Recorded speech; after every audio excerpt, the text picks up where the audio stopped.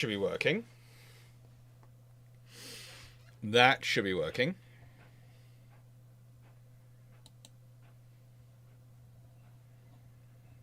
And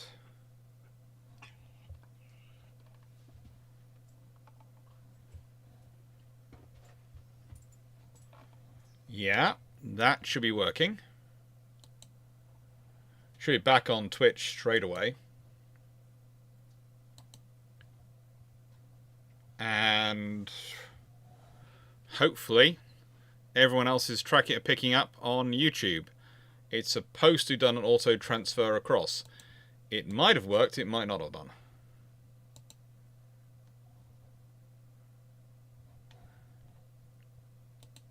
Hello. And let me change to the Twitch view, which is supposed to be, he says, working. And I'm still receiving questions. Please note, I am still receiving questions. But I'm currently shifting everything over so I can start World of Warships. And hopefully get that right.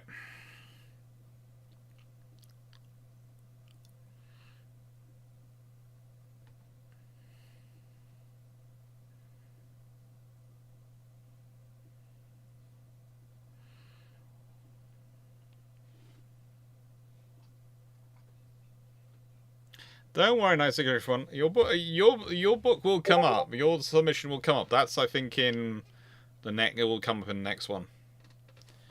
Yeah. Why not displaying? Why are you not displaying? Oh. Why are you talking about Xbox? I don't have any Xbox games on here. Hello. And OBS. To Twitch. To lock. Oh, by the way, to record. If I zoom out. Corgi shirt now. I'm being fair. We're locked on. Osbot is working. Everything is working. I don't want that to go into there. I want that over there so I can see that's working. No, I don't want it in that. I want it as big as possible, but I want to be able to see the Q&A. Okay. Oh. Ay, caramba. This is just going to try and wind me up a bit at this point, isn't it? Hang on. If I move... Oh. That then goes into that. That's caused me... That will be okay. No, I don't want anything fancy. I just want you to ignore me for a second. Yeah, that'll do. That'll do. Hello, everyone. Right then. So, the questions will begin again after this, and I'm saving up questions. So, the I question is still being saved. It's all being saved. It's all fine. And... yeah. I've got lots of new things apparently on my screen. Lots of new things. So, let's go to... For instructions, select training room battles in the battle selection. Training battle. And search. We have to search, don't we? Create a search by trader. Let's go for dragon search. Dragon. Yes. And the password K95. Okay. And log in, and there is ship selection. Oh, hello.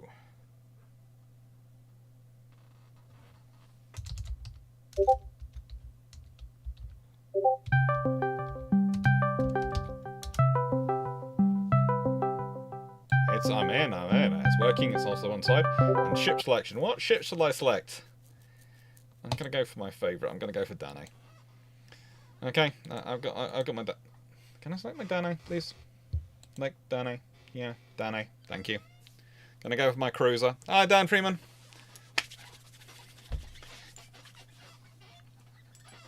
please do. And you know, as many of you who want to take part, please do come take part. It's going to be a lot of fun. I'm going to try and put the audio display capture order in it. Plus display capture.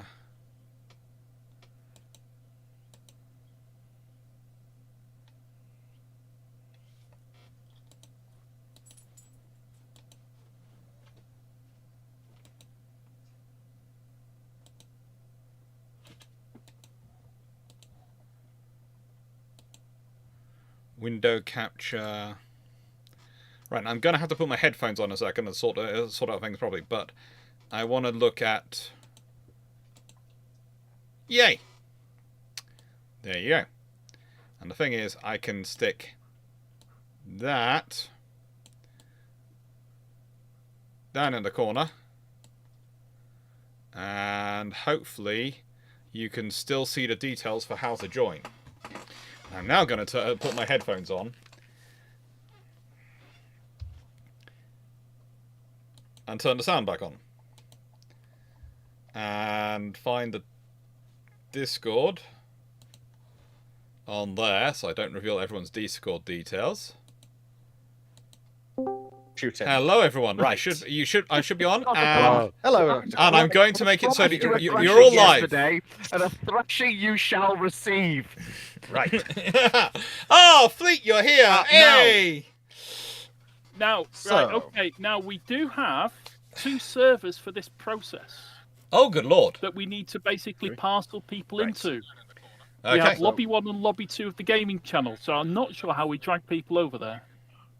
Well, the simple solution is we should probably hop down there, probably. Now. Yeah, okay. Like, Right, we can group okay. I think we Dr. can group Clarke basically in Lobby 1, and we Well, are but, Lobby no, well, 2. to begin with, the first thing you'll probably want to do is explain what the first ruling is. If we're going to try and do a semi-themed thing, Yeah. or at least try and do something, Explosion. explaining to everyone who's currently listening is a good idea, probably. Yeah, we have got 16 listening have followed us across on Twitch, and 49 have followed us across on YouTube. So hello everyone who's still with us. And please, everyone who can, everyone's interested, please do come take part. Everyone's welcome. The whole idea for this was I wanted to have something which was incredibly interactive for people during Naval the Historiophon, and I couldn't find anything more interactive than this, because everyone can basically come and take part who can do training battles on this, and well, yeah, it does make for life a lot more fun and a lot more interesting. And by the way, Foo, Foo, Flee, be careful before some torpedoes accidentally get sent your way. You are Dr. Clarke. Promise Yeah, you about the old 9 and 10. I'm going to give you the old 9 and 10, sunshine. You Right. just watch it. Ooh, HMS Fiji is So- behind you. I guess for now, what I will quickly do is do a slight change of the game settings. Just that, so no. how do I select my ship? Ooh, Because I'm trying to click on my ship and select it. why is it? Somebody's Right. up with Shimmy Kaze. Ag! Don't worry, this will be fixed shortly. Why? Oh, I've been binned. Why have I Oh been... dear. Right, there we go. My Oh. ship has been reset. For now, I have Right, set the ready? max limit. Yeah, I've got set the HMS cap to Fiji tier back here. 7 currently. Tier 7. Just I've only because got I want I've only I got just tier currently 6s. Yeah, well, basically, yeah, the maximum. Yeah. No, what it means by the maximum is up to tier 7. This will at least Yeah. let us try and figure out roughly Yeah. who has what, basically. Click on the ship and then hit ready. Yep. In the right. Okay. I'd forgotten that one of the training battles. I had to click ready. Thank you, Bone Meal Boy, as well. Thank you, everyone who's been telling me that. Right, so this should be a lot of fun. There's lots So of to people now begin complain. Let's put it this way, I've got Railway Thinker, who's the open one, who's openly complaining on YouTube. He's on a train in the middle of Wales, so can't be on here. I have got other people sending me some very interesting messages on WhatsApp right now. I won't say which particular group of people are complaining quite loudly on WhatsApp, but honestly, at least one of them should All your probably family members, stop me that's travelling what they so are. much. Oh, there are family They're all members your complaining. They might join. They might join, but they'll keep quiet. They are considering joining. Oh, I said more. Or Clarke the Hammer's So, limited shells. It's basically, so I think the first initial punch to basically get people back used to it is basically just a slight fun for all battle before we actually try and do any of the semi-planned ideas of what we have some actual normal things. Because we do actually have some ideas of scenarios. Oh, Fu, you're in the Shan horse. Oh, that's cute. She's the most powerful ship I possess. Oh, that's Clarke, cute. What? Clarke, remind me, what were the Shan horses terrified of facing of British battleships? Renown, Rodney, Orion, but also there's the fact that they really didn't like facing torpedoes. Hang on. Oh, so wait, hang on. Clarke's in deny, is he? Yes. What tier is that? For some reason, I can't see it because my game is slightly glitched. Because It's tier 4, but it's got a beautiful torpedo spread. Oh no, I'm aware. It's my favourite. It's my favourite. Seeing as I don't want to overmatch Dr. Clarke, so therefore. Right, okay, so am I switching out as well? Nope, you don't have to. Fair. Right. No, it's I'm merely gonna because switch out Fleet my is trying to skill turn this into a grudge match between him and me, and basically he's going down to a whole load of torpedoes. I've already told him at some point he's going to be on the same team as you. Yeah, I've got right, okay, because I love my glorious camouflage and my glorious furious. Oh, good lord! Steve has got Dangerous Furious. Mike, really, glorious furious. Honestly, I do kind of feel like I kind of have to beat the tier 7 battleship because I'm seeing Rodney over there. I'm not making fun of his tier. I'm making fun of I'm making fun of the fact that usually whenever we play against each other's games, he goes down to a hail of torpedoes. Fruttini and Kilobin are right there. I can see them and they're smirking, and I know they're going to come over here and hit me in the head with a sledgehammer. Given that it was only a few days ago that we literally yesterday that I spoke to them. And I can see him there with his mechanicum tendrils, and he's tuning the ship up, talking to the machine spirit. I just need to go and bug a certain fox who said they'd be here. Oh, I don't know. I am right here, chap. Yes, I know. Kilobin's here. We're having fun. Here. Hello, Kilobin. Right. And Fruttini. I mean, it was nice to have you on. It's kind of weird, actually, now that I think about it. I had a member of World of Warships community team on Ramblings before I was on Armchair Admirals. It's kind of weird, but it sort of makes sense. Oh, just Jesus a Christ, vetting we're facing the terrible pair. Oh, was Nelson and Rodney are out there. Oh, there you are, then. Well, I guess I'm coming with the half sister of Collingwood. Yeah, but what's going on? Anyway, Why are you big kamikaze It's on? the Historiothon. Wait a second. Good. So, right. Foxo, follow the instructions in the gaming channel. You'll be able to get in. And also for anyone else who is also on Clarke server, in the actual in gaming general, and also I believe in Bruce's Q&A, it was placed there, of the actual instructions of how to get into the game. Also, just one thing. Dr. Clarke is mine and mine alone. Ignore Fleet. He's just doing Fleet things. So to begin with, we'll just do 1 or 2 rounds of normal fun games. Then we'll start trying to actually get into situations. So when the game starts, jump into... There are 2 lobbies. Who you placing the biscuits on, Poodle? Sorry. There are 2 lobbies. And basically the 2 teams will be in those lobbies just to basically make it easier for people to hear what's going on. Yes. It was the main intention.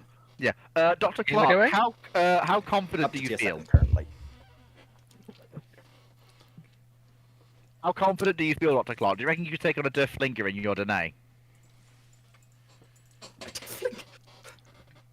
Yes, Yeah, this is very fair I'm and asking balanced. you. Yeah, look, I'm currently in Grosh Bay, but Right.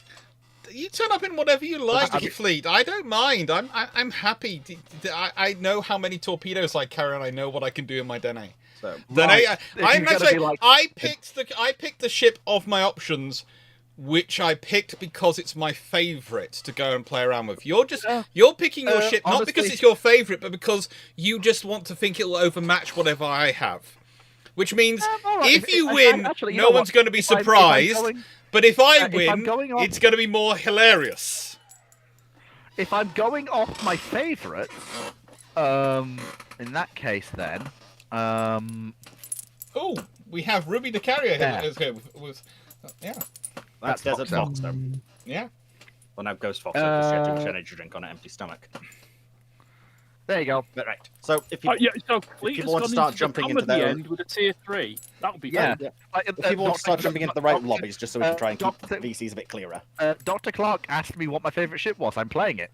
Yeah. That's good. Because he can't, because the host does not yet exist. Yes. Dragon.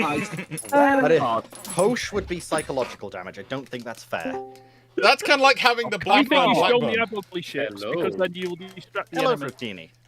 hello, Fatini. Dragon. How you doing? Hello. Oh, can't see those rooms. Yep. So, Hello, Timu. if anyone on Team Alpha who want to start moving to room lobby 1, and anyone on Team Bravo move to lobby 2. Should Right, well, remember how I'm this going list to... should be Right, right. moving to lobby 1. I don't see the lobbies. That's a brilliant start, isn't it? Where are Yes, the it lobbies? is. The lobbies are at the bottom of the Discord. I can. Uh, I only no, see all the things- gaming there's- general. I can't see them. Hello, everyone. Right then, we are moving to. There is a poodle saying goodbye because he's off to bed. So make sure he can say goodbye to you. Hey. Magic moving. Thank you. I've also had pizza delivered. I can carry this game. You can stay for a bit. I've had pizza delivered. Very nice. He's I had Louisiana fried Raleigh's chicken. off to bed apparently. No, it's not. You're not? You're staying here for as long as you can? You can stay for another hour. Oh, good. Another hour? That's good. Enjoy your pizza. Thank you. I've Well got a done. box of quality streets. Can we take any rubbish? Yes, please. Thank you. I'm getting good service. I have to admit, I've got to do a Historiophon more often. If I'm going to keep getting service like this, I'm going to keep doing it more often. I don't normally get this level of service. Bookcases.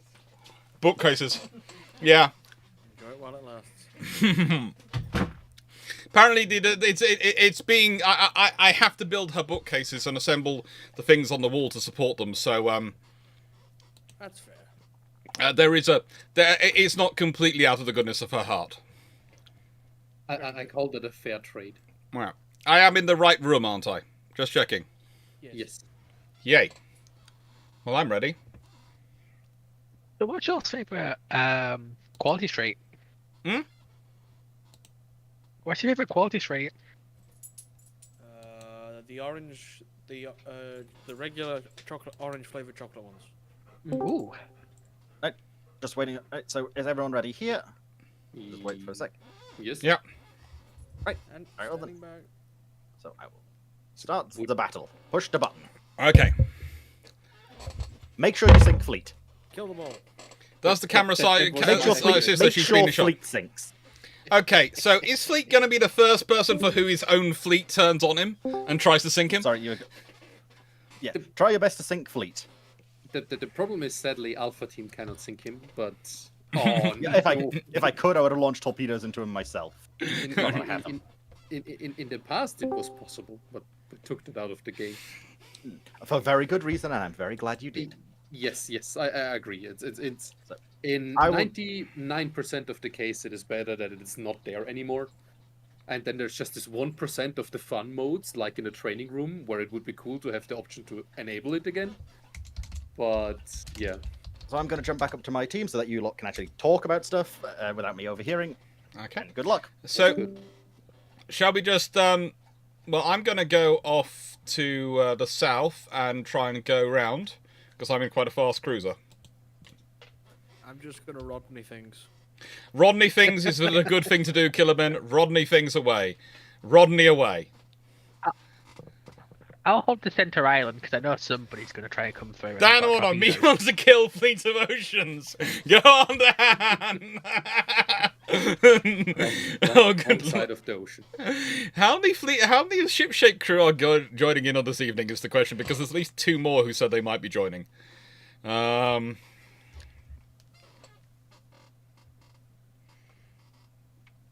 Ooh. Found the It's Nelson. a very small map. Yeah, it is one of our low tier maps, so That's a nice one, not though. that bigger. Oh. I found the destroyer. Ah, hello there, little boat. I has radar. That's good. I Furious see is doing furious things, I see. you. I touch you. I always find it funny having to explain to players why Furious has the ramp.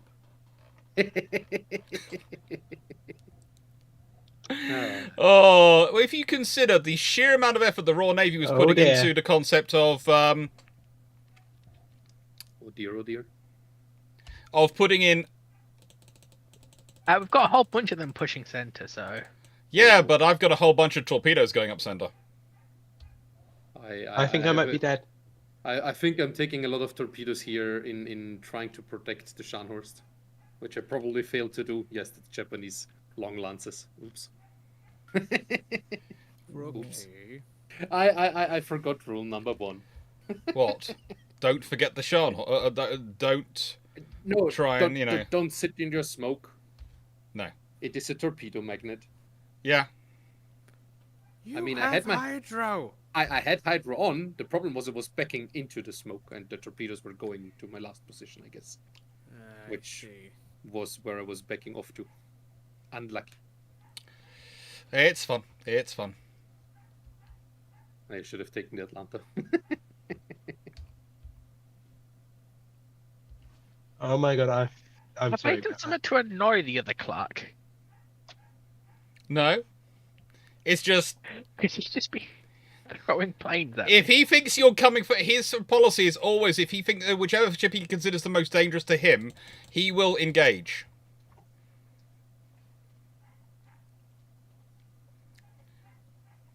That is not looking very good on your end either. The situation is interesting. Not under control for sure. I'm pushing south to help you out. Thank you. You're missing with all of your torpedoes. They're dodging. How? At this range? And I managed to get smashed by a torpedo just. Yes, I know. At this range. I know, and I was doing to avoid them, trying to comb them, and got smashed. Let's go into observe battle mode, and let's see what's going on. Let's see who's who and where. Well, honestly, let's be honest, I shouldn't have even needed to be down here. With this particular battleship down here, why was I needed to be anywhere down here, you know? Surely the Scharnhorst it should have been doing its duty. But admittedly, it is against Nelson or Rodney. I think it's Rodney in this scenario. It's certainly proving lucky enough to be Rodney. Furious is doing great work from the back over here. Yeah, my team is being basically handicapped by me being on it, as is true. It's almost, isn't that what it's called? The person who's, you know, down here. There was a little bit of potato from my side as well. A little bit. A little bit of potato. It happens to all of us.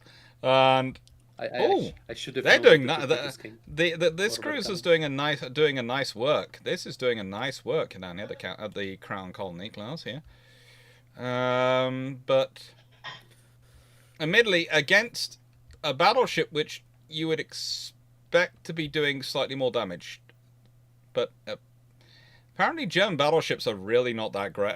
Really not great for avoiding going into, well, just ramming into the shore. Damn it! Dragging us out to aim. Dragging us out to aim. It's not likely. Yeah, they're not the most.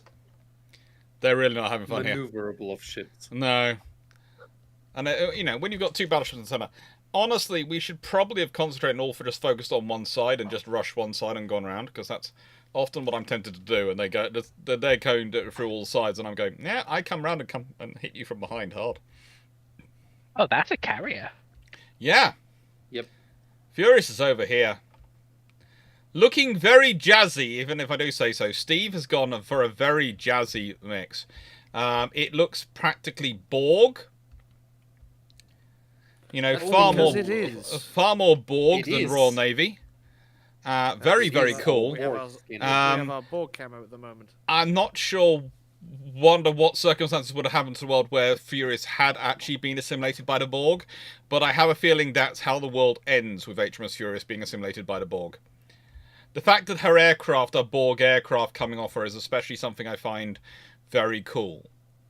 She's not just, you know, producing normal aircraft. She is actually producing Borg aircraft. But the battleships around here are still doing the joyous things they can.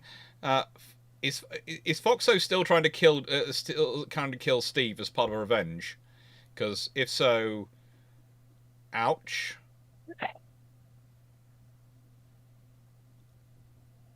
Although Steve is now running in front of a second battleship as well, and this is not good. Steve has been, I think, the most valued player for the red team. He certainly has produced some good results with his guns. Realistically, it's gone pretty darn well for them. Furious is going to get glorious. Yes. Oh. Yeah. It should be about to, but it's going to sound terrible, but there's enough ships interfering and there's enough things not targeting her that she might not be. And yes, we have, but I think she's been gone. I think, yes, the Borg Furious has disappeared. But we all have to agree that is kind of the glorious. Sorry. Of the ocean. Okay. I shall rethink my strategy. Don't eat torps. Yeah. That is the good. That is the main strategy. Don't eat torps. Right then. Ping.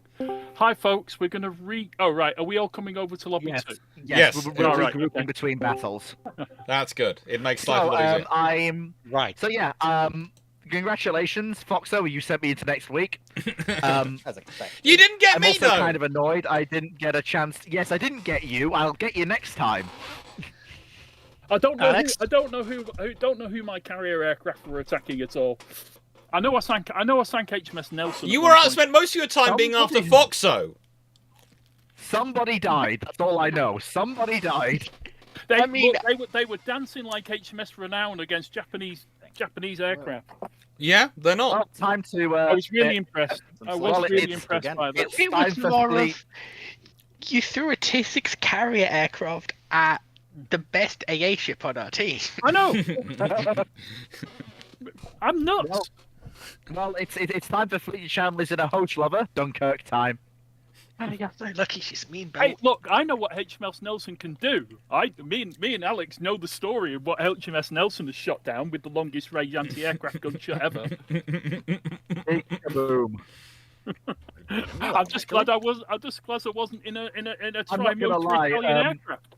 Killer Bin, you actually did worry Dragon somewhat because he literally was engaging and went, oh, I forget, he knows how to use that ship as you literally pulled us out, literally, the Clint Eastwood. 16-inch shells go straight through the front of the Nelson. Literally almost pulled the Clint Eastwood and went, surprise, bang, just pulls trigger. But, right, so I've set this limit to Anyway, 6 to hopefully try and encourage a little bit better team balance. Yeah. You've all seen my gorgeous HMS Furious now. Oh dear.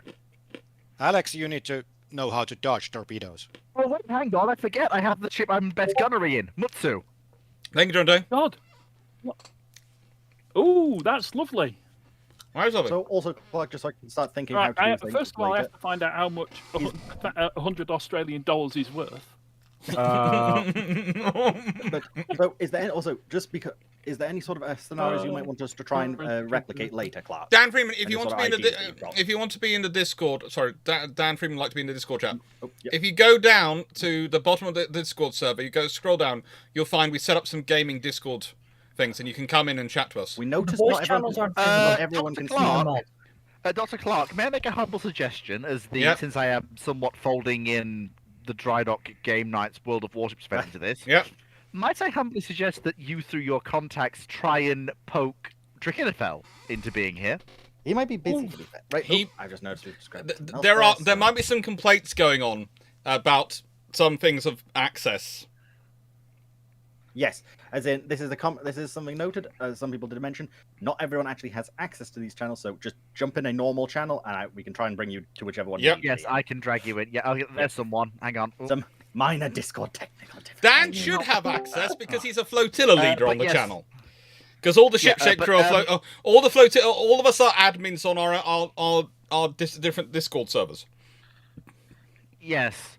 and Well, it's apart entirely from not Drax, because we're. you're only a, yeah, apart from Let- Drax, you're only an associate there, which Let has people no real finish, power. Fleet. I did. but Yeah, not on my Right. account is. Hello. So, So okay. do you So want me one to person- poke Trakinafel, Dr. Clarke, because I can in my official capacity as head of community engagement. Please do, but I've already poked him. Oh, in that case, then there's no point me poking him if you have, since your 'Cause poking is likely to have more effect than mine. I did it. I am currently poking on WhatsApp. Yes, exactly. His poking is likely to have more effect than mine. Even the though only, I the am. only step up from that is poking via Mrs. Drac. Yes, that's the only thing that's more effective. This is the question. Who do you think I'm WhatsApping? Basically. Do you think who do you think I'm WhatsApping? Drac or? Here's the thing. Fleet can usually get in touch with Drac on a fairly regular basis, given that I am his head of community engagement, and we have a fairly decent working relationship. But Dr. Clarke is a level above me. Right. So, I'll start separating the chat. Thank you, thank you, Wayne. Everyone's. We've got that right. Yep, separate people. Let us separate. I think we are now at about £400. I think we have now paid for the or pretty much have paid for the first set of pictures. If I remember correctly. Looking at my Facebook. Hot micing.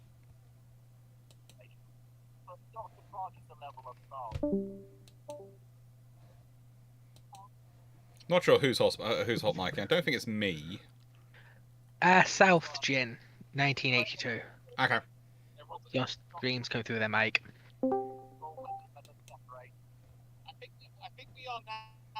Oh, sorry. Is that a tech tree carrier?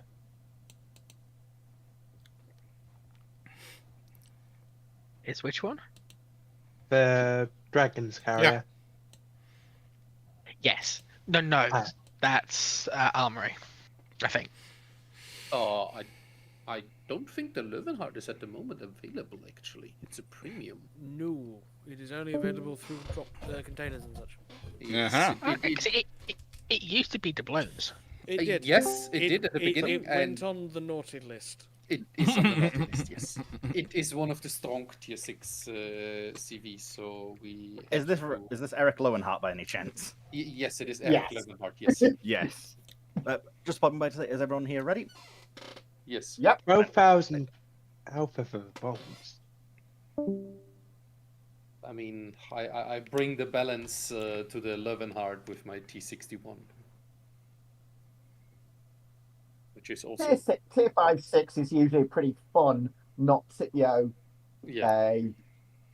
range. I must admit, it's been a while since I've gone down to tier 6. I spent most of my day playing with some of my because this season the current rank is tier 8 and the brawl is tier 9, so I've been concentrating a bit more on them recently. What's that Soviet destroyed DD with like a loads of torpedoes and guns in the back? Ochotnik, the longest boat. Ooh. Yeah. Literally. Yuri in the design team was like, "Comrade, we need more guns and torpedoes on this boat. Make it longer." So they Although, okay. The team. Oh, there's an incredibly jazzy QE next to me. I'm hoping that I'm in the right team and they're in the right lobby, because there's an incredibly jazzy QE Elizabeth next to me, and that is gorgeous. I'm just gonna hope they mistake me for a car ferry, not an aircraft carrier. Queen Elizabeth? You mean the Warspites that are next to you? Yeah, the Warspites. It's a Queen Elizabeth class, but it's a pair of Warspites. But there's one which has an absolute gorgeous Union Jack sort of arrangement going on it. Me. Yeah. That is the national camo. I also have Ark Royal. I have Ark Royal over there. Yeah, national camo. I'm the other Warspite. Warspite galore. Right then. So I'm the Queen Mary. I am the oldest ship in this, but I wanted to bring out my battle cruiser because we've been talking about battle cruisers so much, and I went, I like my Queen Mary. I would like her to be a Tiger, but I like my Queen Mary. I do like her. No. Although she's good. I'm a little bit faster than the average Warspite, as I'm actually capable of 28 knots. I'm the version that has the small tube boilers. Yes. Well, something. I mean, if we ever one day find out what the original Agincourt was intended to be, give it 18 months and we might add it to the game. Yeah, it's a case of it's me and Drakkar working on that. You do realize we have a bet riding on that. Oh, I know. We have a serious bet riding on whether it is packing triple 15s or 18-inch guns. I'm going. My take on it when I last spoke to Drac in Prague, because he came to visit a couple of weeks ago, was I bet it's triple 15s. I'm expecting it to turn out to be a 9 or a 12 gun QE with small tube boilers. I still think it's 18-inch because whilst there's no triple turrets around, whereas there are 18-inch guns. There's an 18-inch gun program. There's no triple turret program in the Royal Navy at that time. That we know of. No, because the thing is, the way you can find is where are the turrets used for? Huh? But they did look at the triples. They did consider triples for the R's. They did consider them for the R's, but So we know there was consideration. Oh, there was, and there were lots of designs which were looking at triple turrets, but the thing is, there's no program. Whereas 18-inch guns actually come into service and actually are around, there is no scenario whereby we go, yes, you are definitely a case. You definitely exist. Whereas with the 18-inch guns, I can go, yeah, they definitely exist. They cut them down to put them on a Furious, so what's the kind of shit they'd be building on where they'd actually have to have the length which they'd have to be cut down to be put on Furious? And there's only one program which we don't have the details of which it could be. Fair theory. Basically, I'm going, absence of confirmation is confirmation. I mean, that is one form of trying to determine the truth. Because there's no confirmation any other way, and that's the only option which does have something. The good old, if you eliminate every other option, the only thing left must be the truth. Yes. Or at least sarcasm. That is it. It's truth or sarcasm. I'm wondering if I can dive through and find a carrier. Probably, because I'm getting camped by one. That's good. You be canned by one, and I will try and dive through and bash one, because I've got quite a good, decent top speed. Quite a good, decent top speed. I'm about to die to one, so... Well, I'm currently giving Fleet his ass on a plate. Keep doing that! Keep doing that! Just push him back towards my torpedoes. Currently, there is a French vessel on this side of the line. I think it's Japanese, which has been running into the two warspites, going, "Please, please, please stop! This is evil." Just keep on swimming. I mean, like, in a sense, Nagato is small tube QE. In a sense. But is it also practically? Yes. Well, we know the Nagatos they're at least partially inspired by the QE. Yeah. Because everyone's sort of third generation super dreadnought uses the QEs as a benchmark. Yeah. Thank you, guns. Yeah, there we go. Well done. I think I've It was spotted very nice of you to keep on swimming as asked of you. I have spotted where the carrier is. Yes. There are It's currently also winning a gunfight of a destroyer. I was focusing on getting other fishes away, so... Add 1 to the number of times German destroyers with hydro died to torps. It was not active because I bullied the Gallant earlier with it and it was on cooldown. Uh-huh. Uh-huh. What do you think spotted the Gallant in its smoke? Not you. Magic. Absolutely. Let's see. Was the Frenchie is the Frenchie far enough away or isn't he? I've not got a Japanese vessel the trying German to load in on me. Oh, He's turning hard enough. No, he was just far enough away. Lucky Dunkirk. But then again, now the British can do to the French that they did in North Africa.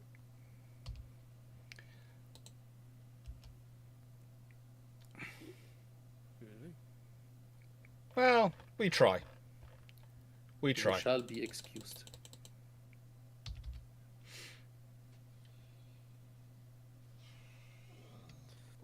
Let's see, where are the torpedoes coming from? Yeah, we modelled Queen Think I Mary. got it again. I think she's 90. And yeah, I think I've it's gone boom. Jutland fit. Battleship trying to get through. Battle cruiser trying to get through in this scenario. But I'm going to go to shift and observe the battle because let's see what I almost broke through towards the aircraft carrier. I almost got to it. The battleships, they didn't notice me for quite a while. They were so busy dealing with the Queen Elizabeth and the Warspites over here doing nasty things to them. That they really didn't notice me for too long. Which was not good for them. Not good for them. But they're now in a severely bad situation as it looks like they have Nightmare coming from over here. Nightmare operating from over there because their aircraft carrier's gone. Nightmare coming this way. Nightmare coming from over that way. And where is our favourite of the Queen Elizabeth? I think that's... is that you? Yes. The most beautiful of the Queen Elizabeth looks. This one is the Warspite with the Rule Britannia look on her and flags flying is basically causing a nightmare. The race is now between who will sink the last enemy battleship. Will it be the aircraft carrier? And this is the one which I damaged with some of my shells as well. Or will it be a battleship? Oh, I left it on less than 5k health. Go for it. And it goes to the Frenchie. The Dunkirk strikes again. Mm-hmm. I mean, on tier 6, yeah, for the battleships, it goes for me between Mutsu, Dunkirk, and Warspite. Warspite. Well, I did Warspite in the last thing, but I'm thinking you're right. Battle cruisers are an option, so I think it's about. I think I have to bring out Repulse, Renown. I've got Repulse and Renown. Yep.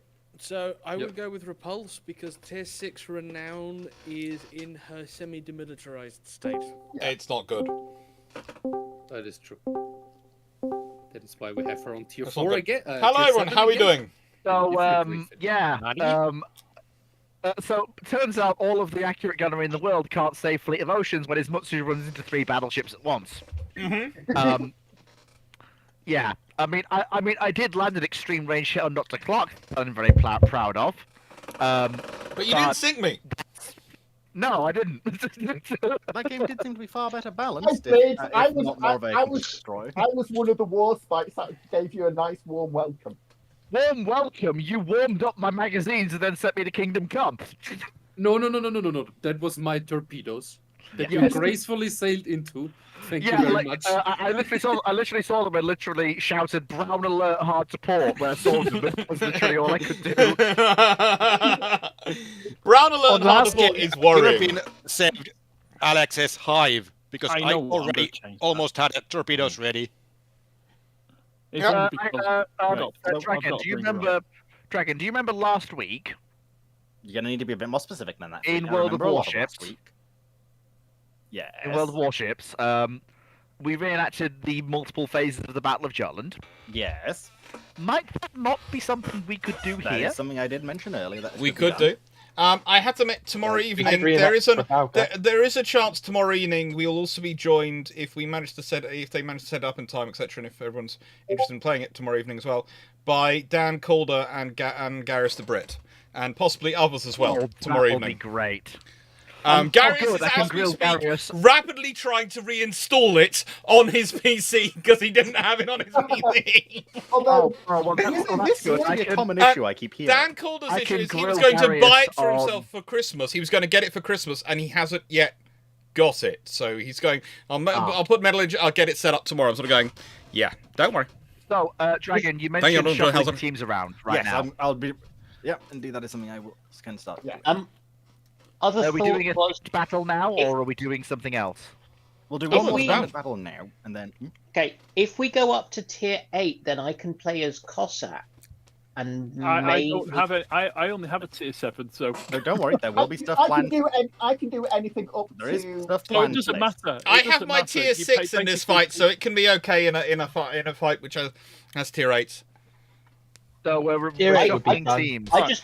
I just want to sync Dr. Clarke whilst playing as a tribal class destroyer. Look, unfortunately, look, Dan, you are a prime member of the ship-shape crew, and I get you have authority over me, but I'm sorry, Dr. Clarke's head belongs on my wall. Please remind me how many times have you managed to do this so far? None, but I'm getting there. You'll get that. Fleet, historically, how many times have I sunk you?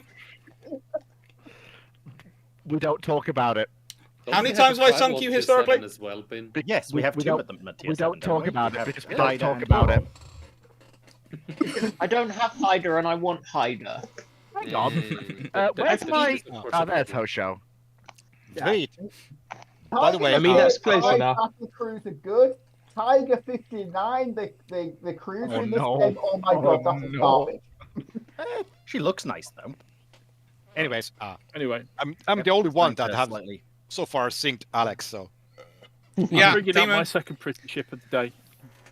You'll understand why you see what made HMS Tiger look like.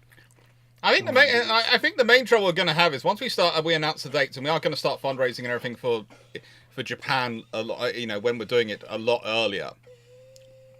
Once we finish all the rewards, the amount of people who will want to join in and come with us as well while we're out there, because the amount of people going, I'd love to go to Japan, but I want to do it as part of a group, and I'm sort of going, we're going to have so many people coming with us. I'm going to be having to get it back, but I'm going to have to be going to go to museums. Can I have the pass not just for the 6 people who are, for the 8 to 10 people I'm bringing, but also there's 30 others who've decided to join us. Can I have early access for 40 people? Yeah, you're not going to get 30 people into the Imperial Archives. No, I'm not. Sorry, Oh. slightly reshuffled the teams. That's not a group of tourists. That's just an invasion. Yeah. Like the Vikings took cities with less people than that. Yes. And let's be honest, our group is going to include people like Leslie and Steve. One who could organise the administration of such a city with his hands tied behind his back, and one who could probably take the city with his hands tied behind his back. Japan. Don't include me. You fool! You fool! You've put Fleet and Dr. Clarke on the same team. There is an imposter among us. Yes, and I think I know who. If Fleet and Dr. Clarke are on the same team, that means I have to do something funny. If he's playing Queen Elizabeth, that means I have to play where is it? Because we I have to take Fleet of Oceans off the team, is what that means. No, not that mean. I'm liking the fast group we're developing on the other team. Congo, Renown, and Repulse. It's all right. I will admit, I was very much almost tempted to put us to tier 7 just so we could have Hood, Renown, and Repulse, but... you know what, Dr. Clarke, how fast... We'll stick with tier 6 for now. Actually, you know But what? This will be funny. 1 second. Oh, we've already got a war sprite. Hang on. Montana, I have Tiger. Let me think. Let Fleet do a thing. Oh, Fleet's come up with a brilliant idea. Oh no. Oh dear. My Tiger's One of my favourite dreadnought battleships. Montana has Tiger. Montana didn't want Foxo to know, but Montana has Tiger. I've got I've got all of them. Dr. Clarke, would you? I've come up with a cunning plan, gentlemen. Admiral Fleet has been using the one cog in his brain, working overtime, and I've come up with a cunning plan. Before you say it, can we all just check? Are we sure he has one cog, or is it one cog with half his teeth missing?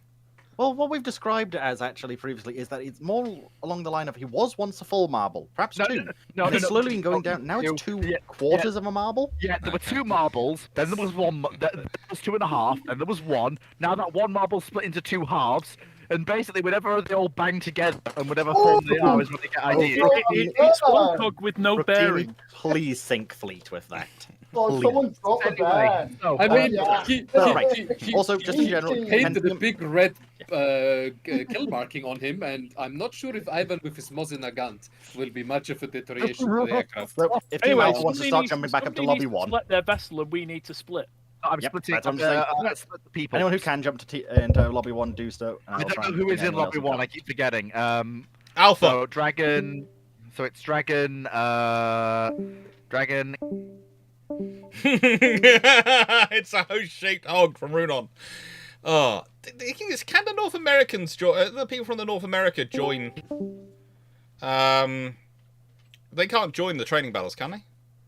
Because we're on the European server. No. Yeah, it's separated by the server. Hang on, I'm just sorting things out. Sad. 1 second. I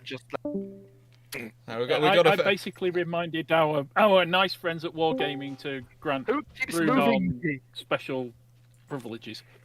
Look, okay, Fleet has a plan. We're going to do something they'll never expect, because we've got Queen Elizabeth, Bayern, Warspite, and October Revolution. These ships all share a very similar speed when full ahead. Gentlemen, I propose nothing short of a 4-ship battle line. Sounds fun. Let's give it a go. Battle line. Let's see if we can do it. I've tried to do one in battle cruisers before. It failed. I've got Tiger. I can go as fast as you want. Oh, yes. No, what is it? No, Tiger, Leander, and Minakazi are our fast wing. The 4 battleships, include the 4 battleships, Total Revolution, Queen Elizabeth, Warspite, and Bayern. Stop battle. I've got to stop battle. Yeah, but look off our. Let's form up in like the G row. I feel like sink the bear. Well, yeah, obviously we're sinking the bear. Look, so I used to love the bear. So if we're forming a battleship line, are we going off east or west? Probably east. West, because that's where most of the battleships are. So west. So okay. Well, that's where all the space is. Oh, no, yeah, so Bayern and Tiger stay separate. So I suppose we form up behind me, since I'm slightly slower than the 2 QEs, but only slightly. So Dr. Clarke form up behind me, and then we'll form up with Timu behind you and me. And it also means I'm the weakest, so I die first. Then the two Queen Elizabeths kill whatever kills me. Yeah, I'm turning west. Where are you? Are you off to my? I'm right here, Dr. Clarke. Look, I'm right here. You're next to me. I'm damn! right in front of you. I can't ram him. Am I allowed to ram him? So form in. The urge to kill Fleet is so high. Form in behind me. Okay. So I will steam. So I will form in behind you. Yeah, I'll form in behind you. I'm not trying to ram you. I'm not trying to ram you. It's entirely not me if I ram you. I know, it's fine. I'm going to clear your stern. It's fine. I'm not a communist ship now. I'm an Imperial Russian ship. This is a hypothetical Imperial Russian timeline. Here we go. HMS Tiger enters hyperdrive. Okay, so now I have to form up behind him. Big cloud of smoke appears. Turn around. I'm turning! Have you tried to turn the battleship? It's not exactly the quickest in responding! Oh, good lord. That's oh boy. Right, no, it's all right. I've got sight of somebody on the horizon. That's okay. Oh, you're about to have trouble. Yeah, I'm forming up behind you. I took some hits. It's fine. I'm all right. Okay, I'm coming slowly. I am really wrecking his squadrons, though. I am absolutely giving him the business. Okay. Okay, Timu, come left, so you're sailing in the opposite direction to me. It'll make coming in behind Dr. Clarke easier. So come left to your course. Yeah, there you go. That's it. Okay. And then we'll have both. Why are we following again Fleet's instructions? Oh, we'll just let him do it. Yeah. Look, trust me. Look. I'm I trust you, but I just had a flashback of a YouTube video where NFL player was giving the business. Yeah. During the game. Oh, how dare they? Okay, so slight change of plan. Well, I suppose it doesn't matter. I just have to basically chart the course, and you because it's light astern, you just follow me. Why is there something firing at me, and what is it? It's bone meal for some reason.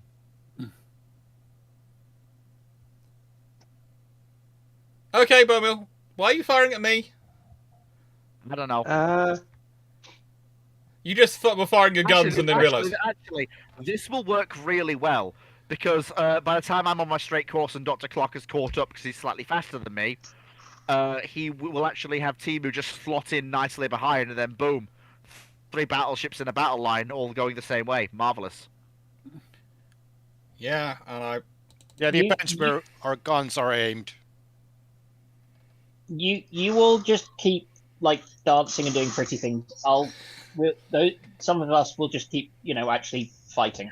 Gentlemen, Yeah, enemy cruiser yeah. spotted. Let's kill it with fire. Yeah, that's fine.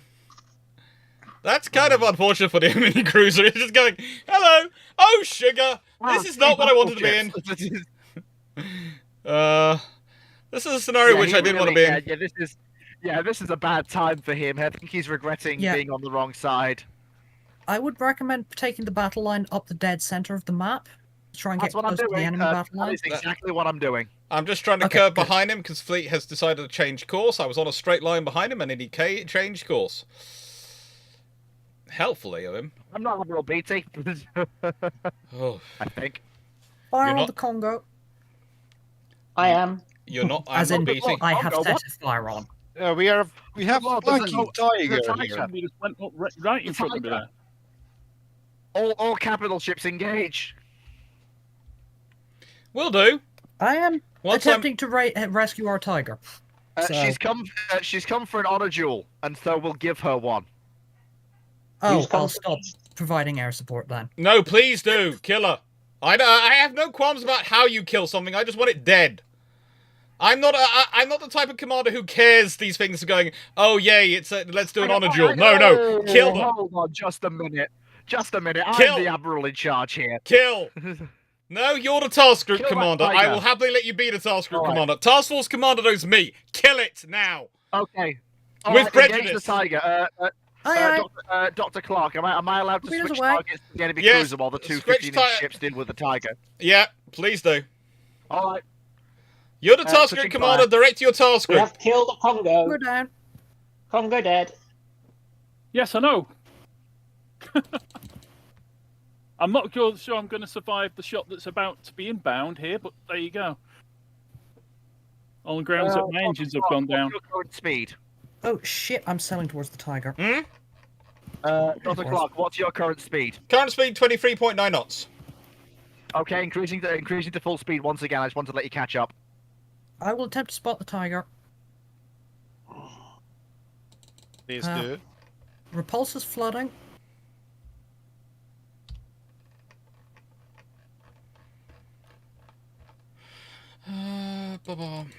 Trying as far as in front of it as I can to get rid of the fire.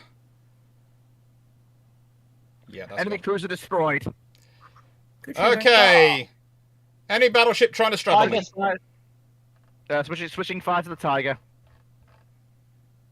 She stopped. Tiger's She's reversing. reversing. She's reversing. Yep. Switching fire to engage. Very good. Oh, Foxo, that dance might work on Dragon, but it won't work on me. Killerbin just nailed me with West Virginia. Yeah, West Virginia is doing some mean things on our flank. She damaged me as well. Yeah, my pretty white tiger has died. Oh, that's cruel. Very sorry. Oh, my gunnery is not as good as I like to make it out to be. Okay, I'm switching my main battery to the other side. The thing is that we still have the advantage in ships. Yes, I have a strong positional disadvantage, though.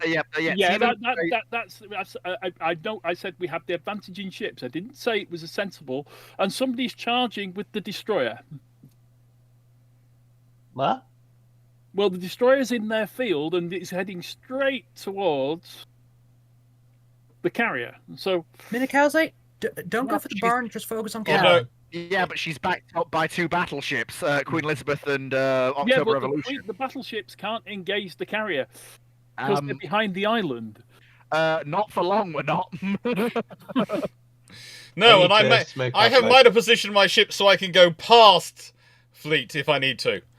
So if he decides to, get sunk. On the far side is having, let's say, grief with some strike aircraft.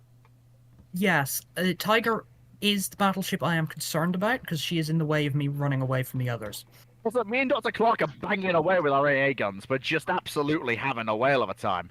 Yeah, it's a lot of AA doctrine work, but currently at the moment I'm more concentrating on where I think I've got armor piercing loaded. I've got I've got armor piercing, not AA. Just keep AP loaded, given the carrier we're facing. Okay. Normally when I'm facing basically drawing fire from West Virginia.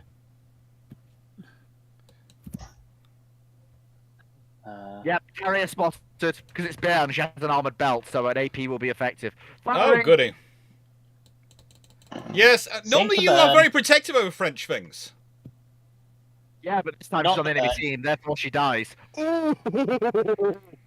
Yeah, Some damage. that carrier's not going to be well, I'll tell you. No, she's not. There's also a Dunkirk come back to try and stop us. Do you want to deal with Dunkirk, Dr. Clarke? You have the bigger guns. That's a repulse. I will have. That's a repulse. Well, that gives that even more sense. Do you want to deal with the repulse? Yeah. I'll fire at it. I spy with my little eye something beginning with. There's too many West Virginias. There should only be one West Virginia. This is confusing me. Take me home. Ooh, that's a good salvo. Oh no, it's not. It's short. No, it wasn't. Never mind. Look, Are you managing to? I know where I stand. On my feet. It's just... Are you sure? Are you managing to interrupt each other's gunnery? No, Well, no, we're not. No, His we're rate not. Of, his rate of fire is much different to mine. I have a slightly better rate of fire than Dr. Clarke does, given I have 12-inch guns. We will be honest about this. There's not much differential in it. It's more I'm getting found by something which keeps setting me alight. So something's firing things at me which mean I have to press R, and I'm running out of R. So I think that's the aircraft carrier which is dropping nasty stuff on me. No, she's focused on me. Baron's focused on me. No, I think she's also doing nasty Clarke, things to me. Renown has torpedoes, doesn't she? Yes. Oh, well, I'm turned to starboard then. That's repulse, not renown. Oh, so does she not have torpedoes? Repulse is the tech tree one, isn't she? I think both of them have torpedoes. I think both do. Okay, some damage inflicted. Yeah. Yeah, but you're about to be down by strike aircraft. It's alright, it's not too big of a problem. Besides, while she's engaging me, she's not turning those big 15s on Dr. Clarke, who is able to work her over with his own big 15-inch guns. Quite happily. And also capture the area. Be warned, West Virginia approaching. Oh no, I am very aware. That's more a problem for me. Because I am Yeah. running short and taking a lot of damage from the air attacks. As long as we can put down Renown before she gets here. Repulse. Repulse. Okay, Renown is dead. Okay. Now it's you two versus one. Although I don't know if Fleet's going to last that long. I think that. I just got Citadel. Yeah, I think I'm about sorry, to get. I'm not trying to be a jinx at that point in time. It was like You really had to open your mouth there, didn't you?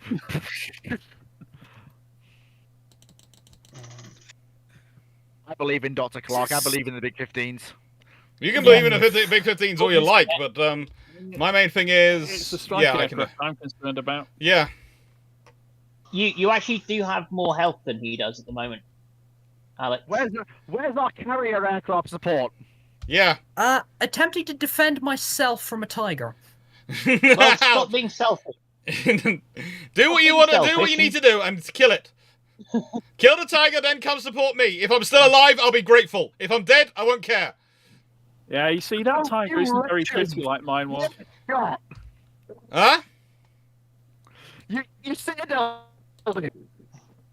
Yeah. That was a jammy dodger. Yeah. That's not that's not dodging both those. Right, okay. That was a good hit. Another one of those and Tiger is finished. Who's the other battleship still alive on my team?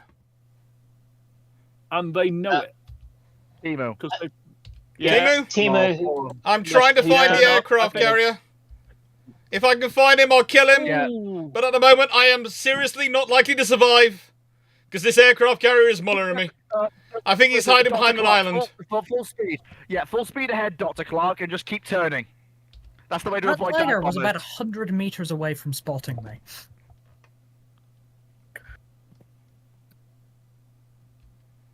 As long as you stay at full speed and keep Just like turning, Dr. dive bombers will Clarke have difficulty being hitting mullered you. by strike aircraft, so's the Tiger. So Tiger is gone. Tiger's gone. This Weavy is nearly dead. Yeah. 934. Okay, I will come. Oh, No. It's just their carrier surviving, Whatever. so now. French. So if our carrier could please come and do some killing. Wait, was that a mutual kill? That was. Timu and Kilabin Yep. just Yeah. I killed each am other. en route This is right to up to the provide line. air cover. Dr. Clarke, yeah, that's it. Yeah, keep your rudder. Keep your rudder hard to port. Yeah. Just If you- basically if to head for Doctor C in the strike aircraft. No, Dr. Clarke, why did you stop your turn? I was still I not don't stopping think my that would have turn. helped. He didn't have enough hit points left to avoid No, that. but if No. no, if he'd have kept his turn, he would have avoided some of the bombs and would have survived. All Not right, with the we're amount I into- had We're left. into a one-on-one carrier duel. Oh, this is gonna. All right. Yeah, all right. How fast is Ben in this? Mm-hmm. Because it's only supposed to do 21 knots, which means it should be. Yeah, well, the best historical carrier ever. Look! As a Francophile myself, Ben is not the best. You mean historical- Weeaboo? No, I said Francophile. She's a weeaboo. He's a weeaboo. First, she's a No, Francophile. No, Weeaboo. no, Francophile, not Francaboo. Weeaboo. Byrne wasn't the best French pre-World War II carrier. That's alone the best carrier, full stop. What do I mean, people she think? was. She was the only come- French pre-World War II carrier. she was the first attempt, but she was about the worst step in every direction the French could have taken. Well, no, she did lead the Germans astray. That doesn't really matter given the context that's under discussion. And the Italians. She led everyone astray who was European and continental, and the Russians. All of them were going. All of them were following the Burns idea. Who's got But- the most? Unfortunately, the carrier on our side is possibly the worst American carrier ever built. And I include Wasp and Ranger in that but the we've thing. I'm just doing air observation here. We've got about Oh, 3 torpedoes times away. the number of hit points remaining. Yes. Oh, No, we've only got a So 10,000 point advantage. Dive bombers are away. We've got a squadron of SBDs going out. We have. I'm going to be back in a second. I'm just going to Unlike go the torpedo drain the bombers, lizard, as they say. I don't need to worry about attritional losses with the SBDs. No, you don't. Because they're Oh, do you have many SBDs? You don't have any humans. Yeah. The thing, I have an infinite supply. Ah. Okay, SBDs coming in for their dive bombing strike now. Here they go. Okay, pitching up. Going in. Bombs away. Oh, Yay! whoa! That I've got to say, I was impressed by that one. Good hit, good hit. Yeah. Remember, if Not Ben enough. gets, I think that was three deck hits. if Ben gets into secondary range, it's over. Yes, that's She's got- why I am making distance. Yes, well, you're making distance parallel to her rather than directly away from her. Yes, I'm getting behind island cover. Yes, but you could go further away. Long run, that's actually going to be worse because of the map border. Map border. Also, torpedo bombers inbound. Oh wait, no, they're dive bombers. No, they're skip bombers. And exactly how much classic. fun is it having us all backseat driving you? Oh, I don't mind the backseat driving. Classic. Like people say jingles. People say jingles misidentify stuff. He ain't got nothing on Fleet. Fleet misidentification is off the charts. What's he doing now? What's he misidentifying? Torpedo bombers and skip bombers and vice Burn versa. appears, the burn appears to be stopped. He is. Well, that's Yes, it's because in. burn is capping. Go on, hit. It's trying to capture the zone. Yeah, this isn't gonna work. Please. This is not gonna go as well as they think it is. So if you It can't, might be hit pretty much their only stationary option, burn- but No. 2 tops, boom, boom. Yay! Huzzah! All he has to do is keep hitting Ben. yeah. As long as he keeps hitting Ben, it doesn't matter that they're sat in the cap zone. Yeah. Oi, Fleet, I have a Yes. challenge for you. You do? Get Mr. Paul Carton join us tomorrow. I don't have that level of contact. You will do. What do you mean I will do? Well, you will do what you need to be do. Look, I have been trying to get Jingles to appear on Ramblings for a year now. I don't know how to contact him. And believe me, I tried. Dear me. I'm Those sure ballers there's did not I'm have a sure nice there's at day. least 4 people currently on this thing who all have Jingles contacts. Yes. Oh. I mean, yeah, okay. The carrier duel, it's intense. Right, she's moving again. Yeah, they've realised. Understood. And The Fleet, moving- you yeah. know that I've met the guy back in 2016. So. Jingles is cool. Yeah, he hiding was- behind the island there might be a good idea at this particular point in time. Yes.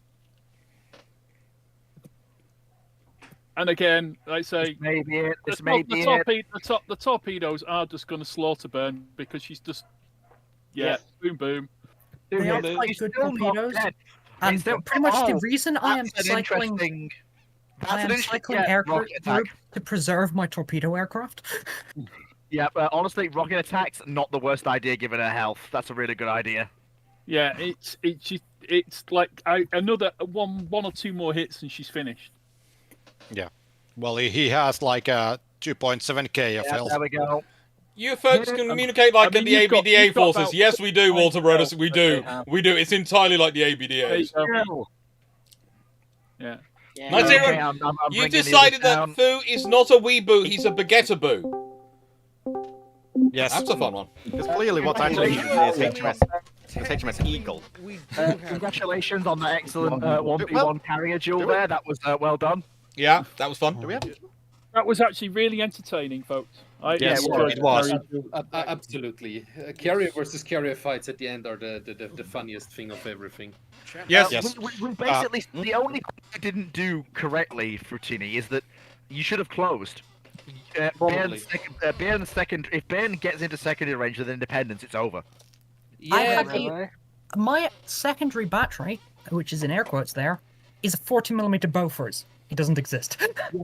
Yes. If Ben had got into secondary range, her armor and vast amount of casemates would have just meant that was it. That's all she wrote. Yeah, she's a modified battleship after all, whereas she was against a modified cruiser. She's going to win if she gets the things secondary round, range. Dragon. You have certain in mind. Indeed. Can I be on the other team, please? So No, no. are we now Because you going don't- into because the Fleet, convoy you- battle? Because Fleet, not yet, but we'll All right. do, Okay. we'll do that after one. And I do not Yep. apologize for focusing Bruno. you. So I think Foxo, for- you can were I about. just- There was about 100 meters between you and my surface detection range. Can I just say something? Runon, the person who's very kindly writes the program that I use, the app I use, the bot I use for my questions, etc., is sitting very plaintively in the chat offering advice every chance they get in the chat the whole time. Because they have a North America account, so they can't get on the EU game. And I I just- thought we'd. Did they not fix it? Because I said, did they not give Runon the press account so they I don't could think come it was and join asked us? for Runon. I did earlier, but just Right. before the stream started. That might be. All right. I see So that it's gone to tier 8. So yes, just to explain, Yeah. Team Bravo will be limited to tier 6. No one has passed anything to Runon, apparently. Okay. We will. Yes, Okay. okay. Oh, so we're doing kind of asymmetric things now. Exactly. Yeah. Foxo, I would ask you don't bully them in Indomitable. Alright? No, only No, tier 6. Bravo I will is point out we've got Somebody's just put a tier 8 in Bravo. Yep, Yeah. they got it, don't worry. We've got a problem here, 4. lads, which is we've got the power couple against us, Dragon and Foxo with the power couple. I don't know why you seem to think this will help our team. You two move in sync so much it's hard to. But yes, track. basically, Alright. and since Dan mentioned earlier that he wanted to try and blow Clarke up in Cossack, Right, Yeah. okay. Wait, we have. Would we be bullying Can too excuse me, I just need to give an evil laugh. Dan, I'm I'm realizing this is coming. Dan, what have I picked as my ship? I'm sorry, you call that an evil laugh? I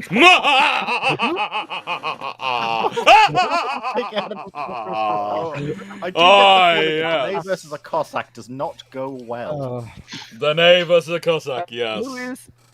This is the. Dr. Clarke, hey, Dr. Clarke. You're in a Danae. Ooh, hang on. I don't think use the ship enough. Hey, Dr. Clarke, grab Spain and Danae double team. Let's do it. You and me. Okay. Let's do it. All right. This is Cossack. We'll see who wins. The way bullying a 9.2 cruiser. No, Fleet of the Oceans picks the single worst heavy cruiser in the universe. Yes, but the thing is, I'm going to be paired with Dr. Clarke. His rapid-fire 6-inch guns will basically deal with anything my 11-inch guns can't deal with. I would counter the Grafspee is better than some heavy cruisers, namely the French ones that had no belt armor. Well, yes. Yes. I'm fairly sure the French were designing on the same idea as the county class. Statement. Actually, you know what? I'm going to make it fairer. I'm going to pick Moltke. Me and Dr. Clarke in tier 4s, Moltke and Danae, just casually going places. I'm more worried about the double carrier at this point. Actually, yes, I will just change that because that. I will apologize. And that was because they that was picked when they had a tier 8 carrier. I'm just going to do this for a moment. Yeah, they've got the carrier back again. Yes. Oh, see, they've got a tier 8 carrier, so we need the numbers advantage to compensate. But you have the number advantage. You have over twice. No. As of the flight deck. Okay. Yeah, Dr. Clarke, have you had any word from the Drakinifel poker? As in the person you poked to poke Give it time, Fleet. No, give it time. But yeah, Garrus the Brit is going to be here tomorrow. I have the attention span of a goldfish. Actually, Yeah, Dr. Clarke, what would you prefer? Graf Spee, De Flinger, or Moltke as your partner? It's up to you. I don't mind, whichever you prefer, frankly, I'm fine. I'm slightly worried what could happen tomorrow night because I think it could be a full family and possibly ship-shaped turnout tomorrow evening. I'm not sure. Yeah, but seriously, Dr. Clarke, I need an answer because I can't pick myself. Choose one. Right, Graf Spee, done. No, Yeah, you don't get to choose Dragon. I'm asking Dr. Clarke. Mock can better go with Graf Spee. Enjoy yourself. You've been wanting to play it the whole time. All right, fine, I will do. So, just waiting on Sefton and lined up to load up, and we'll get going. Well, being a carrier because I don't think I'm going to get Abdominal's aircraft into that if they'll group up. You could maybe do Theseus. You could go with the Russian one if you have with Drop and Forget. She's mostly got British ones. I'm just glad that their secondary armoured battleship is Massachusetts and not Atlantico. I am. I can do that if you want. Don't give them ideas. I can bring my Atlantico as well. Dragon, do you bring Atlantico? I'll bring it in Pragia. In Pragia. Don't you dare bring the old history South America. That's how it's pronounced. Thank you. Don't you dare! I'm sorry, 1 second, please have a right. Don't you dare bring those alternate history nonsense South American can't afford peace. I'm sorry, Fleet, I can't hear you. Nonsense. Yep. Sorry. Can anyone understand Fleet, or is he gone completely nutty? He's gone completely bonkers. Dragon, split the teams. Yep. I'm not nutty, I just hate the South American battleships because they shouldn't exist. Yes. Look, it's fun though for them to do. This is the point about World Warships. It's fun that they do. The Dreadnought race ones. Yes. Not these hypothetical nonsense ships with stupidly large secondary guns. But they are really good fun. They are really, really good fun in tier 8 in the current season, which is tier 8 ranked. I don't doubt that. Just nonsenses. Well, yeah, the bigger any ship, more nonsense than we anything get going. Is there any more nonsense than anything else? Right, we need one person to pick their ship and then we can go. Yes. GB one. That's so yeah. Right, hit the go button. You know what? Finish the arguing. Split us up. Oh, we already are split up. I hereby dictate this battle. You know what? Just fun. If everyone was willing to accept it, I propose Dr. Clarke be given Admiral of the Fleet role. Hello. Which basically means he gets to actually dictate Hello, you. How you doing? Hello. A corgi has appeared. Admiral of the Fleet. No. Hello. Fleet by looks of it. I would love some sausages for the evening. Thank you. We've got 2 flight decks. Okay, Corgis come in offering sausages, which is very strange. Usually you want to eat the sausages. Well, too late now. Too late now. Dr. Clarke, Admiral Clarke, issue your orders to your fleet. I will do it in a second. Man, I'm No, distracted by a very the cute one does not corgi count appearing. The flight deck is a pile of rubbish. Good boy, you enjoyed Yes, but it gets us some more aircraft, which is why I brought it. And they're all saying CT, so the corgi deserves a treat. Are they? Mm-hmm. Corgi treat. Where's Dr. Yeah. Clarke? Where's Right, feed the I'm corgi. here. you kidding me? Alex could not be further away from where I am. Oh, okay, I can't bloody support him. Okay, I'm in the middle, which is annoying for me, because I hate going in the middle. If we form up in the 3-4 column, then you'll be able to support, because you're both moving towards each other. Yeah, Dr. Clarke, come here. Come here. I'm heading that direction, because I want to go up that line. I'm going to try and form up with our Warspite. Please do. That's horn battle. I'm sort of sailing around in the circle at the back here, by the way. Okay. Just stay safe, and please note there are enemy aircraft already in. There's bomber aircraft already inbound. Right. Oh, there's Foxo. There's Foxo doing Foxo things. I've just been my carrier. The main thing we've got to spot is the enemy destroyer. Enemy destroyer must be sunk. This is a point of honor in the ship-shape crew.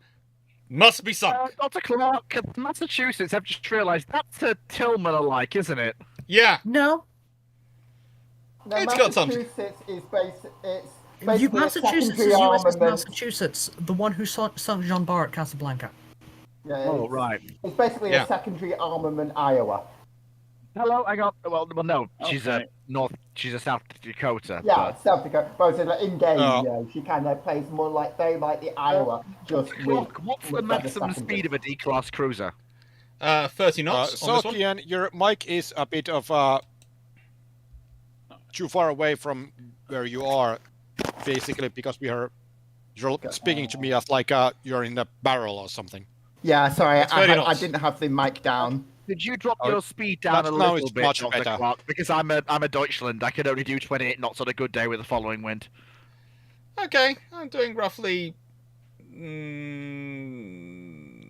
Oh yeah, Dr. Clarke, you've gone really quiet for some reason. I'm not sure why I've gone really quiet, but no, you've not. You're back.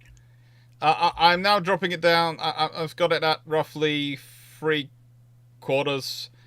It's doing roughly 28. The fact that the Indomitable is on the other side of the gap. What I recommend, Dr. Clarke, is I have a heel, so stay behind me and fire over me. Because you can do it with your 6-inch guns. Yeah, and I am avoiding the fire. Hopefully, yes, I did. Bloody hell. There is a battleship trying to engage me. Oh, Foxo's seen me. Oh, for the love of Mike. Foxo has real affection for you, my friend. Real affection for you. No, she doesn't. Dragon's the object of her affections. Yeah, she has affection for killing you. Not for you alive, but for killing you. Well, we're in trouble. Your sport. Your sport as far as I know that much. Yeah. Atlantico seems to have dodged my torpedoes. Oh, bleeding. Well, I'm a cruiser that has the attention of a battleship. This isn't good. Yeah, but... I'm down one primary battery turret. May I suggest not having broadside showing? There's not much I can do. There's an island in the way. Well, admittedly, if a Queen Elizabeth just charged in front of me, which is just, caused me fun.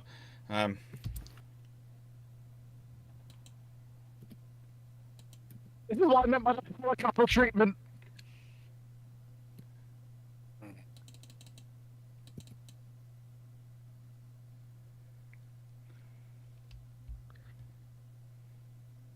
Oh, ow, ow, ow, ow, ow, ow.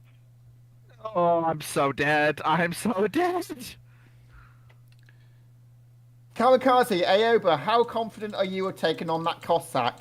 Because if you think you can do it, I'm probably going to go to the other side and help the other guys against those two battleships. Please do so. It's Dan. Oh, fuck, so please leave me Timo alone. is having fun. Dan is his target. Well, congratulations. I have Foxo's entire attention. You're all welcome. As said, she has great affection for you, my friend. Great affection. That is not what I see. Unfortunately, it's great affection for killing you. Yes, as we mentioned before, it is not great affection for you being alive.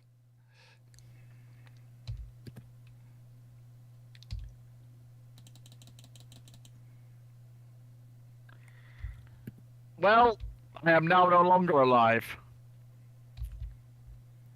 Well, that doesn't surprise me because you did end up taking both their battleships on.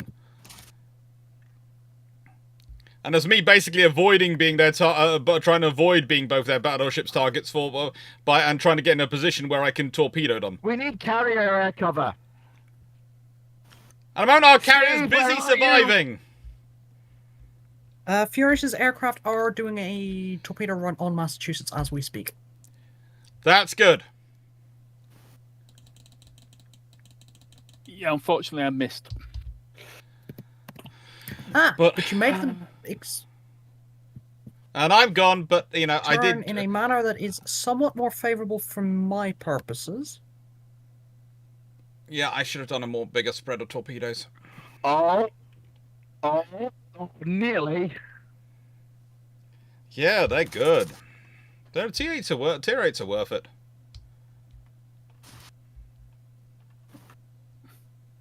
That's a lot of... The Atlanticos, those secondaries, is frankly are what's killing you. Yeah, the Novosibirsks are engaging now.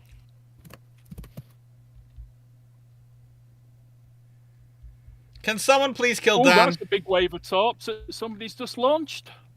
That's two separate waves. One are air launched, and the others are from...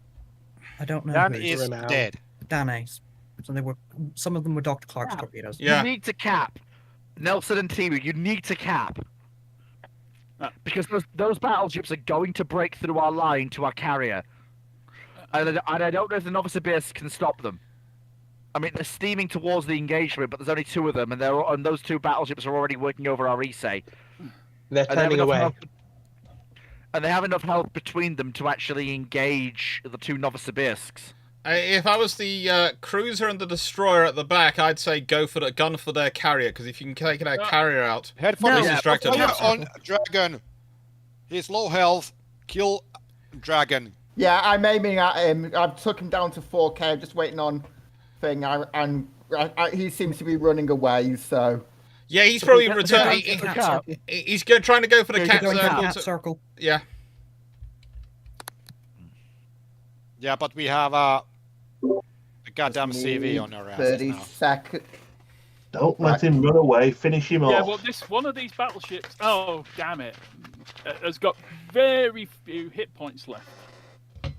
Yes, Novarisks, you want to turn dead north. Charge for the cap. Try and cut the enemy battleships off. Don't engage in a tail chase. You can intercept them. No. Yeah. Okay. I'm just gonna start swinging round now. Foxo really does have great affection for fleet. Great affection for fleet.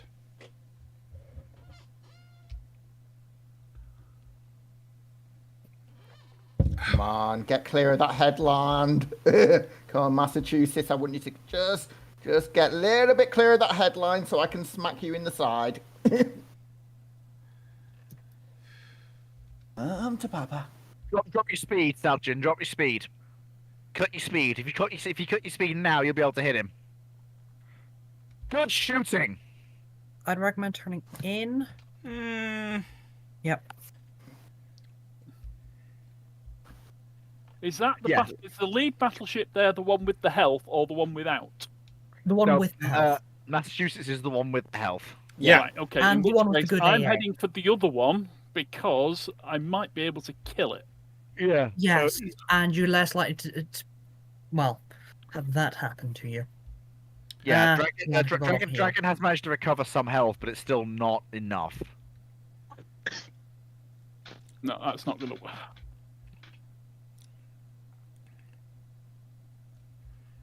Does anyone know where Foxo is? Where is Foxo lurking? I'm presuming over here. She's not far away. Roughly there, I would. Or is roughly B2-ish. Keep her aircraft. Yeah, all we have to do is keep her aircraft off our ships, and we can cap. Yeah, but Foxo And is the currently Massachusetts she's off sitting off the a little island. Oh Christ! The Atlantico's going for the cat. This is going to be bad. Dragon will have plans. Of course, Dragon will have plans. It's not surprising. She and her will be in peak communication. No, hang on, that's not No. going to work. Nelson, you're gonna want to pull back. Aoba is Don't show broadside. Albert, Timu, you need to lay smoke. Lay smoke. Lay smoke. Because They're not in position to lay smoke. I think the smoke's on cooldown.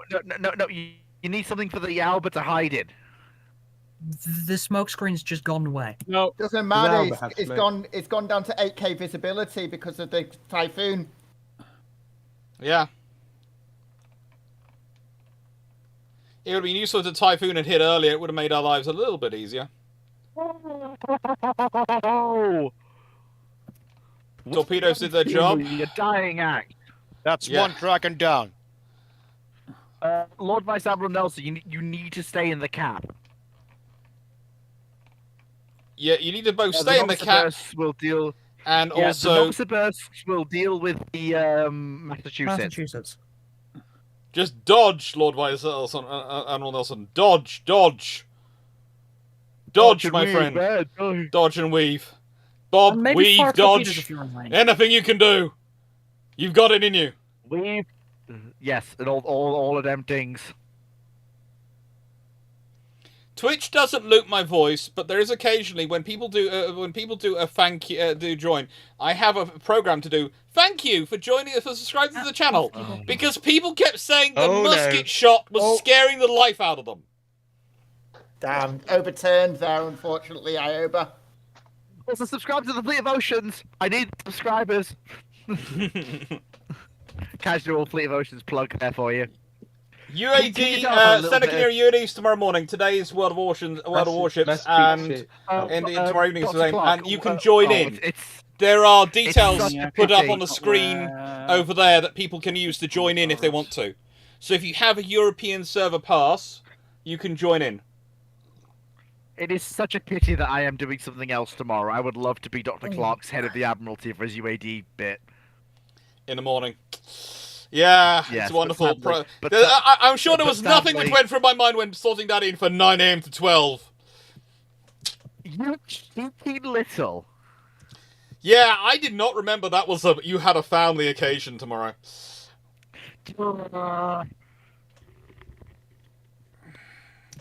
That's a shame, Seneca, because I basically did this because... How close are you to nailing that battleship? It's not going to work. Battleship. We'll pull out of range then. It'll get out of range in time.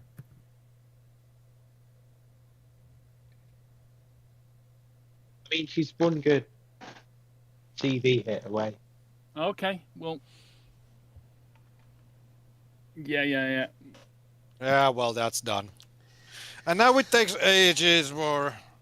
Now it's going to be seen as how long does our carrier survive versus how long does Steve survive all the way over, tucking all the way over here. I wouldn't be surprised if Foxo put fighters over Massachusetts. Well, that I say that there's not a lot I could do about it if that happens. Come on, Furious. Yeah. Come on, Borgius. It's Borgius, not Furious. Yes, it's very Borgius. It's Borgius.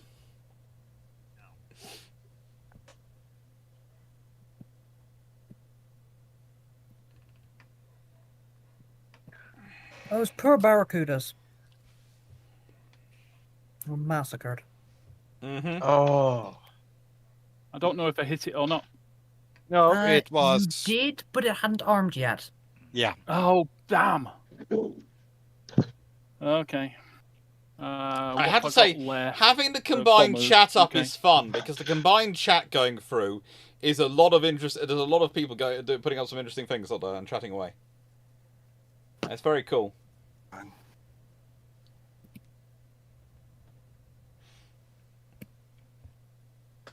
Resistance is futile. I would say currently watching it, the bombers are going quite wide, but I think they're coming in on you, Steve. It's all right. Yes. I've just launched additional fighters. Yes, I believe the plan with the bombers is to get them lined up on the flight deck for a good drop. Yeah, that's going to be a lot of bomb hits. I say I can't go back to the carrier to do anything. You can steer via the map. Yeah.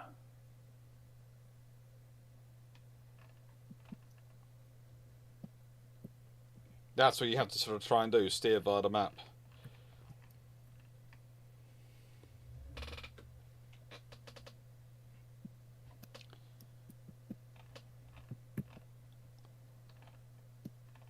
Ooh. Massachusetts is in trouble. She's very low on defenses and on the positions. I know. One decent hit. I know. Very good AA.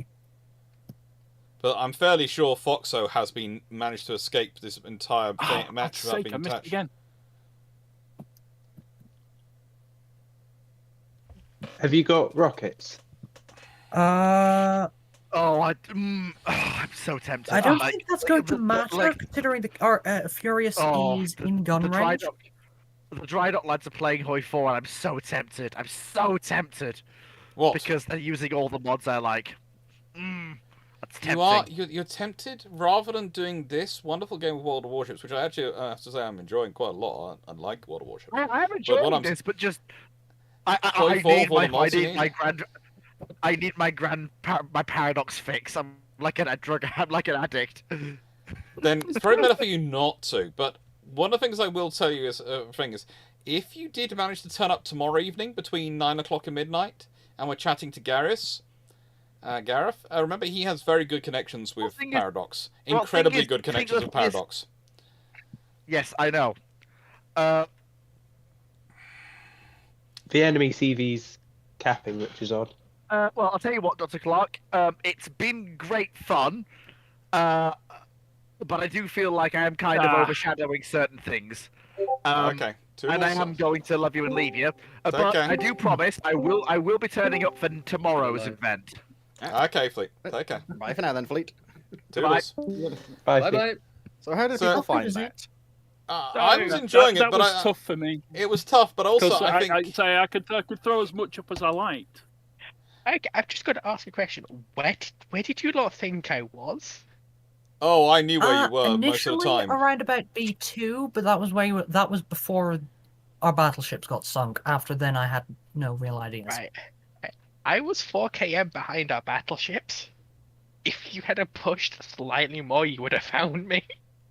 Yeah. If we pushed slightly more, we'd have needed to be zombies. Also, we would have been I zombies. To apologize there, Clarke. One of my 9.2-inch HE shells detonated your magazine. I know! I went boom! I went, oh, frigate. I was sort of going... It was quite emotional. It was a significant event, definitely. I mean... She didn't have a good time last time, so I'm going to give her a go. You guys had me within a few hundred HP when my repair party came off cooldown. I was like, repair! Oh god, that was can a I make a suggestion? That was a fun one. Can I make a suggestion? Can I just say something? I think Fleet has actually gone is because he kept getting killed and he was finding it disappointing. That's why he's gone to the Hoi 4 game. I think it's literally because he kept getting killed. And He was making claims about needing his Hoi 4 fix and all that stuff, and I'm going, no, it's because you keep getting killed. You keep talking about how great you are, Fleet, and you keep getting killed. If he would... I have just seen him run over to the Hoi chat going, wait. And I was saying, can we make the next round more interesting and agree that we don't take aircraft carriers on the next round, please? Because as we saw, that can, make things boring when we are all killed. When it's the final thing of just 2 carriers trying to shoot each other. That is fair. Exactly. Yes. So can we agree that we don't play aircraft carriers, please? Right. Look, in this way, really in Foxo's they get to defense, secondary range. in Foxo's defense, she was trying to get into secondary gun range of Furious. In her defense, she was trying to make it more exciting. Like, she was charging down the map to try and do so. That is true. Yes, but in general, those things in historical terms have been Lions, trying it's to avoid. it's everyone is direct- welcome. That's the point. Everyone is welcome, and there is. If you go into the general chat on the Discord server, some will pull you down to the ones we're in and make sure you're in the right team. But everyone's welcome. That's also just that's the quickly. point. What I'll just quickly do is repost the actual instructions for joining the Warships thing in the actual boarding ramp of Clarke's server. Yep. Just that. Channel permissions shouldn't mess I only with posted things. it in the end of the last stream YouTube stream. So There are also people Jonathan, carriers suggesting there versus should be a round of carriers versus battleships, and I think that could be fun. To finally settle the debate of whether carriers can beat battleships. If you're doing carriers versus surface ships, I'd request surface ships be allowed to tier 8 because that's where our good AA ship is. Is there a case if the enemy groups up, the carriers can't do anything? If they split up, the carriers win. To be honest, in that case, I just bring either the Nakhimov, the Ochakov, or the Chkalov. Just one where it's a single attack run. And those bring single attack run and strike from outside the AA range and be like, okay. But those are paper ships that never existed, right? Absolutely. Somebody needs right. to bring a cockney. Now, people are asking, actually, Batman Boy is asking, why am I called Creswell of Afridi?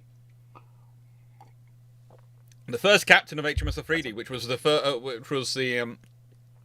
the destroyer leader of one of the of destroyer flotilla 1, I think from memory, was a guy called Captain Creswell, who is the guy who sets up the entire motto and esprit de corps of the tribal class, and was basically personally put in post by Henderson, and really intrigued me. So I decided when I was setting up a World of Warships account at the time, which was during actually COVID, and when I was finishing off the Tribal Class Destroyer book, Tribal Daring book, I needed to put in a name. I was thinking Creswell, and so I put Creswell of Afridi. No, as a meme battle, I do have an incomparable. I am willing to take on everyone in tier 6s. Right, there was technically speaking another version of the asymmetric battle, which we did think of basically called boss battle, where it's even more imbalanced, where it's like, so it would be a case of like 2 or 3 in say tier 10s versus like 9 tier 6s. I'm up for that, and I could even do the super ship carrier. No. In that case, definitely no carriers. Okay, then, but I do have all of the UK tier 10 battleships. If we're doing a tier 9 boss battle, we can bring a Michelangelo to the field, which is a cruiser with the hit points of a battleship, slightly only not great armor. She also I think so. From the fleet perspective, we seem to be loosely organised. Yep, so I'm just going to jump quickly up now. So I'm going. Time for you to feast my Japanese lacquer camouflage on the Congo. I'm going east. I'm sure it'll be beautiful. And as I look in the map, I'm going east, and I'm going to back up because I'm not going to go down the centre because in the nicest way I know what I'll run into, and I'm in Queen Mary. I've gone wide west in Icarus, so I'm hoping not to get noticed and basically get the carrier from behind. I'm going that direction. Okay, Steve. I'll leave you alone then. Hobart, you should go west so they have carrier support. Yeah, it works. If it doesn't, so Hobart, you should go west so they have cruiser support on that side. Yeah, well, I'm in Congo, so. Hobart. I'm addressing people by ship name because I don't know which usernames correspond to which ships, or which usernames correspond to which usernames. Bruno, I think we're doing this for about another 90 minutes, so don't worry. I think you would have time to get home, but maybe do one game. Okay. Right. But yes, Lions. So, Galstel, I'm in the Congo. Okay. Can I just why that makes I'm that much difference? you two effectively, am I? Yeah. Okay. There is someone at some distance within 11 kilometers of me. Yeah, I spotted enemy destroyer. Right, so there's a destroyer sat in front of you as a blocker. Yeah, I think I've spotted a Cossack. Yeah. And there's a BB coming down the middle. That's less fun.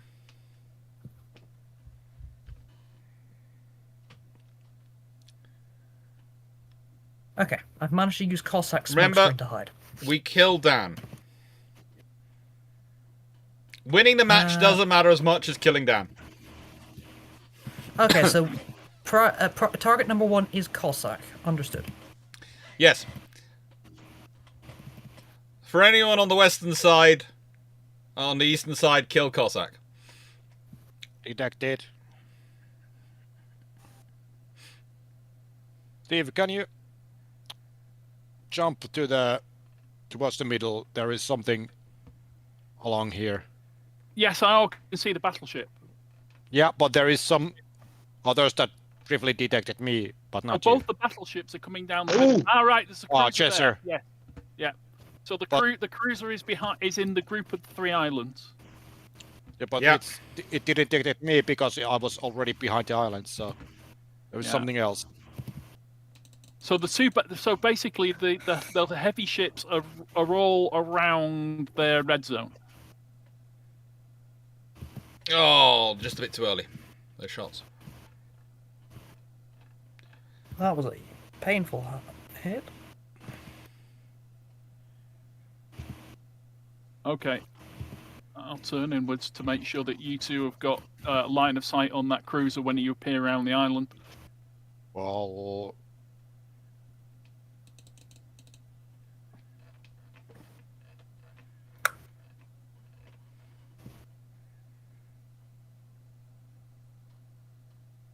Ow!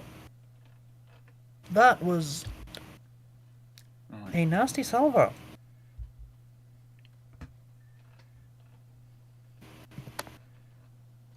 You never know. They might stick. It's definitely trying. They might fly straight and level. He's definitely trying to do his long-range torpedo shots with his Dan. You've done quite a lot of damage to him. Yep, I have done. Or at least personally, I've done 4,000 points. Yeah. It's alright, I'm annoying them from this side. Hopefully I'll set them on fire. Hopefully I'll set them on fire. He's got torps. Yeah. Come on, we can do this. He's not going to me because he's not... The cruiser next to me. Are you trying to... Are you repairing... Who's in the cruiser next to me and who do you need to cover while you repair? Dragon is targeting Southern. Yeah. The Ignis Panatio is targeting the Dunkirk.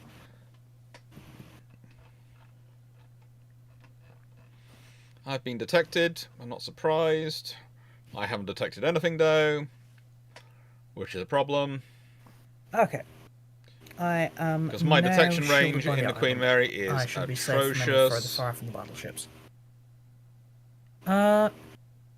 Dunkirk, are you spotted? And more importantly, would you appreciate Hydra? Hydra, Dunkirk, I think, has been engaged. But I'm asking if they want me to use my Hydra. It might help. Are you on the sun? What the earth? Yeah, I aim for the waterline. Cheshire is targeting you, Congo. Under.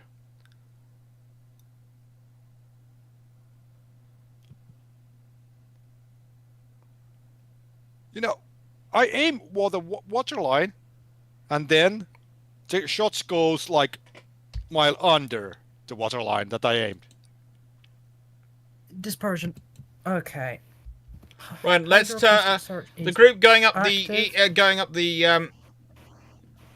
east. Let's turn in because okay. I don't think the destroyer is going to be tucking themselves off too far in the corner. They're going to have made their way back towards the cap zone, I reckon. I reckon that's what Dan's doing, because he's still afloat, but he's damaged. So he's going to be wanting to ambush us. He's moved from here, position here to ambush. So he's either behind that island. Well, sorry, in which case, if we go, if someone of us goes, I will go the far side of the island, and the rest of you go the narrow side. And let's hope he's not listening to me and going to be lying in wait for me. But you know, so basically, we'll make sure we catch him in the middle if he's hiding behind the island. Mm-hmm. I am very nervous of that. But I'm fairly sure there is a battleship which is trying to straddle us from long range. And let's be honest, a battleship that Tennessee can do. It's either the Amagi clone or it's the Tennessee. Tennessee may only have 14-inch guns, but if she's the ship that I recall, has cruiser dispersion for those 14-inch guns. They are very good. Yeah. Okay, my Hydro only has 18 seconds remaining. Which is inconvenient timing, but... Yeah, there is... Okay, we do know that the destroyer is not immediately adjacent to the island. Okay. Because I just got the entire island at Hydro range before it went on cooldown. That's good. So where is that destroyer hiding? Ah, the smoke plume over there. There's the smoke plume. And it ain't our destroyer. Smoke plume. No, because I'm blown. No, that is our destroyer. Our destroyer got blown up. That is our destroyer. Yeah. Dongo. Okay. That Cossack may have gone to the far corner.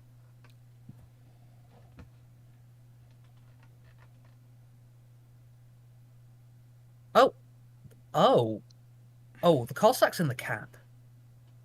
Our cap. Yeah. That's where he's got to. We're going to have to blow through the Tennessee, I think. Okay. Let's give it a go. May also have to engage the Let's see what we can do. Pergato on our way past. Well, the trouble is I'm in Queen Mary, so I have the armor of an apologetic snail. Yes, I have a similar armor situation. So basically, baked bean cans are you as your armor plating? Baked bean cans would be considered an improvement over some sections of my armor plating.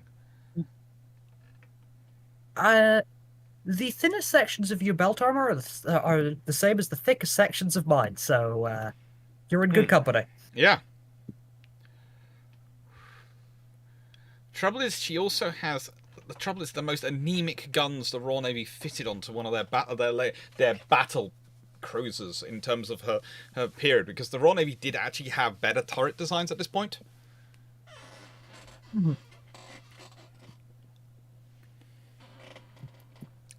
I don't think Foxo's on my team. I'm not sure. Foxo is. I was on the opposition team. On the opposition team, because someone's asking if Foxo was talking. I'm going, no, I don't think I can hear Foxo. I don't think Foxo's on my team. No, Foxo's on the other team. If I recall correctly, Foxo is Irish, which means I may be the source of the confusion. Ah, okay. Oh dear. Oh no, that is not good. I'm going to eat a couple torpedoes.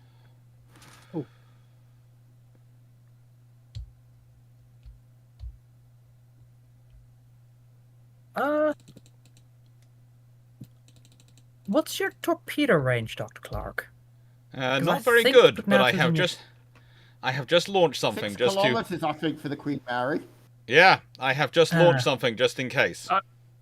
I think your torpedo has got the speed of a snail. Yeah. Compared to what they chuck at us. Because I can tell it's not going to hit now.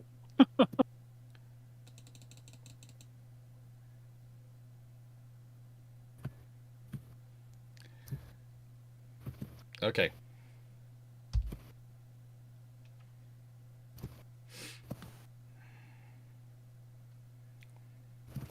Am I the last surviving capital ship? Yeah. Because that's a really bad situation, considering I'm in Queen Mary. I like her, she looks gorgeous, but this is not a good situation for us to be in. And I need to reload with armor piercing. And I need to start doing some maneuvering. I'd say save your torpedo for a bit until the dragon has committed. it's so slow, the torpedo, that you could see it wasn't going to move. Well, actually, with them turning, that's probably a good time to launch it, because they're not going to be able to swing. That's what I was doing. You might catch the rudder. No, you've missed. Oh, just missed. Does Queen Mary only have one torpedo tube aside, or does she have multiple? Just the one. Just the one. Okay. Tiger's got two. Yes, Tiger's great fun. See if you can go in through a ram. I think that's what they're trying to do. Guarantee our loss. I think that's what they're trying to do, is the ram. They can afford to sacrifice a ship in a highly guided torpedo attack. Yeah. Which I think is what they're going to do. Which is exactly the plan by the looks of that maneuver. Yeah. Yeah. That is very 40k, that. It really is. It is one of the 40k event ships. Have you seen what's on the side of it? Yes, it is supposed to be very 40k. It's one of the... It is the Imperium of Man themed ship from the 40k event.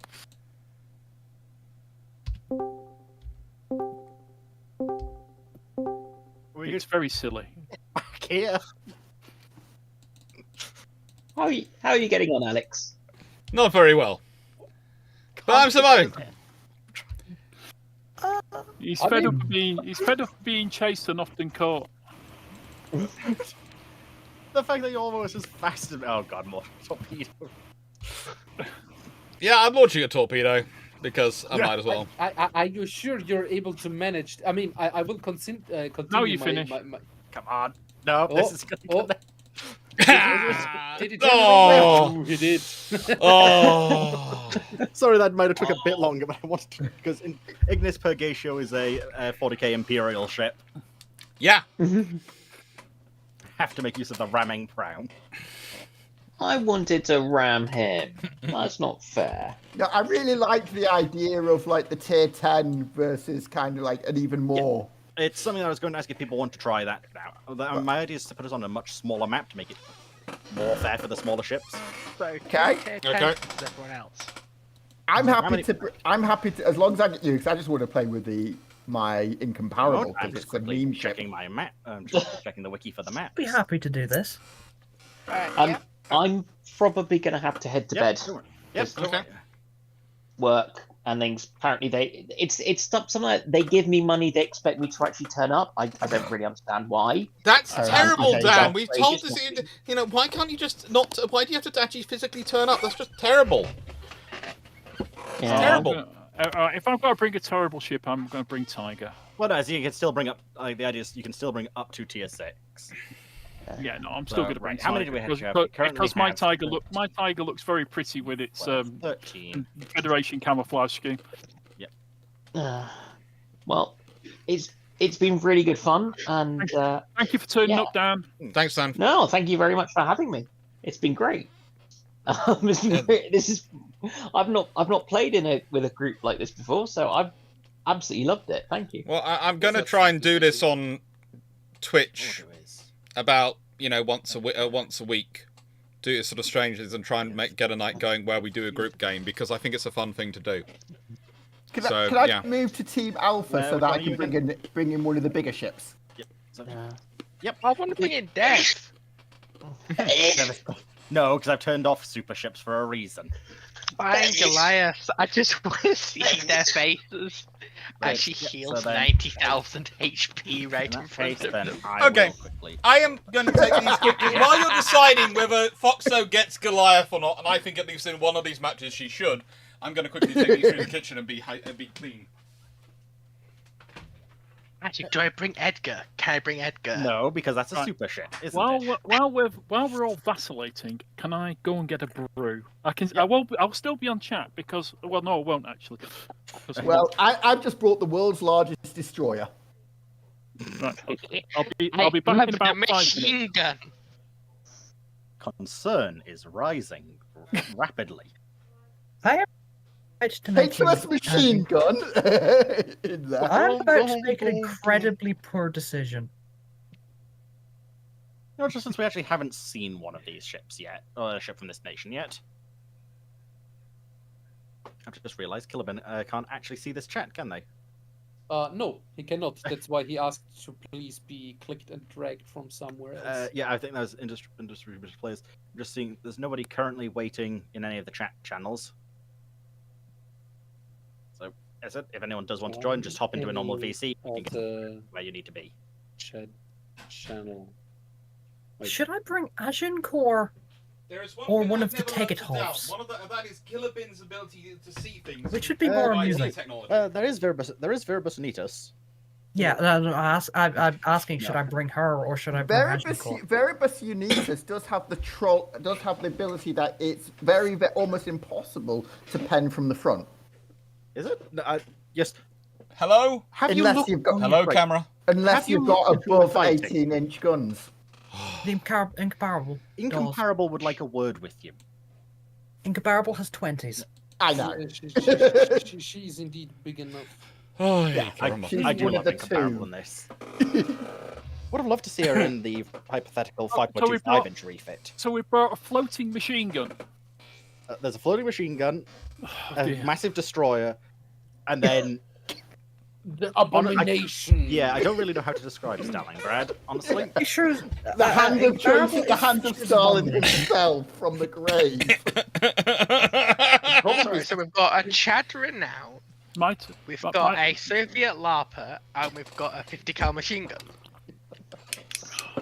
No, you're not 50 cal. He's going to damage my nice, pretty camouflage. You're more like a 303, one of the Vickers. In a nice way, we're all going to get wiped out by Incomparable. You know, that's just going to happen, okay? I have played when Modern Warships first had Incomparable out. I got to test her out for a bit on Modern Warships, and she was great. But you basically just lopped around the map, wiping things out. A decent salvo, and most cruisers were split in two. And here I'm debating with myself. Is that gonna be a Raider Minotaur, aka a Minotaur, or is it just a regular smoke Minotaur? I should say something. There are people saying that Foxo sounds far happier on a Dr. Clarke stream than she does on a Fleet stream. I'm not sure why, but they're saying she sounds happier. That's because nobody's flinging Azure Lane questions in their direction. Which no, I still find odd. She likes Azure Lane questions. No, I think it's more she doesn't have to keep worrying that the host is going to appear. Is this a radar Minotaur or a smoke Minotaur? Because I don't know if she remembers. Do you, Foxo? I don't remember. All I remember is I took my good captain off her to put on Edgar. But I'm not allowed Edgar, apparently. I will just... Yeah, you are not, because it's a super ship, so... Yeah, that would be... Burst fire. Like penalty, Foxo gets 10,000 yards penalty, and he will start Edgar beyond that. with burst fire is not kind to the rest of us. Right? Yes. If All I'm everyone is gonna ready, say then... is, I know it's a super ship. I was just whinging at my boyfriend. There's two different things.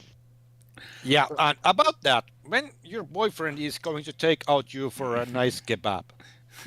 No, it's more like a case of she's going to give it to me, but she'll force one on me. No, Draken. You are misunderstood. Oh, thank God. You are... Thank you. It's a smoke Minotaur. You need to take her out for a kebab, because you're a man, and you need to do manly things. So I will just ask, so do you that, want to be moved up that means that you will go out and have a kebab. In the nicest way, you're lucky, Dragon, because Timu was probably planning on suggesting you do take Foxo for a nice romantic weekend in Finland, and he shows you the sights. To be fair, Finland wouldn't be the no, worst Clarke. idea, I meant that he will take out Foxo to Berlin, where they have kebab. Yeah. Been to Berlin actually. Anyway, I'm loving this. I just got supplied by chocolate with chocolate milkshake. I'm happy. You can't do no wrong by laying your ship along the side that of an enemy. I know. At this rate, I'm going to be ramming an enemy. Tiger into the largest torpedo in the Royal Navy.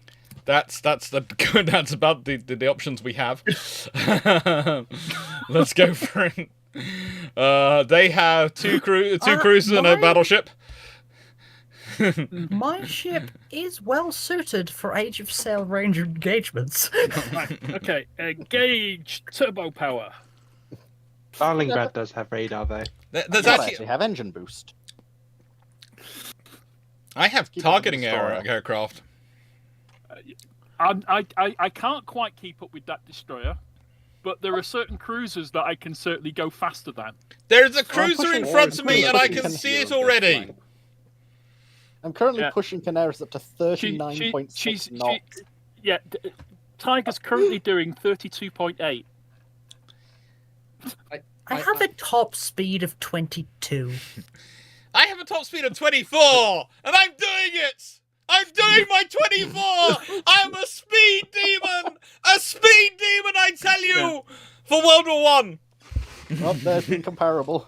Just saying, Dragon. Oh, frigate! A bit away from here because otherwise. Don't worry.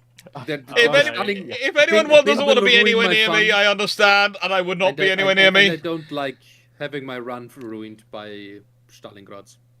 Yeah. Well, I never saw one incomparable. Hey! I actually scored some damage. Right, you can see where the machine gun is. The machine gun is basically racing past incomparable. So I am planning on coming up the straight behind the Furataka and. Incomparable is planning to go and hide behind an island, apparently. Just be careful of the Minotaur's torpedoes. Yeah, I know AP didn't do anything to me because I was bowing. Oh, there's the radar. Oh, good lord! I managed to get a hit on Incomparable. Oh, good lord! Foxo's now targeting me. Oh, good lord! I'm dead. I've got 2 hits on Incomparable, Alex. Very good. Keep going for it. Torpedoes. Remember, she is an Armada battle cruiser designed by Jackie Fisher. She is the armor of a paper napkin. I might be dead here, or just pulling my adrenaline rush. Help! Anyway, my adrenaline rush is turned off now. Okay.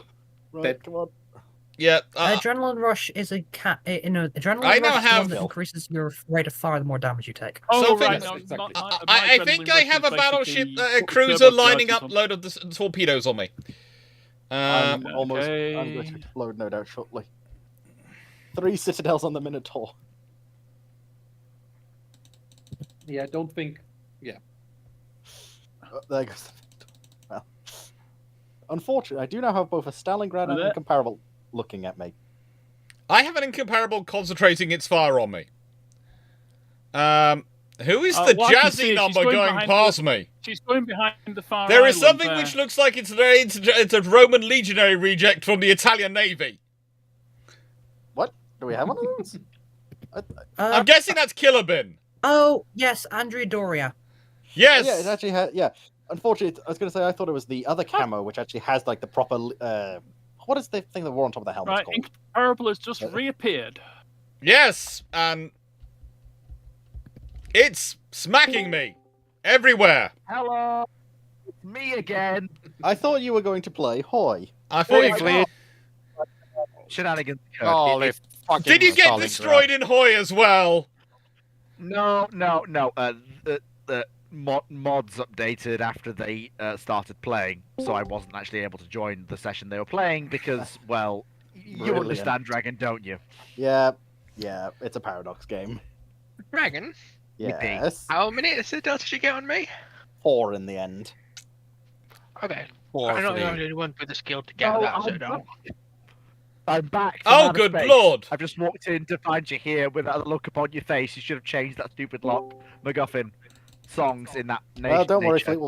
I'm sure we can just shove you in one of the ships that will get exploded, I'm sure. No, you can't explode me. I'm already on fire. I'm already just on fire. You're on fire does not mean you can't explode. No, it really doesn't. So you're wrong, good sir. No, I'm Yes. pretty sure I'm correct there, actually. Why is Incomparable hiding from me? You know, I think. Well, currently I'm having fun with a Stalingrad, so just, it's trying to kill me. And it probably will kill me at this rate. Don't let something kill Dr. Clarke. It's not good. The sheer fact that we are down. Oh, don't worry, I'm dead.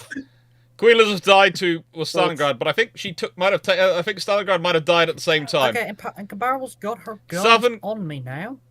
No, I was deployed by. I think they're practically pointing in my direction. Well, given that we're about to pass. Oh, I was actually destroyed by Incomparable, so it wasn't the Stalingrad which killed me, it was the Incomparable decided to do a long-range shell at me. You know, there's one good thing about the Incomparable running away. Currently, Tiger and Agincourt are having fun in their camp. I mean, the Incomparable, as long as the Tiger and the Agincourt are not shooting. Like they just did. Damn it, I wasn't on the island. They could have just kept and won without getting spotted. I thought I was behind the island when I opened fire. Apparently, the Tiger just dodged the shells from the Agincourt anyway. I know it was. I could see them. I'm now rooting for the Agincourt because it killed me. Yes! Yes! And it survived, so therefore I was killed by one of the best players on the match, so therefore it's no shame on me. No, look, we that's the first time Victory's we've ours. here.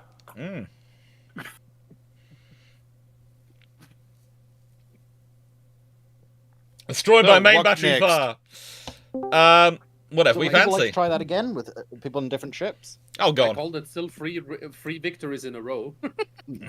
I need to sort out my flags.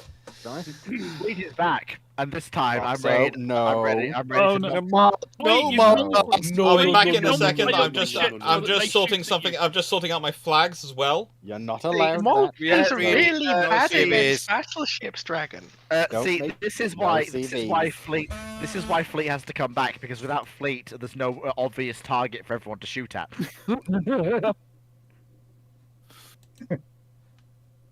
Put me in, coach. Yeah, we'll go shoot him. Oh no! Do I have any That's canos? mean, Killer Bin. That's mean. That's mean, but I love it. That is mean. Oh, Nah. I'm surprised all the World of Warships lads aren't on the same side. No, I'm trying the ugly. I'm trying to occasionally swap up teams so that people are in various things. Timu, tier 6, remember? Yeah, but you are not switching teams enough, so Wait, hang Put on. the ugliest possible skin on Hoso. Yes, I know you've got tier 10s. I'll be swapping Hang on a minute. people around shortly. So how have you managed to Yeah, make yeah, it so yeah, one yeah. side can Just- have? How Just have you looking managed- around. I've got a tier 6 I can't play. Yeah, how I have want you to play. managed I want to make play Undyne. Wait, No, you that's can actually make it so that one team can have one side and one team can have another set of ships. How have you done that, Dragon? What do you mean? I haven't. I've just Hold Like people. one. yeah. Yeah, one team. It's this brilliant thing called communication. No, but we can only have tier 6s. You have tier 10s. No, I don't. I'm on your team. No, but we can only have tier 6s. They can have tier 10s. How have you No, done because that? Timu just proved that you can let it ready up in a tier 10. No, Yeah. but That'll work. Dragon, we are having currently the asymmetric battles with one team Yeah, tier 10 yes, and the other yeah. team tier 6. Yes. Yes, the training room is not physically capable Locked. As a of demonstration, bridging this. we can, in theory, select higher tiers. For example, Okay, so you. Oh, I think I understand. I think Yeah. you're good. This is something that Fleet will store away for future use. yes, it's called setting rules. Yes, no, That's I our get devious that. strategy. Yeah, but It's can called we have- law. Can we have tier 7? I want to use Nope. my Scharnhorst. Nope. Oh, sadness. Not unless we're going to give the other team another tier 10. Oh, I Fleet don't is think- Or allow us to Super have a super ship. Well, to be fair, at least I said teams will be slightly swapped around shortly after the next match anyway. So. Hang on. Edgar Hungers. I am bringing the Arkansas Yeah, beta. but I can't play anything bigger than what I've got. But Foxo and right, super ships. Super ships are not in for a reason because burst fire is horrifying. If What do you somebody- mean? What do you mean? I want to sit at a Clarke with a 6-inch gun. No. It's too bad to want to maybe bring in a super ship All right, carrier here we and go. just Okay, lock it proliferate up. fire. It goes.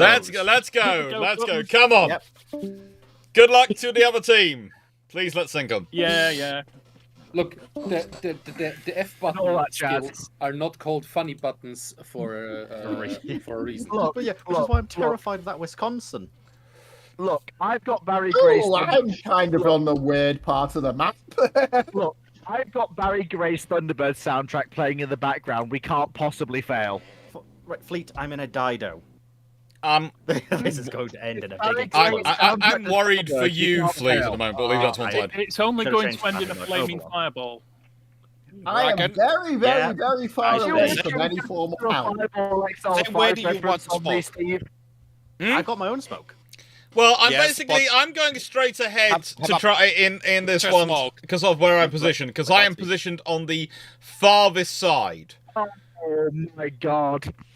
Well, I'm heading to sea, and then I'm basically scooting across the centre of the map. Is the Try not to, right, since I did accidentally put the wrong Fleet, level, try not just to you're tackle sounding the like point you're talking in the middle of a toilet. You literally sound like you've got your head in the basin. Yeah. Let's engage from both sides. So Thank you. Thank you. Hang on. I was in the wrong place. Yes, you were, sorry. No, everything is as it should be. Nope, now it is. Nope, they are indeed hang correct. on. How is that? Is that better? No, you still slow down. Fleet, what's happened to you? What are you talking over? I'm not talking over anything. As it, your mic's a little fuzzy. Fuzzy? It sounds like his head's inside. His head's below water in the toilet seat. My mic's not changed. Are you sure your mic's not changed? The other day. No, but unless that's actually reset itself. Settings the other day. Change. Unless that's reset itself. I'd be very surprised if it has. But since it wasn't like this earlier. But I will check it. No. Oh, it has. Galastel, no, if you want, you guys can smoke up. I will keep them. No, it's still as it should be. Oh, marvelous! One of the enemy battleships is here. Two of and the Goliath. Like I've given you a smoke screen. Use it. No, I'm using the smoke screen currently. I think I'm engaging a G3 vessel. Yes, you are. It is a G3 with 18-inch guns. I think it's. Yes, I really didn't need to be doing that in Queen Mary. I think it's meant to be I3 off the top of my head. Yes, probably. But either way, this is not a good scenario survival for me. Yeah, Queen Mary very much does not like fighting 18-inch guns. No, they are not Queen Mary's bailiwick at all. Boxer was closing with me. That's because she likes you, and she wants to embrace you. Yes, but no, she does. She's got sharp teeth. No, but she really does like her dragon. Yes, right. She really does. One option left. Ramming her? Oh, that was actually an idea, but I was more thinking torpedoes. Oh, were you now? But Tish, thank you. I'm here all night. I'm not sure. You were gone at some point. You've literally been gone. Yeah, you've literally been gone, and also I'm not sure if that joke actually landed. You're supposed to say I'm here all night after actually made people laughed. Hello, Anthony Nichols. Yeah, guys, I'm having. I have to say, I'm having problems with my in-game mic for the last 2 days. Don't worry. If you feel like joining, you're still more than welcome to join. And the mics are all on Discord. But if you can't, if you can listen in, that's fine. Can someone stick some torpedoes in this G3 wannabe? I am trying to. That thing is sadly maneuvering wildly. Would it be a bad time to mention that thing has like 26-inch torpedo tubes? Yes, it would not. It would be, but I will accept it. It's thankfully not that many, but the problem is the wild wiggling is very annoying. Yeah, it does have maneuverability yes, up they're doing wazoo, doesn't it? this horrifying sin of playing competently. Yes. Yes, we've been over this before. Please stop doing this. Against, this is unfair playing using WASD hex. Well, they are to wargaming. Hello, there is yes, hello.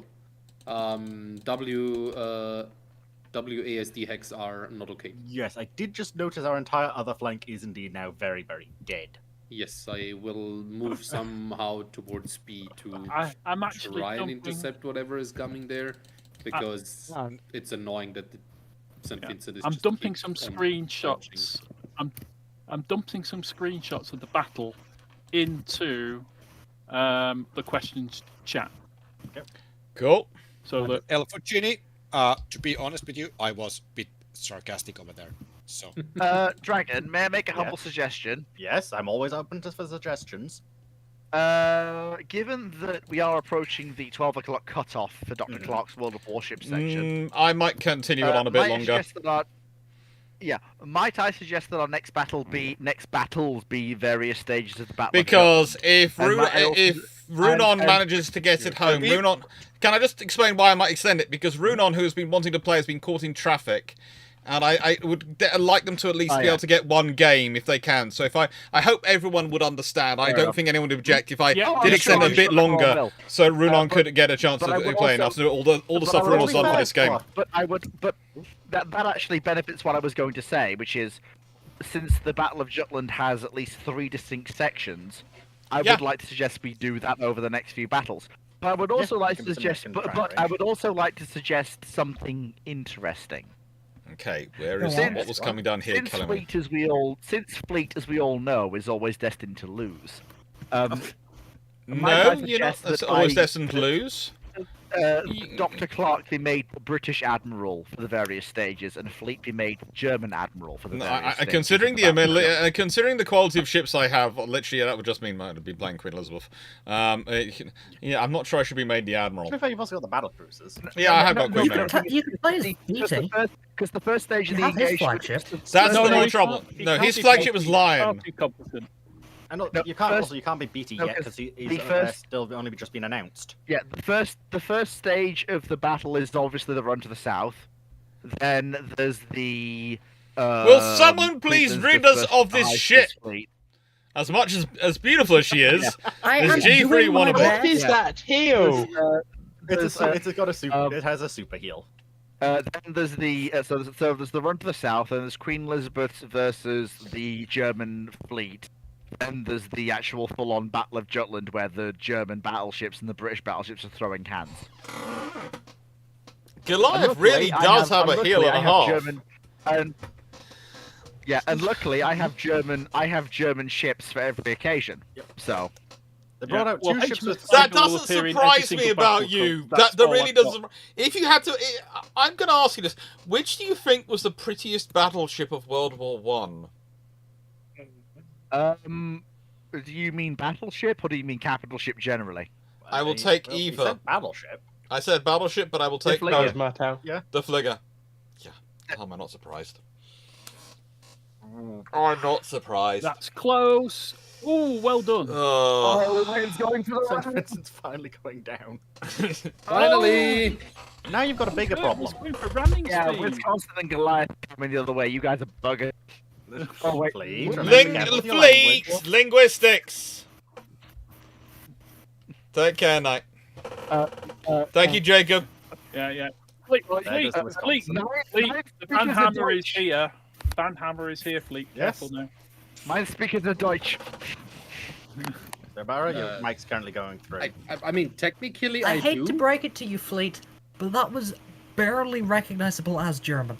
I agree. I've got my finger over the mute button.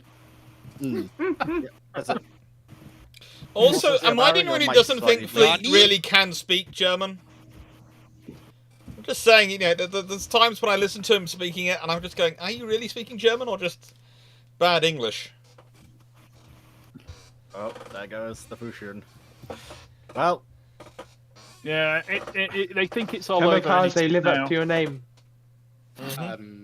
I will try to.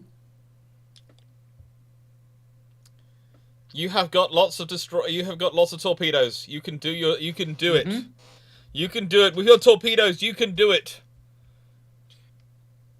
I don't think this salvo is going to do it. It's just Goliath. Quite the problem so far, though. Yeah, and Kamikaze R is like divine wind. So It has the One of the Emperor's torpedoes was blessing. so close. That was skill, but there's always the chance that one of them... Oh, no, they ran out of steam. Yeah, Why is Goliath painted like a banana? Because ever since Wargaming made camos available to be perma camos, Fox has realized she can now stick this yellow-orange perma camo on whatever ship she likes. School bus. Well, she actually she sticks it on the Malta and has realized after discussing it with a number of Swedes, it actually looks like a Swedish car ferry. Swedish car ferry going to where?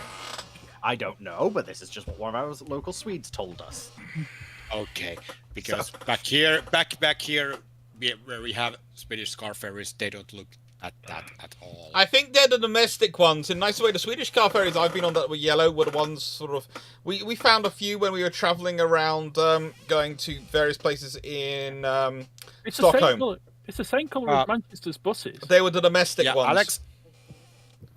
Alex, actually, those that go inside here, that from island to island and in the archipelagos and inside are yellow too. But for me, Swedish car ferry is like a ferry from Helsinki or Turku to Stockholm or. Yeah, I know. Oh, by the way, that's a lovely, lovely trip. Anyway, Okay, if you want to heads have up, what is a I mini just cruise, got disconnected. Okay, right. That explains why you're no longer aiming your turrets. Okay. Oh, good. So just don't kill me yet, because my game crashed. Everyone kill Fox so quickly while she can't move. Get those torpedoes in there. Frattini, it's your chance. That's a bad. I don't think Foxo, those torpedoes were launched. Foxo lost his. That was maybe a bit too late. Frattini, that's your only chance. It's your only chance. Get some torpedoes in there. You might live this game. Get to Wisconsin. No. They are already running. The Wisconsin is next. Yeah. I'm most terribly sorry. I'm most terribly sorry. Frattini is not sorry at all. Frattini is very happy at this point because surviving. Wisconsin is going to get the. And let's be honest, Foxo is one of the scariest players here, and one of the definitely, arguably the most competent as well. Her in battle cruisers is horrifying. Yes, I know. You told me about it's a this. Good thing she doesn't like I3 and the G3 and I3. And it's Killer Bean is like going to dodge those. No, he's not going to. Well, no, I don't know. Yes. I think he might I think it's all gone wrong. No. Oh! There we go. Just a glancing blow for one. Frattini. Excellent. Legend. Oh. Gillibrand, that was. I have received from the battle 0 anything. Yeah, that's how well I did. Training room. I know. Yes, exactly. Indeed. Now, I know. Do not answer the helm quickly. This is the one. Right. So, are we going to? I heard someone was complaining about super heals. So, Dragon, are we doing the whole? I'm currently getting it set up. So, Dr. Clarke will be playing Admirals Beatty and Jellicoe, depending on which part of the Battle of Jutland he is partaking in. And I'll be playing Admiral Tipper and Shear. I'll be in this way, in the run to the south and run to the north, I'm playing Thomas. No. Wait, so if he's playing, he's taking a QE. Right. I was going to say, if whoever's playing BT should be forced to communicate in text via speech recognition software. Actually, I tell you what.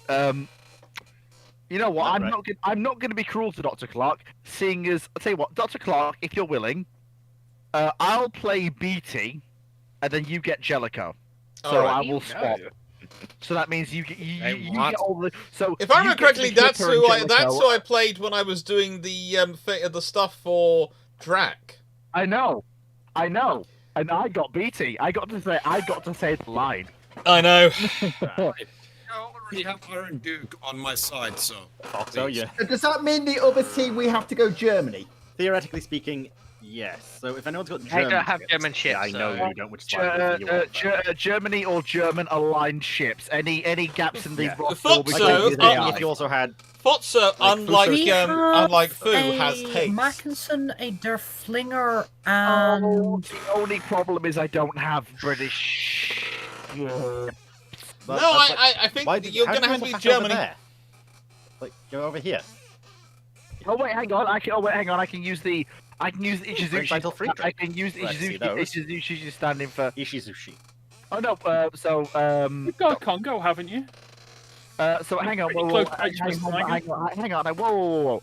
This is the Why am I here? I'm supposed to be on that side. No, because if you've got German stuff, you're over here, aren't you? Yes, but well, first then of all, if you're German, you're over here. Yes, but I thought. And the question we have to ask is. Oh yes. No, Fleet. Mackinson, Bayern, and Prince Eitel Frederick were at the Battle of Well, we Jutland. don't really have. Right.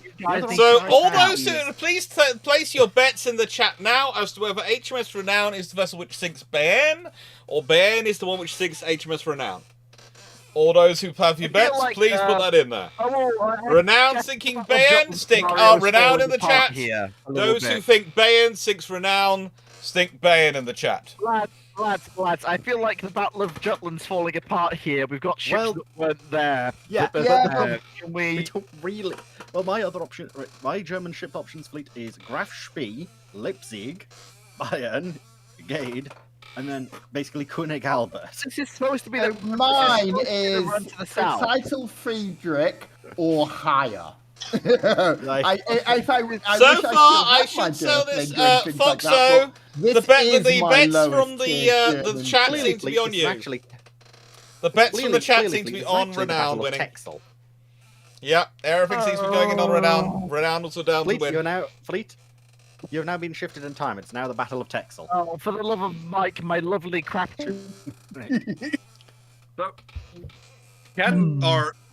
Why does Fleet keep talking about loving his mic? Isn't that a bit rude? Us with this dilemma. Also, how do you do that with your mic? When he's talking about loving his mic, what's he going to do to his mic? Is he kissing or something? Is that why he keeps going quiet and fuzzy? Because he keeps kissing his mic. You know, can people explain this to me? I'm just trying to make sure I'm getting everyone from this South Chin. A question. Yes? Would you prefer a Dane, a Caledon, a Valkyrie, Dragon, or a Capital? Dragon, would you please add destroyers and cruisers to each side, please? I can do, but I was trying to avoid adding bots because they don't necessarily add too much. But... No, they don't, but they will at least act like the cruisers and destroyers of both sides, since since both players are filling out the capital ships of both sides. I think our players are keeping the capital ships. Yeah, that makes me hate me. Yes. I am willing to play a destroyer. Oh, definitely Bane is going to get sunk at this point. Bane is going to get sunk at this point. I can see what I Do meant. you want a Dane or a destroyer?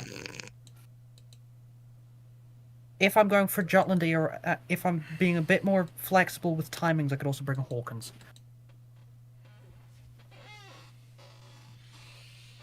Bring capital ships, because I think that's what we're getting in there. Yeah. Bring the capital ships. That and leaves... Foxo, bring whatever you wish to kill Tiger Fleet or and Dragon Kiwi. with. Yeah. I think what we do is, fill the rest with bots, right? Yeah. That's what I'm currently doing. Yes. So, the Clockwork, can you pick a ship, please? Yeah. Clockwork is in the ship, Tiger. Yeah. Yeah, sorry, because of the delay, Yeah. We have Wasn't tried to updated on my end. Right, if everyone's ready over here, then I'm going to jump back up then. Yeah, sounds good. I could also take Queen Elizabeth if it would be preferred. Just give it. Can any of the British players bring a...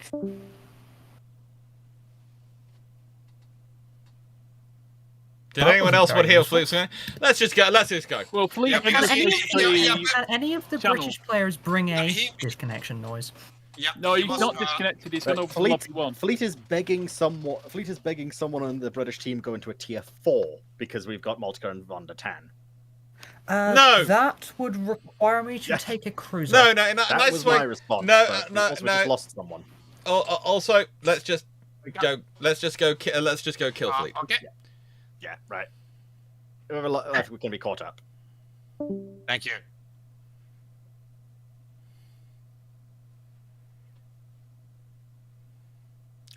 Right then. How's the team doing? Everyone here? Well, it's also so it's realistic battle. Oh, goody. So, I am in the correct lobby. Good. because the bots, they going straight ahead, and the bot thinks. So,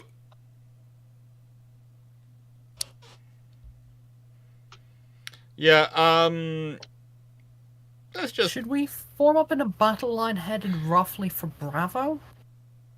Roughly sounds about sensible to me. Yeah. But,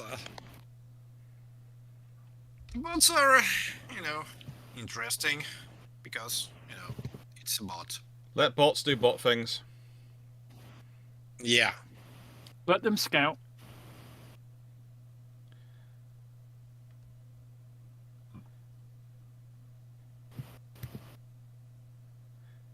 By my counting, we have one less player or one less bot than the other side do.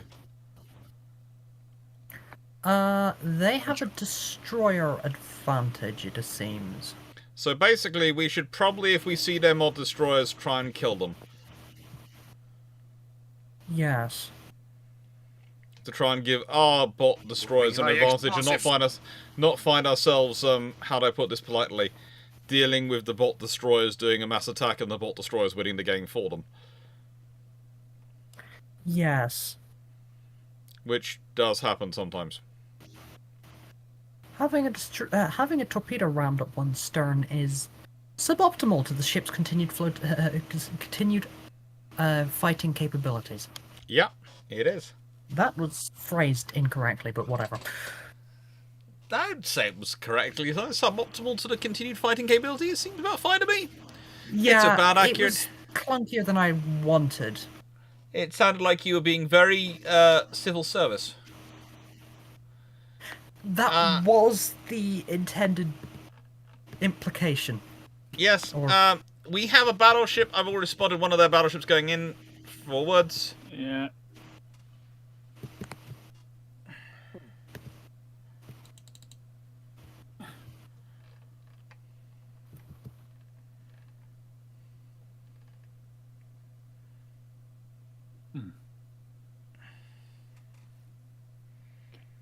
Ooh. Let's go to full speed, shall we?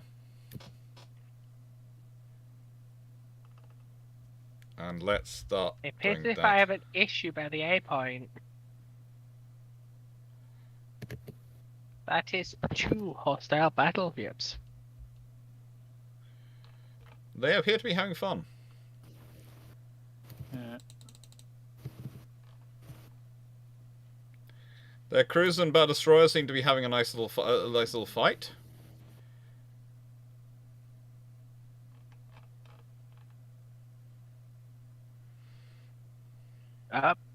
That's the 3rd battleship. They appear to have had... Okay, they're not going for a single uniform battle line. No, they aren't.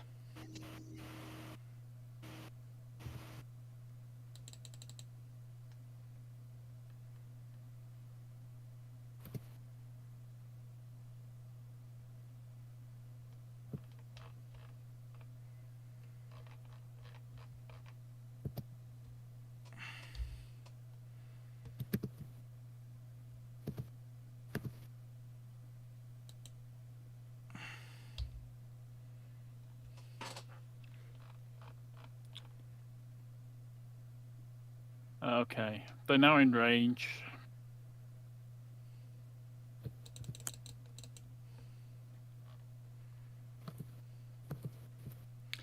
Yeah, this is going to be interesting at this point. They're in range. Peter's out at the Bayern. Oh, shit. Apologies for the language. Linguistics. Yep. Linguistics. Okay, we're being flanked on the left. What's happening to the HMS Tiger? The Bayern. That's why I Renown, swore. you're supposed to be They killing the couldn't put Bayern. any assistance in the south. Huh? It's just I've got 3 battleships down here. I know. I can see them. I'm on my way. Okay. I've got Wundertan, Deathlinger, and Oh, that's fun. That means you've probably got fleet. You not notice Tiger is on its way. Okay. Or a Tiger is on its way.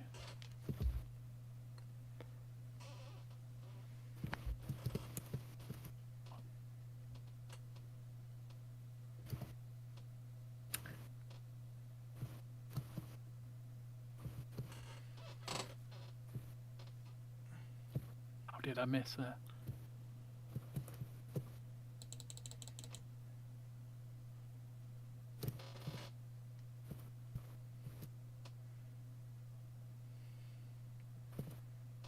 Because he's slow, that's why. So far, yeah, we are definitely behind. Their destroyers are still alive. We haven't killed enough of their destroyers by a long chalk.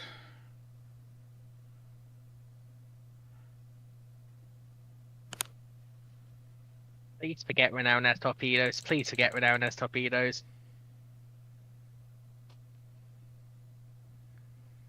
They're turning in.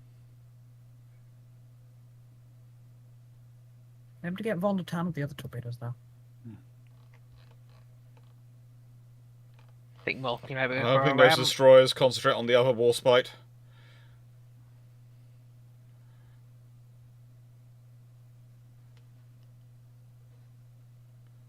What ship should I prepare for the next battle?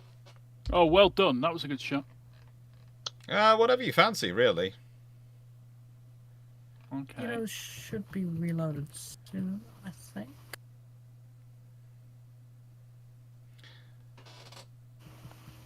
I am not going to be bracketed by destroyers. I'm not allowing myself to be bracketed by destroyers.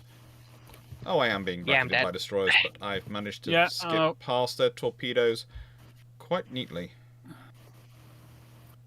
I think one of them's going to... Yeah, only one of them hit you. Renown's good, but she can't do it. No, there's going to be a second hit me. And Wonder Tan. Yeah, I've had 2 torpedoes hit me. And appeared with flooding. That's not quickly great. restart my PC.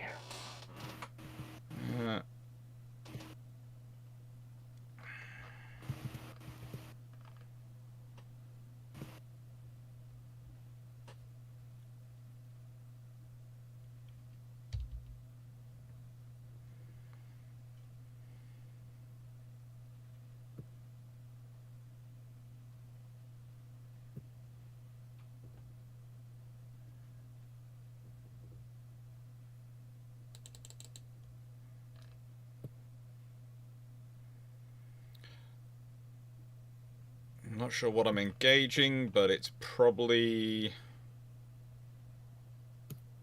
something powerful, knowing my luck. It's just me and you. It's just me and you, Alex. Oh, a shed-load of bot destroyers. Oh, that's fun. Thanks to... This is the trouble. This is the destroyer advantage, what the shed load of bot destroyer advantage does to you.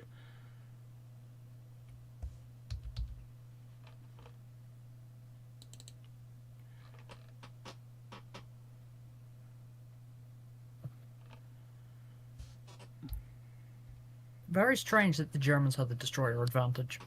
Yes, very unhistorical.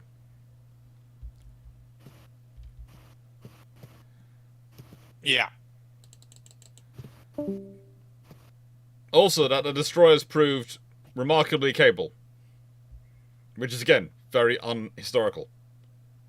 German destroyers were well crewed, but very, very, we're also not very, how do I put this? I am now bracketed by about 4 different battleships. Yeah, I'm dead. I'm dead. I am dead. Yes. It appears you won't need to worry about your unfavorable position for much longer. No.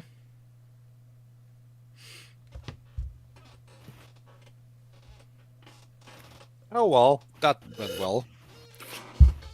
The fact that the fact that Bayan and Renown did not engage worries me. Oh, damn! We brought together the first scouting group and absolutely thrashed Renown. You still, you still goddamn died. I'm sorry. I'm sorry. Von der Tan, Moltke, and Der Flinger absolutely did a Battle of Jutland. Yes, moment. but the thing is, you had an extra destroyer, and your destroyers wiped out our destroyers. This did indeed occur.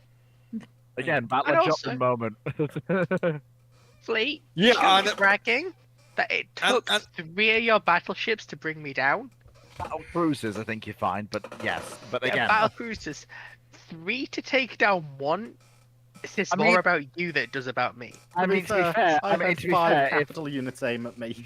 I mean, to be fair, if it had been only being Moltke, we still could have done it. Yeah, I'm happy because I killed both the War Spy and the QE. That's fair.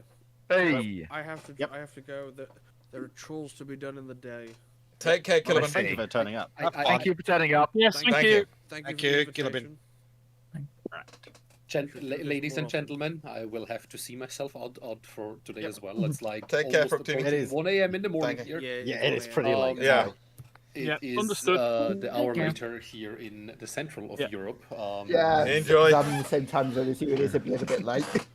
So thank you for the game. Thank you. Thank you. You're welcome. Pleasant Thank you. evening. Thank you for the and facilitation. Yeah, thank you for I might helping. Look in tomorrow evening as well if there's. Oh, that'd be lovely. You'd Well, be more than welcome. There You'd will be be, welcome. unfortunately. There will. There will be. Well, it's a bit we couldn't get Drac, but I'm sure if we poke Mrs. Drac, give people time, Fleet. Yeah, it's a Saturday night. Yes, but it might be tomorrow. That's what I was going to say. I think most of the shipshape crew are planning on turning up. We're always planning on turning up on the Sunday evening because it's going to be the end for me. So they basically, I think they all decided that, frankly, if I needed cover, they could be extra voices.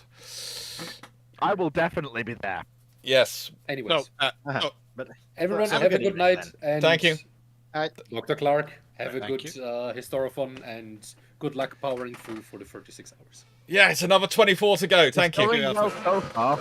He's going well so far. Yeah. Yes, but the first 12's the easy bit.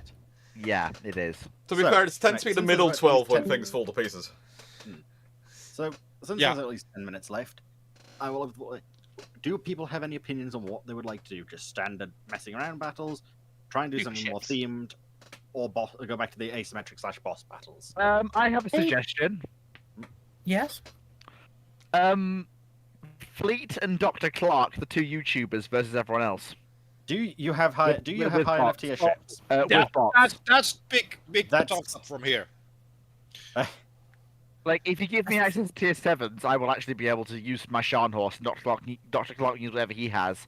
And then we just bulk up our numbers with a bunch of tier 2 destroyers to scout for then you us. die horribly because you get outpointed. But, like, we discovered that on game night, I believe. Yeah, I do not know what tier 2 I have in store for you. Oh no. Which is why I've been trying to keep it at least semi-balanced team-wise.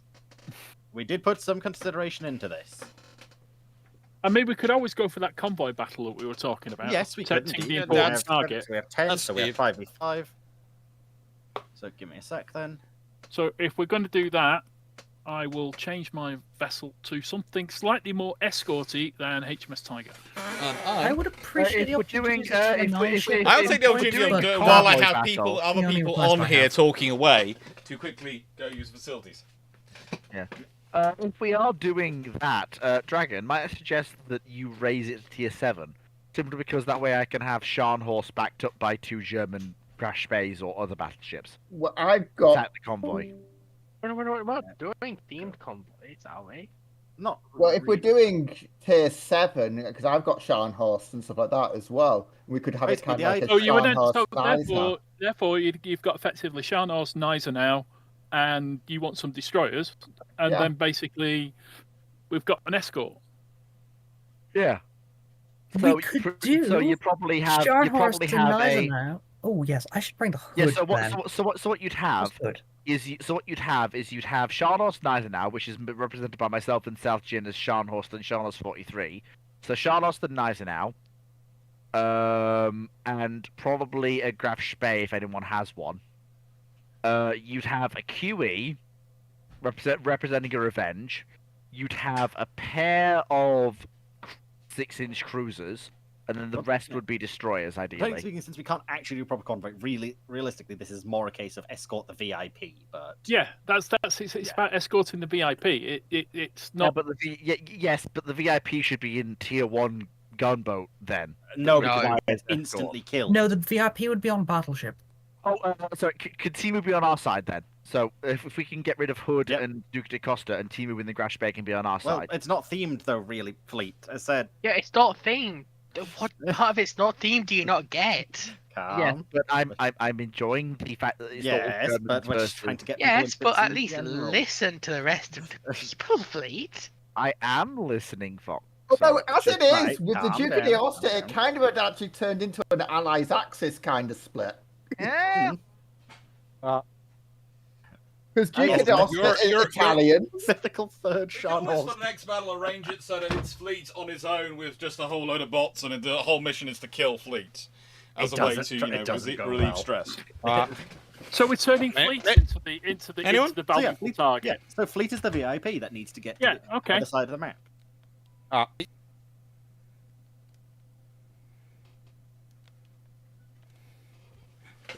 It's always an option.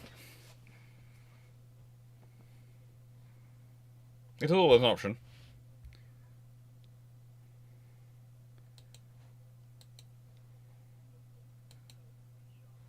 Plus, Graf Spee and Duke de Costa is trying to escort me to the other side of the map. Can you hear me? The Shan horse that Fleet's in is the only normal one. Yes. Historiophon's still going, Concentratinus. It's going till midnight tomorrow night, so it's going okay.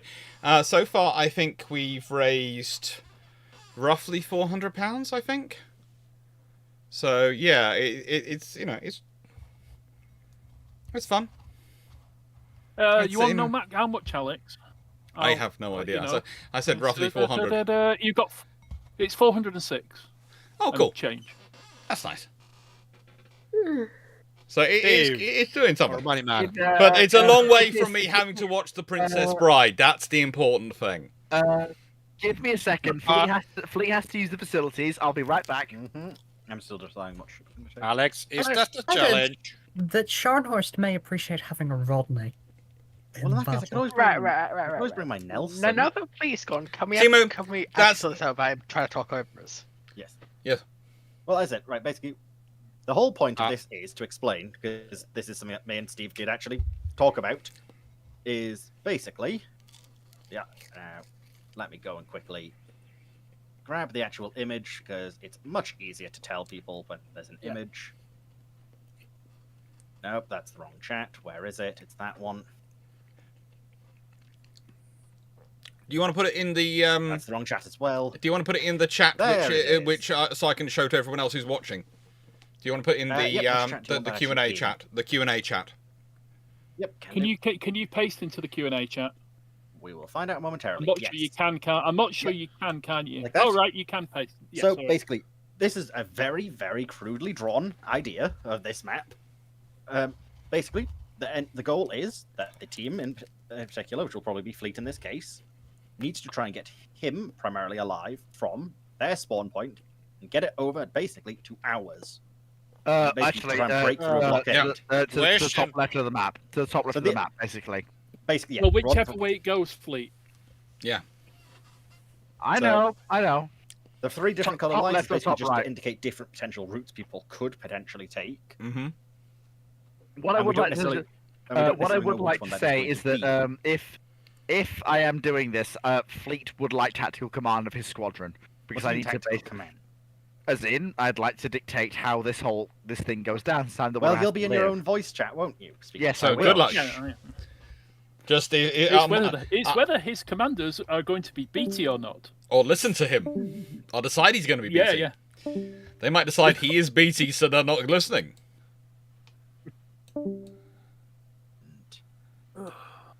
Just trying to figure out if line top's actually what. So, and which one's yours in game name? Sorry, Sirabar. Just double checking to make sure people are on the right VCs. Are you currently the British captain? Which one? Oh, no, you're in the Rodney, aren't you? Yeah, you're in Rodney. Right, that's fine. Makes it nice and easy. I should quickly pick a ship. So let's go with something strange. And get it going. So that stuff is actually occurring. You went to Florida? Yes. Actually quite like her. She's meant to be a North Cal prelim. But can I suggest something interesting for us to do next game? Which is, we let Fleet be the lead of his own team, but he only has bots as his team, and all the rest of us, the mission is to kill Fleet. The problem is that could end up exploding quite badly in his face, but yes, if you want, that's more than willing for them to go. Well, no, I'm not saying if Fleet wants to do that. I set this up to be the wrong map type. Oh well. Yeah. This might end a bit quicker, because I forgot its changes to domination instead of standard. I would suggest that we all stay nearest to our spawn, so it doesn't matter which route they take, and we're less likely to be out of position. Well, I'm going to come forward to see if I can spot in this Fiji. Is indeed the logical approach. So I'm going into B to see if I can see anything.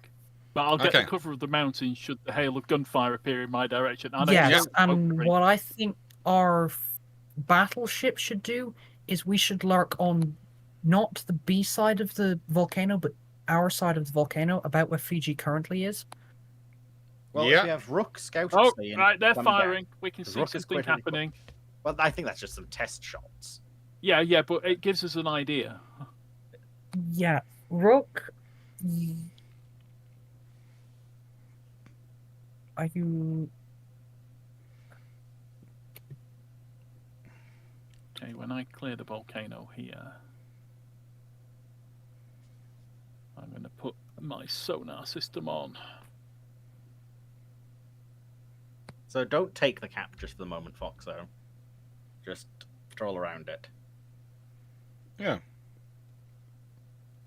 Just don't want this to end a bit too quickly due to my mistake. It appears we had a German transmission. The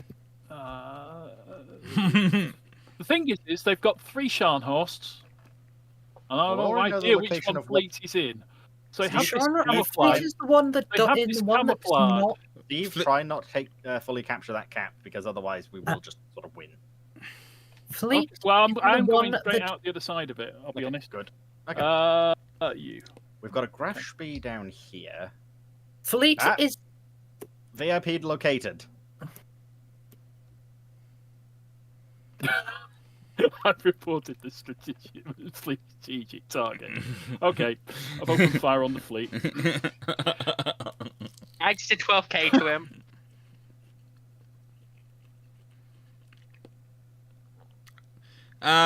13 versus 13. Dr. Clarke, was it more like BT was not signaling right instead of the others were not listening? Pretty much. See, technically speaking, his team have made a classic mistake in this. They've used only capital ships to escort the VIP. Yeah. Which don't have smoke screens. I know, it's great fun, isn't it? If they had actually used smaller ships, they might have been able to do a crawling trail of smoke to escort him. What they should have brought is they should have brought Italian ships for high-speed smoke. There is an enemy cruiser trying to sneak around and scatter us. There is a cruiser that's gone round the flank in an attempt to capture a zone. Yeah, I think they're more trying to just attack us and end up capturing the zone by accident, slowly capping it by accident. I'll try and focus on them. I'm at the capping C. You're just out of it so far, so should be fine. I think they're launching a spotter aircraft. Yep, I see at least one. It's fleet by the looks of it. Yeah. I believe so, because the 43s get. Oh no, both all. Yeah, all of them get it. Yeah, fleet is the only one who gets spotter. So both the cruisers are down there. Mm-hmm. So if our battleships head north, fleet is going to have a bad day. Yeah, I think you can work out where the Foo's gone. Well, yeah, I've done 23,000 damage to him. Have we? Yeah. Yeah, and I've also done a chunk. I've only done 3,000 of that. I've done 23,000. personally. Just because being bonky Yep, telling there is broadside to me. fleet.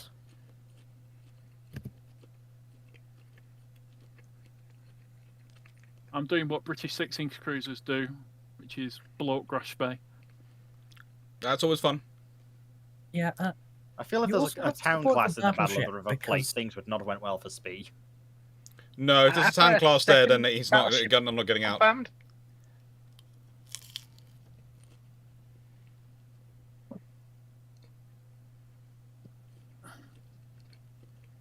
What is Fleet trying to do?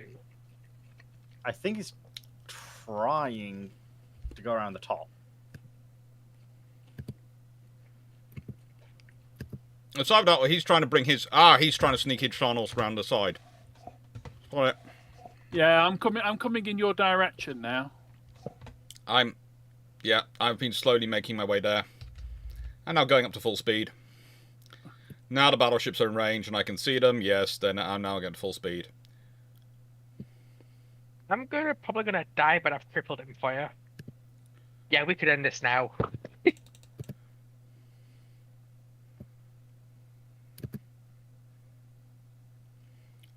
Speed boost. Get moving. Sorry about that, but No, you no, kind that of was basically want. I'm leaving the one remaining. I'm leaving the Italian to you. I'm glad you did that because I couldn't get my gun around in time. Fiji's got a cracking rate of fire. It really has. Fiji Fiji likely ender keeps being Can a nerfed. battleship just throw a volley at Fleet? Because he's dead. I will as soon as my guns are loaded. Yeah, I will. I'm not There's sure. a volley which of those two inbound. is Fleet from here. Fleet's gone. Dead.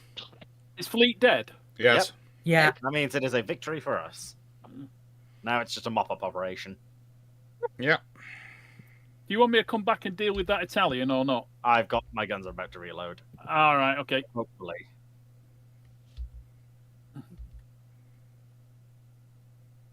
Oh, this could hurt us that in a sec.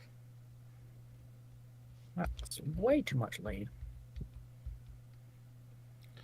Now, this Double Scharnhorst shot- oh, appears to be what- interested in what- picking a fight with me and the other battleship up here, which is not particularly good sensible for it because, frankly, we've got enough firepower. This battleship is not going to do well.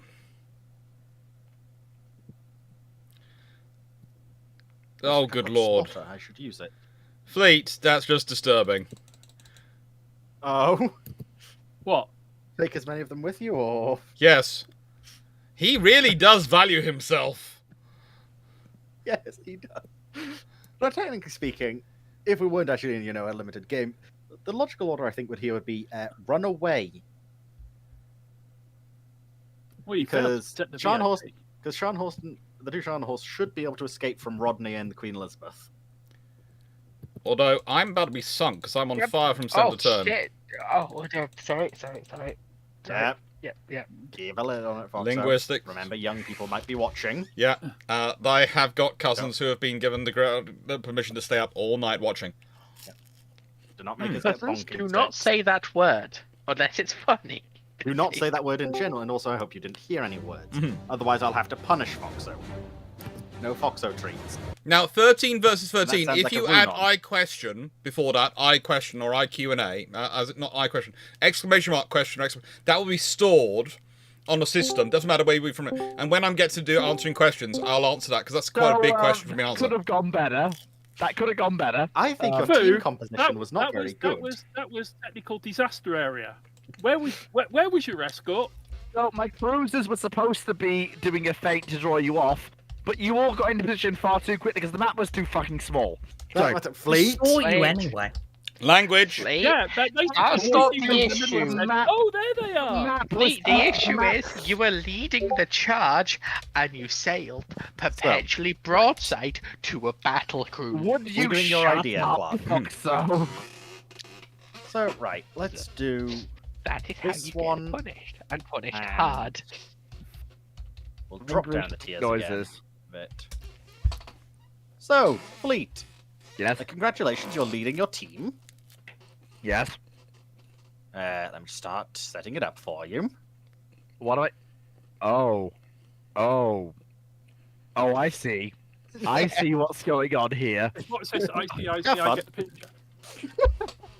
Why are you taking a picture of me? I have a request, Dragon. If we're doing Take a this, picture away from me. in order to avoid some of the problems that we've had, in order to avoid some of the problems that we've had with ticket bleed, I would suggest that no higher than tier 5.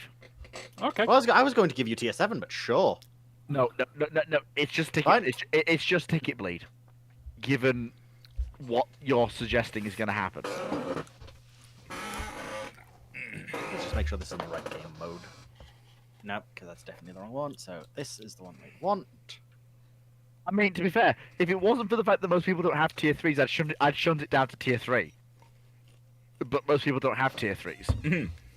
I've got a couple of tier 4s.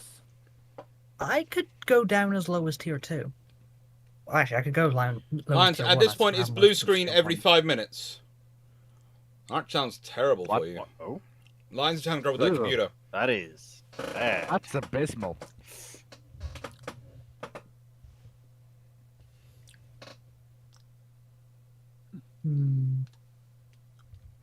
Look, on the one hand, it's very nice. I'm getting the food from my sister, and please don't pass this on anyone. I'm saying, especially little cousins watching. But my little cousins, especially, will know what I say. These are very much Karen sausages. Why can't I have they German are cruises? If I burnt on the German, inside, just about German. cooked on the burnt on the outside, just about because you're now racing cooked on the inside. Fleet, you're now racing to the And I'm never sure how she does it. Mediterranean. Ignore the fact the Italians are on the wrong team. Yeah, you're being the Gopen. I mean, I'm Def Linker, accompanied by 2 Maltkas, but sure. Yeah, you're Things being went strange. the Gopen.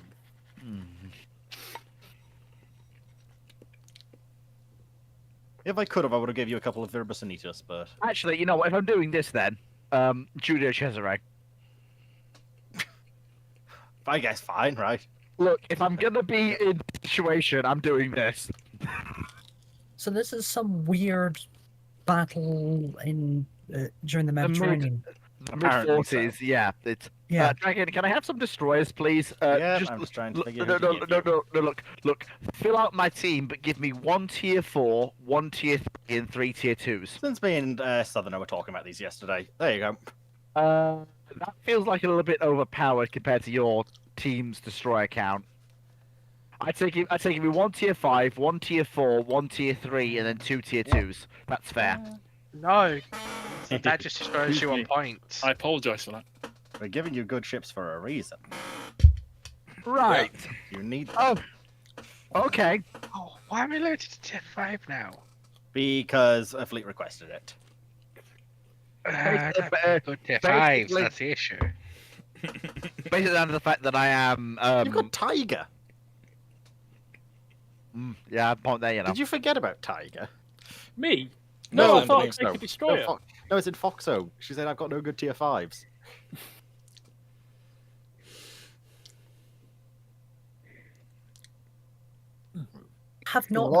I have not chosen a particularly good ship. Been a long time since I played in Texas. I'm being the destroyer leader here.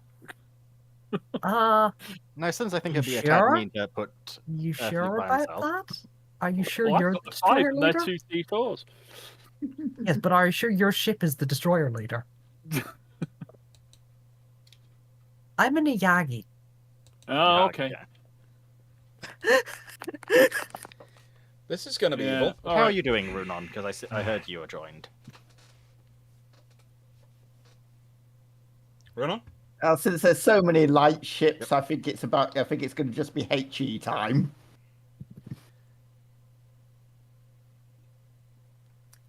I bought Oklahoma because she has range on this entire map.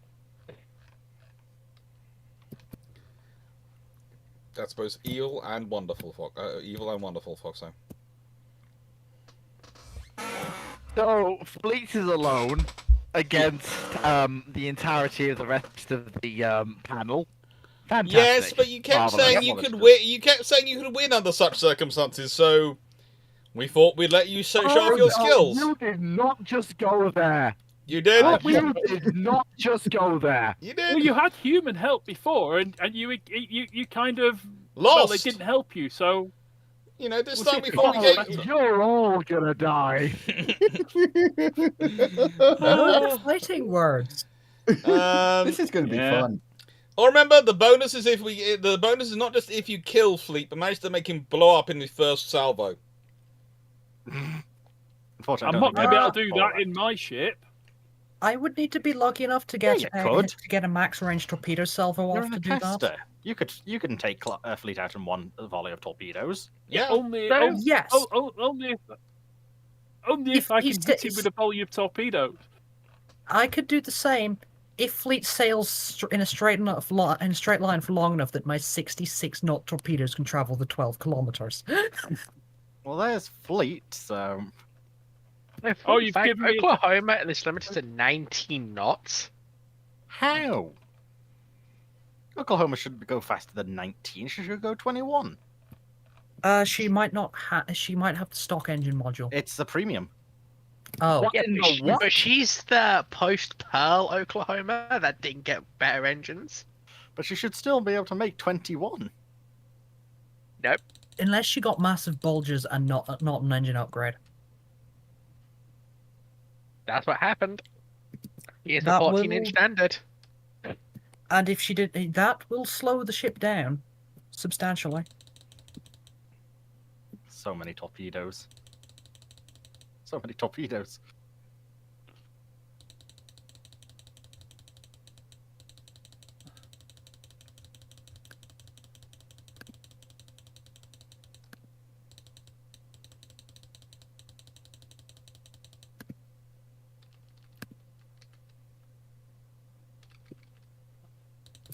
Hello, Fleet. Hello, Dragon. Here's Johnny. Guitar.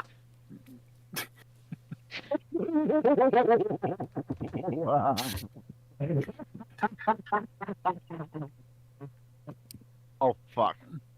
Fleet. Linguistics. I'm going on a fleet hunt. I'm going on a fleet hunt. I warned you of this earlier, Fleet.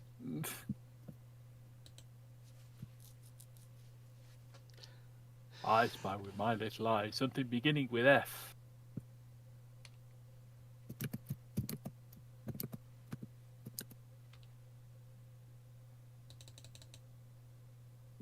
Like, if you need to say anything like that, say something like frigate or something. I said, Not that's all I that. said.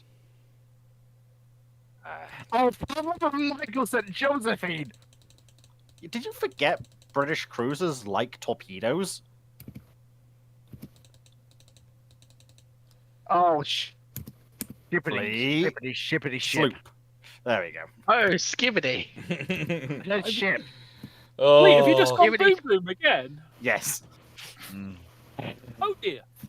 Oh, for the love of Michael said Josephine. Unfortunately, I haven't been able to take out the Multica, but like that wasn't even against the rest of the team. I got distracted by the shiny Italian cruisers showing me broadside. It's happening on a shockingly regular. I'm not good at World of Warships. I'm better at War Thunder. You're not. You're not. You're not. I am. Not when it comes to Navy. I am. No, Fleet. Fleet, you're not. You're not. In the kindest way, Fleet.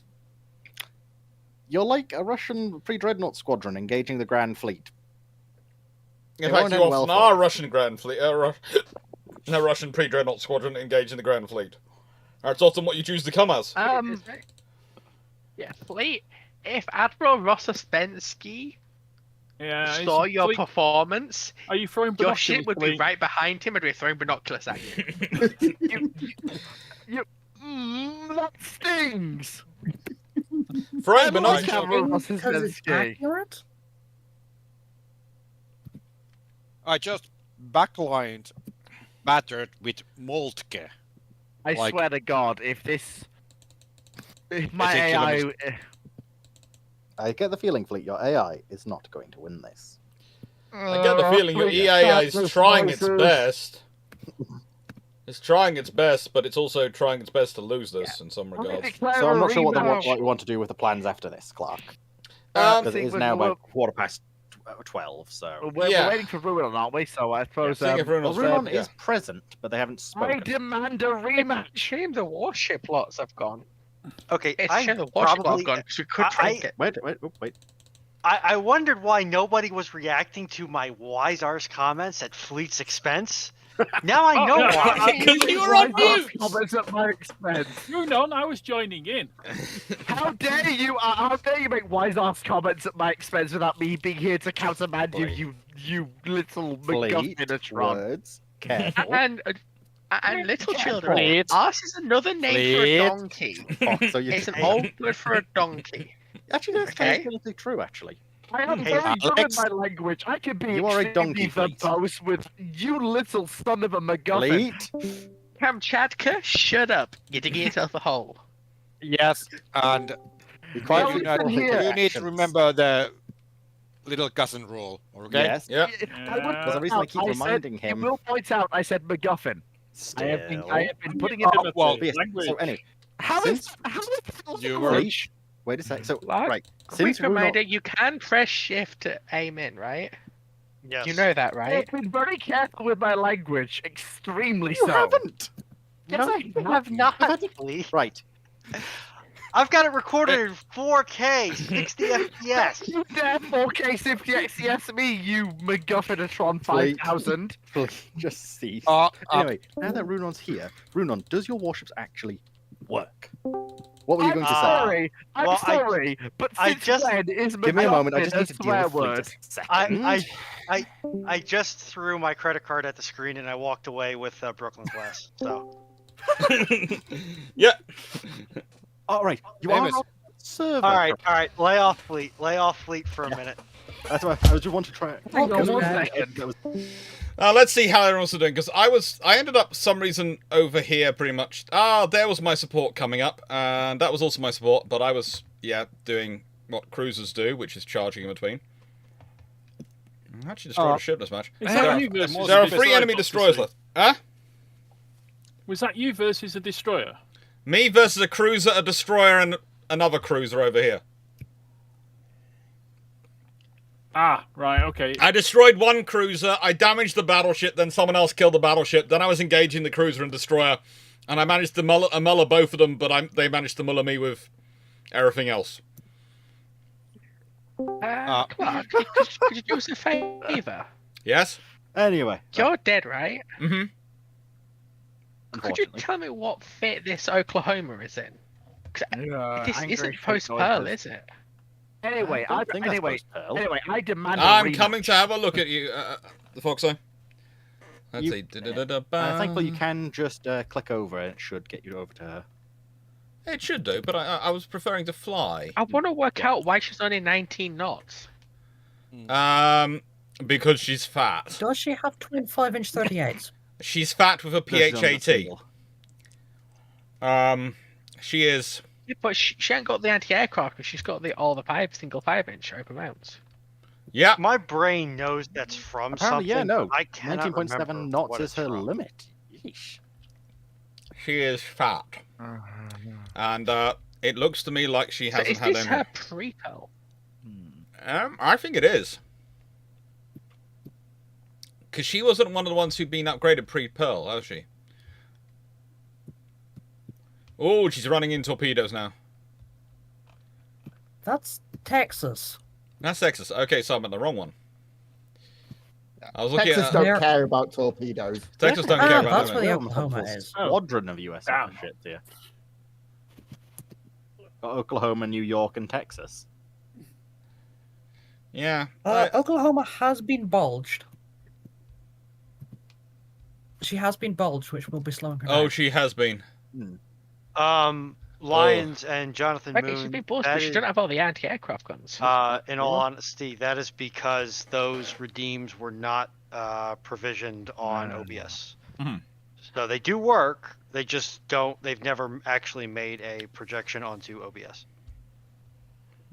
If somebody can drop me an invite so I can plat up You with should just you be able to find it. I think this is the world's largest torpedo about to hit the atmosphere. I can't because my account is so new. I don't have access to training battles. That's what I was worried about. So I need somebody to drop me an invite and hopefully drag me in. I don't know if that'll work, but I can give it a go. Give it a go. I was just about to say I was going to drop out of the game. Okay, and... yeah. Do so. If you Oh want. right, okay. No, If you've done it, you've done it. It's all I right. haven't tabbed out. I haven't dropped out just yet. I'm still. Oh watching right, okay. Watch and such. Runon, watch. I've got you already, haven't I, on my list? I believe. Maybe. 1 moment. I need to go. Yeah. I will say that tomorrow evening, it looks like we could have pretty much both Kilobin and Fructini back again tomorrow evening for the World of Warships Day. They seem to have quite enjoyed it. As well as maybe I don't, Runon. So Maybe I don't. Okay. What I'll am I DM typing you. in? What am I typing in? Check the Master at Arms chat. So right, not okay. only are we going to have myself, Drac, Dr. Clarke, Garius the Brit, both the Dans, Dragon, and Foxo. We're also going to have the 2 World of Warships lads as well. My goodness, what insane MacGuffins! Fleet, you said Drac. Are you serious that Drac will be there? It's a possibility. The ship-shaped crew are all trying to get there. Well, I'm sorry. Dr. Clarke said the entire ship-shape crew are trying to be there. Are trying. I said that Gareth and Dan to confirm themselves. Runon, did you get that? Dr. Clarke, continue the poking. Also, so Poking for the will record, continue if into morale. Runon cannot do what's it called training battles currently, while it would drop the number of players down, we could for 1 or 2 battles. Didn't you make a video meeting for Fructini? Yes. We can do operations. Runon, did you get the invite? I have not seen it percolate through yet. Right. Then it should be instant. If we pushing the button, maybe I don't have the rights to do No, it. you do. I will have should. to leave you gentlemen. You're promoted, now. It's so a bit late for me, so I will have to leave. Bye for you. now. Good night.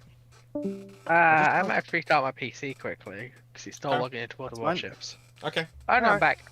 Right. I said so. No, did you Runon make a cannot do meeting with training Fructini? battles- Do you have time for this? Yeah, we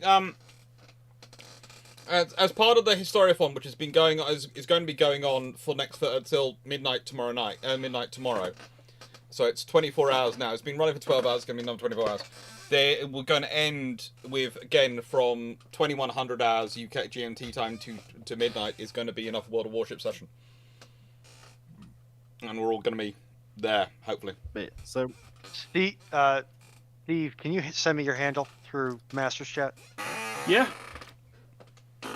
There will be spaces, Anthony Nichols. As you can see, there's plenty of spaces, and if anyone wants to join us, if anyone wants to join in, that's the thing. That's the reason, and that's the reasons why I wanted to end on it tomorrow evening, where everyone could join in who wanted to join in, and we could chat, and I could still answer questions, and...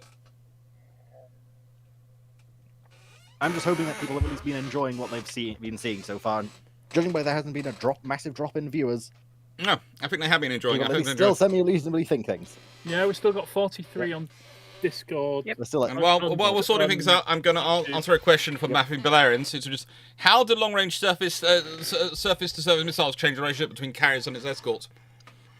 Basically, they give the escorts back some utility in the surface fight, in terms of the ranges, and they allow them to be an actual utility, and actually give them something of ability to fight. Question: how many people we need to go for operations? 7's the 8? maximum for operations. Which is why I'm just saying, if...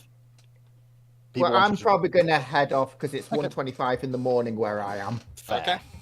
I'm just saying that would be one guaranteed way to get 2:25 in here where I am, but luckily I have a Sunday off, so.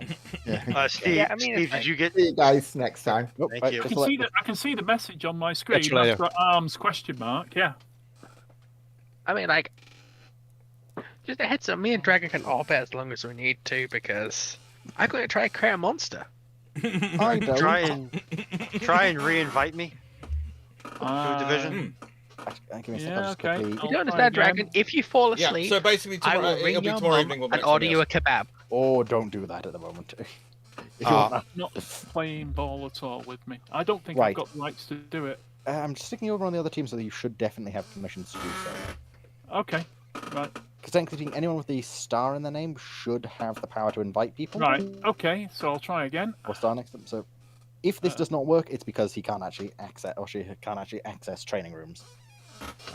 Which is why I'm suggesting operations is a possibility that could currently be done. If we want to at least get Rune on to do a game or two. Actually, to be God honest truth, I would like to do some operations because does this sound we're not we're a bit we'll we'll do the operations then. Yeah, because I'm asking, Jen, does this sound acceptable? Yeah. Yeah, I'm quite happy with that. Operations are acceptable. Right. So I'd already left the training room. I made on the assumption that was what the plan was. Right, leaving the training room, that's escape, isn't it? Yes. I just need to pray Rune, and I just have to slightly pray Rune on has operations unlocked. Let me play a battle. What account level are you, Rune, on? Just under 14. I got one battle Wait, left. just under Hang on. 14. Let me just punch my way through this battle, and I'll be with you guys. Yep. Operations is access level 14. Oh. See, okay, I can sort of, if I twist my head and get capitalist enough, see why you don't want your account to carry their purchases and progression server to server. I can kind of see that. But as far as like just strictly speaking account progression, I'll just quickly stick this. I'm just gonna quickly stick this in boarding ramp, just so that people can see. Stealthy may be requesting message access. They are loitering in Yep, general I'll chat. just quickly grab them then. Yeah. Grab them down. Goku is so strong. Oh, you there, Seven? Okay. Oh, sorry, I was just heading off. Okay, so you're heading off then. Okay, thank you. Okay. You've been loitering above, so. Operations. So, what's the procedure for? Right. Just if people want to message getting- me, I've just placed my name, my warship's name in what's called boarding. You can basically send me a message in game, and I can get you invited. Okay. Oh no, that's not the right button. Runon, I do agree with you. I can understand it as well of why they might not necessarily. But on the other hand, to me, it's more of a case of I would prefer cross-server battles being more possible. Yes. Would be the nice case. Okay. But I also understand that it's based off World of Tanks game code, which is very old. Yeah, and also too, cross-server battles is a right, and which dragon? in some was ways he? is a much more 2052. Yes. Yeah. difficult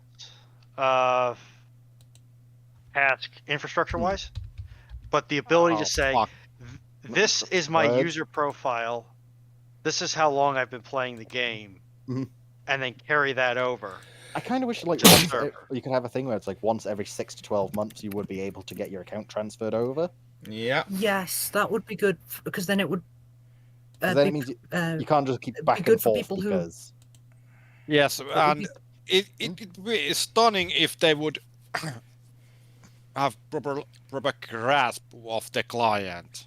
Well, keep in mind too that they may have different regulatory issues between say the U.S. and the EU that could cause problems with that. Yeah, but I'm telling that because the game was originally developed by Lesta in Russia, and now it's in the EU and US, and it's separate from what Lesta has in the Russia. I believe. There are conspiracy going around that saying that the EU folks don't know how to develop the EU client or the NA client further. Oh, worry. Because also remember they all use the same client. As I said, sort of.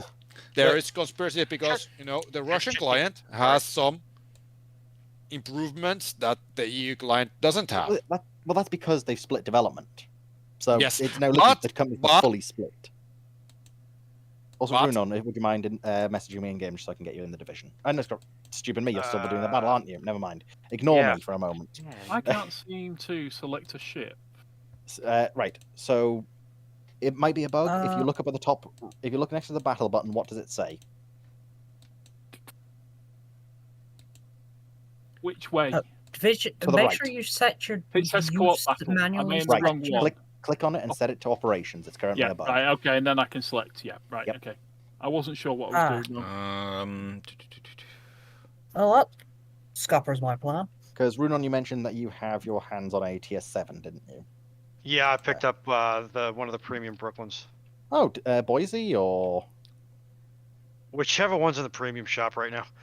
It's going to be either Boise or Nueva de Julio. That's it. And Yeah, I if picked the butchered American because I'm a bit of a yeehaw. Honestly, Boise's pretty good.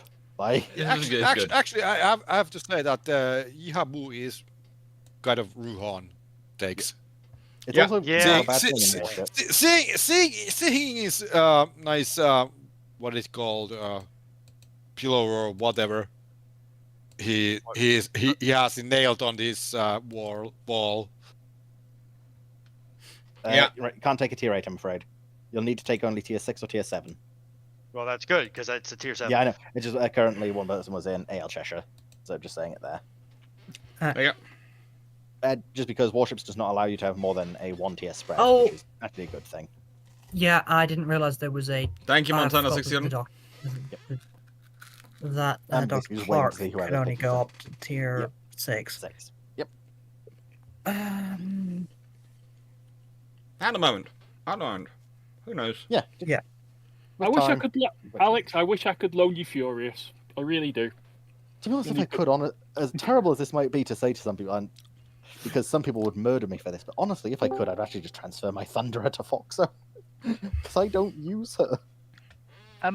Sorry to pop back in, but I just thought I'd ask, Dr. Clarke, you mentioned, till 3 o'clock in the morning and all that. He went away. Yeah. What are you doing till 3 o'clock in the morning? Is it more questions? Yeah. Well, he was supposed to be doing essays. No. Oh. No, that's not now. That was done. That was the session before. This is just general questions. Oh, that was before, right? Okay. So if you are doing more questions, I might not be opposed to joining you, given I still have more alcohol to break through. So Do not drink more alcohol, please. Beer fleet. I'm That's sorry, fine. but look, it's Saturday night. Look, I can control my language, and I can give excellent. Yes, I can. Yeah, what's going Anyway, on? that's fine. Then. Listen, I'm not if worst opposed to comes to coming. worst, I'm gonna be up till probably 0200, 0300 local, my local. So look, I'm here to help Dr. Clarke with the questions. I can do the things. That'd be good. That'd be good. I will like that. I will be happy to have you with me. Because if necessary, I will just have I will just have my finger over the mute button, and if nice way, if you go bad language comes on, I'll just go mute. Hey, Dr. Clarke, We will go with that. Dr. Clarke, I'm fairly certain that I can get Stream Deck to actually have that on a hotkey. That would be beautiful if you could. Thank you. You need a 5-second delay on the transmission so that if it goes wrong, you can go beep. No. It's more like 30 seconds for if it's fleet. So just to be. No, I don't need 30 seconds time warning to hit the mute key. I need half a second, so I'll take a second to make sure. You might do when you're tired. Okay, so I'll make it a second and a half. Dr. Clarke, can you give me a listening to Discord? If you're in the Twitch or if you're in YouTube, it should be below the screen, below the video. It should be on there, but I will find a Discord server and if you just invite server settings and go invite people. Create a edit invite link to a no limit, no expiration. Link on Discord. Okay. If you go into the boarding ramp, you'll find the details. Well, no, it's also just I think they're trying to get onto the Discord to begin with. Also, there you go. There's the Discord. I put a link to the Discord in the thing. Yep. While we're waiting for Dragon to drag me kicking and screaming. Oh, there you are. Yes.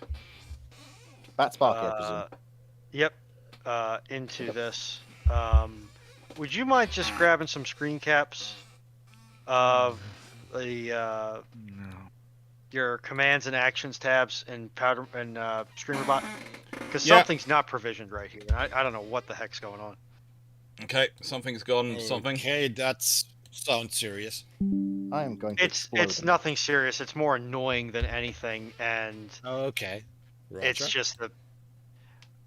Unfortunately, I don't have, nor do I want to have, the authority/ability to remote access Dr. Clarke's computer. And I couldn't legally give it to you either. Screen. Fair enough. So I need him to send me screen caps so I can actually do some diagnostics. Right, so everyone ready? Yeah. As sure you know, I do have extensive knowledge of IT and stuff like that, so.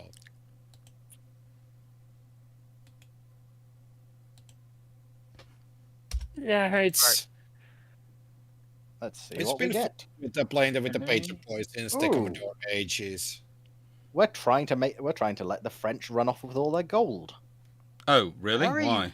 Where did it? Yep. What? Don't ask why they stuck all their gold on an Alsace, which apparently is trying to flee. Oh my goodness. Okay, well that explains why some of that's not working. But okay.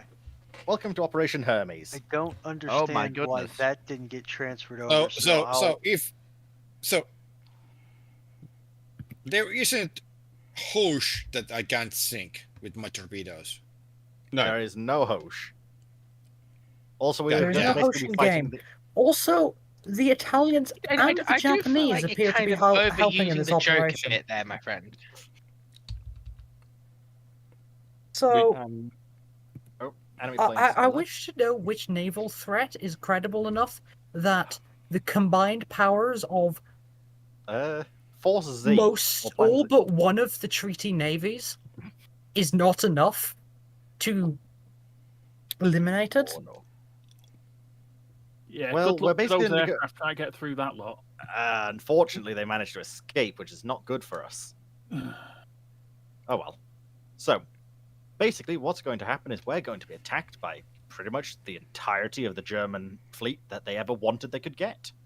Yes, we are about to be attacked by Plan Z. Yep. Okay. Okay. Well, you gentlemen are slightly bent over. Don't ask why they've got like knees, 3 Bismarcks and such. But the main goal of this is to make sure that battleship Rouen does not explode. Yeah, I love how Ruan and Rouen. Yes, I was will trying not to be make sure. This will not be confusing at all. Okay. First enemy cruiser being enemy cruiser. Nuremberg. Yes. And the fact that it's doing this scenario is just nasty. Silly. And it's got a destroyer in front of it. Right. I'll try and delete that destroyer. I think there's 2 destroyers, 1 light cruiser in the Destroyer's about to cross into secondary battery gun range.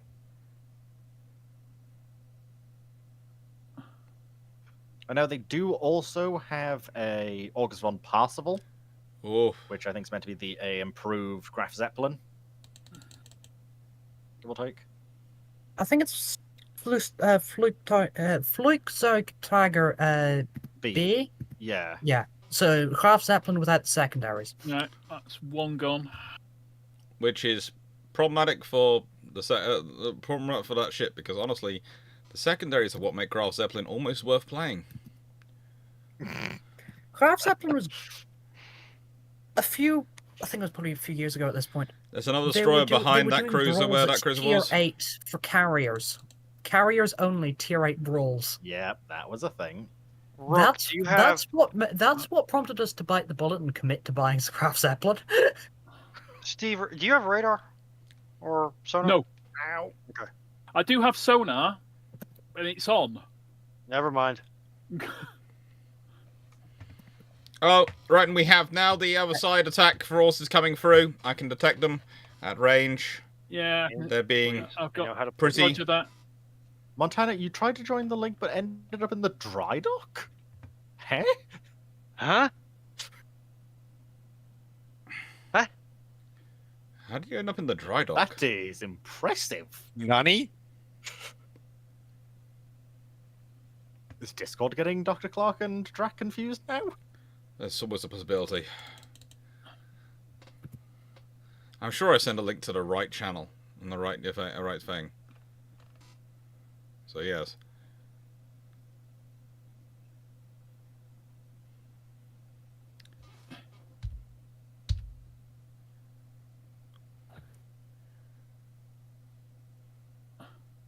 This ship is so strange, using 2 quad 6-inch turrets. Ah, yes, that one.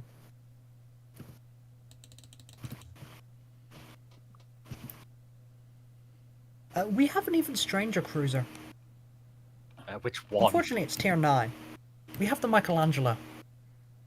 Yeah, but we don't. Yeah, but that's not currently with us. Yeah, hence the unfortunate. Oh, good tier lord! 9. There's the battleship horde coming in. Yep. And the Luftwaffe. Don't ask where they got the Bayern from. We don't know.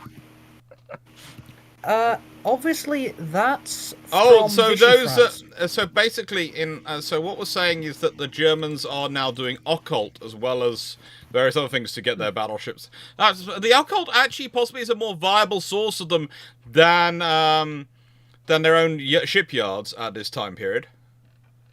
The occult is possibly a more viable source. Possibly it's more likely as well to actually work out for now. Oh wait, Bayern, not. Because even excluding the name, the Bayerns, I get the feel. I'm rather curious how an operation like this would actually be able to be done, honestly, because they'd have run out of fuel. This operation is basically the entirety of the German fleet that comes to attack us. Yes. Possibly. Yes, the entirety of the German fleet sorties to attack what is effectively a very heavily defended convoy without the merchant ships.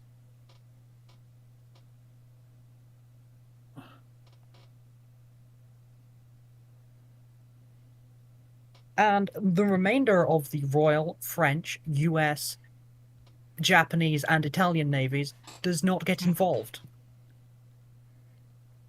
Yeah, which is unlikely. Although I appear to be soloing versus a Bismarck right now. Which is not good for me. I suspect Ultra Decrypts are involved. No. No, if Ultra Decrypts are involved, we'd actually have... We would have an actual... we'd have something more than just a squadron with a hodgepodge squadron and with a light escort. To be fair, the fact they managed to get an Alsace out is impressive enough. Let alone 2 heavy cruisers of quite good caliber. With 1 Charles Martel and 1 St. Louis. Or St. Louis. They're certainly having fun. This is going to be ugly. This is going to be really ugly. This is going to be tight for me. An ability that lets you regenerate a lot of HP, potentially. Yes. Yeah, I'm just trying to get not on fire. Or under fire, I should say.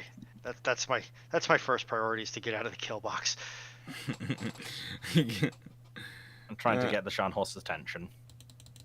Rule 1, do not die. Rule 2.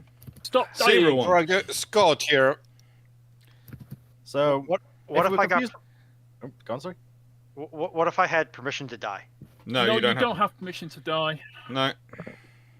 Well, even in death, you shall serve. Yes. Yeah. What is at the Scharnhorst? Because I can. Is Mrs. Clarke's opinion on Dante and his possible dreadnoughtification? Just because Black Library is cruel. I do. Okay. I do love the memes of I'm on the right him side, talking to, is it Mephiston? Basically, if you dreadnought me, I will Rylanor you. Yeah, I posted that in the memes a couple days ago. So Vexus, stick around in the general of the chat, and somebody will grab. Yep, you're already there. Okay. And after this operation's over, we can then cycle. Oh. I said I don't know quite how many more more rounds we'll be doing after this. We'll do at least one more round. This is going to be our last round for the day. Well, yours. Yep, don't worry. That makes it actually a bit easier. I'm for out me. of control. I can't help it. Okay. Oh dear. I hope. Well, I'm still going to be here. Oh, since at least I'm circling behind the smoke screen. Let's do one more round because Runon. Then Runon's played a couple of rounds because after all that effort, Runon deserves to. And then me and Fleet will start answering questions because I think there's a fairly large number built up in the chat. With Foxer, you'll have your chance to ask more navalized Typhoon horrors. The archive function has logged at least 150 questions since we started. How many of them are from Night? Just for you. Knight's got 180 for tomorrow. Do not joke about that. Well, he did say he had 208 questions for this. I have managed to make it through about 30 of his questions today. You know what, Dr. Clarke? I feel like we should have Dragon and Foxo and Ruinon along for this. What? For as long as they can stick around. Since since Dr. Clarke, I'm sure aware how useful they are to my rambling. Steve, I don't have rudders. That's fine. You don't have brothers either. No, I'm up till what would that be 0600 Greenwich? Yeah. Usually tonight, anyway. I may pass out because of a completely knackered sleep schedule, but. Well, my plan. Right. German okay. carrier Adler has now entered the battle zone. Yeah. Right. We've got cruisers. Yeah, I've spotted them. They're shifted around. All right, I'm heading in their direction. There's somebody else, brave soul, out there in front of me, and something a bit bigger. That's me. What are we That's thinking me. Turn the port, Alex. Come across my bow. Careful, there'll be a squadron of German destroyers spawning around here-ish. Yeah, well, this is it. It won't just be a cruiser, will there? There'll be destroyers as well. Yeah, but they're the German 6-inch destroyers. Yeah, so they can't hit Jack. Oh no, they can. They can. It's the game. Yeah, in this game, they're accurate. Yeah, in this game, there is reality, and then there is world of what the. When some of the battles earlier, me and a couple of others were talking with Frattini. Historical accuracy is important, but unfortunately, at times, gameplay will have to come before it. Mm-hmm. You don't want to have a 1% hitting chance in a game. No. It would take forever. Yes. I do want realistic hitting chances. Yes, right. But that's only when they work in your favour. For half a day? Yeah, but in that case, then, that's what a simulator's for. Yeah, that's what UAD's for. But I would... No. Oh, please don't remind me.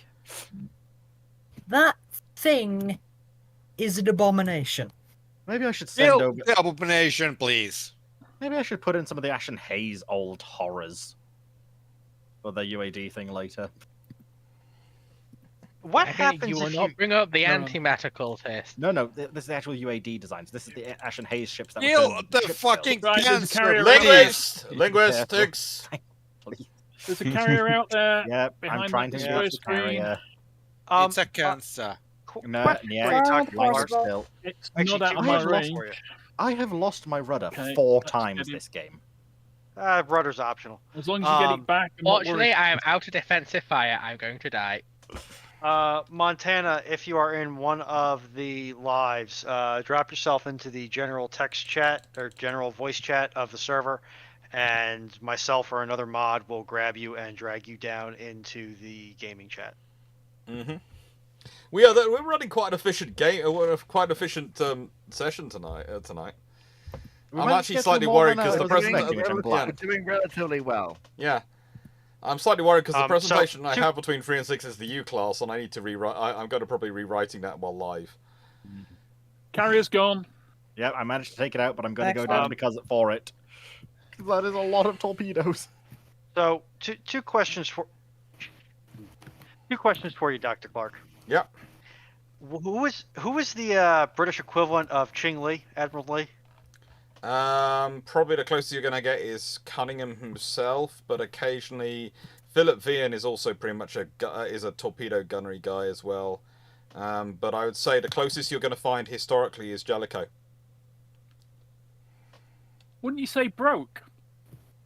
With his fixation on gunfire power in the age of sail? Yeah, he doesn't apply the mathematics which the others do. No, okay, that's fair. How happy would any one of those three be if they got smart shells suitable for battleship main guns and the supporting equipment to use them? Always happy. As in smart, as in guided. Not necessarily the 120s that NATO/US Army's been developing for the Abrams. Yeah, they'd be very, very happy. If you got guided shell, hard, but not quite hard enough. To be fair, I think actually we have got 3 stars. Or not 3 stars, 5 stars, which is very good. Wasn't the experiments for 406 on America in the 50s and 60s? I'm not sure. No, although they did have a project called, oh no, that's Sharp, never mind, I'm thinking of, but that's just using the gun barrels. The largest fielded guided shell, to my knowledge, was the 8-inch, paveway shell for the paveway shell for the lightweight 8-inch. Can someone please tell me why there is one of the golden ships that decided to go and do quite so high up the hill? Golden ship? Yeah. AI had a brain fart? Yeah. Yeah, the Rook that was quite far forward would have been me. I'm going to say that team, congratulations on that. That was damn impressive. That was good. And the reason I'm because I was piss poor, you know. Word, language, please, careful. My apologies. With me. So, right. I will trying to get in. I will perform the required sacrifice on later date. You must commit the boy. The boy? Dragon, say the word for me. Foxo? No, because I know what you're referring to, and no. Later. Foxo. Boy? Please. Yeah, I'm already subscribed to the Udachi boy. Church. That's not what she wanted. Gentlemen, that's it. You should be subscribed to the Fleet of Oceans. Yet. I've already done so. I cannot do more than one. So, please. Silence for a second. I just want to try and clarify. So, was there anyone else who was going to be trying to join for this final round? Not sure. Just because, if so, I can try and cycle people in and out. Because there's a limited number of spaces. If they need, I will drop and get some sleep. Oh, well, I've got to drop from and Warships. My PC's overheating from it. And also, they clocked it. So. Oh, so I have a. While I'm here, I have something I'd like to share. Allow me to. I'm going to share it. Actually, I could just stream my game. No. Where are you doing it? Just streaming via Discord. Well, shame the doctor's not here. In which location are you streaming it? This voice call where I am. Ah, right. Okay. For which field are we going? Look at this shit. Watch stream. Yeah, it's all right. I know where I'm looking now. Okay.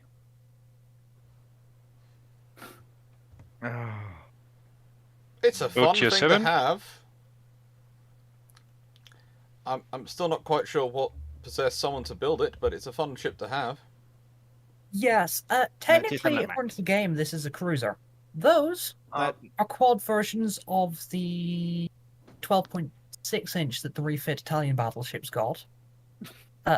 Fore and aft, we have quad 6-inch what's guns. His name's design? It's meant to be the one with the ultra-short citadel. The Italian designer. I feel terrible because I can't remember his name.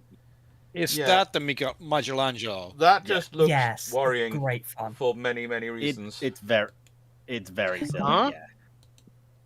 That's based on a real design, isn't it? A paper design, yes, but yes.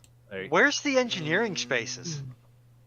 Underneath the middle, I'm guessing. Can't do that to improve. That's not a lot of engineering spaces with the barbettes right there. Okay. Montana, Yeah, were you it's Vexus? more gaming, so you know. Oh yeah, the ships are made up and engineering doesn't matter. I understand that, but at the same time, This is based off a real design, though. That's it. Well, it's based off a single set of documents, and yeah, as but they were told, you know, they apparently do check all these things to make sure it all works. So I can believe it. It is just a case of there's not a lot of engine room. Well, what speed is it? That's one way to say it. I'm not sure about what the World of Warships one is. Hang on, I'm just going to take the flags off.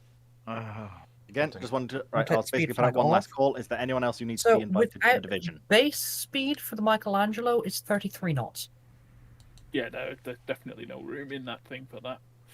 So normal cruiser speeds, and this thing has, it has the hit points of the same tier Italian battleship.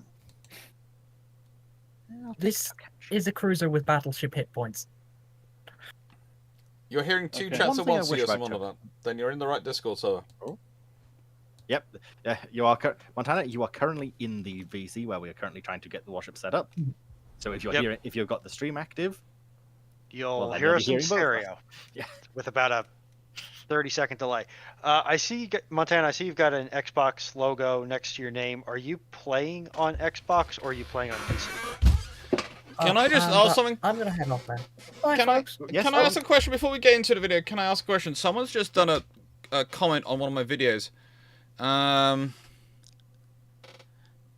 Without the British drawdown in North Africa because of the Africa's deleted, a neutral Italy more or less shuts down the Med Theatre because, well, nice way.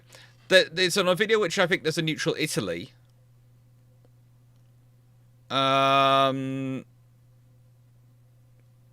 Yeah, someone's done a comment which basically on the neutral Italy video is that the Africa Corps will be deleted a lot earlier.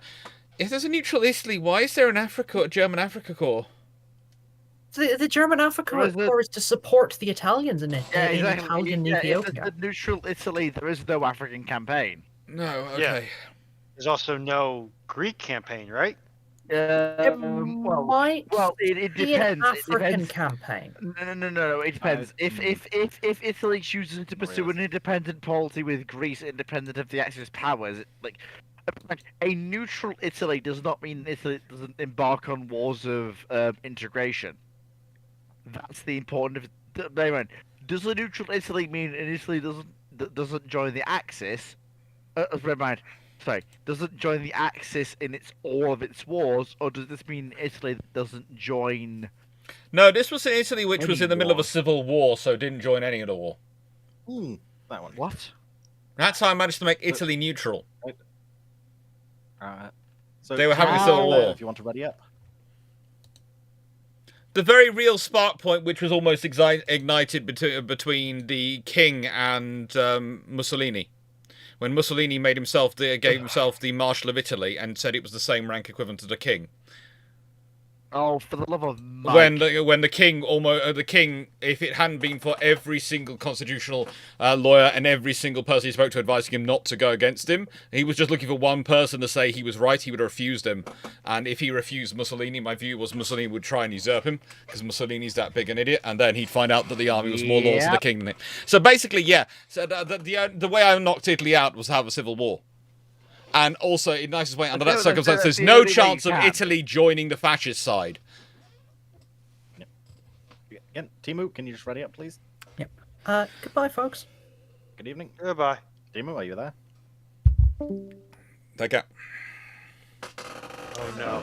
Rumsfeld's back. Oh yeah. No. Rumsfeld. We have the Darth Emperor. We've had the Darth Emperor Rumsfeld, the God Emperor Rumsfeld, and we've now Donald Rumsfeld himself. I'm not sure which has been the scariest of all them ones.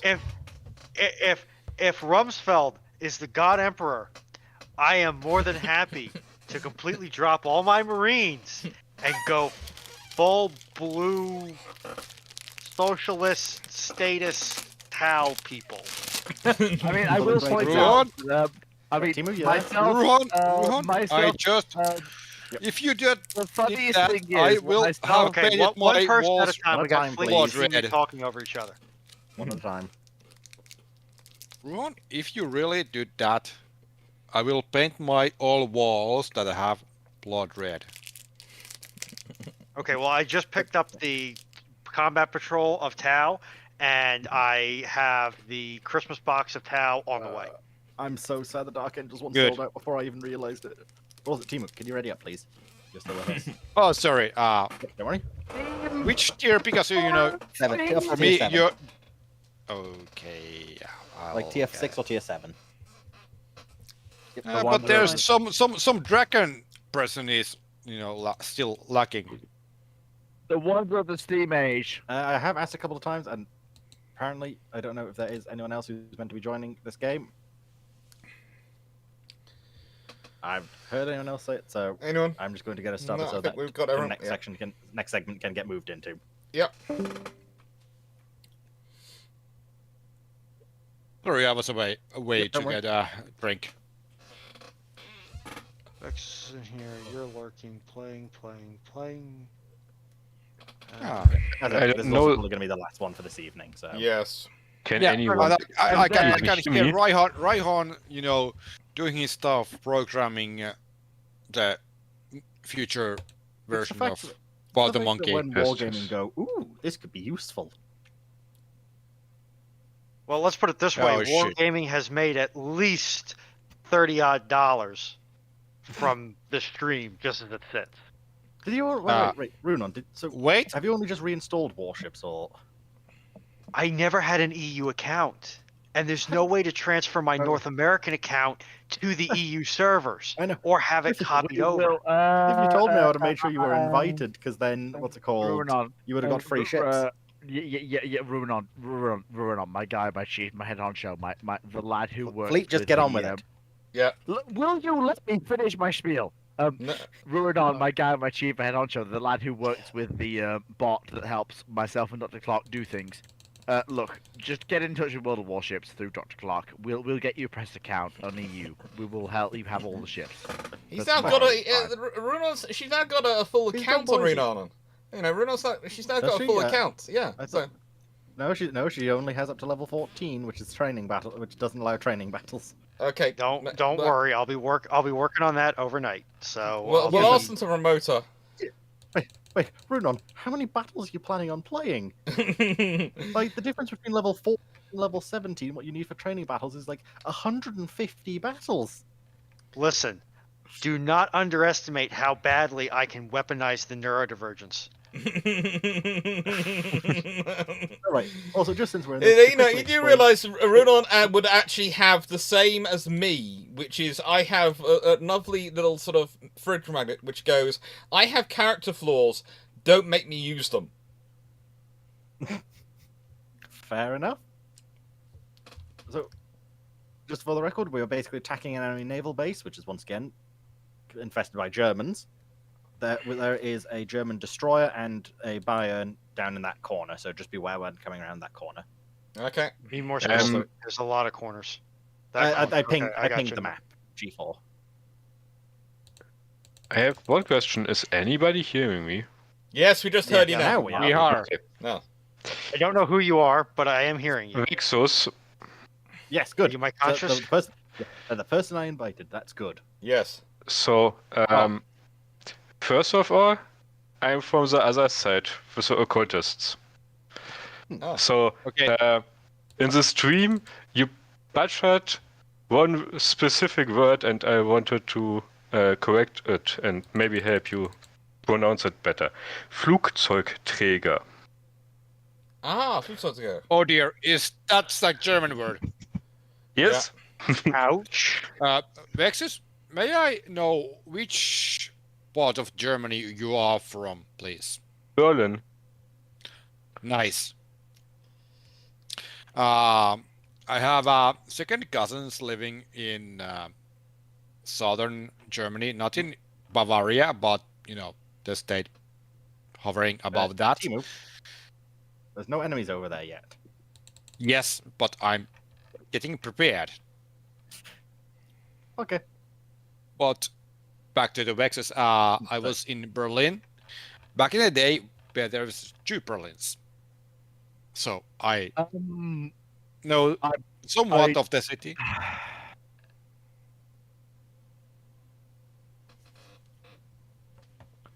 And sometimes, at some point, I will get back there, unless my useless teammates get died, getting rid of all of the ships on the anchor. Listen, you didn't have to tell me you knew my father like that. Currently, I'm being attacked by a lot of enemy ships. Well, I didn't, but it's nice to have a thing or two common between people, right, Dr. Clarke? It is. I've just sent Dr. Clarke something he kind of needs to see, and I've sent a message with it. Oh, the trouble is, I can't go and see it at the moment because the World of Warships has kind of captured my mouse. Yeah. So I'm able to possibly go and see it in a second when I can look at this one. This is the reason why I think over the long term I need to actually end up with possibly 4 screens. I'm just sitting here with one giant screen. Ships we lost? None. But I am tab hurt is a very lot. useful. Power station. Yes. It will not take you much. HE works very well against shore installations. I mean, I'll also send it to Ruben as well because he'll understand. Because this is the horsepower of steam, but still. Yes, more train things. Unfortunately, I was blessed with a couple different kinds of the autism, but not the train autism. The 2 outside of the harbor bay should come in, because we have to defend later. No, we need to escape. Yes. But and I'm making sure to clear out. I'm clearing out the far exit if you try to escape out the far exit. This is the sort of thing I thought. So nice way. I thought if I go, the only one who goes up to that into the northern exit to blast my way through, I will at least clear that path for you. Yes. Okay, but he's trying to survive. Yeah, I'm surviving. Well, yes. I won't most. Yeah, and for me, I won't survive because there is shit heading into my way, and I have no idea what the Mayako is doing, but hope he has a plan. For the record, the Ashitaka is an Amagi class battle cruiser. It does not like the fact that it has to engage 2 Bayerns and a Gneisenau so far. I am hurt. I am very hurt. But you are alive. Reckon?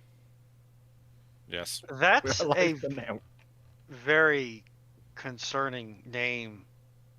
What, on the Bayern? Yeah. Yeah. It probably means something different to our Germanic cousins, but yeah. Oh no, I've even asked Germans, and they know what you're thinking of. Okay. So I think he is thinking about animes. No. Don't even try and say anime. This ain't an anime problem. Don't blame that one on anime. I guess I'm. Well, are we moving from World of Warships to the questions, or are we? We will after this round. Yeah.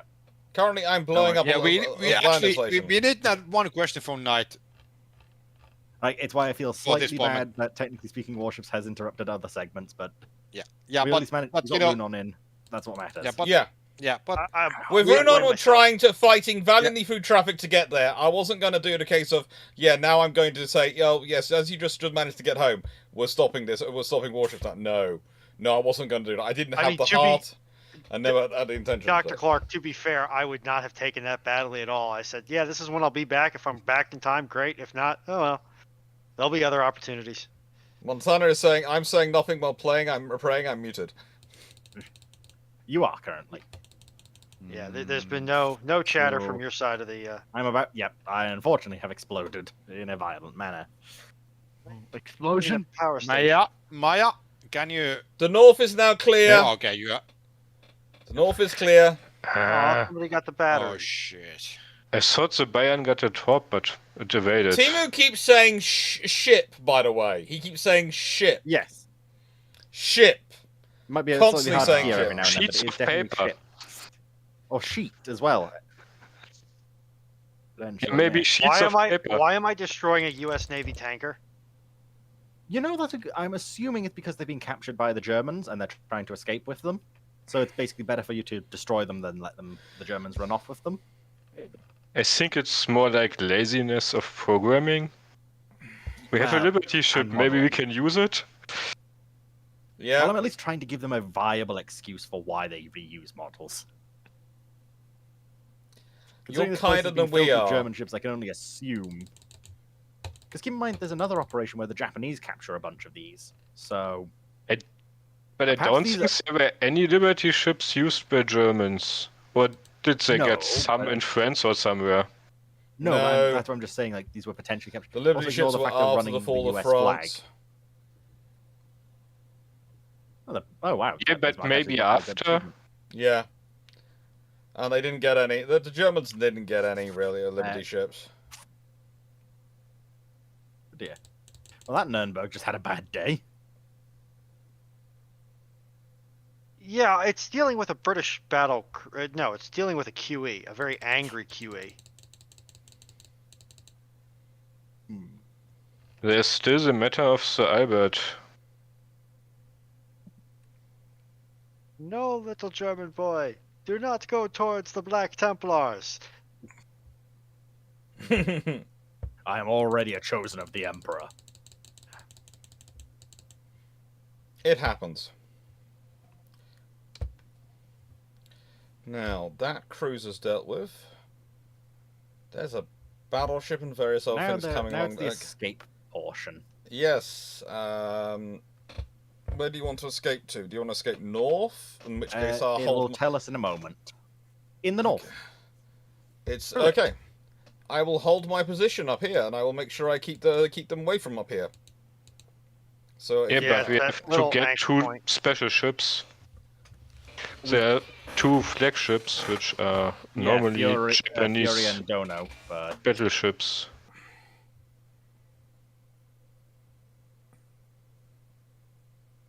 Yeah. But unfortunately, I don't think we have the forces really to do so. I think make a break for it and see if you can survive some more thing. Like I don't think we can do the joyous thing. And there's a battleship I'm going to have to deal with, which had literally just popped in. Right on A. Yep. I'm going to have to change from a piercing because I was in higher explosive to deal with a light cruiser, which was really annoying me. I thought Brooklyn's could do better than 30 knots. How many heals do you still have, Boise? Do you have 2 or 3 heals left? Hmm? How many heals do you have, Boise? We have 3 ships left on the map. I asked Rune on how many of their super Sparky, how many heals? I have... heals. Yes, I have heals. I have plenty of heals. But they're trying to ask you how many do you have left? Yes. 2.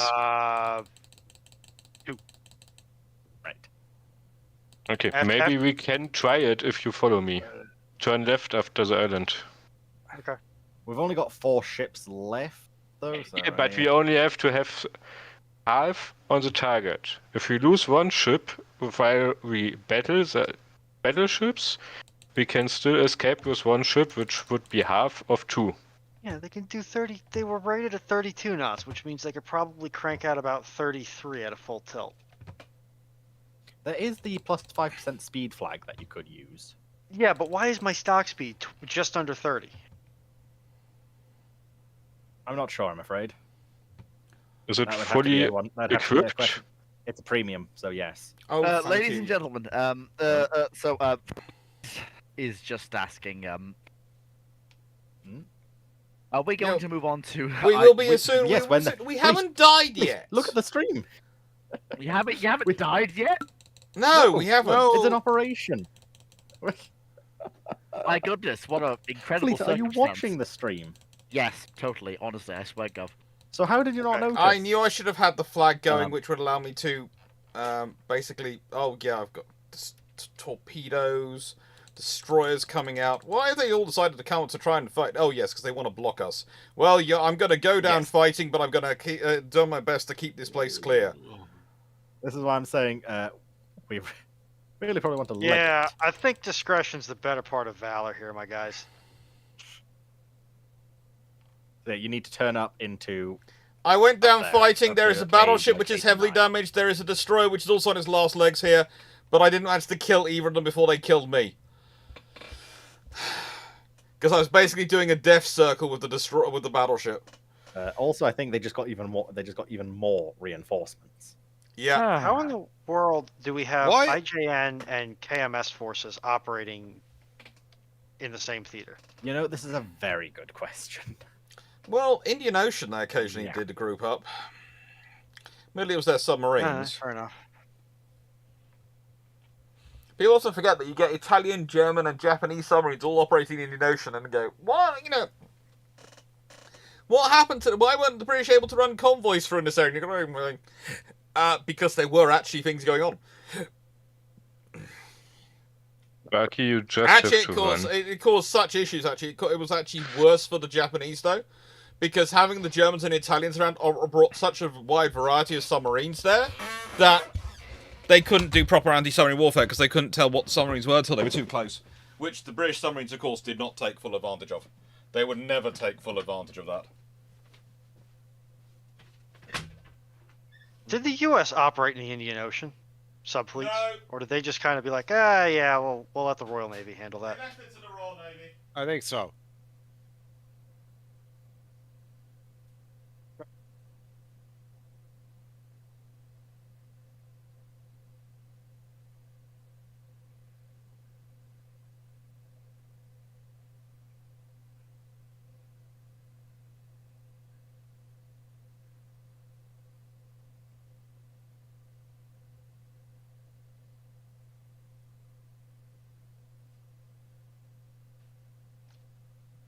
And Dr. Clarke, if you need tips or pronunciation, I can help you if you like. That'd be lovely. For German. Thank you. Because my German is rusty. Well, my German is very rusty. Well, my German doesn't exist, quite frankly. My German, because I'm dyslexic, they decided that I couldn't do foreign languages when I was 13. If you've got one of those heals rune on, I recommend using it. It's on cooldown, and I just got slapped with a Citadel hit, and I'm probably going to get slapped with another one here. Because our battleship is doing strange and terrible things right now. I think it's because you're broadside. No, to be fair, that Bayern uses 15-inch guns. It doesn't matter. Yeah, but the Boise could have bounced some if they didn't show broadside. Well, I was over the line before I died. That's all that matters. A victory is a victory. So yes, that's a good place to end it, I think. Mm-hmm. Yeah. Before we eat any other segments. Thank you very much, Roman. Let's go back to brew ships. Hello? I mean, of course, don't forget, Fleet is here still, along with Dragon and Foxo. Further questions? Dragon and Foxo, you aren't going anywhere. Well, Dragon, you're still here. Oh, you are alive.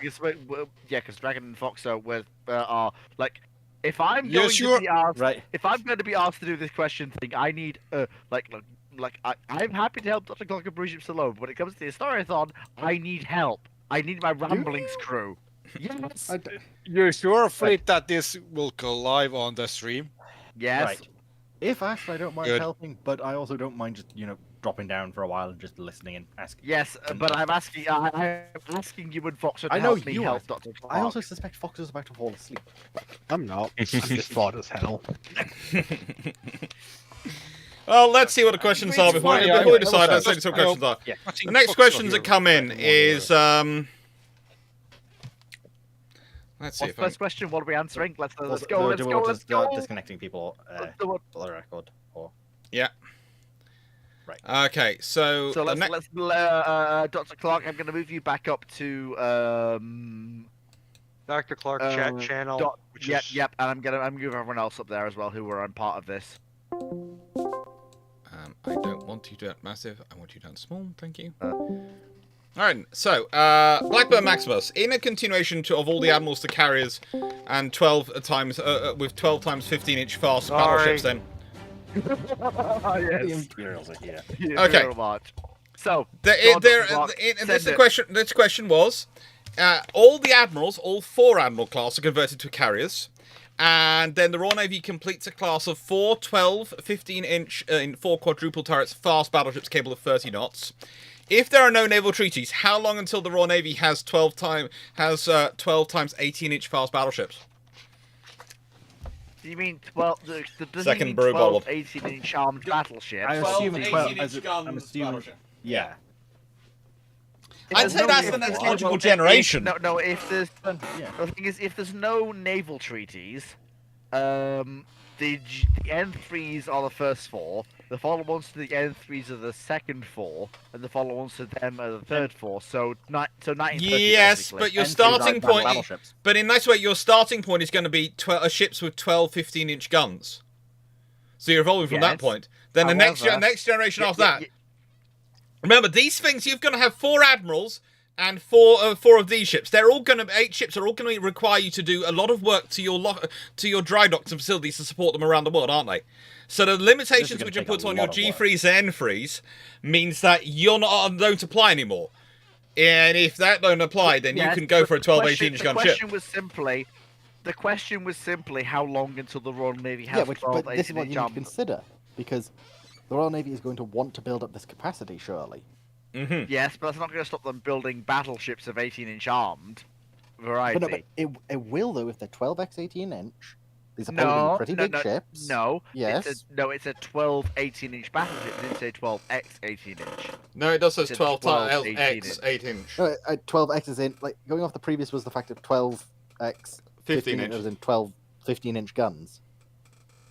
So this would be 12 18-inch guns. Like, this is basically a 4x3 arrangement. No, that's actually fairly straightforward. As I've put that's next generation. If Dr. Clarke wants to show this, actually, I actually do have a ship for this. If Dr. Clarke will allow me.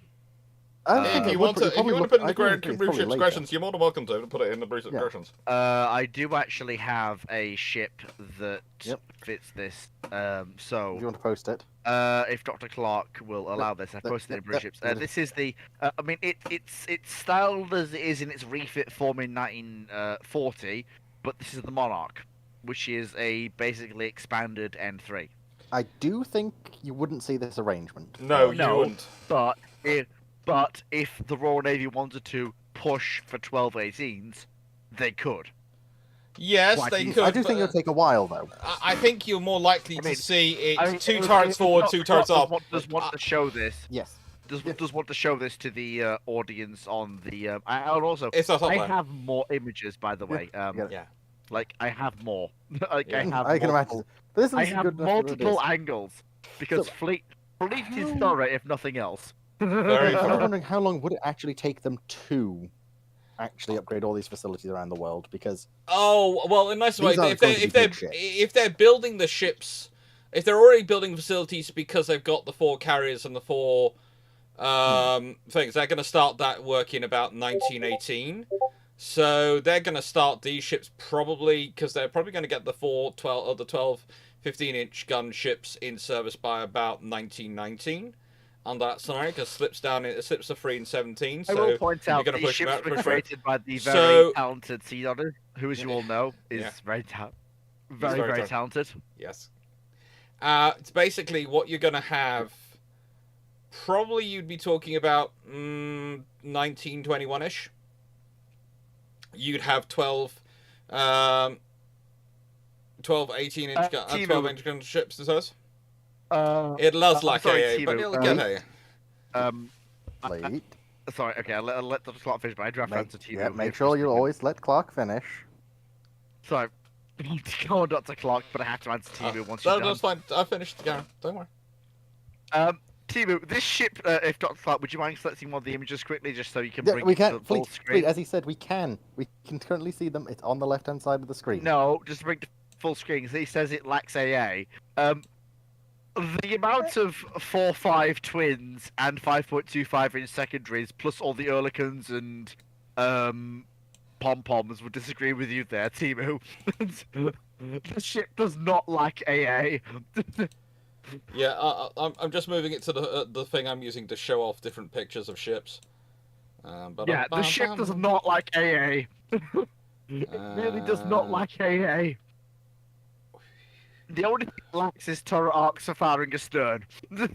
That's the only thing that lacks. Yeah, which is why you'll probably So it does not lack anything else. It has armor, it has decent speed, it has AA and secondaries. It just can't fire astern.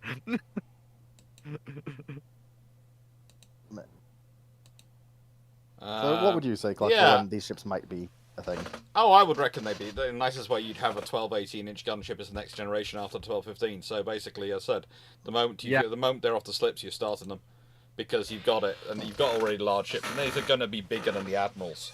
They're going to be broader beam, etc. So, if you built the exact same hull, you've got an 18-inch gun ship. And honestly, if you like the triples, if you consider what the Royal Navy tends to do, they tend to keep to the same turrets for generations. So, finally gone to the triples, then yeah, they'll be going for 12, 18-inch guns, and the Americans will be going, Tillman, those designs, please. Everything lacks AA if you aren't American. Well, no, actually, one of the interesting things is if you look in 1939, the Royal Navy ships consistently have heavier AA than pretty much any other navy in the world. And then by about 1941, the other navies have watched what's happened to the Royal Navy, remember they had heavier AA than they did, and have gone, we need to fit it. And when asked, what else? They're not sure. Fell asleep earlier, missed the answers. Sorry, Wayne. What I will say is just to Timo. He says yes, it lacks it says he lacks plenty of room for close range AA. I said yes, it does, but not if you consider the blast effects of those 18-inch guns. Given the if you're using your 18-inch guns at the same time as the AA, then you've got problems. No, but the point is, Dr. Clarke, even you get. In 13 Vexus 13, it's because of the joys of the G3 designs, and the designs that were done that they did that to try and shorten the whole Citadel and other issues, and also to try and keep the magazines as far away from the engines as to keep them separate. Because one of the things you have to do with magazines, if the shells and the shells and the powder gets warm or moist, it causes trouble. So you need to keep a lot of basically the separation between the magazines and the engine and boiler rooms. Boiler rooms especially because they get really, really hot. Boiler rooms literally do boil, and including the air around them. So you want to keep your magazines as far away from those as possible because the heat from them will actually introduce variance into your shells. And there is actually an argument with the Italians about the Littorios that maybe that was also a contributing factor to some of their issues with firing, it's not their quality control, it's literally the insulation they have between their boilers and their magazines. But again, I think my view has always been with the Littorios is it's a lot of cumulative things. So let's say because they couldn't get the stuff that they would like to have got, they had to use Italian-produced stuff, which meant they couldn't get the insulation material they really wanted to get for that between those, which was American actually made material. Then they have issues. Everything's just a little bit. It's good, but it's not as good as they were planning it for to be, and that introduces just enough variance to when it's cumulative and has an impact on things. I would just like to point out for those who are questioning the design, this is something that was made for me by Sea Dodders basically when I asked him to expand on the N3 design just going forwards. So don't take this as gospel for what a 12, 18-inch armed ship would look like. It's something that I just asked Sea Dodders to create for me regarding a hypothetical expansion on the G3 and N3 design lineage. So don't worry too much about that. Now we come to Blackman Maximus's question, if I may. Read it out. Please do. While out kayaking, the Lady of the Lake gives you Excalibur. What do you do as the new king of the UK with divine right to rule? And who are your knights of the round table? That's to you, Dr. Clarke. If I'm given divine right to rule, God, Lord help us all. Knights at the Round Table. I think I might put Jeremy Clarkson on there just for the fun of things, just to see what happens. I want to be Knight of the Royal Navy. No. I think you're gonna have to fight Drac for that one there. Yes. I think you're gonna have to fight a few people for that one. No. Drac wants to be head of the armed forces generally, but I I'll still be think under you might him. be fighting a good few people for that one. Garius is going to be my Garius is going to be my Knight of Transportation. Dan is. Whoa, hold on. Fleet, let him finish. You're not giving Darius Knight of the Transportation over me. Yes. Of course he is. Let's put it this way. It's the one thing I'm good at. Yeah, but Garius actually has for many years edited a magazine on public transport. But my hours in locomotion and transport fever. Does not matter. Does not compute. Versus the real world knowledge of Garius the Brit. You've got skills, but I'm going with Garius. Hi, mistress. Let's see. Do not. I'm gonna go say Mistress of Entertainment. Wait, no, let's. Foxo's gonna. Foxo. If I'm gonna give the title the Knight of anything for Foxo, it's gonna be Knight of Culture. Oh my goodness, kill us all now. No, that actually suits pretty well because she actually has a good knowledge of both Irish and English culture. So. Oh God, this could actually work quite well. I'm sorry, but we're purging all French words from the lexicon now. Bye. You dare?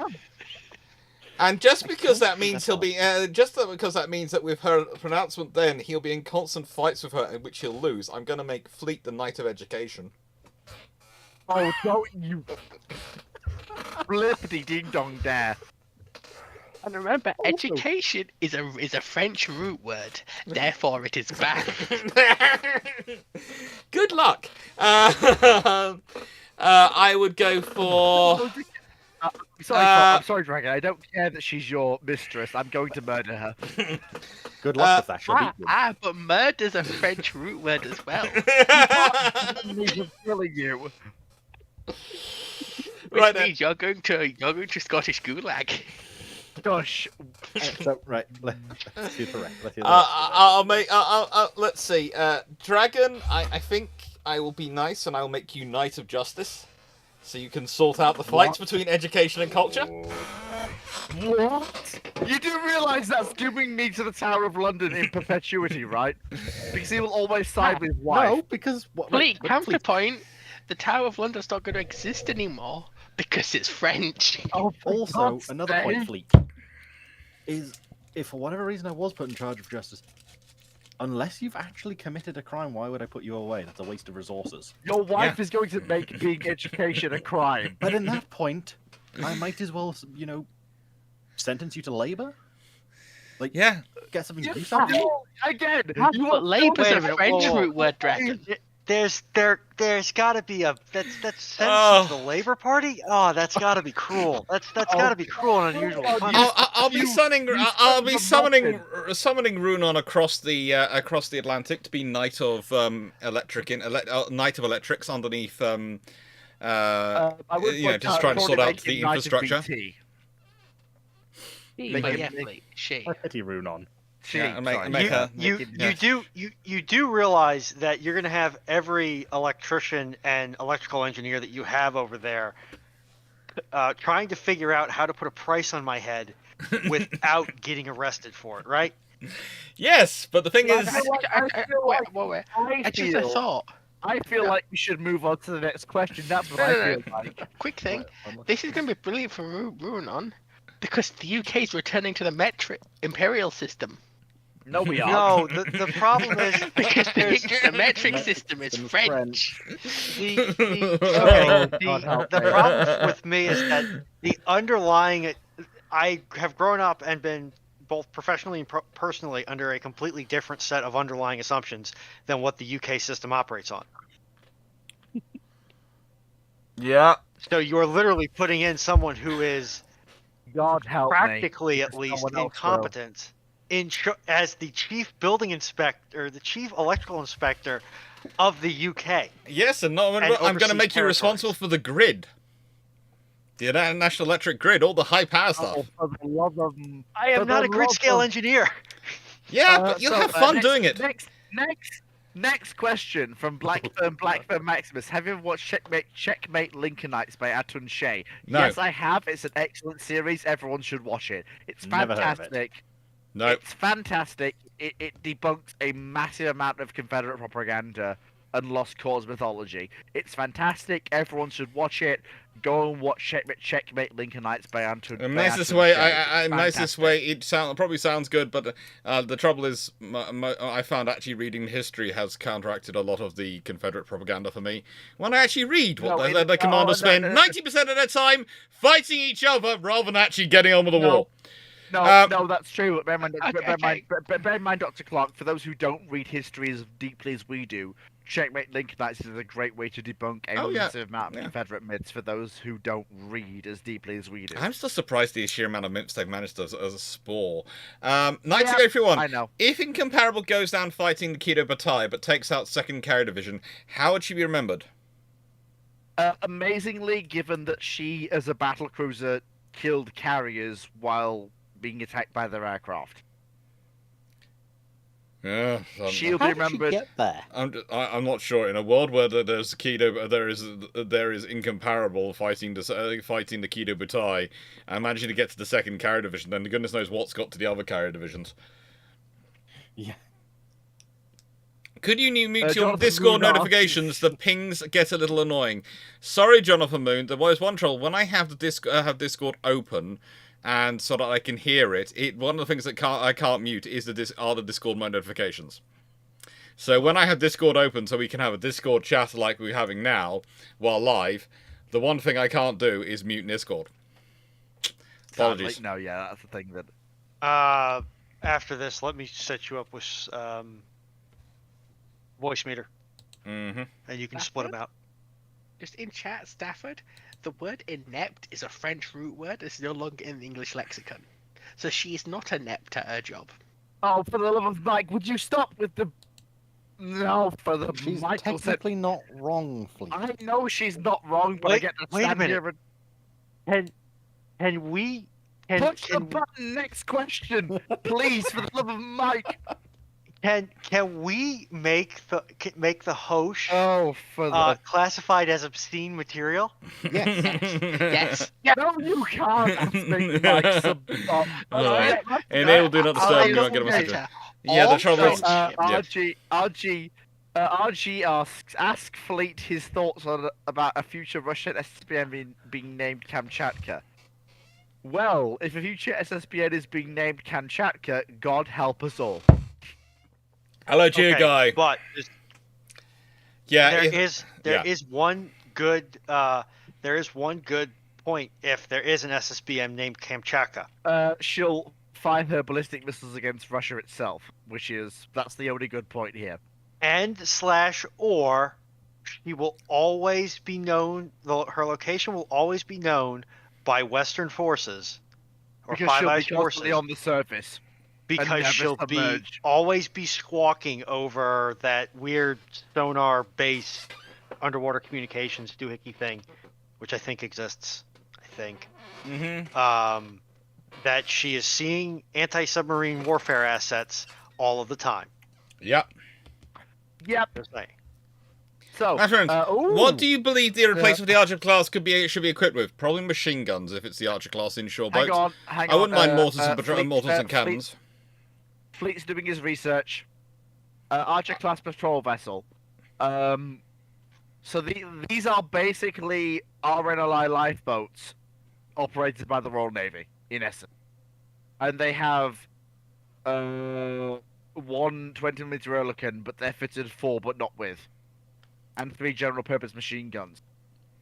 So if they were ever to have, if their successors exist, their armament should be basically a 12 points, basically 50 cal. Thanks, Strider. Constantly fitted.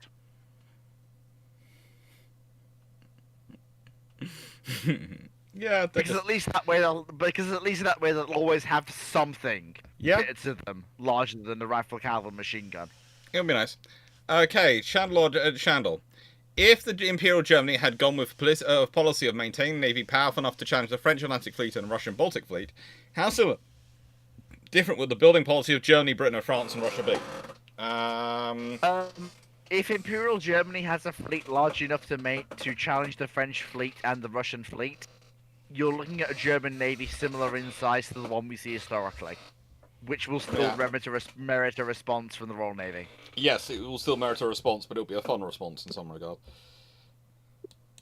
Because if Germany is strong enough to challenge both the French and the Russians at peak strength, that is a navy that supplants both. At that point, Britain's going, okay, new rival. At that point, the Royal Navy's going, wow, you're trying to do our job. Yeah, that's the thing. You're basically talking about the historical German building program. Because even though that wasn't what the German Navy was aiming for, they're aiming to challenge the RN. That's what they achieved. Because that's what the Royal Navy was aiming for. So, yeah, this is the thing. You've not changed history. You've just given a different angle to history. So, it's basically how similar would the building programs of the other navies be? Identical. Because Pretty you've much. not changed history. Pretty much. Right then. Oh, where are we going? Oh, yes, that way. Not a Wolf. What is your opinion on the A12 Avenger? Let me poke the internet and see what that is. Oh, not that bloody... Linguistics! Sorry, not that flying wing monstrosity. It's The A12 cool! It was the idea to try and get something with an attack aircraft, which leads up because of the end of the Cold War. The Flying Dorito. Oh, right. Well, The it's a A12 McDonald. It's a McDonald program, so automatically it never gets off the ground. But at any rate, The A12 Avenger was a thing that existed. I'm going to put it in blue ships quickly. Yeah, the The flying A12 Avenger was a thing that existed, but in reality had no real chance of getting off the ground once the Cold War ended. But it was cute. Let's be honest, it was cute. I disagree. I hate the fact that it existed. Well, too bad. It exists. But it has some really cool stats. It's a wedge with no upright surfaces. Yeah, but so's the B2. Yes, but the B2 looks at least has some humps in it. It's not just a flat wedge. I just think it'd be fun. It'd be fun to see where the world would have gone if that had actually entered service. And the fact it was going to be the Avenger 2 also brings it, joy to my heart. Also, you know that some would have had to appear in any Avengers movie. not necessarily, but you know. Angry fleet noises. I'm honestly surprised they had F-35s in there. Please bring things back to the. It's a Ruidon. When was the earliest time you think that fully remote controlled AA light through heavy would be possible? What do you mean by that? Do you mean akin to central battery fire control, but for all AA mounts? The problem is that really doesn't come about until the 60s. Because you don't see the CIC taking control of all the mounts of a ship until that period. Yeah, but the question is, when would it possible? Earliest possible, and I would say, if you consider the technology, You really have that level of. No. I'm sorry to cut you off. Think about it. You can't have that level of electronic control until the 50s. Actually, think about it. There are actually systems which do have that level of electronic control. They're mostly on aircraft. The 5-inch twins on the. Well, that too, and the 5-inch twins on the Iowas would tend to disagree with you. Yeah. Okay, right. Theoretically, robotic turrets became a thing on aircraft by late World War II. Yeah. You can't compare. Could you theoretically do that for anti-aircraft weaponry, especially the light close-in anti-aircraft weaponry. Well, the thing is, The you problem haven't got is the video light- cam. the light TV is anti-aircraft- limited. TV cameras and televisual systems are limited at this point. You But- can't really. The thing is, by the time you're getting remote-controlled AA, light anti-aircraft guns have already fallen out of favor, and you're talking. Basically, the question boils down to: can you sync blind fire 40mm Bofors and up to a centralized fire control computer?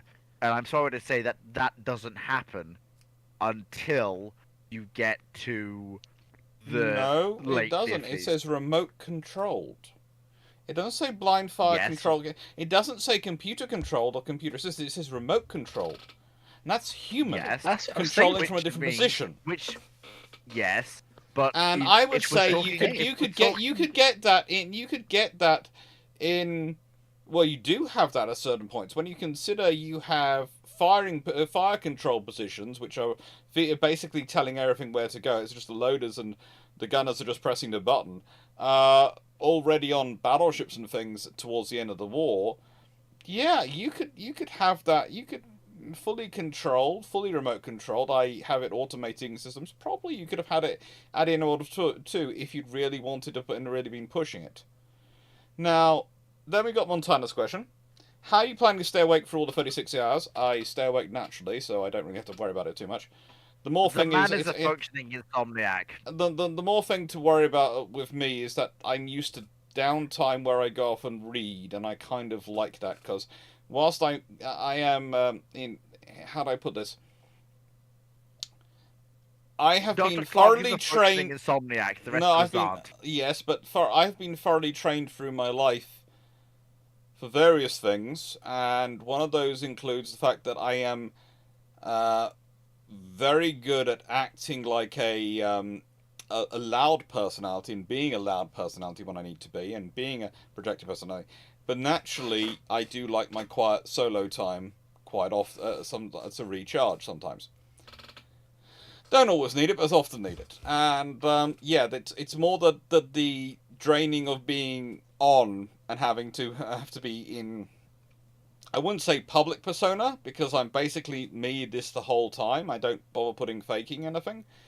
And this video will have not. These videos, if nothing else, will serve to show that I am literally just me. I never bother faking. But they are going to. It's probably it's kind of. How do I put it? It's a lot of people. It's a lot of people. Understandable. And then we have HMS Prince Philip. What would HMS Prince Philip be? And I will leave that to all of you to figure out. I would actually question when we're going to get an HMS Prince Philip. Oh, that's easy. Type 83s. Get one. Yeah. Probably, yeah. Prince Philip will probably be one of the Type 83s, whatever form the Type 83s actually take. Oh, they're gonna be. They've already been called in some things recently. Cruisers. Oh, the actual government have called them a cruiser. The Royal Navy have actually they've actually been called cruiser in a Labour Party document. We support Type 83 cruisers. We've been through this before. The cruiser doesn't exist in modern doctrine. Well, I think if you're going for something, the name cruiser doesn't exist in modern doctrine. The role does. But I'd say one of the things you're talking. I think one of the things you could be talking about is that could be telling you the size of the ship.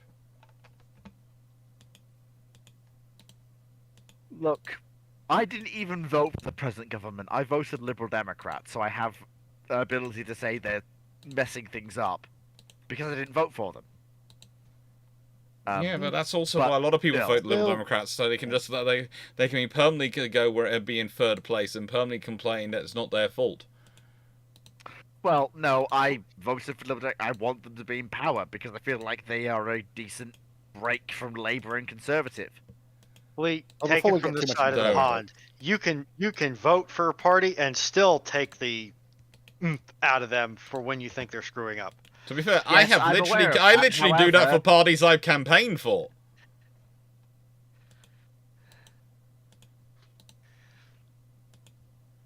Anyway, so Prince Philip will probably be Type 83. What's the next question after that? Push the button. I'm pushing the button. 13 Vexus 13. I have another maybe more complex question, which may be worth a video of its own. If you are building up a fleet, how is a useful combination of various types like destroyers, cruisers, and battleships determined? I'm kind of filling in some blanks here. Is a ratio of 8-4-2 useful? I'm assuming 8 destroyers, 4 cruisers, 2 battleships, or is something else more common in general? From a layman's perspective, I think it's largely going to determine on who are your peer/adversary nations and how dispersed is your interest. If your interests are very concentrated, then you only need a ratio to support your capital assets, and you may not even need capital assets if you can rely on the umbrella of a larger or more leveraged power to provide those capital assets. Yeah. Basically, if you are a navy like the Royal Navy, your ratio should be 2-6-12. Basically, down to the fact that you are going to be operating overseas more often than not, and you need extra destroyers and cruisers to provide more screens than usual wherever you're operating. If you're a nation like France, your ratio should be 2-4-8, as you have far less colonial possessions and therefore far less need to provide escorts. If you're a nation like Germany, your ratio should be 2-2-6, because again, you have less economic output, you're operating closer to home, and you need more capital ships than you need destroyers and cruisers to match your opponents. Mm-hmm. If anyone has anything to add to that, I'm open to it. But I think I've pretty much hit the nail on the head. That's pretty much it. But I would add that the most interesting SCAU class boat I ever find is that the Royal Navy had one named HMS Ultimatum. The fact that they had a U-class named Ultimatum just disturbs me every time I look at it. So I'm checking the slides for the later video at the same time. So we have Donald Rumsfeld. How did smoke screens in the Age of Steam and Steel work? I can answer this. I think. Well, I can contribute to an answer to this. Please do. They would change the fuel-air mixture going into the boilers, or they would add additives into the uptakes or updraft exhaust to cause the smoke to be visible. If you go onto any of the Iowas, you will see that there's actually a set of periscope/sight glasses that allow the boiler crews in the Citadel to look up and witness the color of the smoke exhausting out the stacks. Mm-hmm.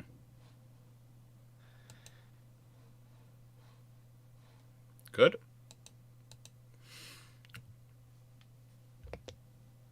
And would it be possible to have I know things, but occasionally I do. Would it be possible? And this is an important one. Would it be possible to have modern smoke screen that would blind today's sensors and targeting software as last-ditch defense measures? They do.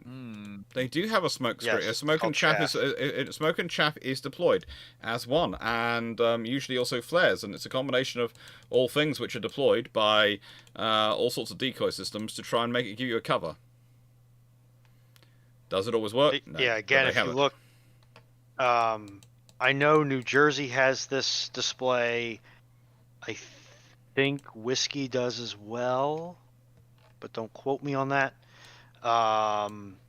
They have a display of the Iowa's refit chaff launchers, and I believe it mentions that the chaff, air quotes, was also thermally active. Mm-hmm. So it was both a thermal and a radiological noisemaker, essentially. I think the more interesting thing that's going to happen is once we get processing power and visual image recognition to a point that it can be mounted to a missile, how that's going to change the calculus. Because it's a whole lot easier to pump out it's a whole lot easier to distort, disrupt, and reflect radar so that it's useless for the receiver sensor set than it is to do that and visually obscure the target to the point where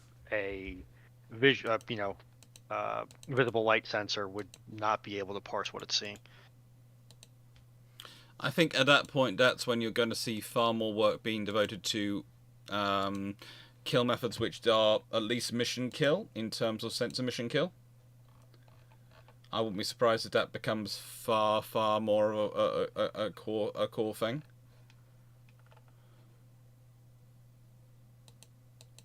Just because it has to. It has to be a thing once you're doing that sort of scenario. You know, it has to be something you are thinking about, you know.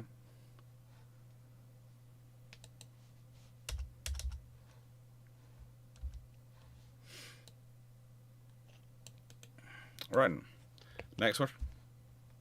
13 Vexus 13. Hello again. And I hope there are more questions coming in. How large would a ship with 3 turrets, with each pair of the 31-inch big gun gun have to be to, and would this even be possible?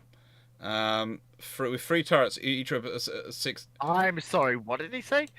The 31. Okay. 31-inch Gustav gun, 6 Gustav guns.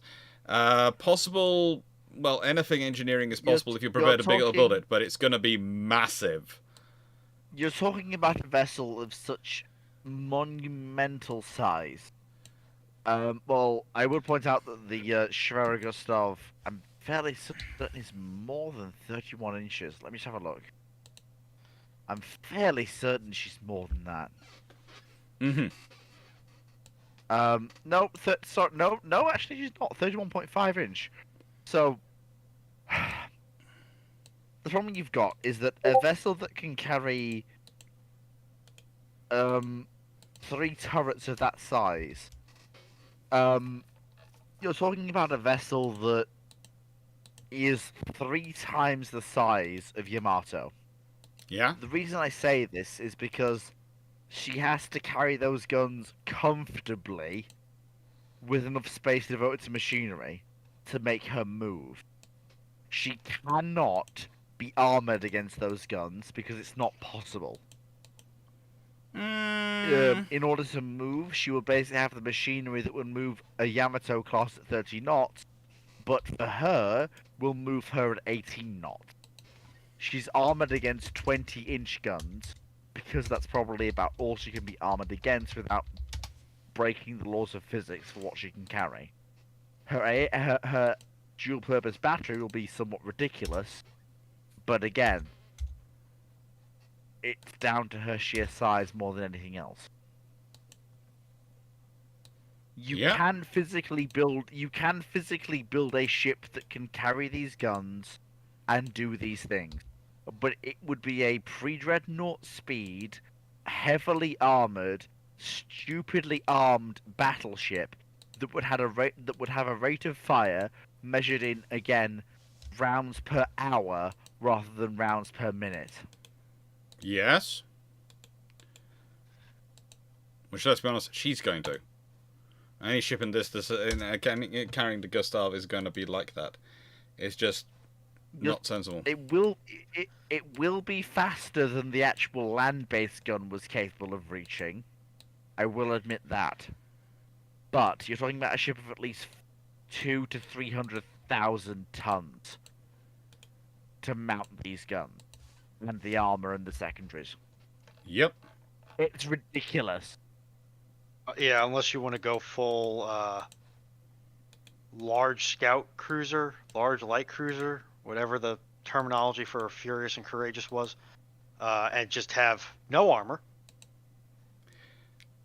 I mean, you can do that. That's a very expensive asset that gives no protection. Yeah, you are. That's not a good scenario for you.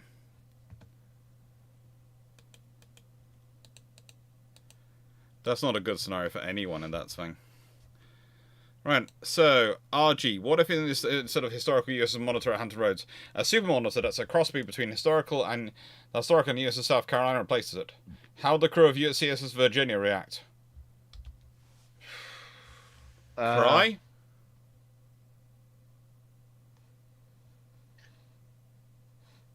Oh. They'd probably be very, very confused on both sides, simply because if I'm remembering the South Carolina right, The South Carolina probably can't depress its guns enough to hit Virginia. What you're basically talking about is basically you're basically talking about USS Puritan. That is the crossbreed between South Carolina and Monitor. Basically boiled down to not Puritan as You're talking Puritan as the Monitor, BM1. Construction 1882. Not BM kind of. More in terms of the three turreted ship she was designed as.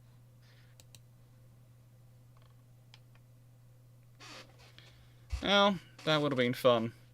4 12-inch breech loader riders, 6 4-inch breech loader rifles, unknown number of six ship. Yeah, it's a fun one to have. Come on, fleet. I'm talking about the Monitor that had three twin turrets with Oh, we're getting questions in from people. We've had them coming from 13 Vexus. We've had them coming from Paul Amos and Shibra. I'm sorry, I can never say that right. I apologize. Sorry, Roanoke. That's what I meant. Because Roanoke had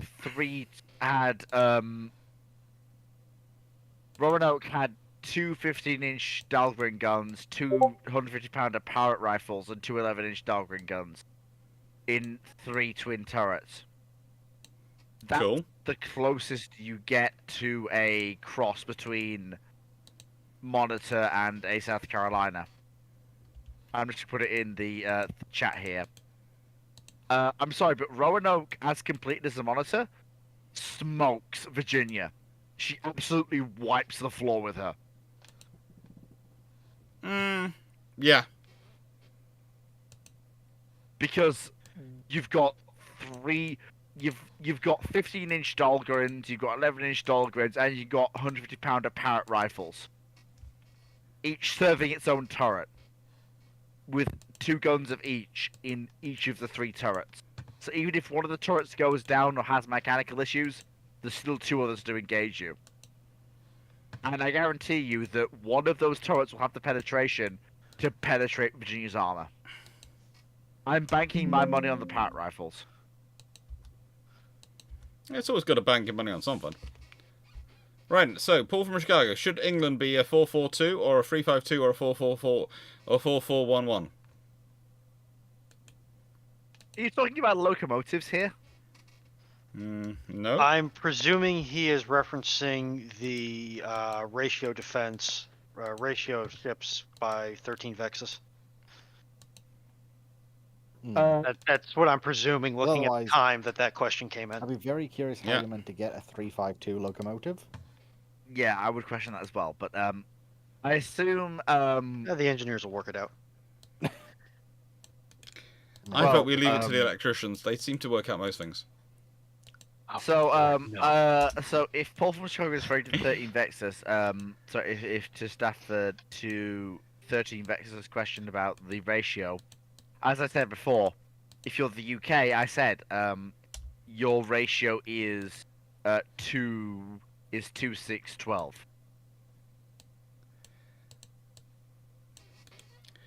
I'm gonna have to rig some music up need when more this one comes cruisers. into this. You need more cruisers and destroyers than you need capital ships for the British Empire. I'm going to have to rig up some music at some point for one of my for part of my U-class video.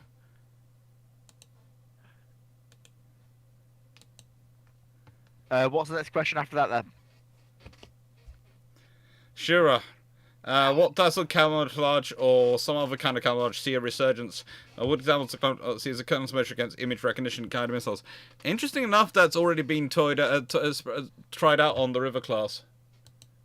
Let's be honest. The British aren't just for the good of their health. Going, let's try out our putting camouflage and paying for camouflage to be installed in these ships. They're not just doing it for the fun of it. And a interesting thing that I know works for publicly acknowledged facial recognition is Juggalo makeup. Black and white, large shapes on the face. Actually, most commercially available facial recognition systems don't know what to do with it. No, they don't. So, with the open source information that we have, it looks like it's going to go that way for at least a little bit until we figure out how to get the processing power to work around it. Mm-hmm.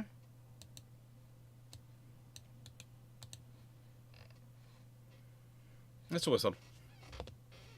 And Paul from Chicago clarifies that his ratio question was referencing the English national football team's win-loss draw ratios, I guess. Well, that's outside the scope of the channel. Yeah, none Yeah, I of us don't are know good which enough football side players to Paul discuss thinks, that one. At least they play real football. They play something which is actually called football, which is actually football, not something which is a weird body armor version of rugby. Let's not get into that. Listen, you leave my hand egg alone. It's the only thing we got as Americans, dang it. You got baseball. Which is the Japanese basically kinda round, took that and ran with which is it. basically rounders. But let's be honest, you don't like to call it that, do you?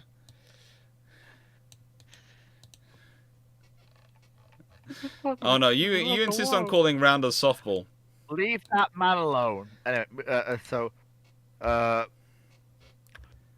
Amos asks, given Siobaro's question or whatever the answer, would you like to see Darwin go back to its being distinctive in port rather than grey? Honestly, I like the grey. I know this is a popular opinion. I like the grey. I like the grey. Probably yes, but no.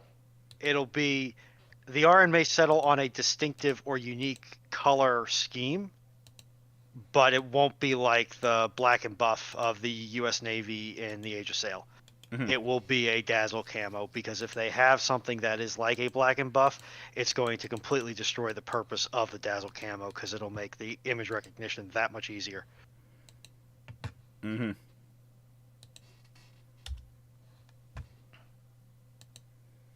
Yeah, it's fun times.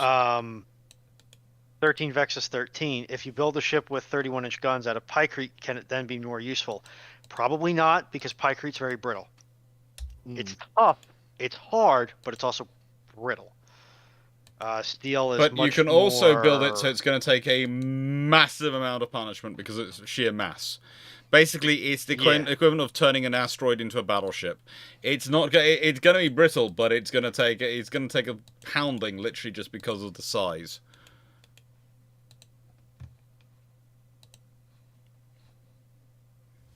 That's the scenario. So Thompson, what would a 9x8-inch battlecruiser be classified by constructed by for NATO and built by both the Royal Navy and USN utilizing shared tech, but keeping to their respective crew requirements as a power? It's going to be classified as a command cruiser, not as a battle cruiser. Possibly, if it's nuclear, it's going to. It's going to be potentially a CGN. Yeah, and if it's the program would probably be called something like Joint Surface Strike Ship or something, or Joint Surface Combatant Program. It doesn't make any sense to even exist. Well, it does. If you get the railgun system working, then the 8-inch guns make sense. And also remember, it's less. If you're going to build an asset like that, it's not going to be 100% practicality and lethality. It's going to be a heavy amount of status. And look at the thing that I have that you don't. If you're going to that extent, you basically need to end up with what I'm about to post in the channel that T-Dollars gave me. Which Dr. Clarke is responsible for. If you're going that big, you may as well go bigger. I blame Dr. Clarke for this, but I don't see anything wrong with that. But like if you're going that big, you may as well go all the way. Yeah, and build full-on battleships. I was saying it was 9.8. It was 9.2-inch guns earlier for my battleship, with them being rail guns, mainly because of the sheer volume of shells. Timeline. Yeah, this is a ship that is the end point of Royal Navy battleship development in the Red Fleet timeline, but it still demonstrates that point. If you're going to 9 by 8-inch guns, you may as well go for this, which has for modern large capital ship guns, but is more geared towards the guns and secondaries to the missiles and the helicopters. Where are you hiding your VLS cells? Either side of the radar. Oh, there you go. I see them. Mm-hmm. God help you if those things get hit by something. Like, boom. like bear in mind, the 14-inch guns are the secondaries to the missiles and the helicopters. Yeah. Just like fact you the have the 5-inch and the 70. This you say that only exists because this ship only exists because Dr. Clarke asked for it to be demanded it be included after the I performance didn't of Vanguard demand. in the- I in the Red- suggested. At no point did I demand. No, you demanded after you saw Vanguard. I made a during strong the case. I didn't Remember, demand. Clarke does not demand. He suggests. He makes very strong suggestions in a tone of voice that brooks no argument about the strength of those suggestions. You know what? I'm just for that. I'm gonna post all the Red Fleet timeline Falklands War task forces just because I'm taking up the historiothon at this point because that's fine. Grumble. Fleet is grumbling and therefore Fleet's gonna show all the Red Fleet RG, timeline following up to Falklands my task Super forces. Monitor question, what if the Super Monitor had the hull form, gun layout and size of South Carolina, but 8 by 15-inch dial greens, 60 knots and warrior levels of armor? And how does the CES Virginia Rector Department opponent? How does the battle go and how does this affect US ironclads? Well, for starters, it's going to make Virginia is going to go flat as it sinks. How does the battle go? Painfully quickly and painfully short for the South. And how does this affect US ironclads? Well, they've got a sea-going ironclad, which actually, to an extent, can go to sea. This actually might be something useful. Well, what I would point out is I've been reading from Roanoke quickly while we've been talking. Thank you, Paul Amos. Roanoke's guns fire once, and then they break their recoil mountings. So, kind of a small problem there. They'll work that out in post. Yeah. How many questions are currently in the queue? We've always got space for more. This is the joy about this queue system. It means it's infinite. It can take as many as you want. And eventually, it'll be time-stamped. It's got time with a link that you can currently, click on. Currently, I think the questions might be empty. Might have got through all the questions. You know how to do it. So in that, if you're ever wondering that, you can always click up to the. Ask Fleet some Red Fleet timeline questions, I beg you, because that's Fleet my thing. Well, I actually would like to circle back and put in my 2 cents for the if Brazil gets its British order battleships. Yeah. All your tonnage limitations have to go up because I don't see the other South American powers allowing Brazil to have a seat at the treaties unless they're there, and then the U.S. is going to be like, "I need more ships." The problem with that, Ruinon, is that they basically can't because they have no agency in this. They can't afford to countermand Brazil. Yeah, but they can afford to try and demand positions at the They can afford to try and demand seats at the table. The problem that we've got is that Brazil doesn't get its battleships unless World War One is extended or delayed. At that point, there's no treaty. Well, there might be a treaty after a delayed World War One. But even then, if that's the case, the powers that be, USA, France, Italy, Japan, France, UK, will have larger fleets than historically they did. Which means that even though Brazil has 3 battleships that are superior to what they had historically, it's not going to matter. The treaties still don't consider them a threat. Well, yeah, but if they try and push, they could have pushed their way into the treaties. This was actually discussed with ambassadors at the time, and if they'd wanted to join, the Royal Navy Britain would have actually allowed them to join because of the way of spreading out the load. Because Britain's idea was if they joined, they could use them to justify the Commonwealth nations, some of the dominions, being treated as independents. Because basically, if you're recognising them with one, and then Britain would go, well, America, they're technically in your sphere of influence, aren't they? Because you claimed the Monroe Doctrine. That was the British plan. And then the Americans would have to go, well, either they accept the Monroe Doctrine, in which case they're in their sphere of influence, or they don't, in which case they've given up on the Monroe Doctrine, in which case the British can use it that way. And if they do, then the British go, well, then they have to be given the same ranking as Australia and Canada and New Zealand. And suddenly the British get free, for those three. So it works well. Right. That makes perfect sense. Right. Gentlemen, I'm going to have to love you and leave you.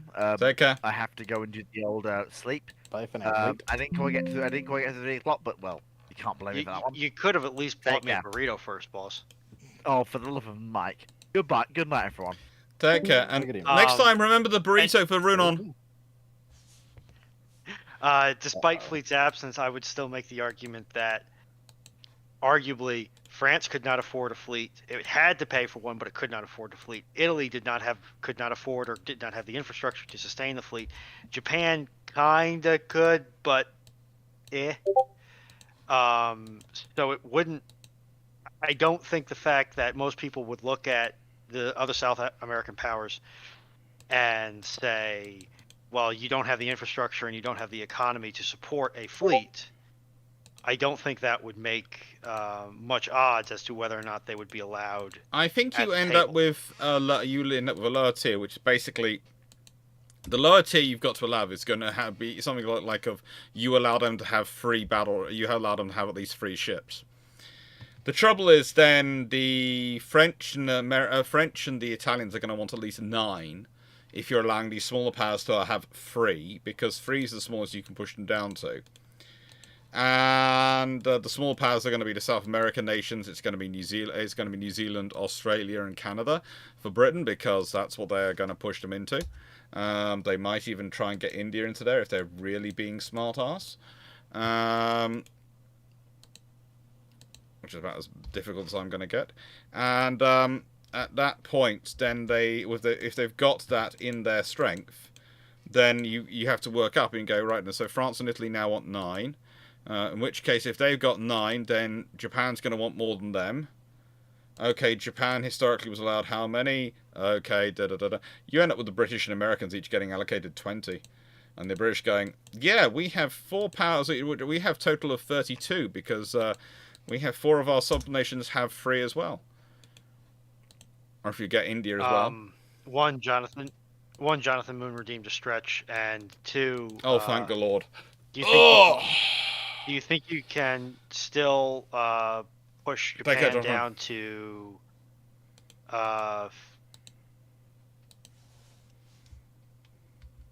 the ratio that America did, their absolute minimum in this case, or would their minimum be higher? Would their minimum be the 70%, 60%? Well, they're going to want 70%, but which is 14 ships, and in a nice way, France is allowed 9, etc., and Italy is allowed 9. So the British and Americans end up with about 20 under that circumstance. Because the British and American wanted a 6-ship advantage each over the Japanese. But the British in practice will have 32 because of their alliances, and the Americans will think they have 29, thanks to their alliances. But there again, the Americans will then probably think, hang on, don't the British also have Chile as one of their long-term friends?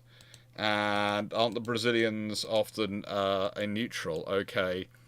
So that means we get Argentina, which also sometimes, oh, yeah. So basically the British will go, yeah, we actually have 35, you have 20. We have won the Washington Treaty. Just to point it out, because it is an offer for photographs, 13 Vexus 13 over on Twitch is offering you Wilhelm Bauer and the Deutschland sailing school ship from 1927, now museum and hotel. Oh, cool! Bremerhaven. Please stick that in. Please stick that in the Discord server at some point. Send it to me. It's always a Discord server is usually what he's getting pictures, but also it's a great place for people to share pictures if they don't mind others using them as well. It's a great scenario for that. I like it being used as that. I would recommend either Navy museums or I assume we can put non-TBD pictures in the TBD pictures chat? Yeah. Okay.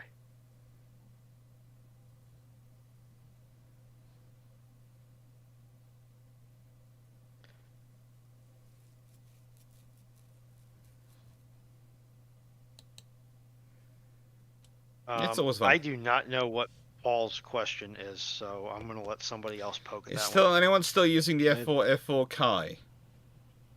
No idea, Paul. So I think that's referring to the F4 Phantom, isn't it? Possibly. The F4 Kai 2. That's what I'm assuming it's referring to. The F4 EJ Kai Phantom 2. I love the way the Norwegians, Norwegians even named their U-class submarine from the Royal Navy a HMS Ulla. Because, you know, might as well. Montana, for right now, I would say keep that to bilge pumps memes. I kind of need to... Okay, yeah, the gaming channel's open, so yeah, just go ahead and keep it in that. Mod Team may do something with that channel to keep it sane, or we'll just corner it off at some point, but that's a problem for future Mod Team, not current Mod Team. Yeah.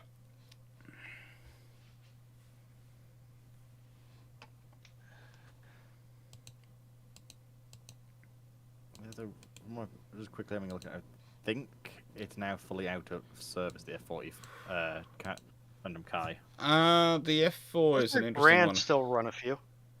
Iran probably runs. Iran runs all the old American gear. Yeah, Iran still runs a bunch.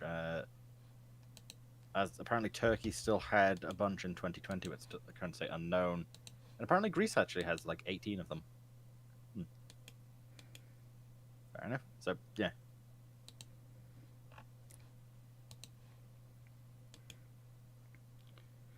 Mm-hmm. Oh.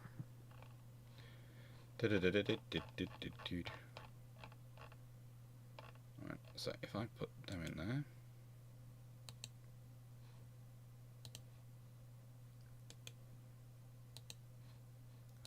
Yeah, Paul. Sorry, that's the Japanese Phantom. Okay, yeah. Yeah.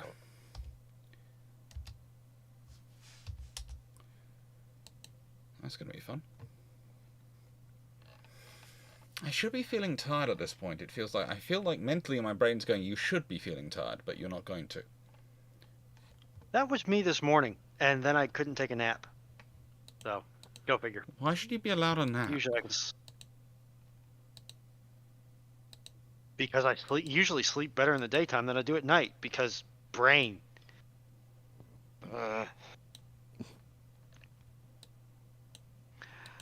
Lions is asking, what funding level do we need to get before we can get audiobook versions of your books? Sorry, I missed the first reply. As I said earlier, pretty much the funding option. There are some things there. It's a case of I would like to do audiobooks versions of books, but it's going to take time for me to do it. So it's either going to be a case of waiting until the books themselves have produced enough money I can afford to take time off work to do it as well, because it's not just producing enough money to fund more research, they're also producing enough money that I can use that against my living expenses. Or, I don't know, if we manage to get to the amount of money that, I don't know, I'm starting to look at silly money as far as I'm concerned once I'm over the funding levels.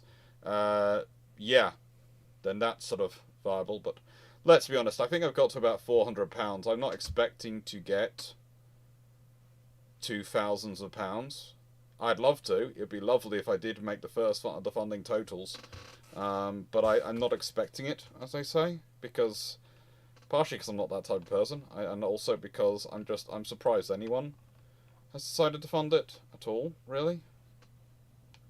That seems possibly strange, but that's it. I was honestly expecting to come on here, talk for 36 hours and get zilch and just enjoy it.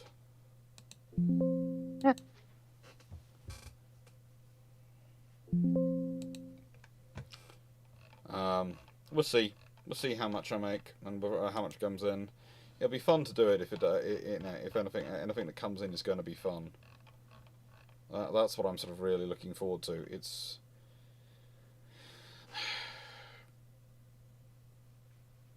a question of saying, not just seeing what I get, but also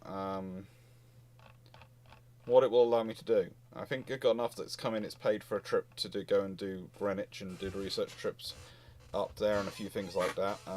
Yeah, that'd be good. And you never know. Yeah, Gray, all sorts of thank you content for that the could be fun. membership gifts.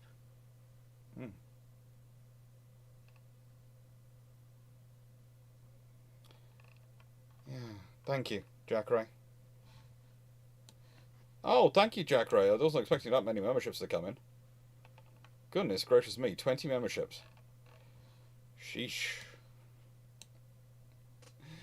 Oh. No worries, Stafford. You do so much other stuff for us. And the nicest way.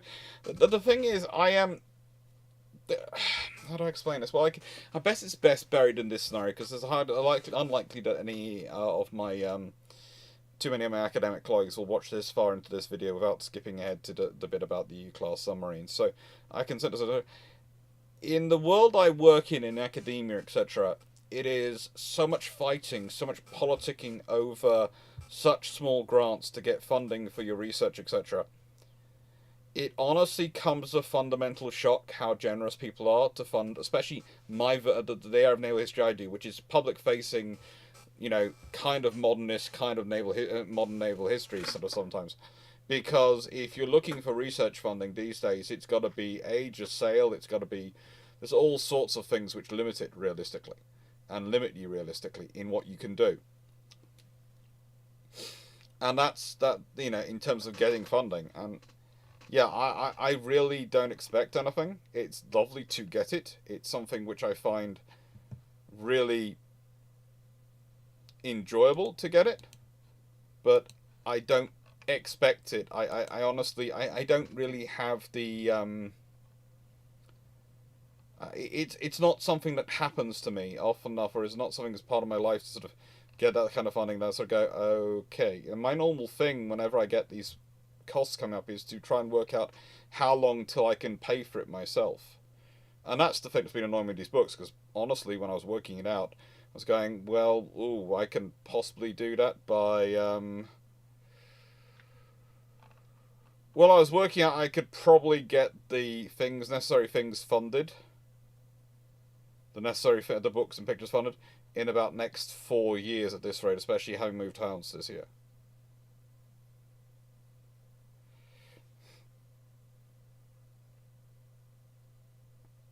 We're all ready for the U-class subs. They're a cool class. They are absolutely gorgeous in so many ways.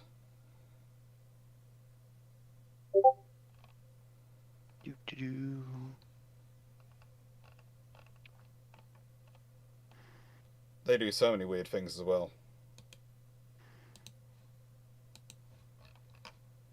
Also, some of them manage to skip getting named, which really annoys the Royal Navy, but they don't mind. And because they think it's more special that they're one of the few which don't have a name. And some of them get some really cool pictures. There are some really cool images for this stuff.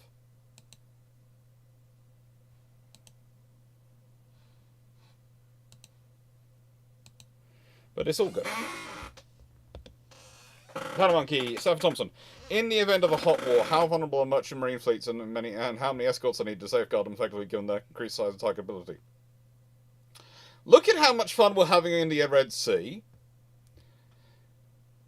And then think about a hot war versus a peer threat, which can actually mount something which is a legitimate threat against these against merchant fleets.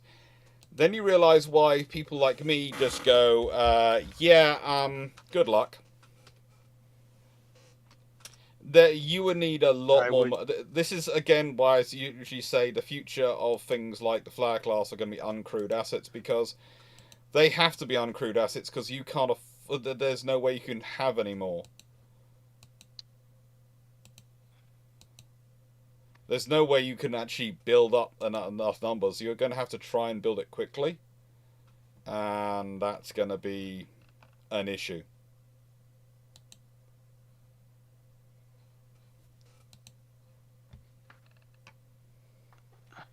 And with the various controls and regulations that are in place, it's going to get very expensive, even as uncrewed or minimally crewed assets.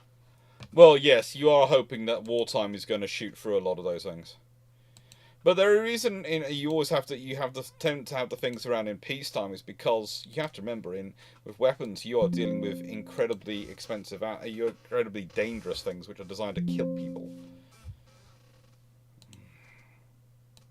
But merchant ships, yeah, they're just a nightmare. They really are. Just try and defend.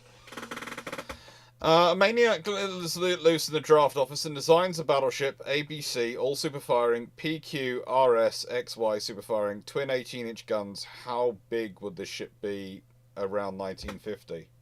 It would make Panamax look thin. Yeah, if it's got twin 18-inch guns, it's not going to be necessarily as fat as it might have been. But if you've got 9 turrets, so you've got a broadside of 18-inch guns. And keep in mind that the ABC is 3-tier superfiring, and then the other 6 turrets are superfiring in pairs. Yep. Or XY at least is superfiring in pairs. So that's a lot of mass high up in the ship. Yeah. That's going to basically be, I would say it's going to be somewhere around the 250 to 300,000 ton mark. And it's going to be potent. That sort of thing that happens in a kind of world when you don't have missiles. Huh? Just how much of that ship would be just purely magazine? Well, you think about that, times 18 times 200, that's 3,600 18-inch shells. Yeah. But also, too, a lot of that ship is going to be... Oh, PQ, R, and S are wing turrets. I was worried that's what you meant. She's going to be chunky. She's going to be a chunky lady. She is going to be a corgi of a battleship in shape. Especially diamond, I guess. I think at that point she's exceeded Corgi and gone straight for Carnet Corso, because if you're going to have any meaningful torpedo protection on those wing turrets, you're probably going to be another 10 to 15 feet wider than the barbette of the wing turret. Mm-hmm. Unless you do something really weird where you do a sloped barbette towards the center of the ship to the magazine spaces, but yep. I'm glad I'm not doing those stability calculations. I'll say that much. I'm real glad I don't have to do that. I think you'd be crying. I think we all would be doing. I mean, I cry enough every time I have to deal with voltage drop, and that's very, very simple math, all things considered. Mm-hmm. Paul, has the legal decision relating to the cost of pictures changed by National UK Museums had any effect yet? And well, let's see when that comes up, because that's going to be a full question. What if instead of the Graf Zeppelin taking influence from the Bern, it takes it from the Lexington class or Soryu? For fleets, what's the largest Japanese ship in the Red Fleet timeline? Fleet's disappeared, but we'll save that for him for when he's back tomorrow. Graf Zeppelin taking influence from the Bern takes it from the Lexington class or the Soryu? It'll probably actually be less complex and easier to build. It'd be less suitable for the Baltic work, but there's no carrier which is going to be suitable for the Baltic work, so stop trying. It would be more suitable for the North Atlantic operations. If you've got twin 8-inch guns, though, that high up, you could probably get it built sooner, but, you know, the Royal Navy's probably going to... In knowing that Germans run twin 18-inch guns, they might actually go with their triple 11-inch turrets and try to put one of them fore and aft of the superstructure.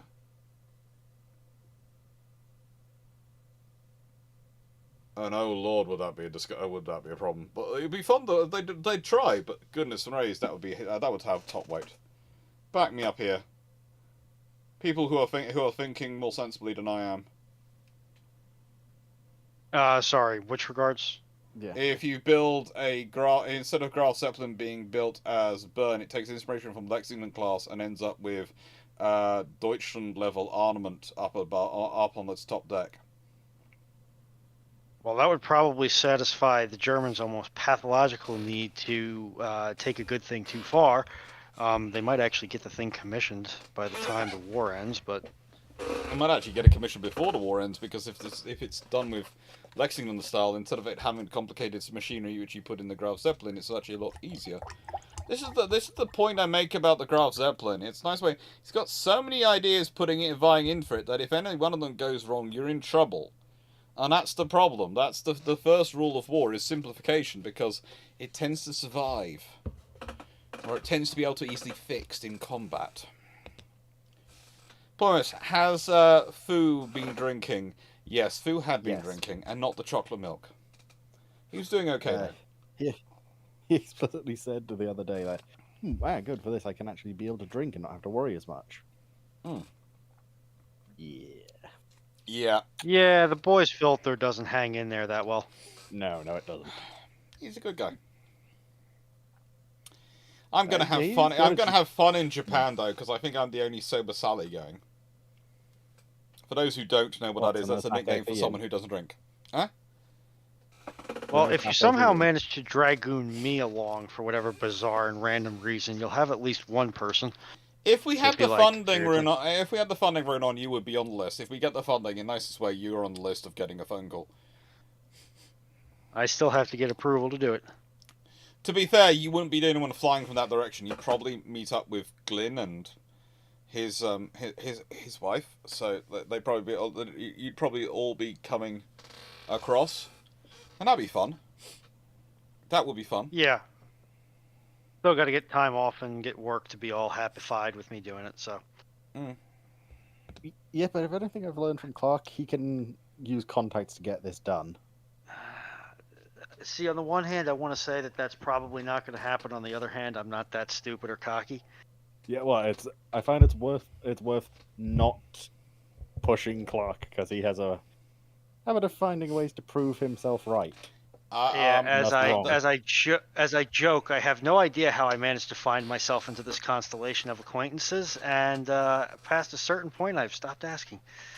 My policy has always been I'm happy to do anyone a favour as long as it's legal and it's doable by me. I don't tend to ask for a lot of favours, and in return that means there's a lot of people who feel they owe me one. Several who feel that they owe me about a dozen. I exploit this at certain points when I need to. Any thoughts on Jane Austen and the Royal Navy? She has a very interesting fascination with them, and alternately loves the Royal Navy and alternately hates it. But has a fascination for it, overall. She also likes being rude about army officers, but that's probably because she has some issues with them early in her life. But leave it to one side.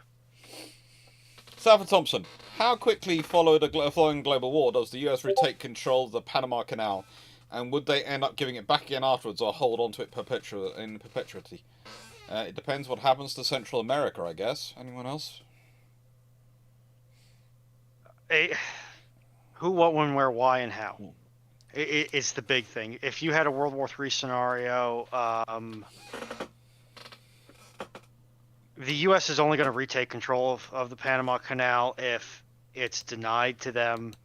I don't think any of the major fleet assets are actually Panama capable anymore. I think destroyers are, but the Burks are about as big as you get to go through there. Maybe some auxiliary ships, maybe. They may not even care because the Panama Canalway is going to be such a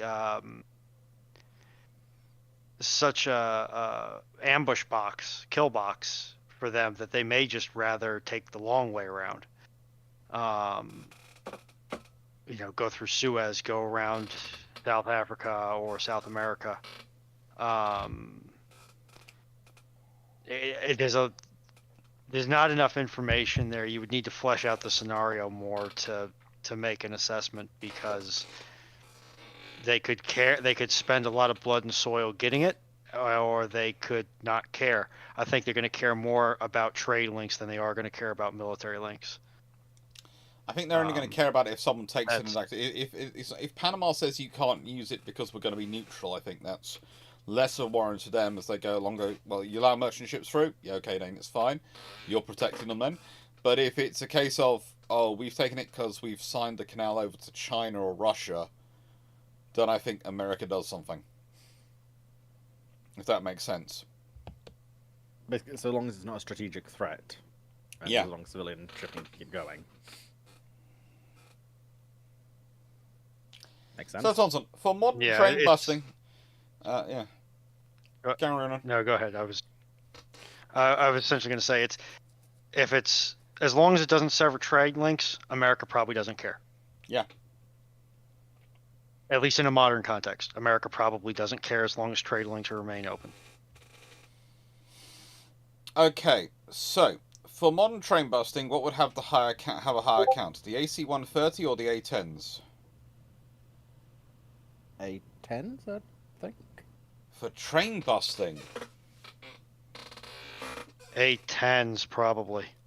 I mean, it's think, again going to depend on the feeder. Have the A-10s destroyed any trains? No, because we haven't really gone up against anybody with A-10s that's had trains. I don't think the AC-130s have either. Yeah. I was trying to remember what level of railway Iraq had running through it. I don't think they did. Maybe something in the Balkans? Question mark? Even then, no. For the Middle East, I thought they used other bombers primarily to take out the railway. Yeah. I think in theoretical, the A-10's probably the better one. Yeah, in theoretical, the A-10's better than the AC-130, theoretical. But in practice, I don't think either's actually done it. The A-10's biggest advantage is that it has guide pods. It has guidance pods and can handle guidance weapons, which AC-130s, at least in what I know publicly, don't have that capability. I think some of the newer ones have them, but the majority of the fleet I don't think has an a smart air-to-ground capability. So that's where the A-10 is going to shine. A lot of it's going to depend on the theater, and if an AC-130 is coming back from a fire mission, and it sees a train moving, yeah, it's probably going to open up the pack howitzer and take a couple pot shots and try and distribute the train across the countryside. But I don't think you're ever going to send an AC-130 out on a train killing mission. You're going to send a strike aircraft out to do that. 13 Vex 30. Would you work for Wargaming to make ship videos if they asked you to? Probably. I definitely wouldn't work for them permanently to do so, because I like my independence. But if they came to me one-off going, "Oh, this is a special, and we'd like you to record parts of this or present parts of this, etc." Well, then I consider it depending on what it was, sort of thing. That's probably not a sensible financial position to be in, but it's a sensible. I do that for television programs. I'm in TV programs. I do presenting. I answer questions. So honestly, the thing is, if Wargaming came to me and said, "We've got this one-off special we'd like you to do," I consider it like a TV program. Yeah, here's my agent's details. Sort it out with him. Tell me if you sign a deal. My agent is a lovely gentleman called Nigel. He's the senior agent for a group called Past Preservers, which is an agency that looks after academics and people who are experts in their fields, as they call them. And yeah, I tend to say it's basically with all these sort of commercial things. If you want to hire me, that's fine. I'll let Nigel sort out the finance first, because Nigel will make sure I'm paid appropriately and will make sure I'm paid. Because if you don't pay Nigel, he does get nasty people on you. But I would not. I like being independent. I like being able to decide what I want to do. It's bad for me as an academic in some ways, because honestly, I don't have a pension. I don't have lots of things which I probably should have. Should have, especially for my future. I shouldn't be still a contract lecturing. I shouldn't be still doing the consultancy gigs. I shouldn't be doing all these sort of individual stuff. I should be, I should have pushed myself in, and as part of me would like to, but as part of me also, I'm too used to being in charge of things. That's one of the problems. I started being made team leader and being put in charge of things from a young age. Even on commercial things, I've been in charge of them. The example I sometimes give is Justin Craig, where I've been a course director since I was about 21 years old. So I'm used to being a headmaster of a school scenario. 21, 22. So it's a case of, I was 22 when I was made a course director. I started working when I was 21. Within a year I was being made a course director running centres. And so I'm used to being in charge of large numbers of people, and I've been team leader in IT teams. I've been all sorts of things over the years, and this is one of the problems I have with almost every academic post I go through, because I'm technically qualified because I haven't had a full-time post. I have to apply for the junior lecturing posts, and they see me coming in and they go, "Oh, you're a junior lecturer. Oh, aren't you too qualified with your leadership experience?" And I go, well, "Okay, fine." Then I delete that off my CV, and then they ask me about the gaps in my CV, because the gaps are employment gaps, because the roles I've been employed in are actually those posts. And I can't rephrase that, because when they call up, and universities do always call up to companies and ask for your title and your job role, I can't have downplayed that, and I can't get the company to lie either. So that's not an option. So I always have to be honest. And yeah. So I'm too used to being the boss. I'm not really a good thing to have in some organisations, and I don't think I'd fit with YG. But as I said, if they were coming to me for an individual video and sort of going, "Well, this is a history video we'd like to do. We'd like you to record." Well, yeah. Again, I'm treated like, as I said, it's either going to be fit in the mold of it's like a TV one, or it's like a sponsored video through YouTube. In which case, that's something which I suppose I have to work out the sum for myself.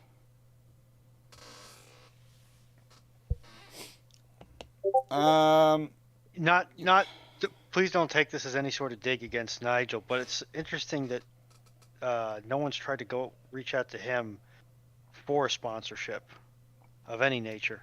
Well, then again, you've probably gotten stuff and turned it down because it didn't fit. But no, I haven't had any sponsorship through any of the things I have open for sponsorships. I have both YouTube sponsorship system open and Nigel, and no one's reached out for it.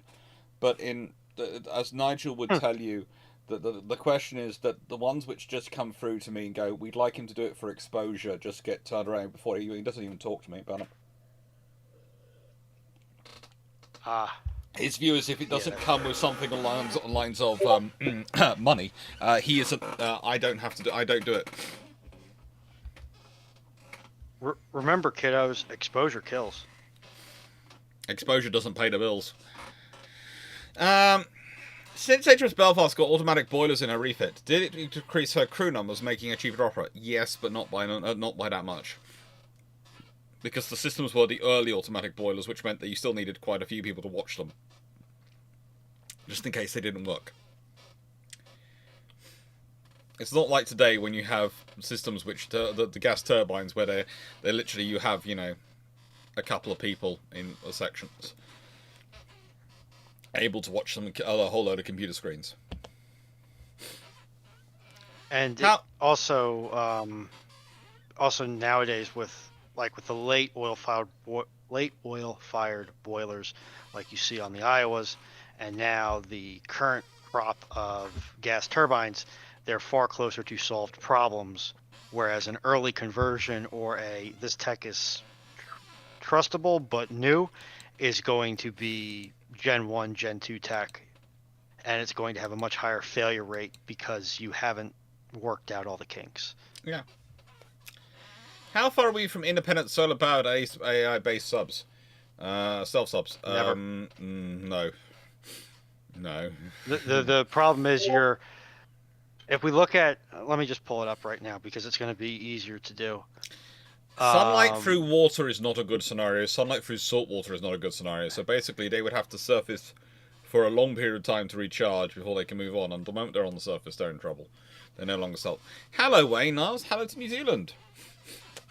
How you doing? So, okay, the RTX 4090, which is considered to be, actually, I think it's considered by the U.S. government to be a high-end AI-capable card, because it's export controlled to some adversary nations, draws 450 watts.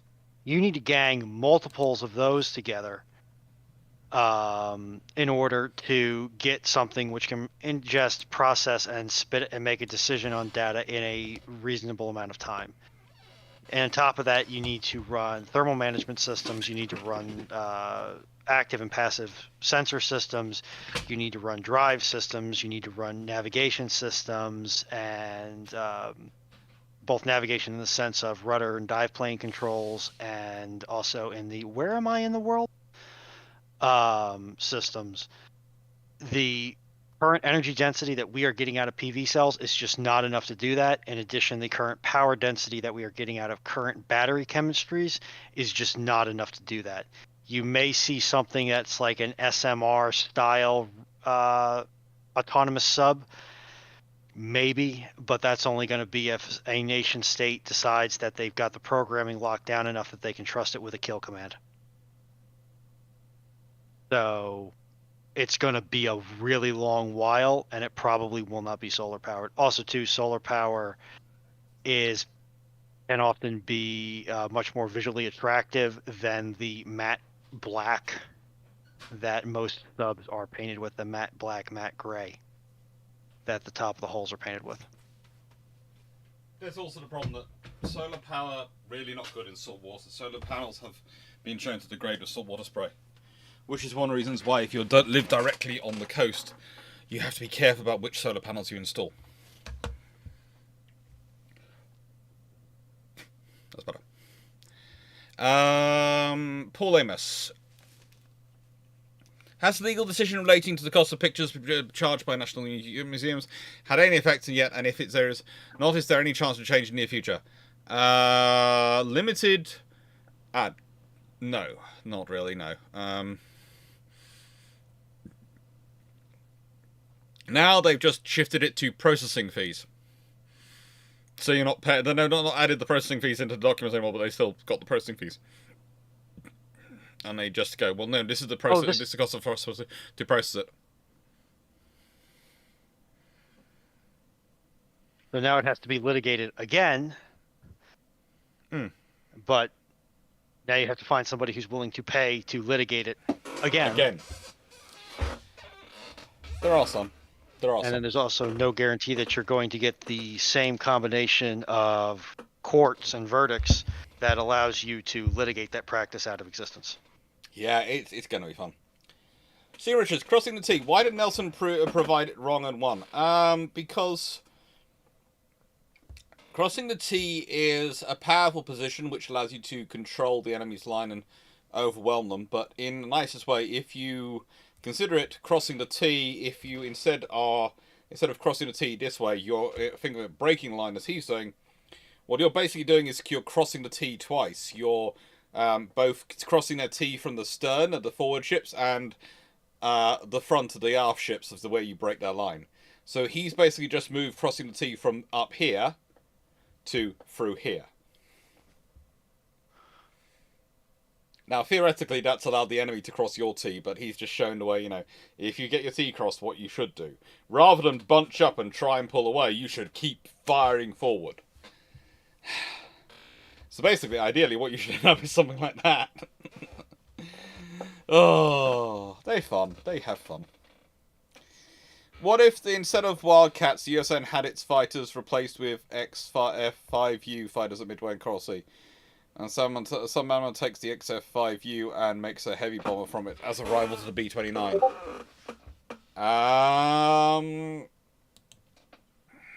I need to look up what aircraft that is, because I have a feeling I know what it is.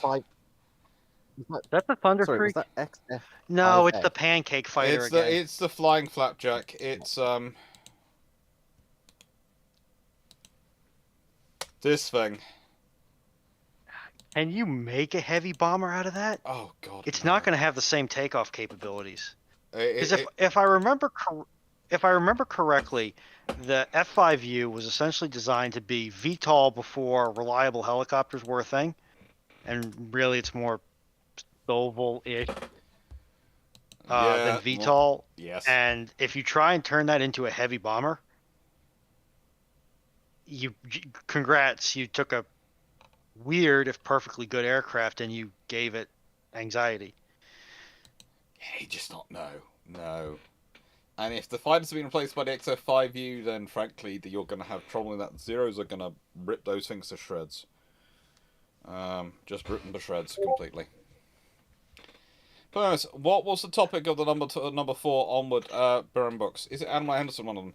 Admiral Henderson is going to be too big. Is both going to be one of the primers, but he's also got his own book sort of planned. for his entire life and career, and I've got a thing. And the next four, the four for the primer is Denicourt. So if I get all four, let's put it this way: if I get to, which considering I'm at £400, so roughly, so if I get to £4,900, then I've got all the picture sets that I need to get, that I need to pay money for, paid for, and all the field trips I need to do done. And yeah, then it's I can get all four sorted. Broadly speaking, if I get to more than that, then that money just builds up towards that. It's the sort of thing. But yeah, so it's basically £5,000 is the target I would have liked to get to. And please note that £5,000 is including adjusted for the YouTube 30%. So that's take off 30% from that target, and you have the amount I'm actually aiming for, because I am deducting from that for YouTube roughly £1,500. So I'm basically aiming for £3,500. Before people think I'm aiming for a lot of money, aiming for £5,000. No, I'm basically going for me to get £3,500, which is enough for me to do get all those 4 picture sets, and to go on the field trips to Greenwich and Newcastle, Liverpool, and Glasgow. I need to, and the stuff I need to get roughly £3,500 to pay for all of that. Mostly that's going on pictures. So at this rate, it'll be a 180-hour stream.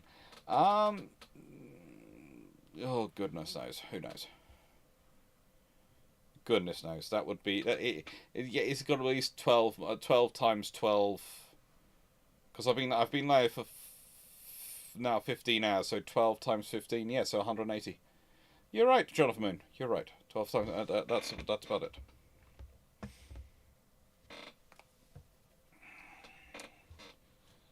Now... RG... In 1905, some business magnate, after scrounging up enough money, has the Great Lakes, locks, and canals, I'm assuming this is the St. Lawrence Seaway, dredged to be large enough that a Tillman type could comfortably transit. How does this affect U.S. and Canada, and how does this affect things going forward? Isn't there a treaty that prohibits the Great Lakes and related seaways from being militarized? Yep.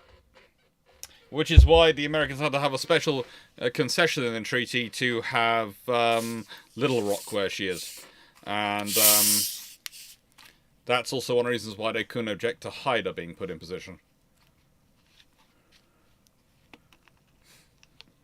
The Americans have the Sullivans, Little Rock, and a submarine, and the Canadians have Haida, and the Americans still, were very, very worried about Haida, and someone actually tried to launch a formal protest over it, and it was literally said, so you think our destroyer is enough to take out your light cruiser, your destroyer, and your submarine? And they went, well, it was Haida. And I went, well, yeah, that is right. It's Haida. Just going to take this to the bin, and because I've got about a minute or so before I'm due to start the U class, so I'm just going to put this in the kitchen to be clean. And also, too, there's not really the right type of infrastructure, at least for the U.S. In the Great Lakes, to be building or servicing warships, especially large warships. I think now we have exceptions in there that permit us to build things like Constellation and LCS, because you have Marionette Marine, which is in or around Duluth. I know this because I looked at taking a job up there. That is working on the Constellation program. Forgive me, it was a year and a half ago now. So there's obviously been some concession that's been negotiated for that purpose. Maybe they're built as empty hulls and then fitted out on the Oceanic/Gulf Coast. Could you do it? Treaty notwithstanding, yeah. Is it worth it? Probably not.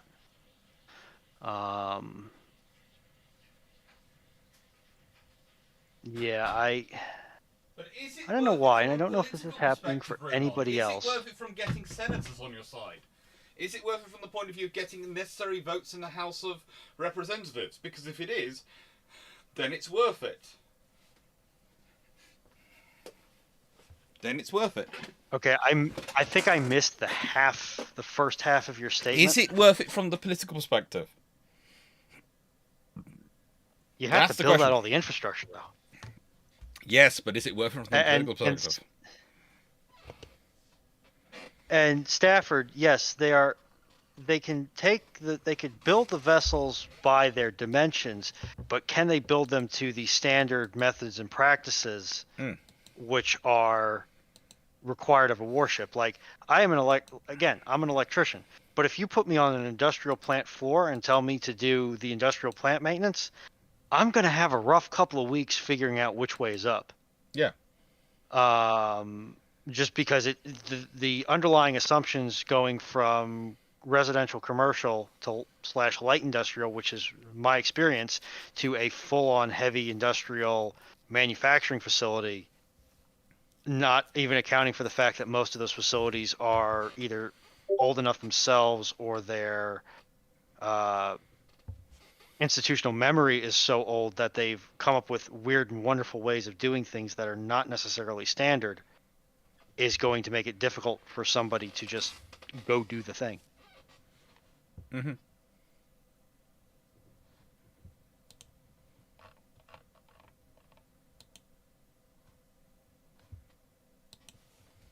And we got another two-parter from RG. We might delay the start of the presentation just a tad because Cyclic might be about to drop in and say hi. And we'll just answer a few questions before we get onto the U class. Hi, Cyclic. Speak of the devil. No more cycle jokes. Is my mic working? Now it is. Yep, you're transmitting. How are y'all doing? I'm fine. How are you Awake, doing? alive. I'm in hour 15. 12 hours. You've been asleep for 12 hours. That's good. You missed an epic World of Warships game. That's fine. I was busy pulling my hair out in sea power. Oh dear. We were torturing Fleet. It was quite funny and cathartic. He was asking for it. At one point, he did suggest that he could beat us all solo. Fleet loves to boast like that. Let's just put it that way. Yeah. Oh. Thank you, Paul Amos. So, right, next question we've got is: in transit to the Falklands after transiting a storm, the Royal Navy finds alongside it a surface action group led by two Yamatos, modernized Iowa style from another timeline. Assuming the displaced Japanese surface action group joins the Royal Navy forces in the Falklands War, how does this affect the war? How are the ships used, and what are the ramifications? Belgrano definitely gets sunk. Iowa style, meaning they have like a Tomahawk land attack missile equivalent? Yes, and something else. Yeah. Well, that airbase is going to be out of commission real quick. Yeah, and Belgrano is going to find new ways to die, new horrible and painful ways to die. Well, the other funny thing about this for Belgrano specifically is it wasn't uncommon for Iowas to carry Tomahawk anti-ship missile. Yeah. And harpoons. They had, what, yeah. 16 harpoons total? Or at least 16 tubes? 16 harpoons, 32 Tomahawk launchers. Yeah. And they'd also it wasn't uncommon for the Iowas to carry 8 to 12 TASM and the rest be land attacks. 32 Tomahawks? Yeah, I believe so. Yeah, they had a lot. And you're going to have some fun. The Royal Navy's going to have some fun because also those 18-inch guns... They were the principal long-range land attack vessels of the United States Navy until you start getting the VLS Spruance. Oh, son of a gun, you're right. Yeah, they've got 8 quad launchers, 4-pointed forward, 4-point shooting cross-deck, and it looks like they've got another 4 harpoon tubes, at least rear of the center line.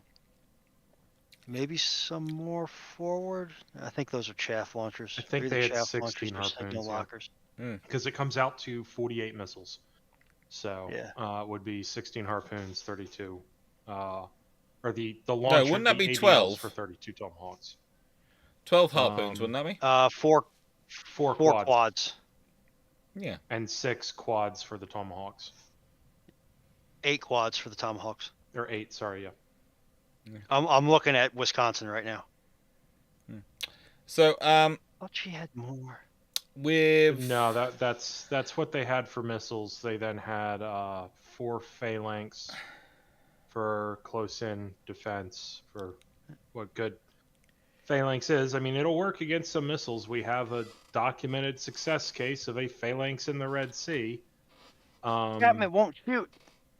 But relying solely on phalanx, this is why you have escorts, and let's just put it that way. Yeah, it's going to be a fun scenario. It's going to be, but also I think in a nice way the Royal Marines and the other forces in the British in there. If you're calling in fast support and it arrives in the case of 18-inch rounds, that's going to make a dent in the Argentinian forces. I think Tumble Down and quite a few other battles, which were quite nasty battles, would probably be settled by, oh, did the world move for you? The Argentinians might go from being spilled my tea all over me. The Argentinians might go from we are surrounded by mountains, which are a defensive ring, to we now have flat geography all around us. Or we are now buried at the bottom of the valleys that we thought would protect us. Yeah. Yeah. It's just not nice. I mean, why were the French the first to put 4 circulation is boilers in? They considerably outrange the exosets. Yeah. That are the surface exosets. So, a lot of people like to ham on Harpoon being short ranged. Well, in this period, it's actually not. No, it's not. So. Oh well. Blackburn Maximus, what were the French? People like the harpoon. They do. Why were the French the first to put the 4 circulation boilers in capital ships with the Sorel boilers, the Richelieu class, when Lamont boilers were available in 1918?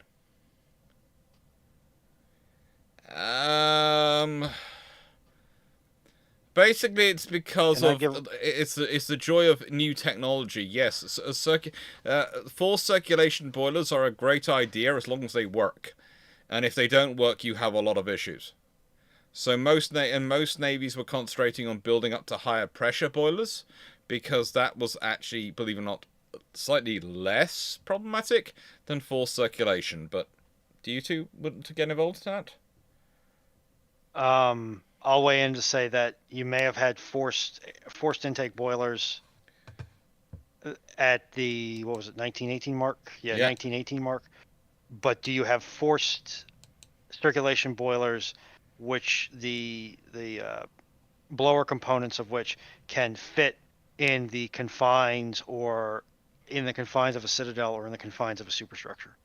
And that's going to be your big question, because if you have the tech, you have the conceptual operation of it, but it's not small enough to fit in your hull or your engineering spaces, you got a problem. Mm-hmm. And you may have other reasons for wanting to keep the hull or the citadel small. And it could be literally a height issue. And you may just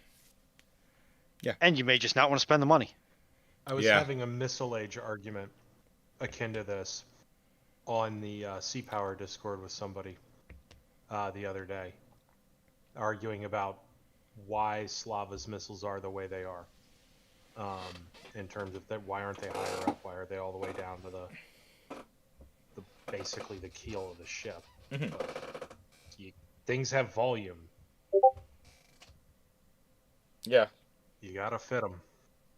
And the other thing you got to consider too is how many kilowatts is it going to take to run those boilers versus all the other demands of energy that you need elsewhere on the ship. Because if it takes you, I'm going to throw out a nice fat round number. If it takes you 100 kilowatts to run those blowers, well, now you've got to upsize your generating sets by that amount. That's extra weight. That's extra volume. That's extra extra copper wire to connect them. If you're going to do it mechanical, you got to either have a multiple expansion reciprocating engine or a turbine that just runs the forced air intake. So you can actually start to stack weight and volume and complexity even when you add what is notionally a very simple system. Yeah.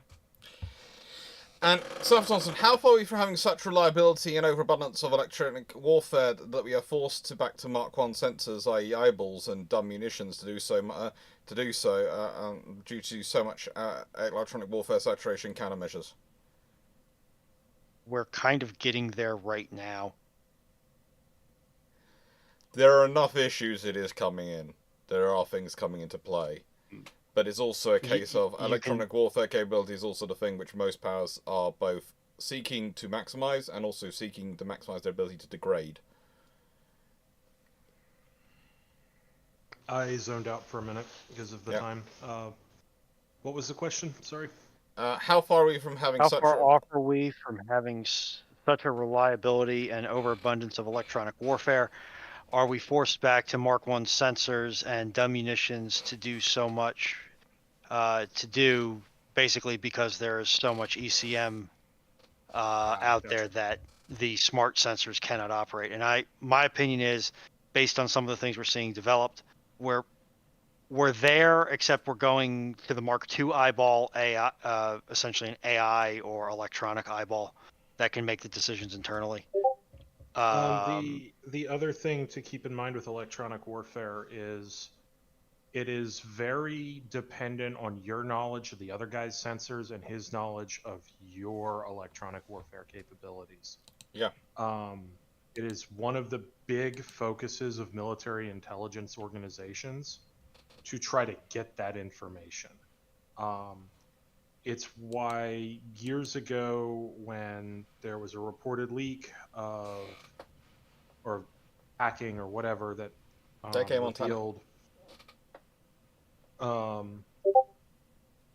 the development of a sub-launch supersonic sea skimmer for the U.S., that wasn't the big news out of it. The big news was the threat library for U.S. electronic warfare had been hacked. That sort of stuff can be devastating, because if your opponent knows what you know about his stuff, that can change changes. the game in electronic warfare. Yep. The other thing about electronic warfare is the moment you have a conflict kick off, it changes by the week, if not faster, because so much of it is software these days. And there's also, like what was mentioned, you have electro-optical sensors being incorporated onto missiles, onto smart bombs. You have multi-mode seekers, whether they're, you're now incorporating a millimeter wave radar, which runs into its own electronic warfare problems of trying to jam, particularly if it's an imaging one, like synthetic aperture. There's a ton of variables here, and electronic warfare is not something that gets talked about in detail publicly for that aforementioned reason. If your opponent knows what you know about them, or you reveal too much about your electronic warfare capabilities, the game's up. Yep. But if you want a open source example of how much of a problem it can be, 80s, 90s, I think, there was an FBI agent who turned their coat and started passing information to the Soviets at the time. The Soviets did not understand how loud their submarines were. At least how loud they were relative to U.S. passive sonar. And essentially this guy said, you are really freaking loud, right? And the Russians were like, wait, really? So they then started to introduce more and more acoustic dampening and acoustic countermeasures to lower their noise signature. This was in the late 70s, early 80s. 10 years off. I was remembering the photo and trying to make a guess off of the image quality in the photo. Another dangerous period to be doing that. Yeah. But and this is actually where you see the big jump in Soviet submarine capability. Yeah, I'm just about to do We're just getting through these questions, and I'm going to sip into the U class because it's about time I should do the U class. But I wanted to answer a few questions before we did. That's answer Stafford, and then you got Jonathan Moon.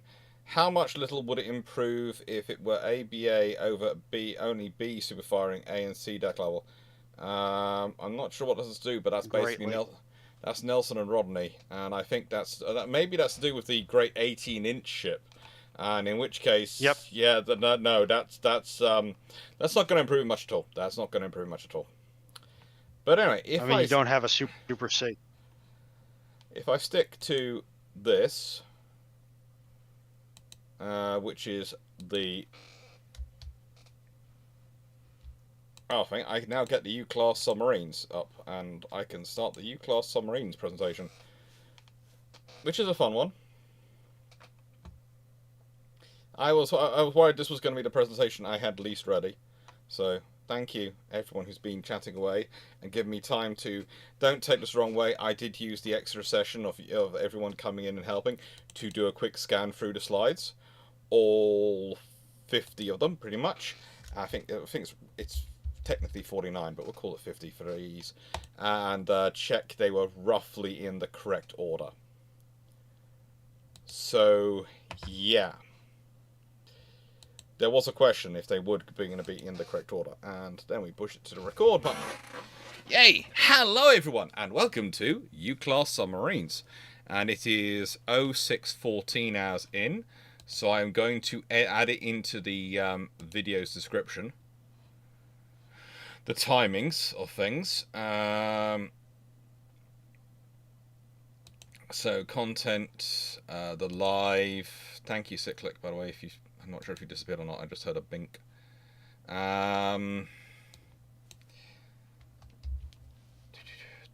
You're here. That's good.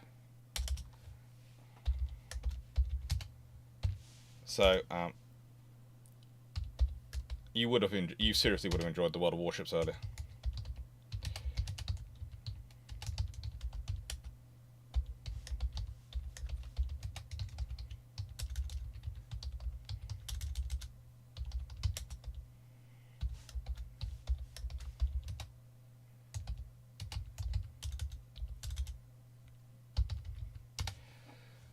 Okay. So the U-class. Now, this is always one of my favourite classes to get in and talk about, because they are the Royal Navy's submarines which are probably most famous and least understood. There are several good books about them which are available, and one of the ones which I really love is Periscope Patrol, which I've got behind me, which is all about the flotilla of Malta and the submarines there, which includes quite a lot of U-class boats. And they are basically Noel Lawrence's and Admiral Henderson's babies. Because Noel Lawrence is the Rear Admiral submarines at this point, when they're ordered, and he really wants a new small submarine that can take on, well, the tasks which he needs for a new small submarine, especially training. Admiral Henderson wants something which is going to take the latest design and technology. And the idea was, well, with a smaller submarine, you can make them less visible to the enemy, because it was being found in exercises that the bigger submarines, especially in more confined waters, it's amazing what's coming on here in exercises, the bigger submarines in confined waters have a habit of getting exposed and getting spotted. So the Royal Navy was going, yeah, we like these ideas, this sounds good, but what are we going to get? And yeah, this is where things start to really get a bit out of hand for the Royal Navy, because what starts off as a small experimental class, initially ordering roughly 3 boats just to test things out, turns into a class of 49, succeeded by the V class, which are basically improved versions of them, which also churn out a class of 34, named, 22 completed, 8. The 34 named, and the ones which weren't completed were sort of special. And actually, the thing is about the U class, the reality of the U class, and really interesting thing about them is, they produced the V class, and then the V class produced the Amphion class, and they are actually the origins of the Royal Navy's post-World War II submarine program, come from these small boats. So these are very much the starting point of the Royal Navy's vision into what we call modern SSKs. They're also the first submarines the Royal Navy builds where they spend as much time worrying about their underwater performance as they do their above-water performance. And it's no surprise that it's a V-class boat, which is an improved U-class, which is the first and, I think, technically the only submarine to have an underwater kill against another submarine that's been declared. I'm trying to remember. I don't think there's been any else. Yeah, it's only been a British V-class in World War II, which sank a German submarine. That's a scary thing. The British are also the only ones the first ones to use a SSN to sink anything, which was much to the American chagrin when they realized I got the news about the Belgrano and went. So we got them before the Limeys, and then they did it first. I'm told there was a fair number of US Navy admirals who were very upset about that one.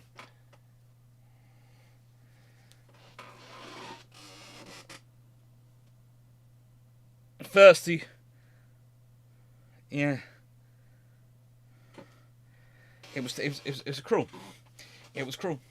But anyway, so the U class are the Royal Navy. They build them as this idea of, we've got a tonnage limitation as well, so we need to build something small to get it in under the tonnage limitation.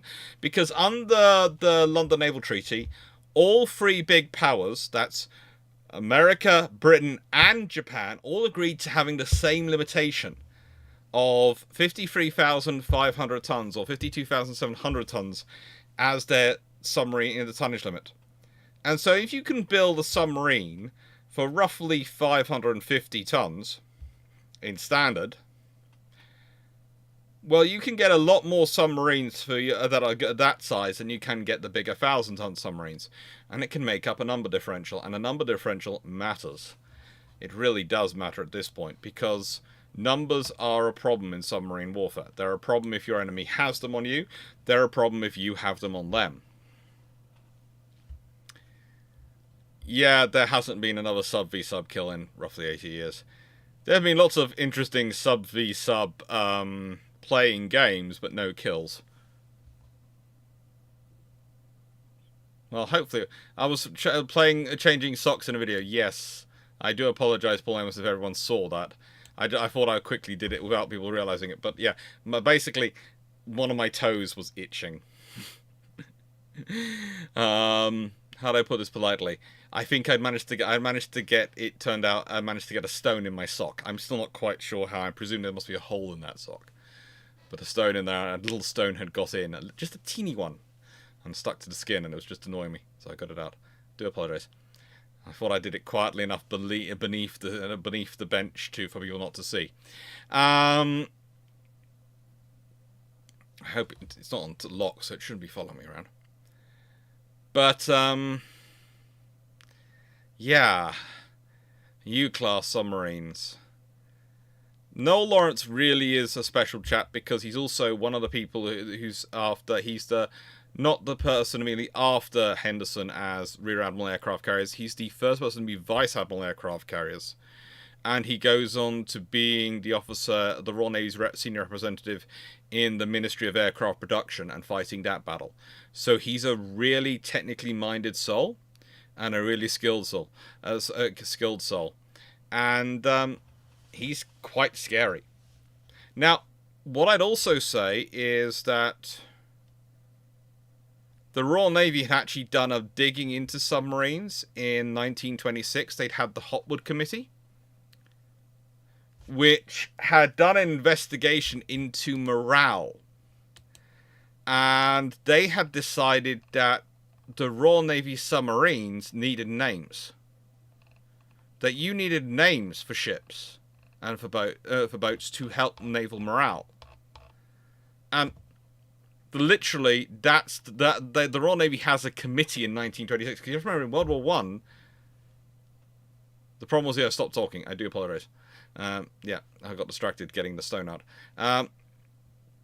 The problem was, in World War One, the sub boats hadn't had names, which also meant that the crew felt they were expendable for some reason, and that meant the Royal Navy had to deal with that. So, yeah, it's life, as I say, it is life, and so the Royal Navy starts building the U-class, and they start off with their first boats. Undine is the first one. Doesn't she look gorgeous?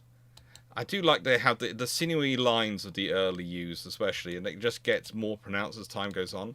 But Undine, she is launched in 1937, commissioned in 1938, and scuttled in January 1940. Her career, she's on her 4th war patrol when her Aztec failed due to a leak.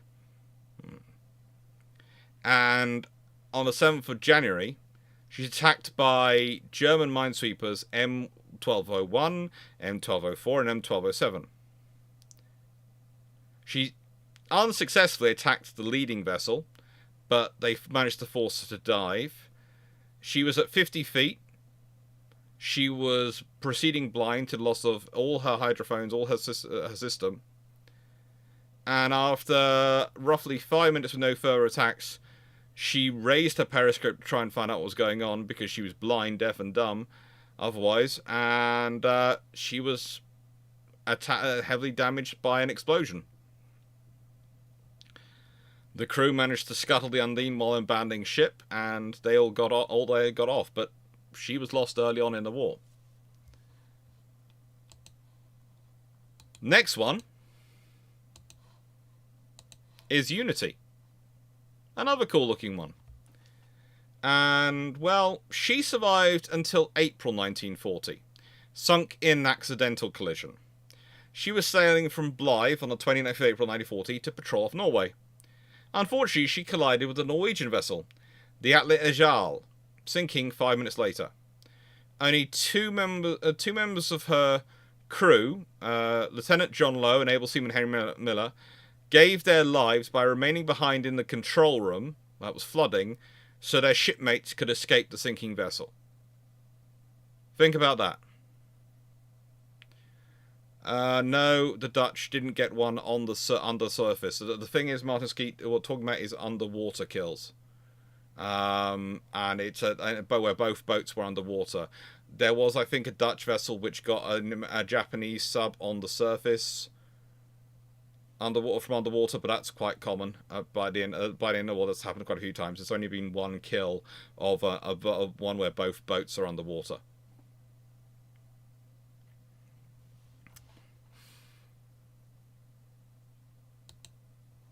And then we have HMS Ursula, which is the final of the first three. And she was launched in 1938, commissioned December 1938, and she actually survives the longest. She survives long enough to be transferred to the Soviet Navy in 1944. And by the way, this is probably one of the most stupid things ever done if you're worried about the Soviets becoming enemies post-World War II. Because arguably she was more advanced in many ways than some of the boats they picked up off Germany. And, well, interesting enough, her crew is also the core people who developed the new submarine suit. You know, they are dissatisfied with the conventional clothing of oilskins and designed a special form of clothing for submarines. It's basically Lieutenant Larkin, who's their navigating officer and was a keen motorcyclist, and we're going to add this keen motorcyclist because basically decided that a one-piece wax cotton motorcycling suit made by Barber would be better, adapting the suit by splitting into a jacket and trousers and adding a hood. It became the standard watchkeeping and clothing and things for Royal Navy submariners. And there is the full history of this particular circumstances is able to be found if you look up. There's a diary by Lieutenant Larkin, and stuff about him, and he was later on in life goes on to be chairman of Vickers Armstrong. He's a very prominent industrialist, and this is one of his early things, so you can find out all sorts of details if you look up his lifetime. But yeah, Ursula was transferred to the Soviet Union in 1944. This is after many successful voyages, and she'd sunk an Italian submarine chaser, the V-135 Togo, several German merchant ships. She served in the North Sea and the Mediterranean. She was the vessel which attacked the Leipzig. And this was, Leipzig had been already torpedoed by HMS Salmon. And Ursula decided to launch a close-range attack on Leipzig, and unfortunately she missed, but her torpedoes did hit the F9, which was one of the vessels escorting the Leipzig at this point. So yeah, it was a close-run thing for them. But she'd had a good war, and then she ends up being handed over to Soviets, who name her the Soviet Sventia, named after their province in Georgia. And yeah, she sank the German submarine chaser UJ-1219 while being under Soviet control. And she's returned to Britain in 1950 and scrapped in 1950. So she's the only one of the three who survived the war. That's good, thank you. Oh, it's a pleasure. The nicest way, the fact is, it's scary. Every time I recount that fact, I go and double check, because it's just so weird to me that the only one is World War II and it's a Royal Navy ship. Now, shameless book plug, I do this in sort of every presentation. I'm going to do this in this one. The reason I do a shameless book plug is because it is you who support my research and make my research possible, and it's your purchase of the books which make my continued academic career possible, because UK academics are promoted based on books, are hired based on their books and how well they're doing. So thank you everyone who's bought a copy, and thank you everyone who's interested in buying a copy. But in order that, this is what we've got coming over Christmas. As you can see, we have a lot of videos coming over the Christmas period, and they're going to be fun. We have lots of 2 historian space open, so hopefully I will get to record this week some videos with some historians and organise them. I have most of the videos for this week sorted out already in terms of they're written up. I just need to record them. But yeah, I need to also start recording the weeks for next week, because my plan is to try and record the videos a week in advance if I can, because that makes them sort of better and easier for me to upload, especially the internet I have here. And here's the Historiophon. Currently we are in, oh good lord, we are in slightly running late. Running late. No, we're not. We're right on time. We're over 330 hours. We are slightly running late, but we're okay. And it's, yeah, we're in the second video. And we're in the last part of the second video. We're going to be reaching the halfway point at 6 AM. So in 2.5 hours, we reach the halfway point. Wahey. And yeah, it's the U class. And we've got all this coming up, including another session with the essay competition winners. And then it's UAD between 9 and 12. And then it's normal just questions, 12 to 1500 hours. And then from then on, it's a straight run. Jellicoe, essay competition winners, and then World of Warships Colab. It's going to be fun. It's going to be fun. Signed copies? There are signed copies coming out of this for the competition winners, and there's also, I think I did say, as part of the rewards, if you go and check the list, the rewards should be given, but the rewards say anyone who's donated £5 gets your name listed in the ending credits of each of the book launch videos. £10 gets an on-air thank you. £25 gets your name in the back of the Kindle version of the books this will go towards. £50 gets your name in the back of the printed version of this book. £100 gets you a signed copy of your choice of the first 3 primers to be delivered when they are released. £200, you get to put forward 3 options, and I will select one for the Key Leader series that will be starting over Christmas. Provisos: no one who will get me cancelled by my cousins at Christmas, e.g. I'm not doing a leadership profile of the Grinch. And no one who I cannot research over Christmas, although I will probably push them into subsequent series so I can try and do them with archive work. So basically, if it's someone who I cannot research by grabbing the books I've got, I am not going to try and get it up from Cornwall to an archive over December, with all the stuff I've got going on, with all the likelihood of issues, with all the tradesmen coming in, and do it. So it's basically proviso, it's got to be someone I can find in here. They'll be done this month. And, yeah. That's what we've got going on. Anyway, there is a reason I divided the thing up into two at the point, because these are now the beginning of the Group 2 boats, of which 12 were completed and 9 were lost. And the Group 2 are pretty much, the Royal Navy has got orders them in 1940, because what's going on? They found they were useful, and they're starting to order them under what's called the War Supplementary Emergency Program. And they are similar design to the first 3, but they're different. If we go back to this lovely slide right at the beginning, you can start to see the progressions and differences. You can see top is Group 1, then it goes Group 2, and then it's Group 3. You can see the sort of the changes in shapes and how they become more and more about their underwater performance and their shaping. And also their torpedo tubes balances change.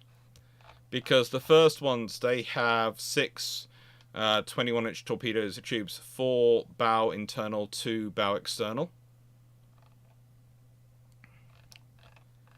And then later on, you've got in Group 2, it's gone down to 4 21-inch torpedo tubes with 4 torpedoes loaded in tubes and 4 more torpedoes to launch. So they're only carrying 8 torpedoes. And you know, in the third group, it's the same as the second group. They've gone down that much. You know, they're only carrying 4. They're carrying 8 torpedoes and 4 tubes. The first group did carry up to 10 torpedoes. So they'd have 6 loaded in tubes and 4 internal to be loaded in. It's a nice thing to have, but you're not exactly carrying a lot of torpedoes. So HMS Umpire. Now, she was a fun vessel. She, how she sank is, well, she's commissioned on the 10th of July 1941, and she sunk in a collision on the 19th of July 1941. See a problem? Yeah, she survives for 9 days from commissioning.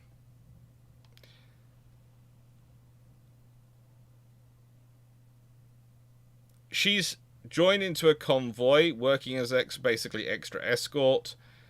No ships have lights on because there's a risk of German E-boats. And one of the armed escort trawlers of Peter Hendricks on a southbound convoy accidentally struck Umpire and sank her in 18 meters of water when she was on a northbound convoy. Only one of the crew survived from the bridge to actually be picked up by the trawler, and others survived from inside using the conning tower engine room escape hatch, using the various escape uniforms, which the Davis submerged escape apparatus, which the Royal Navy had at that time.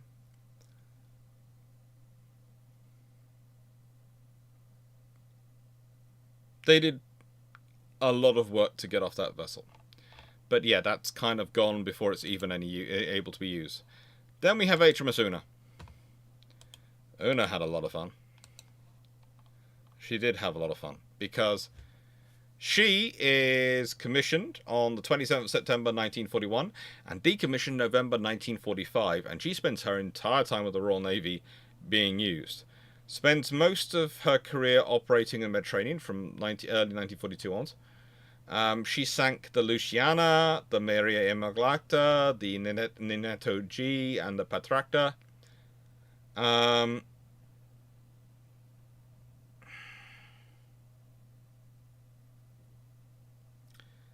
have to say at least one of those, the Luciana, was actually kind of controversial.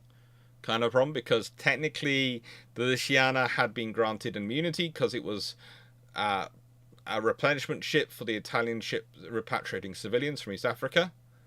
But they hadn't read the communiques, and so they saw it. It was a target. It was a tanker, and they took it out. She also damaged some other vessels, and, you know, she came close to killing a lot more. She also, at one point, managed to hit rocks, literally, with her torpedoes. Because she was aiming for a merchant ship in a harbour, but she unfortunately hit the rocks.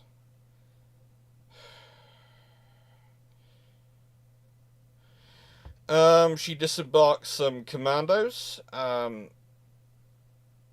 to try and do a raid on a power station and an airfield in August 1942 to support Operation Pedestal. Unfortunately, it was unsuccessful.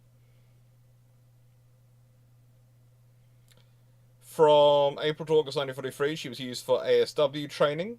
She had a refit in the UK, but she went for ASW training. And then she's placed in reserve in November 1945, as said, decommissioned. And she's actually sold for scrap in 1949. She's kept around, though, because, frankly, up until that point, the U-class is still considered quite a good idea if you end up finding yourself in a bit of a war. They're still considered useful. Royal Navy Landscaping Services, yes, they're excellent. They are excellent. And then we have HMS Unbeaten, which sadly was beaten, but she was sunk on the 11th of November 1942. She commissioned on the 10th of November 1942. And she was attached to 3rd Submarine Flotilla in Scotland. She has sailed from Holy Loch on her last patrol, and she competed Operation Bluestone, landing someone in Spain.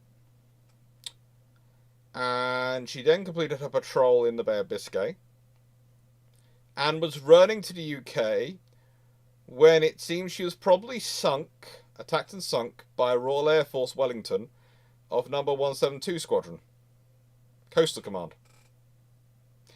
on the 11th of November 1942. She was lost with all hands.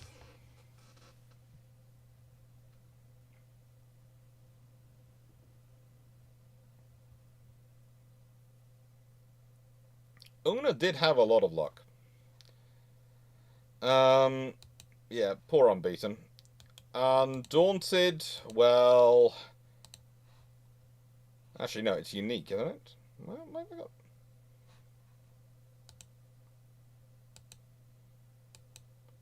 I, for some reason, have skipped Undaunted. Oh, I know why I've skipped Undaunted. She's coming on a special slide later, so I will go to... not her. It's unique, right? Yeah. Sorry, I skipped some of the subs for a reason, and to talk about it later. Unique.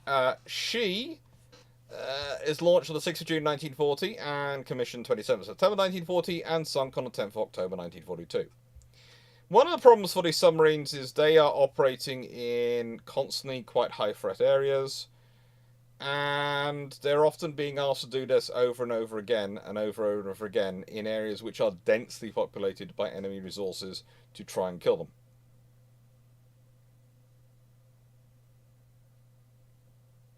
And densely populated by British resources which try and kill them sometimes.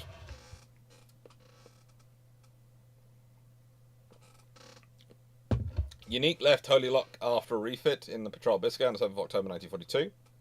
CF point, they go to Holy Loch for a refit.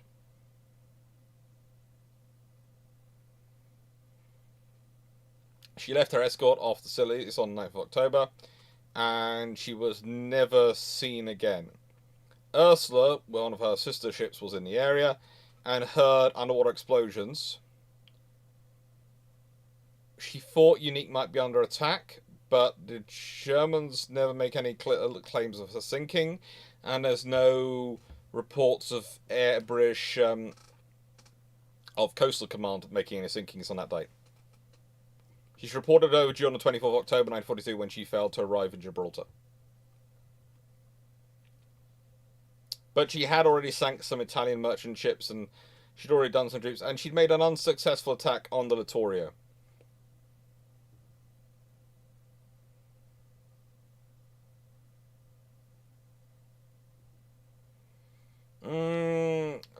To be fair, Royal Navy CO patrol limits are an interesting thing.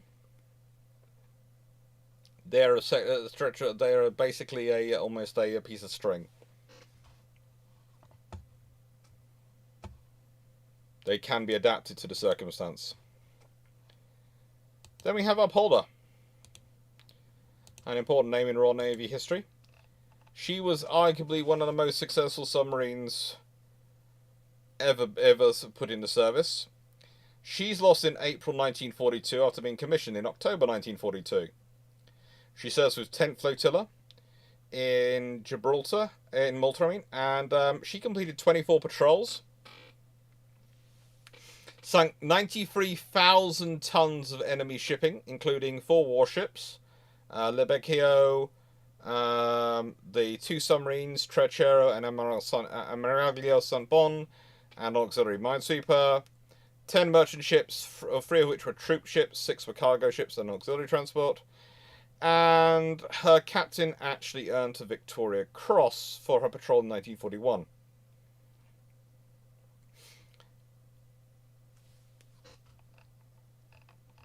Her successes are quite many and varied. There are various theories about her loss.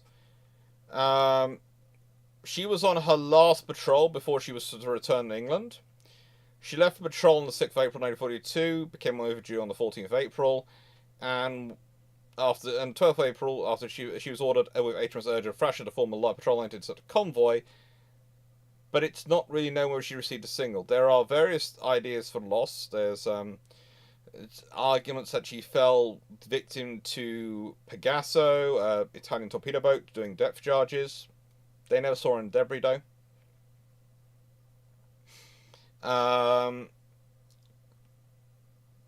There's a possibility that she was sunk by a mine on the 11th of April 1942, because the submarine was reported to be close to a minefield at that point. And there is also a report of German aircraft engaging a submarine, but there are no German records of it.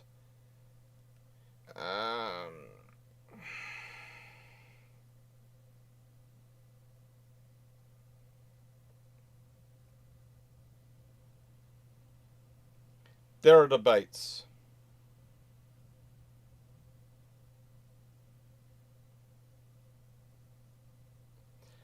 I would say my focus mainly is on the mine.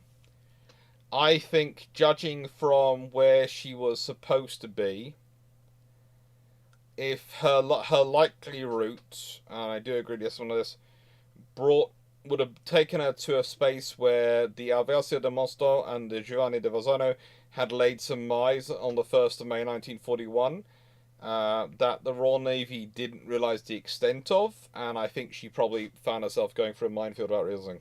Hi, Random Dale fan. But again, she's a good boat. She is a good boat. And that's what the Admiralty wrote about her loss. You know, they you know, this is the thing. They acknowledge this vessel with this level. Now, then we have HMS Upright, which is the second from the left, which I would say makes it that one. Second from left. And this is her alongside a tender, doing what submarines often do, sitting with tenders, which are vital for their supporter movement. Now, she commissioned in September 1940 and was scrapped in March 1946. She was heavily depth charged at various points after launching various attacks on Italian vessels, and she sank the light cruiser, the Armada Diaz, and an Italian dry dock, which was on the tow. She did all sorts of interesting things. And... No, she, you know...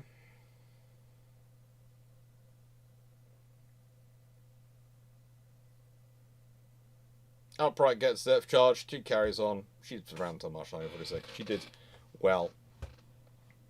They are good boats. They are survival boats. Most of the time. Most of the time. Now, Urchin here. Urchin. Or as you can see, it's called Sokol. She starts out in September 1940 as Urchin. She's transferred to Poland in January 1941. It's renamed Sokol. And when she's transferred back to the Royal Navy in 1945, she's renamed Urchin. She's not decommissioned until 1948. And scrapped in 1949. She's useful. She's good. Her wartime tally was 55,000 tons.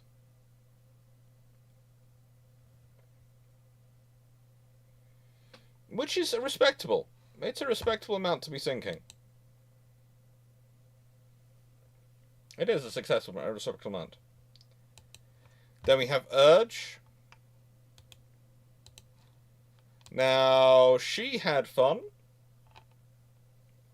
In that she, and I do enjoy this one, she was sunk by, in her experience, yeah, she was, she'd been involved in commando operations and all sorts of things, but as Malta was having more and more trouble, they decided that they needed to set up a new base of operations in Alexandria, and so Urge in April 1942 was ordered to sail for Alexandria with 32 crew, plus 11 passengers and a war correspondent. She was chosen because it was considered quite safe to send her, because she'd been quite successful so far, and had done all sorts of interesting operations. And she's fails to arrive at Alexandria on 6th of May 1942. And her wreck wasn't discovered until 2019. She had actually it was found that she had actually struck a mine on the surface after exiting Grand Harbour, Malta. No one had realised. The explosion had been violent and about a submarine had become detached. And the submarine had sunk so suddenly there were no survivors. The war correspondent lost was a gentleman called Bernard Gray, who was a very important journalist at the time. Now, as many will notice... What's that? We have got plenty of time. I keep getting slightly scared because it's going to sound strange. The channel's been going for the video's been going for 6.5 hours, and the time this has got to change is 6 AM. I think I've gone over. YouTube's going to dial me, and I go, no, it hasn't. No. I'm still fine. I've got till 9 hours. I've factored in 9 hours. It's at 6 AM, so I've got another 2 hours. I've got plenty of time. Plenty of time. But the coastal subs do well, you know. They do, and I'm gonna do the whole group. I was planning to do the whole of Group 2 and Group 3. Group 2, and then have Group 3 just flick through behind me while talking about the U-Class for the next few minutes. So HMS Usk. She was commissioned in October 1940, 11th of October, sunk to 29th April 1941. She served pretty much her whole career in the Mediterranean. And again, she's considered lost to mines off Cape Bon sometime around the 25th of April 1941. They have no idea when. But she's lost to mines. And this is one of the other troubles you have of operating in the Mediterranean. And the U-Class, their maximum speed underwater was up to 10 knots. So they were quite good when they wanted to be underwater. But they could do 11.25 knots on the surface. So they're fast underwater. They are sprightly boats underwater.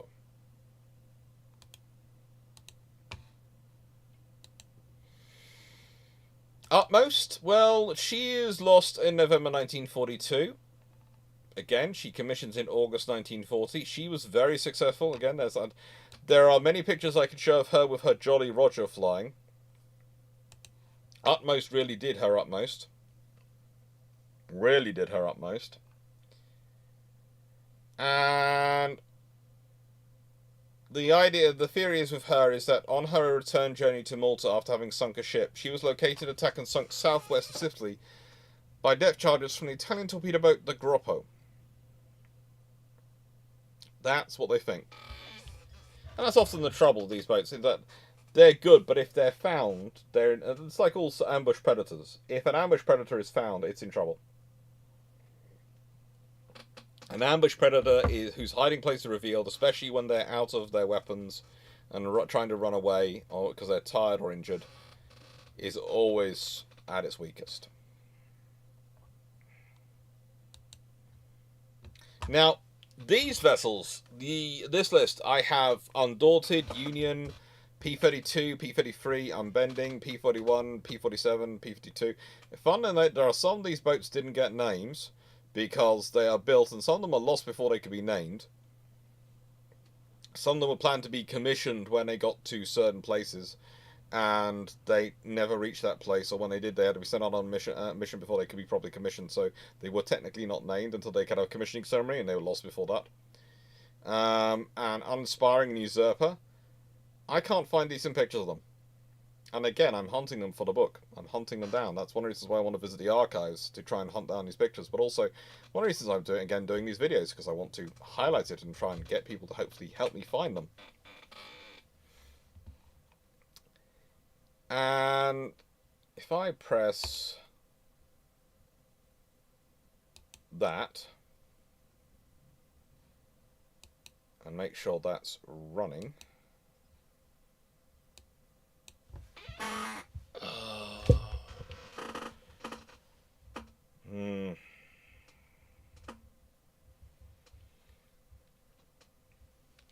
That should work. Bygone. No, not that. No, I don't want you. No. Skip forward to where you're supposed to be. Good lord. I changed one setting until I had to reset itself, just to be annoying. One setting. One setting is all I changed. Now, the U-class are... Thank you, Rannondale fan. The U-class are special to me. They're special boats. Because what they are... is submarines that matter. What they are is submarines with capability. What they are is... If I'm going to put them here... No, you didn't see too much of the foot. There's no way you're going to see too much of the foot. The U-class are the boats which the Royal Navy basically reaches to mass out and to help the Mediterranean. If you don't have them, you can't do a successful Mediterranean campaign. They are the force enablers which allow you to spread out the forces you would otherwise have to do it on Mediterranean.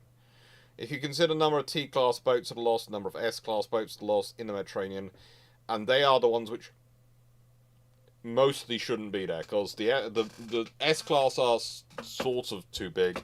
The T-class are definitely too big for the Mediterranean. But they have to be called in because of the general shortage of submarines. And again, this is a classic case of when would have been the right time for the Royal Navy to order more U-class? And the answer probably goes, well, in 1937, when everything's breaking down, they had launched Undine in October 1937. They launched Unity and Ursula in 1938. Ideally, they should have been ordering these vessels earlier. They should have been ordering the massive U-class boats which they need. Maybe you don't order them in 1937 because you're designing the test, but 1938, 1939, they should have been ordered then. They shouldn't have been waiting until 1940. Not even as early as they did, you know. Umpire is ordered in September 1939, and they basically order those 12 all in September 1939. They should have probably been ordered earlier. And if you look at some of the Henderson notes, etc., there is arguments they should have been ordered in January 1939. And in September 1939, you should have been ordering another batch, or you should have been ordering the batch 3 boats, or another batch of batch 2, another set of batch 2 boats. You should have ordered another 12 then.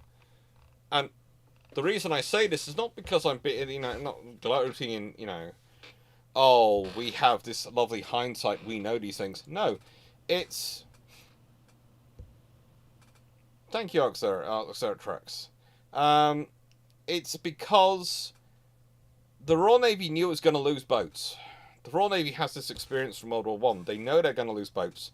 They know they don't know if they're going to be operating in their training. But even if you're doing inshore work in coastal work in Northern Europe, even if you're doing the inshore work trying to get boats into the Baltic, you need the U-class. You need these boats. They are fast enough to be able to get in and out of the Baltic against the current. That's the important thing. They're small enough to fit in and out of the Baltic against the current. They do all sorts of commando operations, all sorts of operations in World War II because of their capabilities. The fact that they only order 12 in September 1939 and don't order a whole load more worries me. The fact that they now order then the next batch of Group 3 boats are in March 1940 and they order another 10 seems absurd. They then order another batch in August 1940 and then order another batch in July 1941, and it's kept to almost pre-World War II ordering norms and financial ordering norms. That's what they're keeping it to.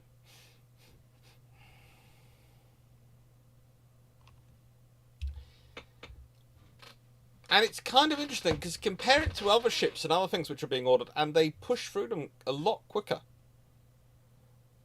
But I'd say the problem with submarines is also there is the expansion of submarine crews, and there is the realization in the Royal Navy that they have realized a long time ago that submarines, as useful as they are, and they are useful, have the problem that when they go, you tend to lose the crew.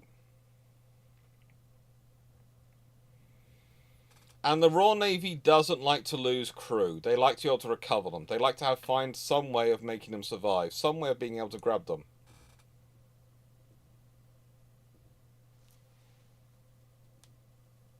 And that's a problem. That's a problem when it comes to convincing someone to do submarine service. And it's a problem when it comes to building the submarines, when procuring the submarines. I love the submarines. I love the U-class. They are these sleek boats. They have all these sinewy lines to try and make them operate better underwater. They are the fastest of the Royal Navy's boats underwater in real terms. They have capabilities which you would dream of having, and which is one of the reasons why they're the model of modern British submarines have owed their design heritage to beginning to the U-class. They are some of the most advanced boats in terms of their design and underwater performance of any class operating in World War II at equivalent times. Any class. And yeah, Stuart Melberg, the U-class crews did know they had slim odds. They knew they had slim odds. But they still went anyway. It was high risk, but it was high reward. They knew how important they were. But these boats...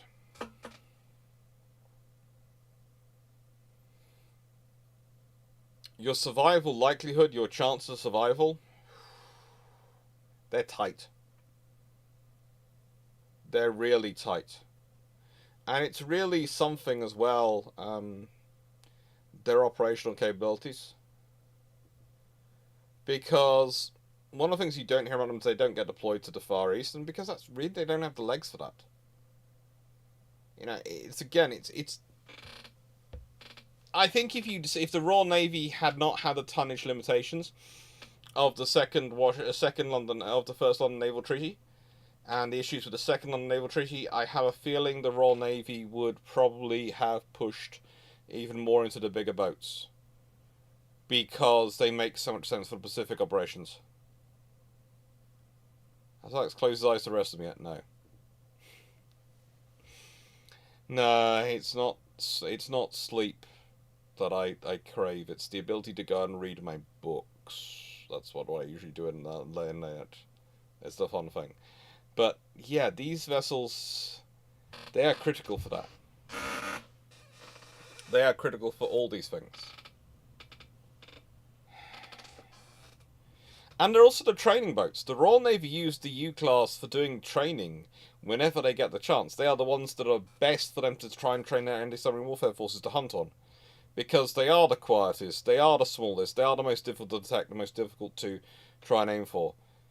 They are the absolute problems to engage. Actually getting them, though, is very difficult. And that's their real point.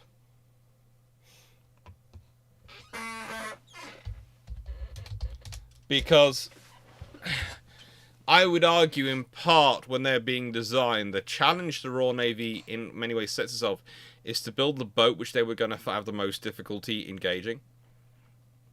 And there's a real advantage to being the force which is most paranoid in the world about submarines, because it means you've put the most effort into developing ASW technology and doctrine. And when you've got your ASW doctrine refined to that point, you can then turn that doctrine around and go, well, if we were hunting a sub, what are the things we're looking for? Let's design a sub which can avoid those things. And that's what they do. They do their best to make a sub that will avoid the things and avoid all that stuff. And they're good boats for it. They really are good boats for it.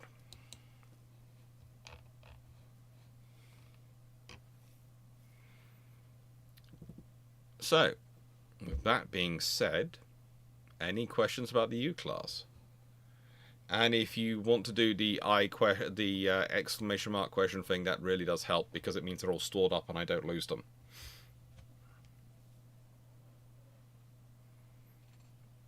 Oh, a lot were constructed to follow the trees of construction. If no one minds, I'm going to quickly go blow my nose. For some reason it's blocking up. I'll be back in a second, but if you please put the questions, the exclamation mark question, I'll definitely not lose them. And I'll come back and start them again on this class and other things when I get back. But I'm going to go blow my nose, because that's why I'm starting to talk like this. I don't know why my nose is starting to block up a bit.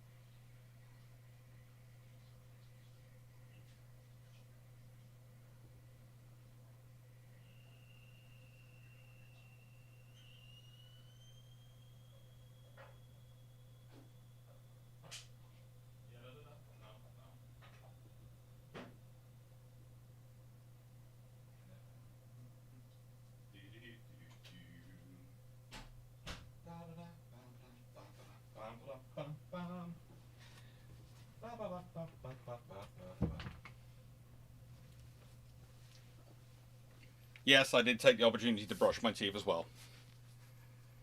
I do apologise for that, but I decided that it would be sensible to do so.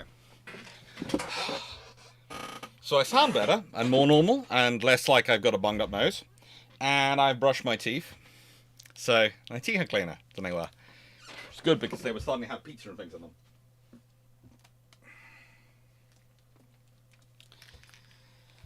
And on with the earphones again. I've got to get working speakers for this computer because...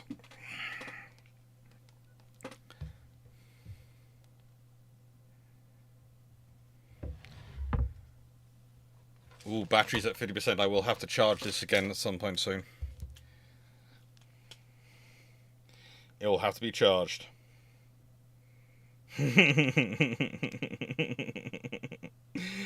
Oh, goodness gracious me. Oh, thank you.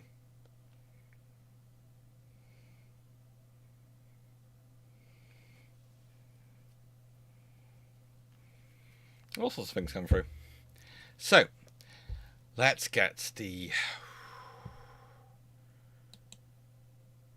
Not that one. That's the wrong one. Let's go to this one. Let's do this.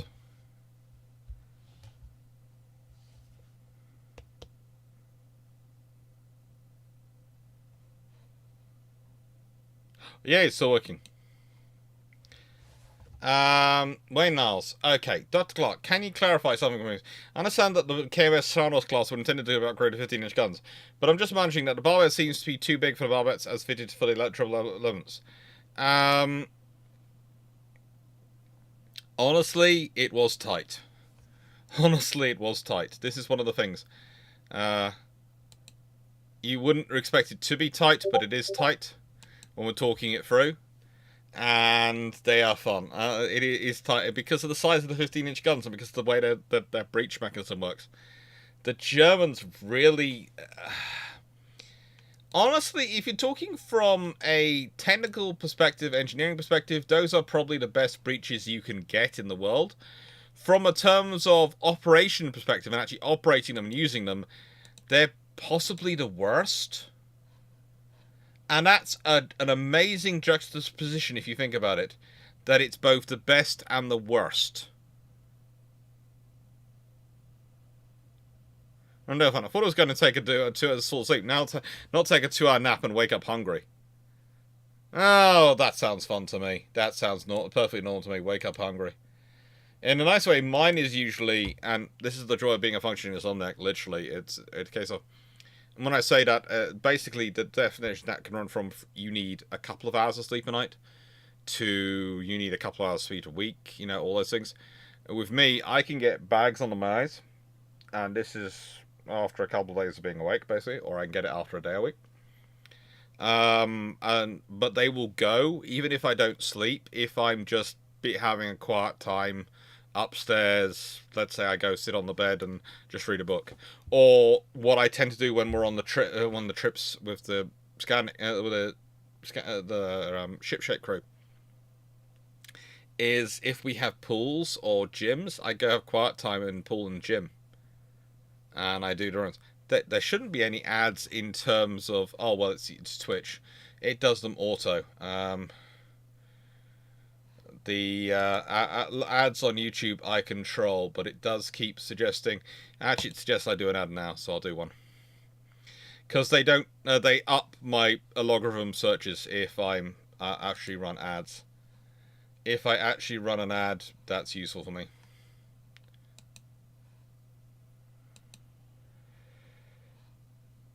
Much as it's weird enough to say.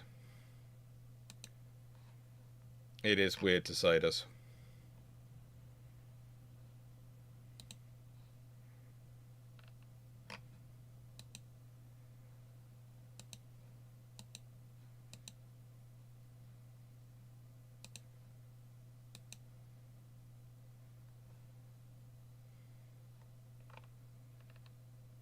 It is really weird to say that. Yeah, it's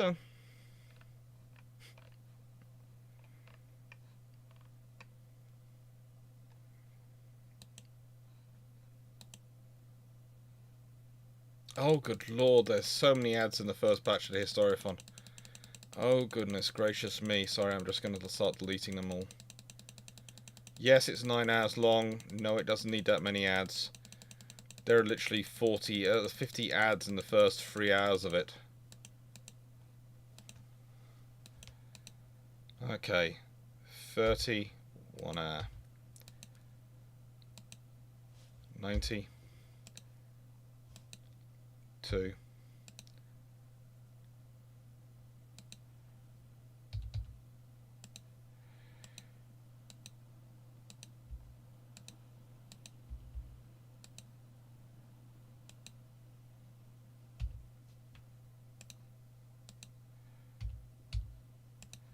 I don't know.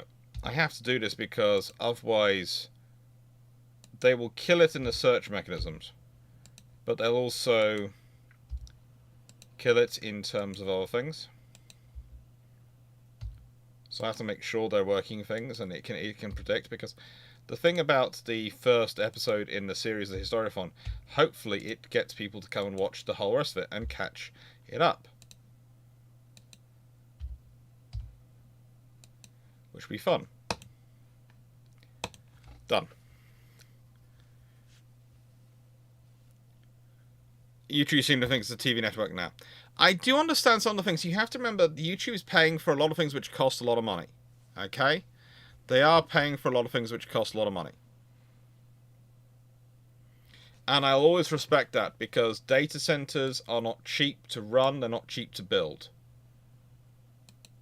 But they're also, it is a case of, there are a lot of things that they are charging, that they are now having to do, they are doing, which does need to be worked on.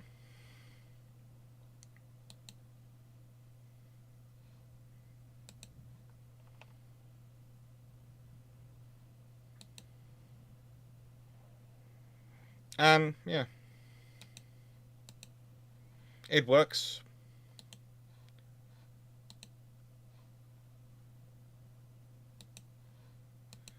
It works, and once you've got it sorted out, once you've got it running and organized, it does work. You know, it does make life a little bit easier. And the fact that some people are still commenting on videos and are supporting them and supporting raise money, those things help. Again, you know, there's a hype train currently going on YouTube, on Twitch apparently, which I have always get disturbed by when there's hype trains running on Twitch, because I still do not know what you're supposed to do with a hype train. Just let it ride is what I do tend to.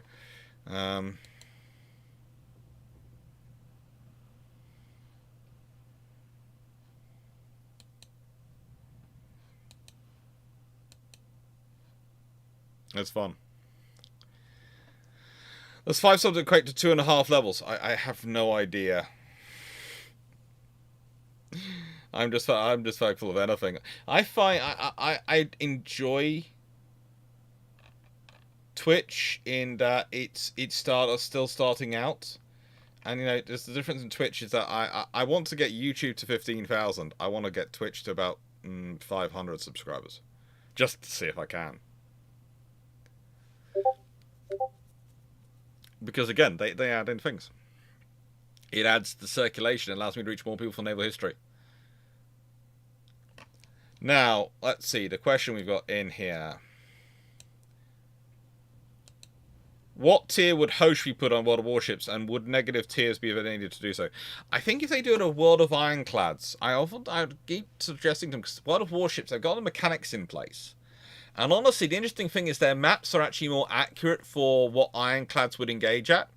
And you could start with things like HMS Warrior and work your way forward. And you could do a really interesting World of Ironclads up to, you know, things like the Lord Nelsons. And you could get some really interesting... And in many ways, there are far more powers who operate pre-dreadnoughts, you know, Royal Sovereign Starships, ironclads, than there are just, you know, the ones who operate the battleships. And it's a far richer tapestry to draw from in some ways. And far easier tapestry to draw from in some ways, because they're somehow far more open about what the reality is. So yeah, the host should be there. Plus, then you'd have people like, well, let's be honest, the Fu would be playing constantly with the host. He just lived there for the host. RG, following up the modernized Yamatos in the Falklands War, would the Argentinians even try to sortie Belgrano? Seeing as they wouldn't necessarily know that the Yamatos have appeared, because they've appeared randomly on the way down, they wouldn't expect them, they might well sortie the Yamato, the sortie Belgrano, unless someone told them. And let's be honest, they try to avoid that. I have a feeling that Michael Clarke would probably seize the cameras off any of the television and BBC television and photographers and go, if you try to take a single picture of those vessels passing along lines or pass anything back, I will personally break parts of you physically and painfully. And how the world reacted to the press coverage video too? Then that's an explosion, and that, especially if it happens after things have been sunk, then that's going to be these are the secret weapons the Royal Navy's packing. If it happens before, it's going to change the whole thing. It might even. The interesting thing about having things like Talon range missiles, Tomahawk range missiles, and the anti-ship variant, they could be used to extract the carrier and the Belgrano, and both could be taken out a long time before they get anywhere near range. And the submarines used as well.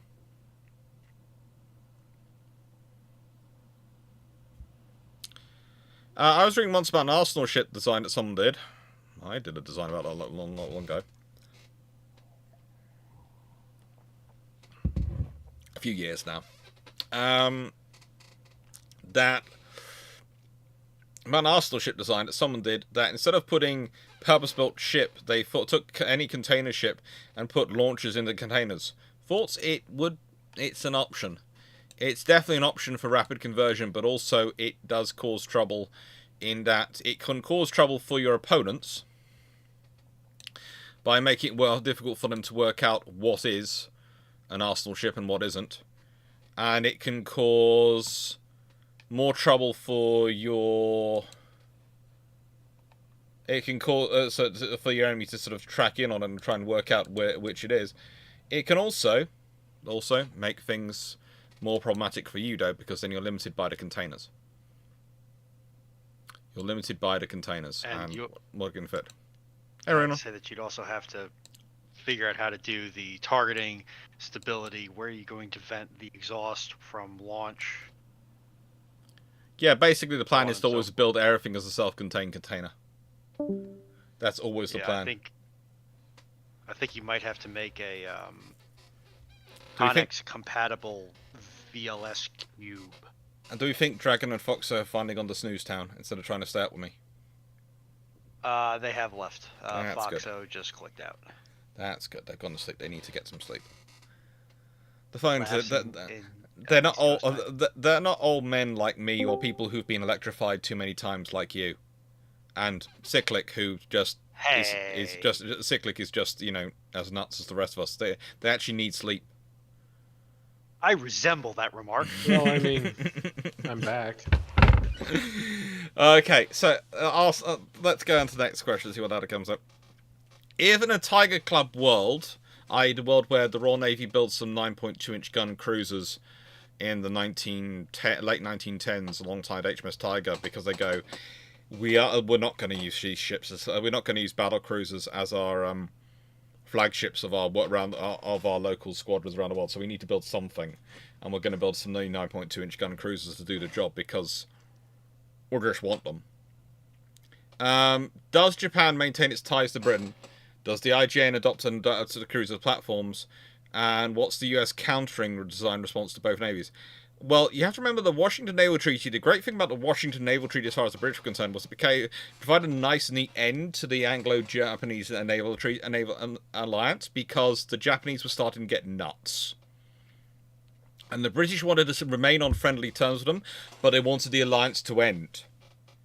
And therefore it became the big bad Americans' fault, because they insisted as part of the Washington Naval Treaty. And isn't that terrible of them? That's their requirement for us all signing it, that we can't be allies anymore. We can still be very close friends though, but we can't be allies anymore, because the Americans insisted.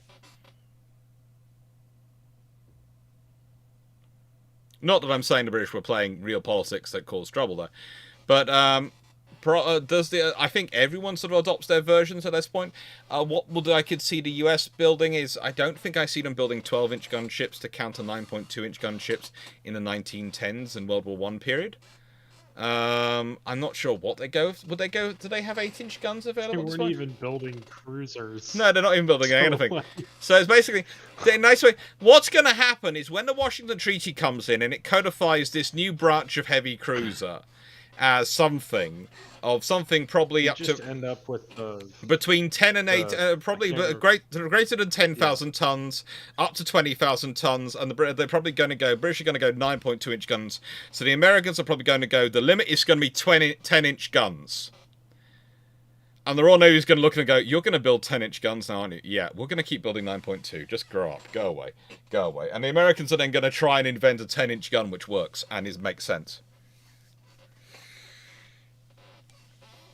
And they're going to find it's going to have the same rate of fire as a 12-inch. It's either going to be a 10-inch gun, or they just go fine. The limit is 9.2. Yeah, but then that means they're agreeing with the British. Well, they agreed on the 8-inch. Yeah. In the treaties, so. Well, the they British make had, it 9.3 just to be difficult. The British had 7.5-inch Or guns, and so that's why they put 8. So because they went to the level higher. Yeah. So yeah, they could go 9.5. Although I think if they push to 9.5, the square cube is going to mess with them to the point where they're going to lose the advantage. Small enough to still be, they're going to cross the line between the biggest shell, which you can get cruiser rates of fire, and start going into the smallest shells where you get battleship rates of fire. Yeah. The figure it comes in about 9.4 really or 4.5. 4.5. That very yeah. limit, yeah. Oh, but it would is just another argument for it being 9.2. That the what they call them, the Tiger Cubs, Class 1 or Class A cruisers, not the heavy cruisers that the US is called in Italians. In the treaty language? In the treaty language, in the Washington Treaty, they don't have it. They just have up to 10,000 tons, and anything below that isn't counted. And later on, it's heavy cruisers introduced. So the British called them, and I put down they called them station cruisers. And that's what that's the sort of thing which we've been discussing. Oh, frigates actually was also the other thing the British were discussing. So the British have decided to call them frigates.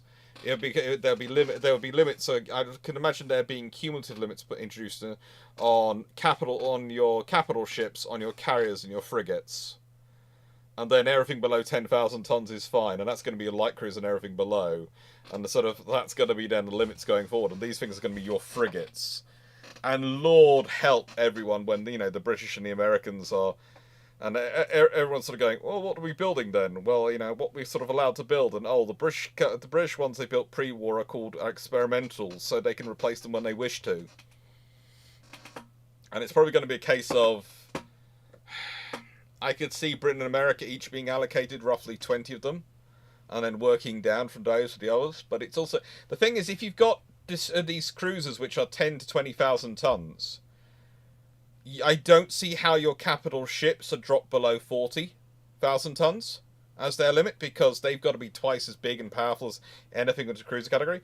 Your carriers are going to be possibly going to have to be about 30,000 tons their limit, so they can definitely have the speed to get and things for the operating in the world with these ships. So it's going to have a big impact on things. And the thing is, these ships are going to be big enough that nations like Japan might feel that they are suitable vessels for them to, have as a bit of status with. They're also probably going to become the status assets which are being built, because you're still going to probably have a capital ship freeze. But building up these are going to be something of status. And my theory, I have to admit, was that the Royal Navy would go, we've built most of ours at 18,000 tons with 9.2-inch guns. And if you set the limit at 20,000 tons, so we've got, let's say, 400,000 tons to build. Okay, well, that's fine. That means we can build 22. And 22 for the Royal Navy at 18,000 tons is going to be well worth it. Because you think an 18,000 ton versus a 20,000 ton vessel, the differences are going to be marginal at that point. All this is making me think is, man, Guadalcanal is going to be even nastier. Yes. Oh, it is. It's going to be absolutely horrible. But also, the thing I would like to point out is, in that kind of world, the Deutschlands just are.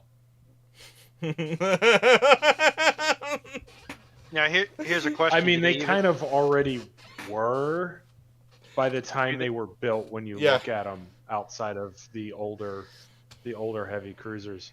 Because, like, Deutschland versus Wichita, for example, I would not want to be putting money on the Deutschland. I would put Deutschland and Graf Spee versus Wichita. I still put my money on Wichita. But now, okay, here's what I would ask. In the case of this world where the 9.2-inch cruiser essentially supplants the 8-inch cruiser, do they even build the Deutschlands with what they get built with 11s? No, they have to be built with 11 because that's all they have. They've the got. Deutschlands are replacing the pre-dreads, and they've only got the ability to build 11-inch guns. And that's the trouble with the Scharnhorst as well. They've only got They've only got the infrastructure and the industry to build the 11-inch guns. It was only later on they considered adding the twin 15s instead, and I mean, 6 guns for a capital unit that isn't a battle cruiser. It's kind of an awkward armament for something that is part of your battle, like actual battle line. Yeah.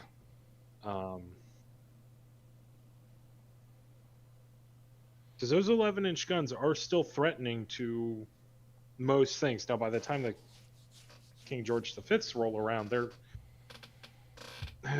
the Scharnhorsts are a joke, but then again, I mean, it's a Scharnhorst. It's the German Navy. It's a joke. Yeah, and the thing is, though, I do say in a world like this, where you've got a number of 9.2-inch gun cruisers, which are up to 20,000 tons going around, Deutschland class are in trouble. The Scharnhorsts are in definite trouble. I would argue even some of the other Congos are just the Congos. Worthless. I don't see there's any point in modernizing the Congos in this world. That you replace the Congos, you don't modernize them. Could you do an Italian-style modernization? I would also argue you get a similar problem for the belt armor is so woefully. Yeah, and Renan and Repulse are the same situation. Renan, Repulse, Tiger, they're all not. You don't modernize them, you replace them.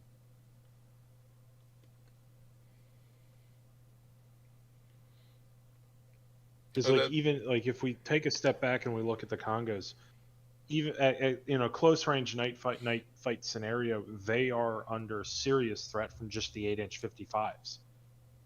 I mean, the end result of this, I think, was Hiei being left crippled to then be sunk by air attack the next day. Yeah. Suddenly 9.2 is the limit everybody's building, and that's not just a close range threat anymore in all likelihood. Well, the British, you're talking about something which has maybe could even have, depending on how you're doing the armor profile, it's going to have anything from 8 to 12 and probably 9.2-inch guns, with the rate of fire 9.2-inch can do, and the range especially. And you think of what you can get on a 9.2-inch gun, and some of the ones I was looking at, the Royal Navy has quite a few decent options from this 9.2-inch guns. And this is even the pre-World War I period. In the post-World War I period, it changes even more. But in the pre-World War I period,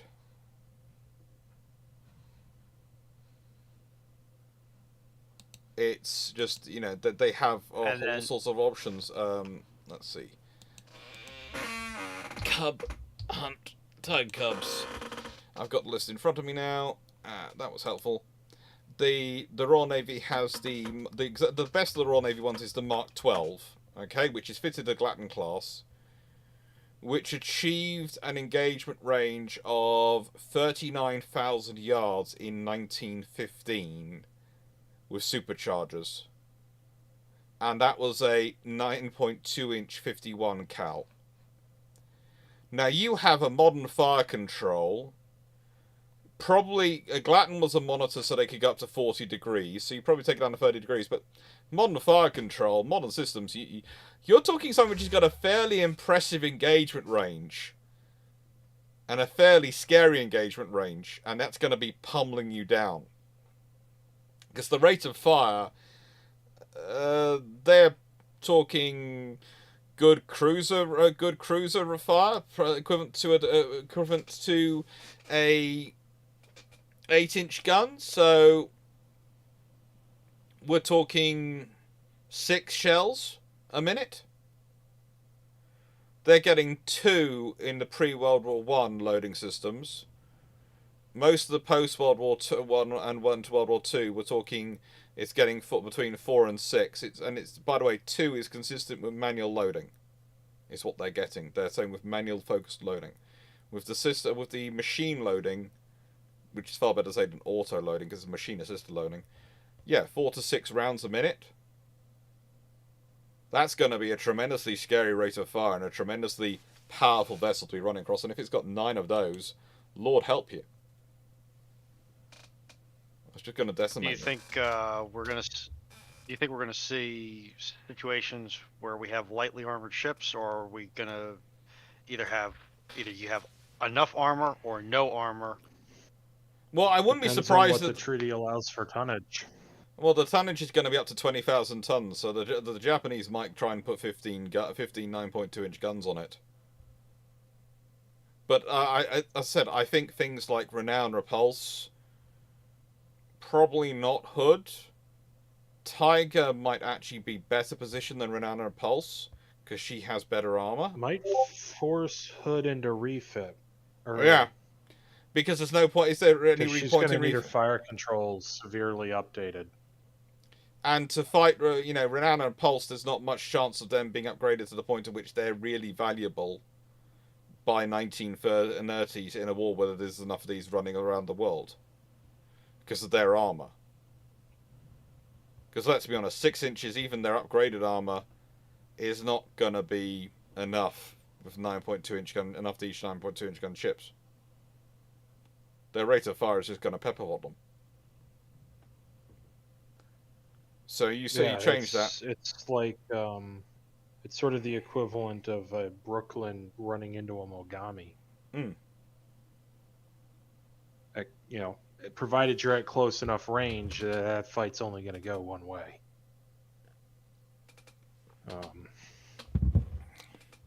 And the thing is, with the older 15-inch guns, because of the angle they could get, you either have to do a whole upgrade on their turrets, give them the range, because if they can only get to, let's say, 30 degrees, 30 degrees is when they're added up, 25 degrees is what they normally can get up to. And if you're taking on this and it can, let's say it can do 40 degrees, then that's 39,000 yards of range. That's coming on the point, that's quite a scary level of engagement when you consider the Royal Navy's... That's sort of that's the gun being able to reach out honestly farther than effective fire control against a moving target. Yeah. And moving and maneuvering targets, so as the Italians found out. And that was the range the gun was achieving in a monitor role against stationary targets. Yeah. Now the thing is, you're not going to achieve that with moving targets, but the thing is, if you can achieve that when you're dealing a stationary target, you can probably achieve the maximum range you can effectively achieve with fire control techniques with that gun. Yeah, exactly. It brings it not to the gun and the turret and elevation, but to how good your fire control is combined with what kind of vessel are you engaging. Are they, guns flashed. Well, we're already steering to the previous splashes anyways between. Because when you start getting out to some of these more funny engagement ranges, you can run into a position where cruisers that are kind of, Johnny on the spot with maneuvering gave battleships, even ones with really nice fire control, gave them all sorts of problems in World War II because you're talking shelf light times that are really out there. Yeah. it becomes a really weird thing to think through. And again, it's going to affect your carrier design. It's going to affect it changes so much in that scenario. And what I see is I see those cruisers, especially if they're modernized versions built during World War II, being the ones which survive post World War II more than the battleships, because they're going to be cheaper to keep in service than a capital ship, and most people are going to look at them and go, well, hang on, if we're dealing with Sverdlovs, why do you need? You don't need anything else around. And they're going to be good command ships, flagships, and those sort of roles. Are these Sverdlovs still going to be 6 inchers? They were defined mostly by Soviet infrastructure and anything else. The Sverdlovs are an evolution of a pre-World War II cruiser design, anyways. Yeah, and the they're Kirovs. And the Chapayevs. Which in this environment where you have these 9.2s, there is still very much an argument for the 6-inch cruiser. Yeah. Very much. I would actually think that the 10,000 tons below is going to become dominated by 6-inch cruisers. I don't think you'd have 8-inch cruisers in this scenario, because what is the point of building an 8-inch 10,000 ton cruiser when you've got the 9.2 inch above it? There's no point. The 6-inch gun makes sense. So you're going to have the 6-inch 10,000 ton cruiser is going to become the common it's going to become the cruiser below that for the 10,000 ton mark.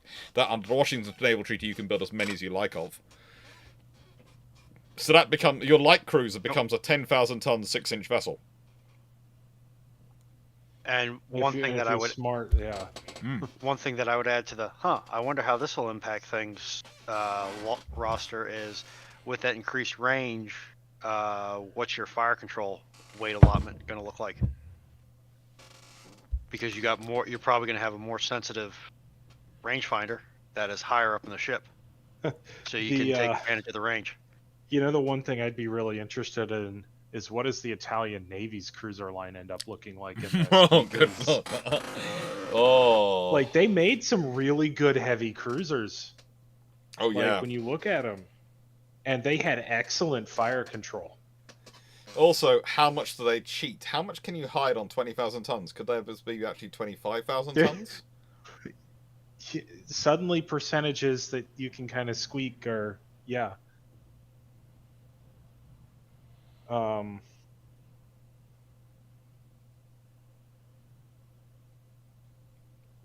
They're going to be big, beautiful ships, and the Japanese are also going to be. Oh yeah, it's going to be fun. It's going to be really fun. I'm just wondering if the Japanese end up still going the same way of, you know, like you mentioned, 15 guns, and then having the ship nearly crack in half in a storm on them. Oh, probably. I don't think they're going to get, what was it, the Puritakas? Or that class? Hang on, let me look it up because I can see it. I don't think they're going to be able to do a turret swap on those to 8-inch.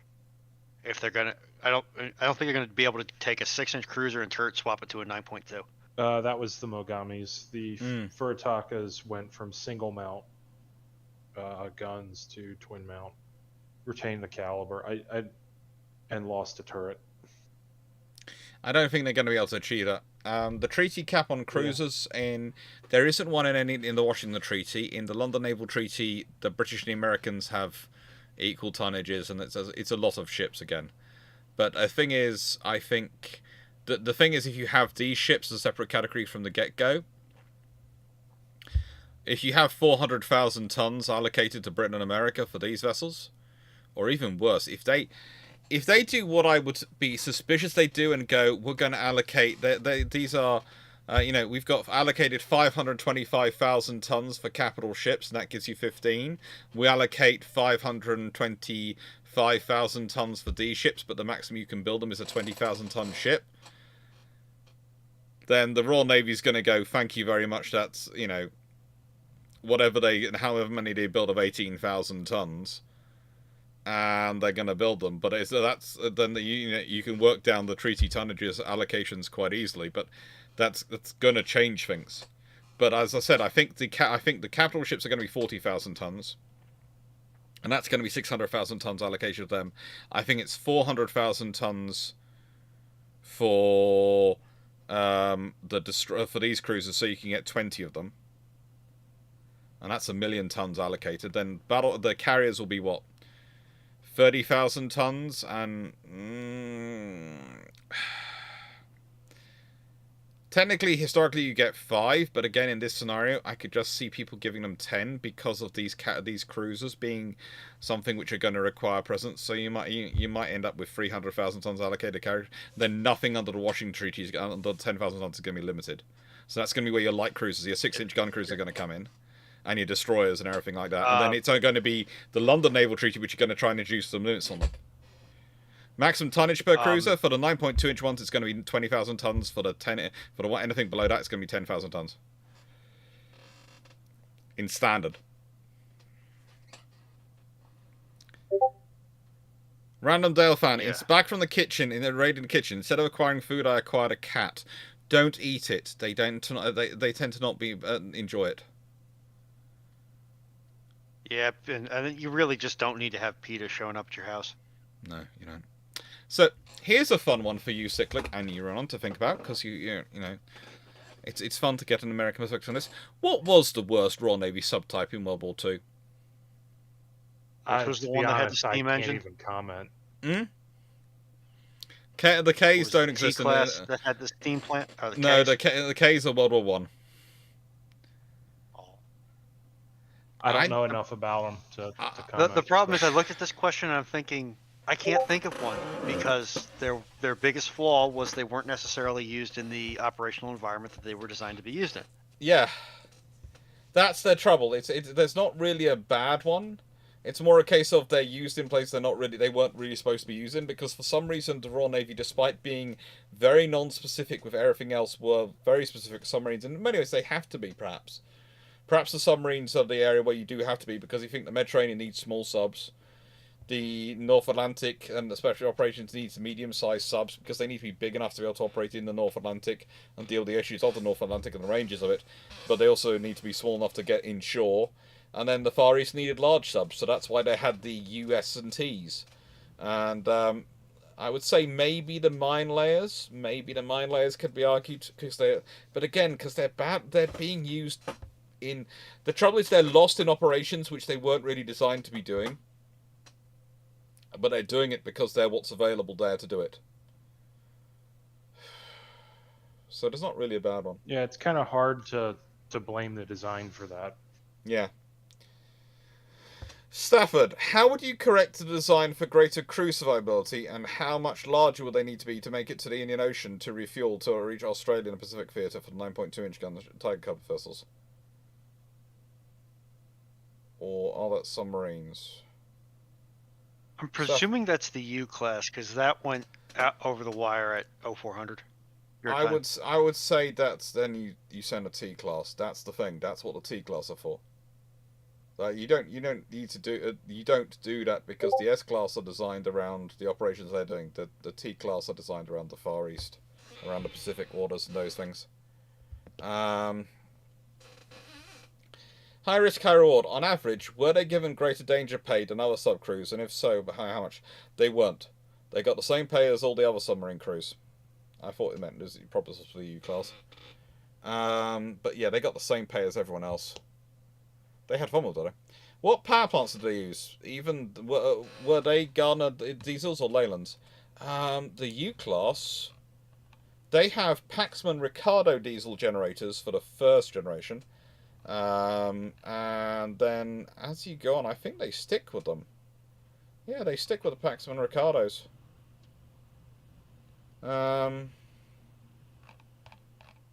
They are fairly loyal to their Paxman. They get upgraded later versions of them and better versions of them, but they stick with them pretty much. Paxman Ricardos. Or sometimes they get others depending on supply availability, but yeah, they're usually Paxman Ricardos, which are a pretty good type of diesel engine that the British have at the time.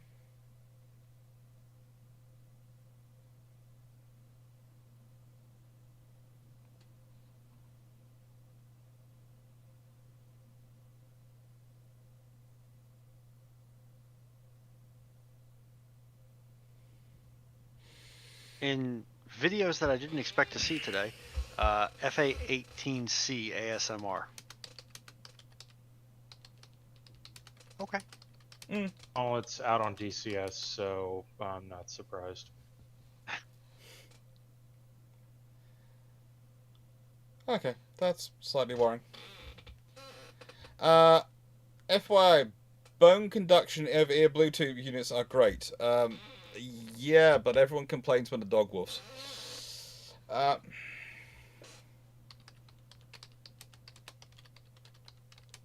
Well, Steve complains when the dog woofs.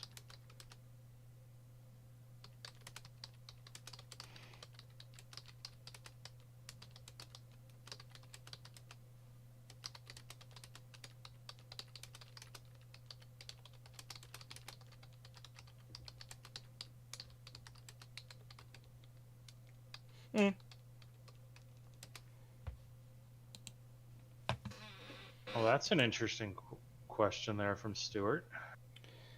Which is a more of a contemporary threat environment to subs in the Med in World War II? The Baltic and the Cold War, the Taiwanese Strait, South China Sea now.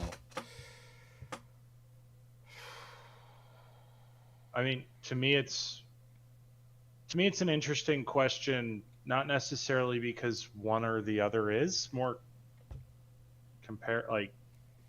equivalent. It's more interesting as sort of a compare and contrast sort of deal. Like the Taiwan Strait is going to be very, very, very high threat, and the Baltic in the Cold War is also very, very, very high threat. If you're, well, particularly if you're like a Swedish sub or a German sub, a West German sub, because in the Cold War, a lot of the Western navies are operating in a sea denial mode, rather than a sea control mode in the Baltic. The Mediterranean was a lot. Don't get me wrong; it was still high threat, but it's not. Well, let me put it to you this way: you don't have IL-38s running over you with sonobuoys and airdropped acoustic torpedoes. Constantly uncontested.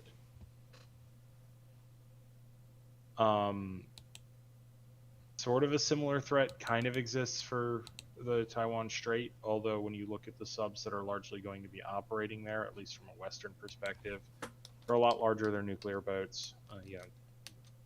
Los Angeles, Virginia class, pretty much. I mean, you do have the Chinese SSKs, the Taiwanese SSKs, potentially the Japanese ones. But I guess if we look at the South China Sea, it's also similar. Yeah. Maybe towards the kind of to the Mediterranean. But the advantage of the South China Sea is you do have a good chunk of that where it is very deep, contrary to popular perception.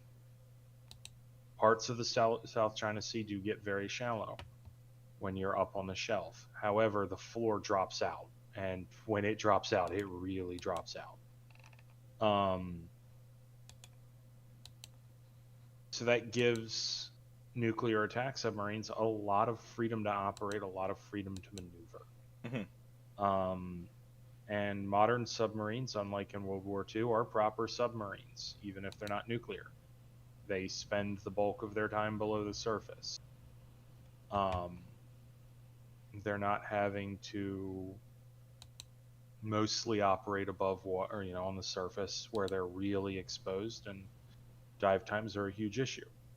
And if you're going to have your snorkel up, you probably have your ESM mast up, so you're able to monitor, okay, are we approaching what is believed to be the detection threshold, and you can dive before that point. You're not relying on visual spotting, which is what makes the Mediterranean sort of, I don't want to say unique in World War II, but certainly its own flavor in World War II. It has its own style. Yeah.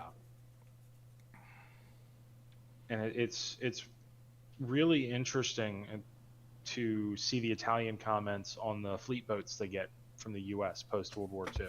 Yeah.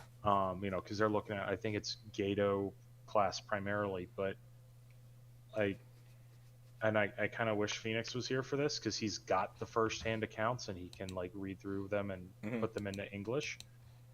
But it's really telling just how different the Mediterranean is. And I mean, when it comes to high threat and danger, everywhere submarines were operating in World War II was eye-wateringly dangerous. Ask the Germans how many U-boats they lost. Yes.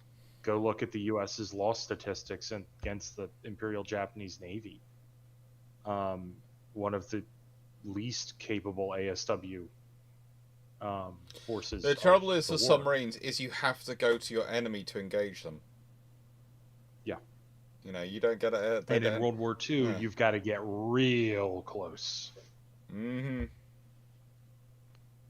And once you're discovered, life is not fun. Pretty much dead. You're pretty much dead. I would say it's going to sound strange. It's in part. It depends on what sort of operations. I would say if you're talking about Malta, especially the area around Malta, you are looking at something like the Baltic in the Cold War. That is sort of the area around Malta, especially in the way they were approaching it, the way they were listening, counter-listening, the special operations, all those things going on. That is kind of like the Cold War area. But I'd say once you get into, I'd say the Western Basin more than the Eastern Basin. And you can disagree with me if you want, because frankly, it's me going on submarine operations, and as much as I do the British studies stuff, etc. I wouldn't say submarines are my strongest area of naval warfare. I wouldn't say they're necessarily my weakest, but I wouldn't say they're my strongest again. And the U-class I've studied far more than the others. I would say, you know, it's the Western Basin, which possibly has some parallels with the Taiwanese Strait and the South China Sea now. Because again, that was quite a complicated environment with the French going backwards and forwards and being sort of treated as neutrals, but not being neutrals, and the Spanish, and all the other issues from there. But you also had the Italians and the British, and the issues going on, and the Germans coming in. And to some extent, Germans, yeah. Thanks, John Houser. The other thing for the Mediterranean is your access in and out is severely restricted compared to the Pacific and the well, South that was the fun thing, of course, with the Straits of Gibraltar for the Royal Navy. Everyone goes, why didn't the Royal Navy put more effort into stopping the German U-boats crossing into Gibraltar? Because they knew once they were in the Mediterranean, they weren't getting out. So they were fine. The way the current is, they can't do that transit submerged going out. Well, they can do it submerged going in. They can't going out. The only two navies which can do it going out are the Italians and the Royal Navy, because the U-class boats can do 10 knots submerged, and so can the Italians. So they can, and the current going in and out is usually 7 to 10 knots. Even then, that's still pretty sketchy for the Italians and the British. It's still sketchy. Yeah. But for the Germans, who could do a maximum of 7 knots underwater, they're usually going backwards at roughly 3 knots, or at least 2, or sometimes usually 2 knots, and not going forwards. They're going, I'm going to get out. No, I'm actually going further into the Mediterranean. You know, there's a reason. Again. Oh. But yeah, the big thing that compared to a lot of other theaters that made the Mediterranean very challenging to operate submarines in was the time to dive requirement, because the just density of aircraft operating over the Mediterranean compared to, you know, routinely, by the way, compared to like any other theater, like writ large theater of operations, right? So it just wasn't comparable. You had to be able to dive rapidly at a moment's notice. And in World War II, this really lends itself to a much, much smaller submarine. Yeah. Because not only do you have to get below the water's surface, you have to get far enough down that you're not visible.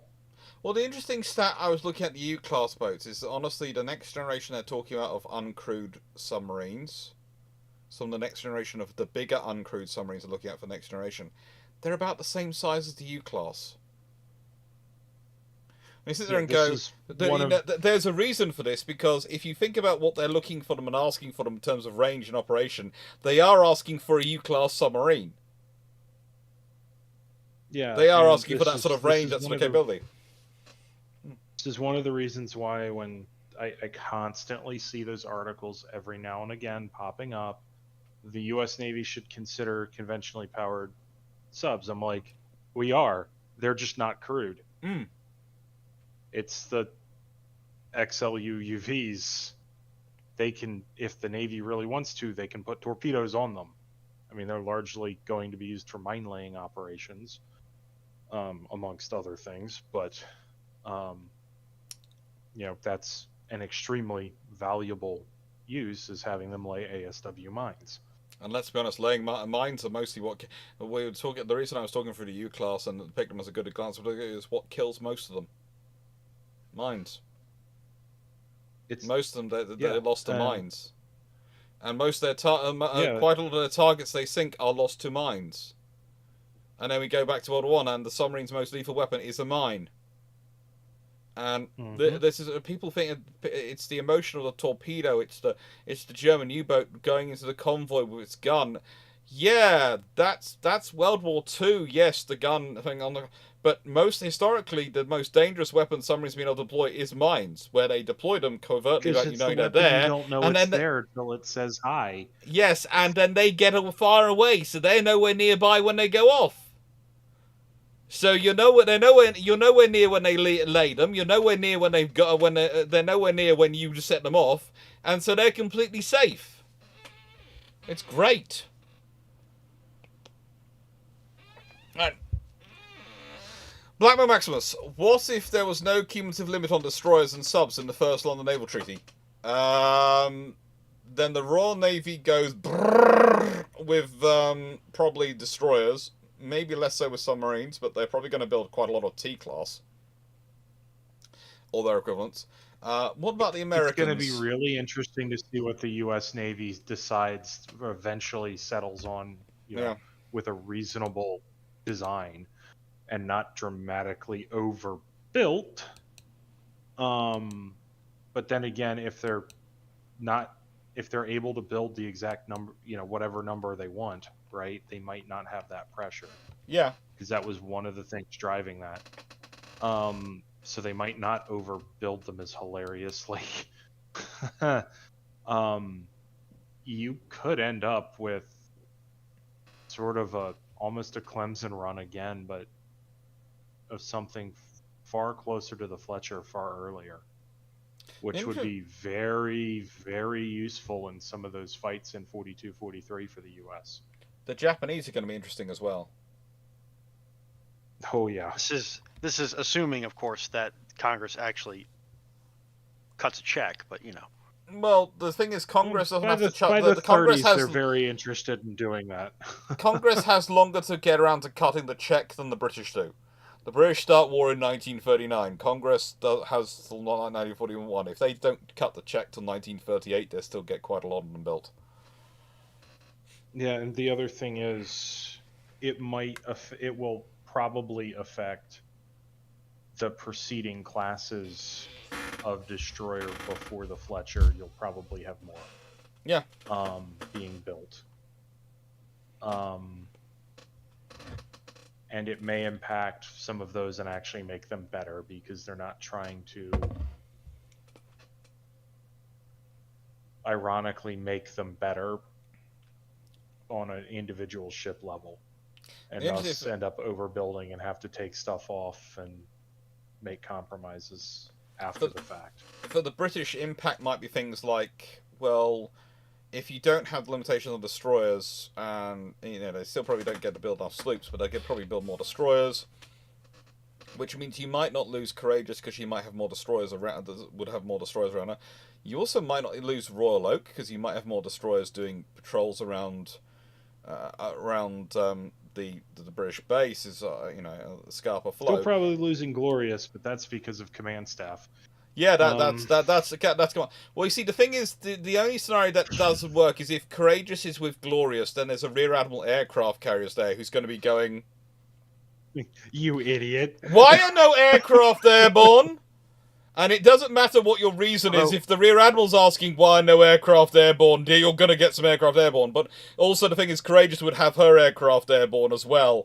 At which point, Sharnos and Eisenhower would be spotted running towards 2 carriers. Let's say even if one of them is loaded with stuff so it can't launch, the other one will be able to load stuff. But if both can launch something, then are running away, calling for help, you've got quite a hefty strike coming into them, and that changes World War II straight off the bat. Because if Sharnos and Eisenhower get sunk in Norway, then or even just damaged. I then think then possibly Hitler ends the whole surface fleet earlier on, like he does historically. I think he might be less inclined to do that, because it's sort of, okay, you came under air attack, you didn't have enough escort. Whereas the I can't remember the name of the battle, but the battle that really caused him to do that was the Kriegsmarine just did so laughably bad for itself. There again, though, considering what the Royal Navy submarines, how close they came to killing some of the German ships, if you've got more of them running around, the Germans might lose some serious losses to Royal Navy subs in this early period. You know, there's the poor Leipzig, which basically gets 2 attacks by 2 different submarines within a day's period. It gges crippled by one, and it's being taken over by another, and the other one fires at it. And luckily for the Leipzig, it hits its escorts. Meanwhile, in Italy. Yeah. Now, okay, I do want to ask, because it's Glorious is the one that the Scharnhorst engaged in a gun battery. If you have more escorts, can they spot Scharnhorst quicker? It doesn't. If they have more escorts, by the time she's outside by the time a destroyer's going to spot her, it's too late. Yeah. Okay. The thing is, though, if you do have two carriers and you do have more escorts, let's say you have a full flotilla of destroyers, then you have the strike going in from the aircraft, and possibly whilst the carriers are trying to run away, the flotilla of destroyers go, "Ooh, target time!" And are making smoke and charging in towards the German battleships, whilst the German battleships are dealing with an air attack. At which point the German ships are probably going to go, "We'd rather not be here. We'd really rather not be here." Oh, there's a lot of torpedoes coming towards us. There's a lot of torpedoes coming towards us. Yeah. Because that's your sort of worst case scenario if you're a battleship captain. If you've got destroyers coming in one direction torpedoes coming in one direction from destroyers, and you've got aircraft launching torpedoes at you from other directions, it really starts to limit your room for maneuver without getting hit by a torpedo. And the moment you're hit by a torpedo, it doesn't matter if you live through it in this scenario for the Germans, you're going to be slowed down, and there is things like Warspite coming around who are going to go, "Oh, yippee, you can't run away." And you're well beyond getting any support. There's also a distinct probability that not all of those destroyers launched all of their torpedoes. Oh yes. So you're looking at follow-up torpedo attack, and you're a much easier target. Mm-hmm.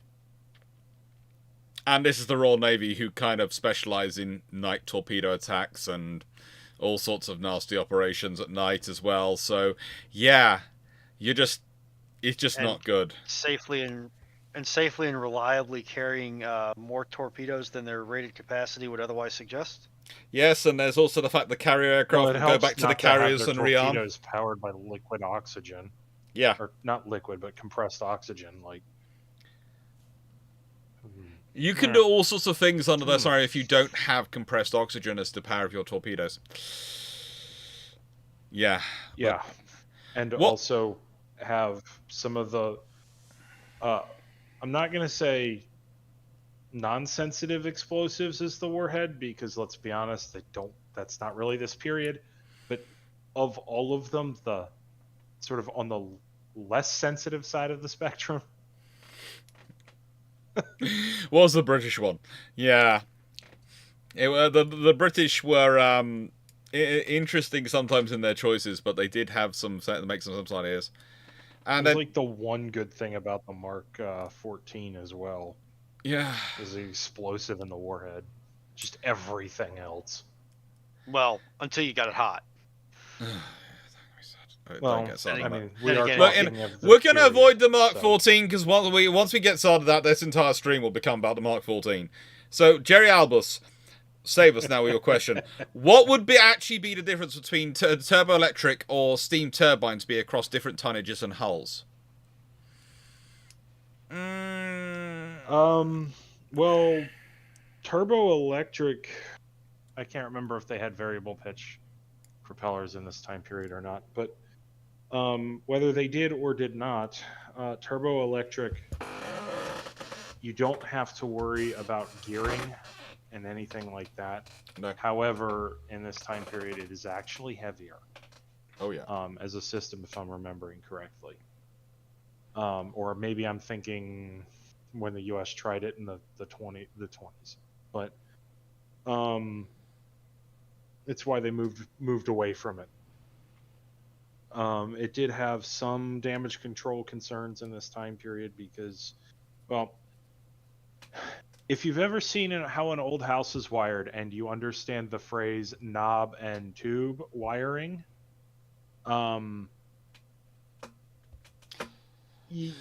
Cyclic realizes he's talking to an electrician. Yeah. Well, I'm speaking more generally to the chat. Yeah, but with Rune on here, these older wiring systems aren't as good as like today when you start talking about ships like the Zumwalt or I think either the QEs or the QEs are like this too. The modern carriers. Yeah. But what it allows you to do is very, very, very rapidly make changes in your RPM for your shafts. Mm-hmm. And that could be very rapidly spinning it down to 0 and then all of a sudden you're in reverse. With turbines, this and I can't remember if they solved it this way in this period or not, or if you just had to spin everything down and then spin everything back up. Which takes a while when you have the gearing. But this would eventually be solved with, turbines and gearing with the variable pitch propeller, because you can just change the pitch of your blades, keep everything spun up, and suddenly you're now going in reverse. But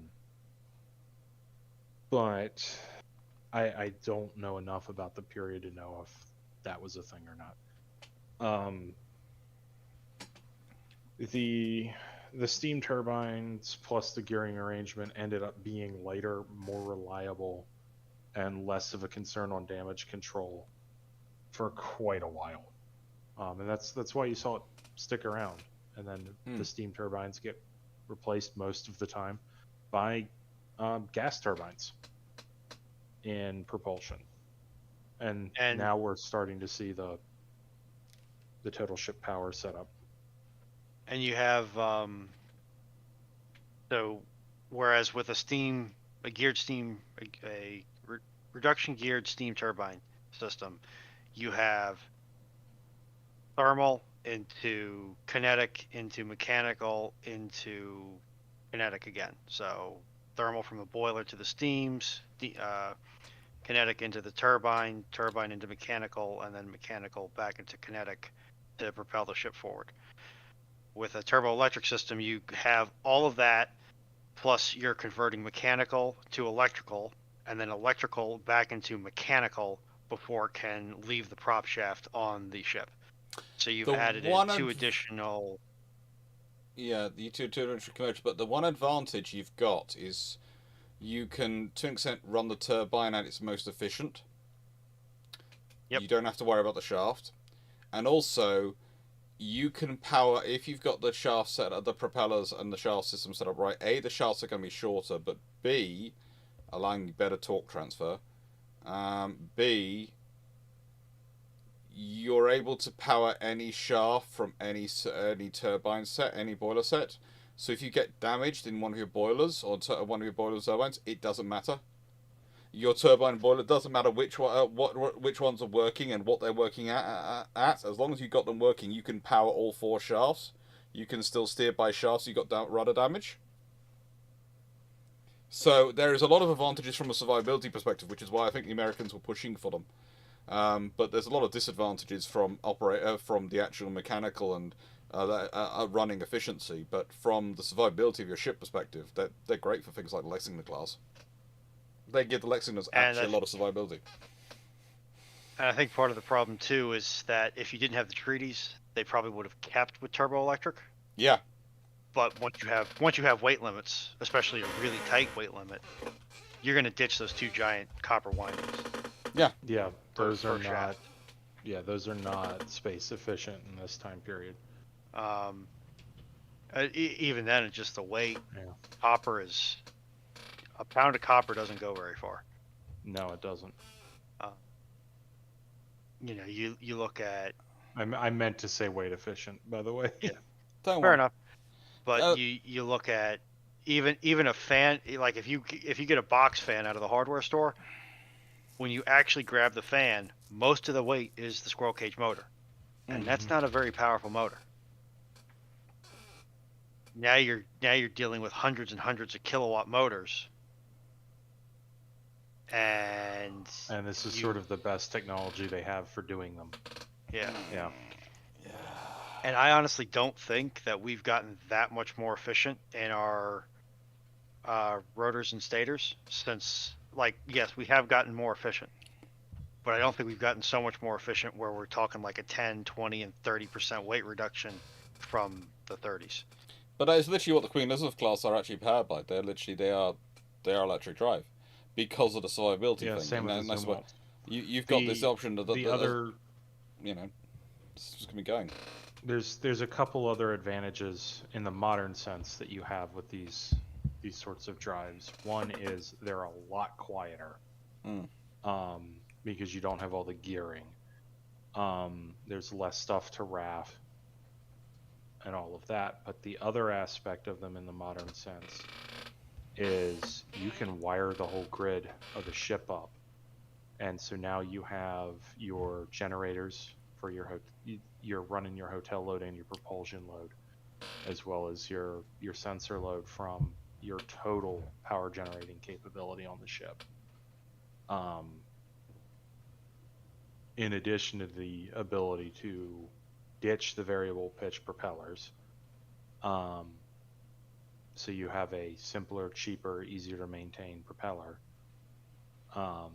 and still maintain the ability to crash stop to modern standards. We're in and that's hour something that is 17, very Clayton important Sharp. to be able to do. Hour 17. Sorry, cyclic, but did you mention that you've also got less moving parts in the system? Oh yeah, overall too. Yeah. Yeah. And that's if you from a modern perspective here, but yeah. And if you wanted to too, you could keep the adjustable pitch propellers, and this way you can tune the propeller to the most efficient, or at least the least noisy pitch for how many rotations you're making. Yeah, that's not something they did on the Zumwalts. I don't know about the QEs, but the fun aspect about the Zumwalts is they have from what I understand, a very terrifying reputation in the ASW department because of how quiet they are. I've heard reports of them sneaking up on very good attack submarines in exercises and causing all sorts of problems for them. But then again, they were supposed to be a follow-on to a dedicated strike / ASW destroyer. So I'm sure the Type 26s will end up doing the same thing. Yeah, the Type 26s are mean. That's why the Norwegians are looking at them. The Norwegians are, as you know, kind of obsessed with dealing with vessels coming in. And they keep looking at other options and thinking, well, they could be cheaper, they could be this, they could be that. And then they keep, because I've heard this through various sources, I mean, they keep coming back to and going, the Type 26s are quiet. Yeah.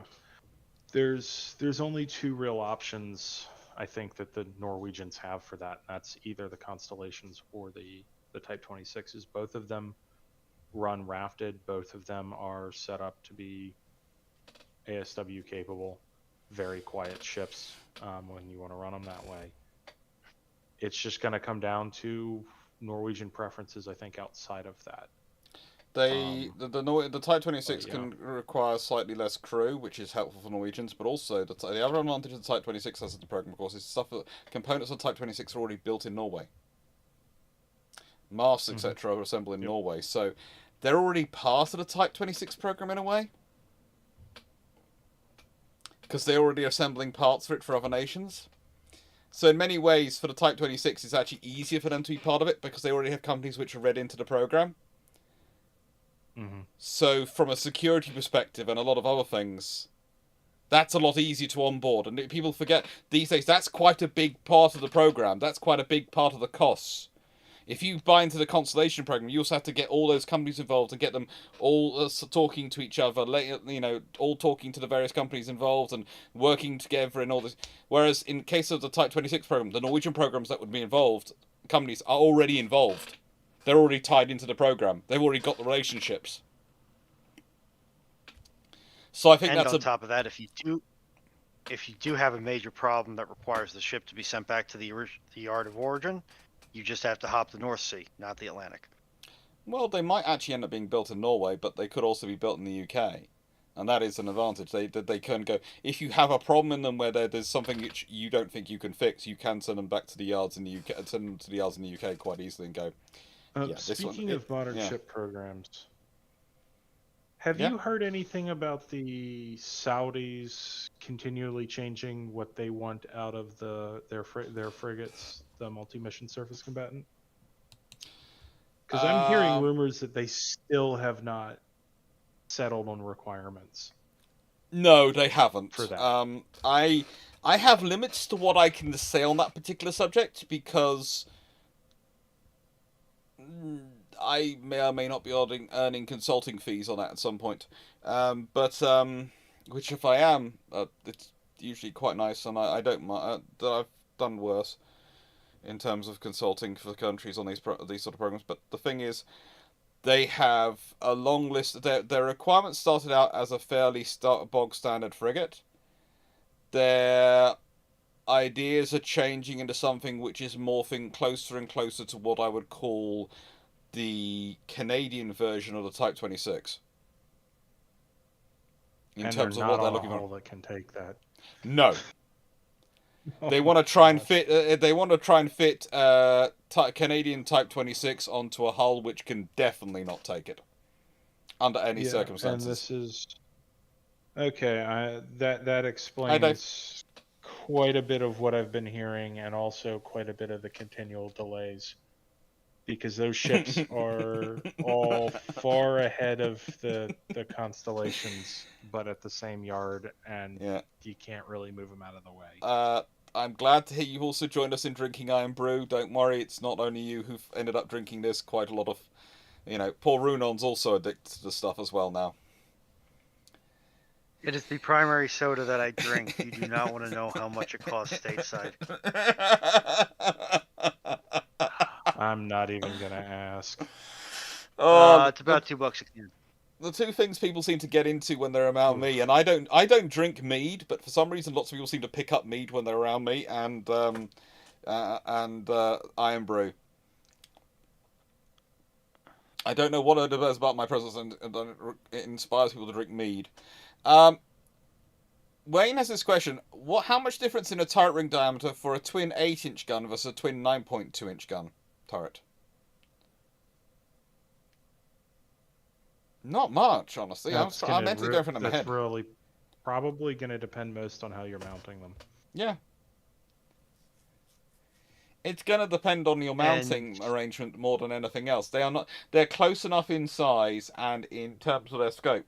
It's not like when you're talking about differences between, let's say, a 14-inch and a 16-inch, or an 8 and a 10. It's close enough in size. It's going to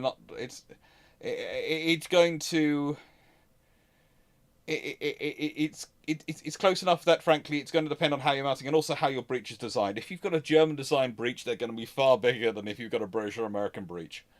Or an Italian breach, or basically anyone who actually uses their guns on a regular basis in the 20s same and the 30s. space, you might end up with a single gun. Yeah.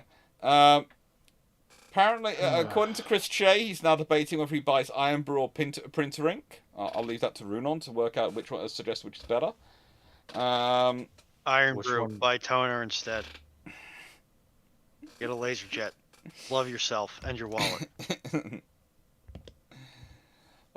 Stuart Marburg, which would be a more definitive Axis change of fortune? Better Italian shell quality or Goering actively supporting the Kriegsmarine in long-range aircraft patrols and development? Latter. The latter, the Italian shell quality, while they did have problems, I think that's something that tends to get way overdone on the internet. Well, we've already been discussing this quite a lot today, and basically, it's the argument I always make is it's a cumulative factor of lots of little problems, not a massive problem you can point to and fix. And then there's the other aspect that the Italians routinely would only open fire at extreme range. And yes, they had an excellent fire control, they'd straddle, but then when you sort of look at what everybody had dispersion-wise out at those ranges, the statistics of getting hits at those ranges with shell fire is bad, particularly with cruisers. But when you look at, what was it, their modern fast battleship class, why am I forgetting the name?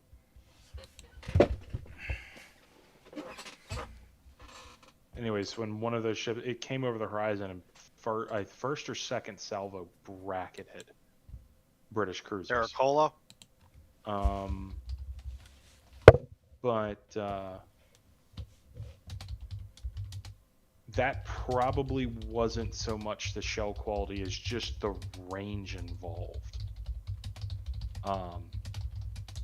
Because she opened fire at pretty much the extreme maximum range of those guns. And there's just the statistics involved of shell fire. It's not surprising that she was really only able to straddle. Well, it's surprising that she straddled them in the first place that fast. But I mean, the Italian wedding cake freaking rangefinders are nuts.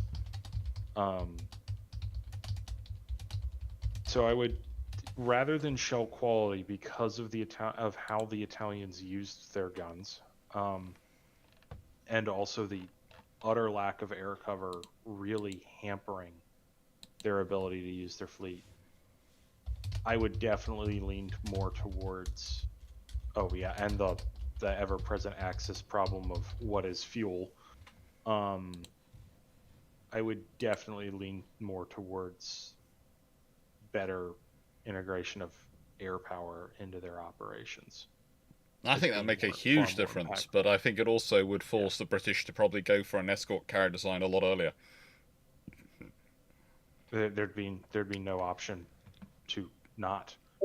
Yeah, because basically the escort plan carrier, the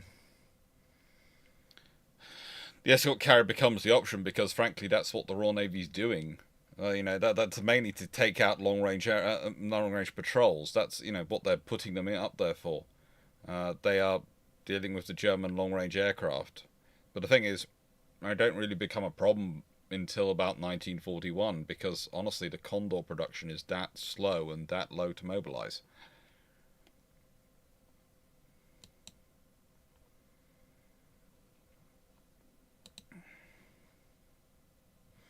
It's a constant trouble for them.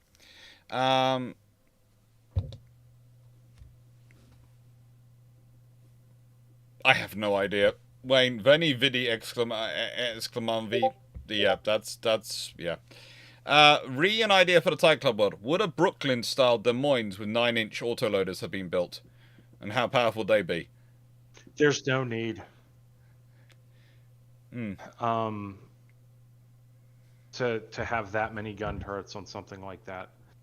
So just to put this in perspective, the 9-gun Des Moines is able to match, in terms of weight of fire per minute, 3 Baltimores. So going with a 5-turret design, why, when you you might, if you ships. Yeah, you can build more ships, or alternatively, if you've grown that much comparative to the 20,000 ton design you're building up, I could see you maybe having a 4-turret design, but I can't see the point of that really.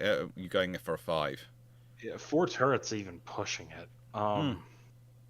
But You'd be doing the 4 turret if you just have the tradition is you have a 4 triple turret arrangement. If you got into the habit of having a 4, you'd have that out of tradition, basically. But as said, I'm thinking it's 9 to 12 guns is where they'd end up in terms of their firepower arrangements with 9.2-inch guns, and it's going to be triple turrets. I think you could end up with 12 being the standard, especially. I think the U.S. would be sticking with the 9-gun. It's just so, and with the bigger guns, bigger shells, right? Yeah.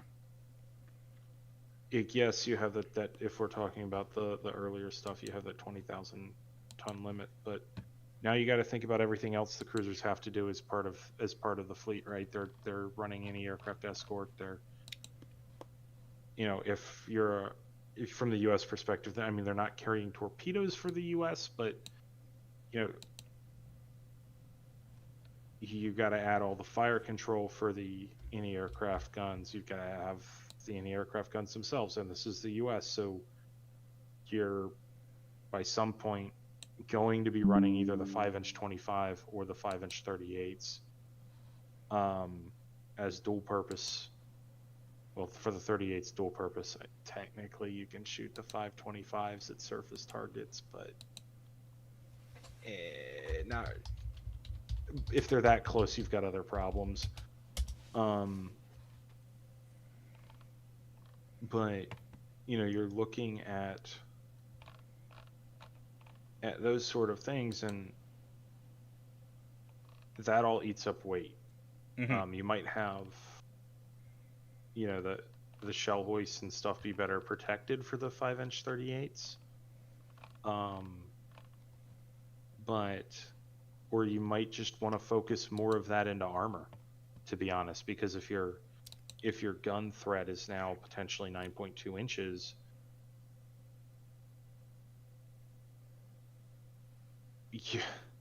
you're not going to if you're unarmored, you're not surviving many of those hits. No. You can kind of make the butt clenching argument with the 8-inch cruisers a little bit of. But the 9.2-inch, that shell's just powerful enough that if you're unarmored, that's going to blow you to kingdom come and not care about it, because as we discussed, that's an actual threat to capital ships. That is a real and serious threat to capital ships at normal engagement ranges, let alone close range. At close range, that shreds you. You're never going to be able to armor at close range, but. You couldn't against the 8-inch gun either. I mean, even the Des Moines, you couldn't even against a 6-inch gun realistically at close range. Yeah. You can maybe make the argument for King George V's belt armor, but anything short of that, no. Close range, 6-inch shell is still going to do damage. With a 20,000 ton ship, you're probably better off putting any remaining weight into the armor than you are putting an extra, like putting a 4th gun turret or let alone a 5th. From the U.S. perspective, I'm sort of thinking through the trade-offs that way. Now, conversely, with a 9.2, the autoloader probably going to take a little bit longer than it did with the 8-inch, but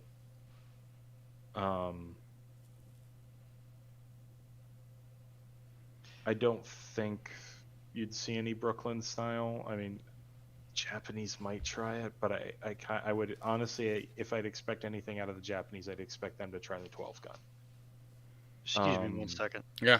Hey, Knight, you might want to resend that comment because I cannot parse the grammar on it. I think that refers to his earlier question about incomparable sinking to second division of the Kido Batai, and then being sunk, and how she remembered if she'd been converted to an aircraft carrier, she managed to sink two carriers of the Kido Batai and then being sunk by the rest of them. How would she be remembered? And I think it'd be as a good carrier, which did her job, but let's be honest, she got sunk by the Kido Batai. She's basically going to be a British carrier battle. But it's also a kind of scenario of if there's a British incomparable carrier in the world, that's going to change things a lot. And if she's a carrier, then what else is going to be a carrier? Out of the British have the admirals, and how many of them are out there, and what's, the whole thing gets an interesting complication. But Mike Knight has done a whole, a pretty darn interesting essay on certain things, and that's why I think it's coming up. Randall fan, your cooking tonight is horrifying, even you. That's worrying. That's worrying. So. Next question. Do you know of any websites or places I could use to find more specific things on the Graf Spee? I've been trying to find things regarding their fuel processing plant, ice limits and whatnot. I'm going to leave you with Cyclic and Runon on that one quickly while I go and grab a glass of milk. I'll be back in a second.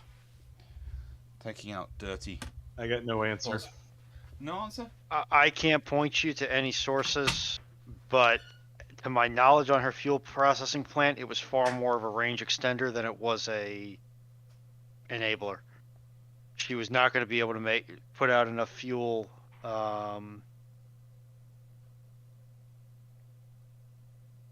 She was not going to be able to put out enough fuel from her plant to essentially sustain operations. She would still need the milk cows to be able to do it. Well, the surface merchant cruisers, not necessarily milk cows.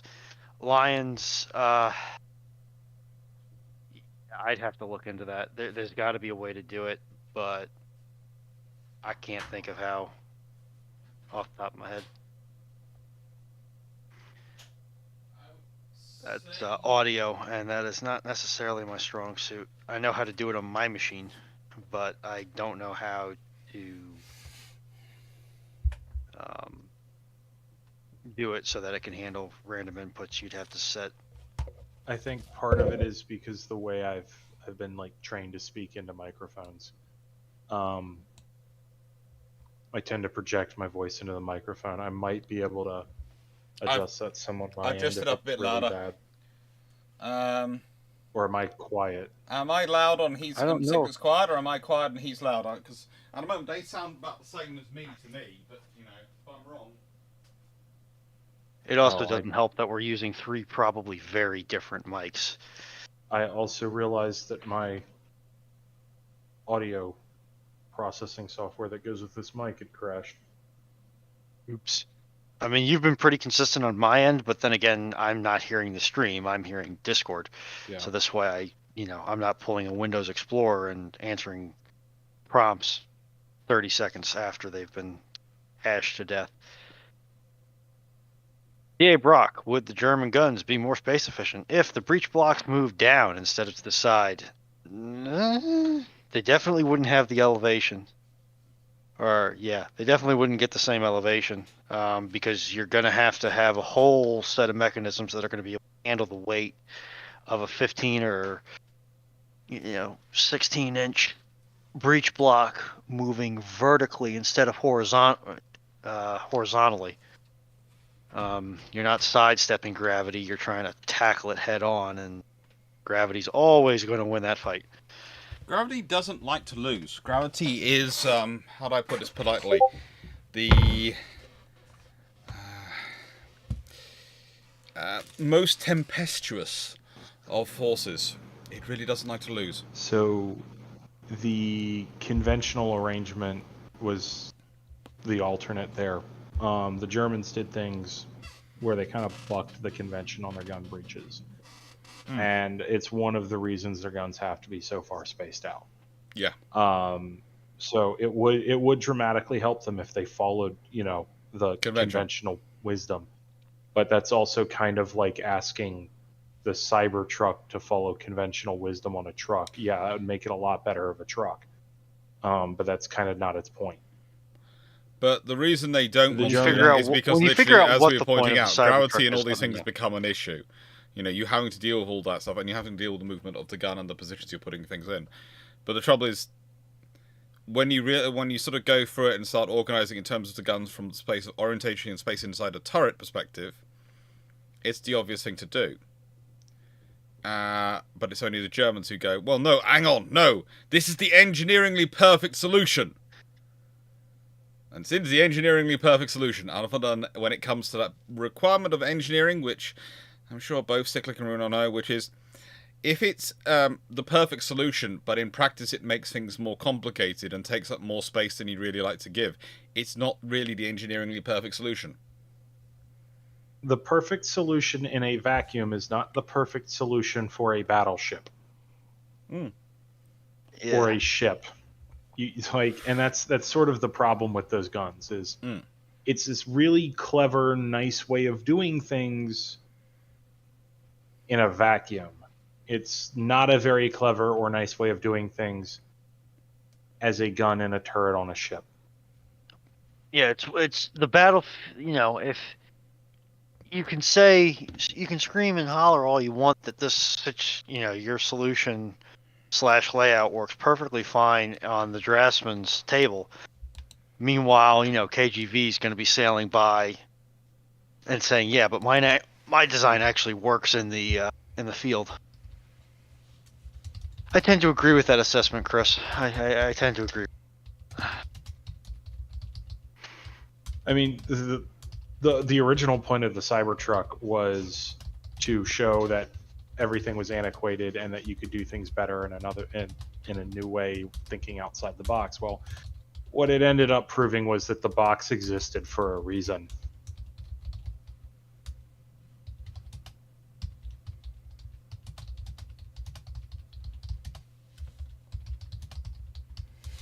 That's fun. Anyway, all right. Next question. If Warspite had been left to run aground, what are the odds that she'd still be there today for people to go see her? And would you have kayaked out to see her and already have moved after the move? I'd have been out of her years ago. She ran aground when she was... she ran aground on the way in a place called Prussia Cove. I mean, on Is the that coast. on the Cornish coast? East coast? Cornish coast. South coast. South coast. Okay. Yeah. It's not far from I guess it could have Penzance. been worse. She could have run aground along the North Seas coast. Oh, she would have been partially protected by St. Michael's Mount, Penzance, also headland. In the nicest way, the Cornish would have built a nice thing around her quite quickly to protect her. Yeah. I didn't remember where she had run aground, so I'm like, if she ran aground along the North Sea, then it's a Viking funeral for a ship. But yeah, she didn't run aground up there, so.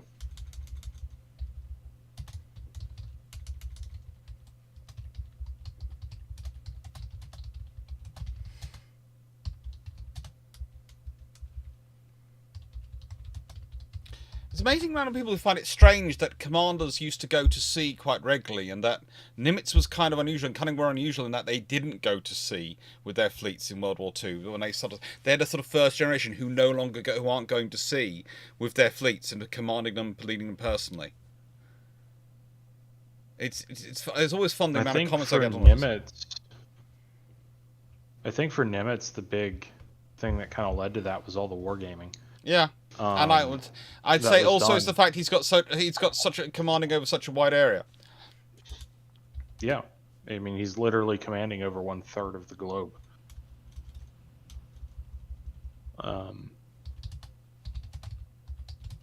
And he's got his code breakers that are sitting there in Hawaii. Hawaii is the hub of the entire theater as far as the U.S. is concerned. It's the logical place to be, and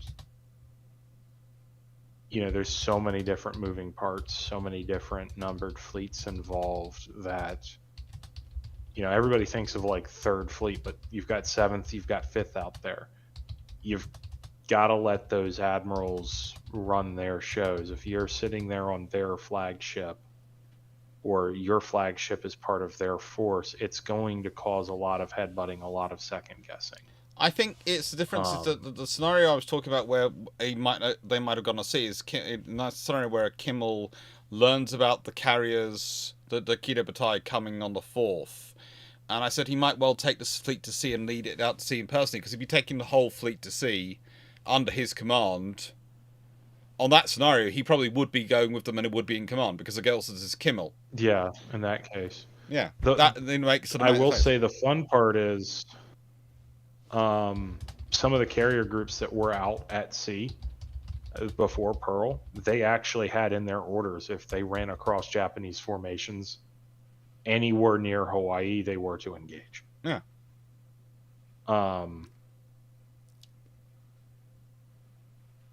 They didn't. That probably helped save some U.S. carriers. But that's also that's an interesting counterfactual sort of question. Yeah, that's probably best for another time. Oh, that's one of the reasons why I didn't change it so much that they were operating individually. It's, you know.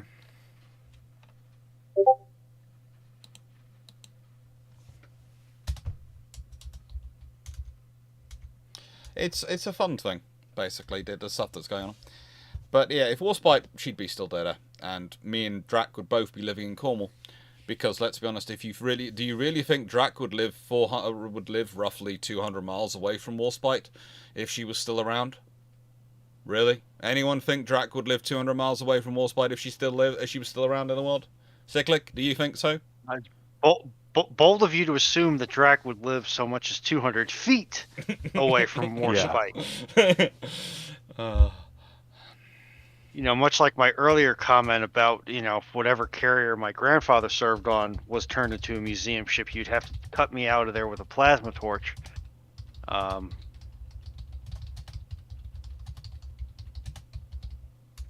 Yeah. For a while, I lived across, not too far away from where Wisconsin is moored. Huh. So I'm about an hour up the road now.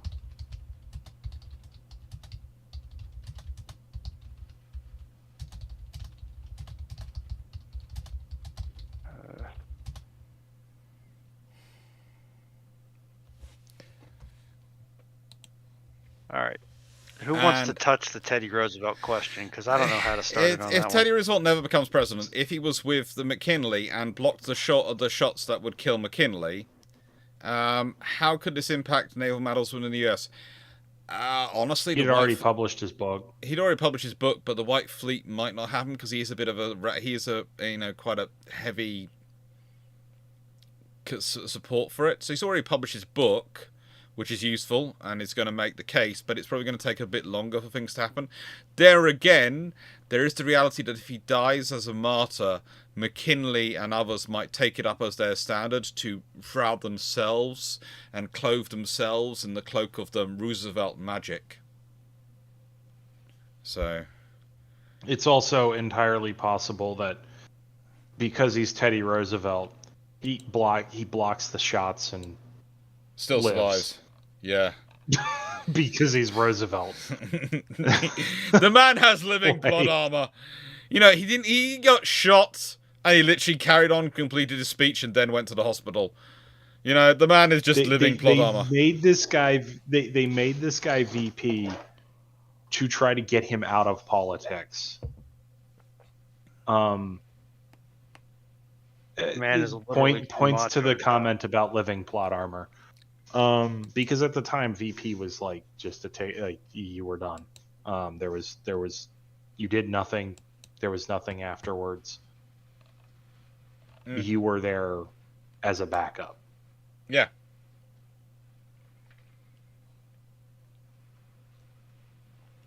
The trouble is Roosevelt was Roosevelt.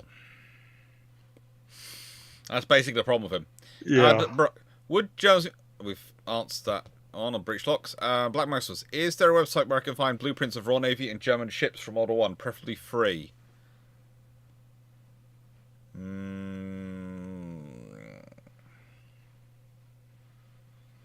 Not realistic. There are some blueprint websites which are Yeah, but they're not really good. For good quality blueprints, you do need to either buy the books. There are some good books, especially things like this series from Pen and Sword, C4. The series, this has all the blueprints in and has lots of blueprints from World War One ships in there, and lots of detailed designs, like so, etc. And they're a reasonable price, but you have to remember most of these design documents are stored in either the Greenwich archives or the Greenwich ship design archives at Woolwich, or in the National Archives in Kew. And both those organisations are very nice people, wonderful historians, wonderful people keeping the documents and storing them perfectly. But their financial accountancy departments do have at the moment you are moving from being just taking an interest in documents to actually seeing what they're providing, you and want to purchasing it and go getting it, then the accountants take over. And I can understand you do need money. You do need money to sort these things out. I'm not one of those people who believes these organisations should completely function for free, because they don't. They need money coming in. But I just my view is, if I pay for a document to be digitalised so you can send me a digital version of it from the National Archives, which I'm quite happy to do, I feel that document, once I paid for it to be digitalised, should be put into their digital section on the website where it can be downloaded for free. Now, maybe you say that because I paid for it, I get it for 6 months and then it's published for everyone else to use. I have no objection to that. But I don't understand why I can pay for a digital copy and it's made digitalised for me, and then someone else needs to pay for another copy to digitalise for them officially, and another copy to digitalise for that person, and it's not put up on the website for people to be able to access until it gets paid for by another organisation to be digitalised and put up on the site.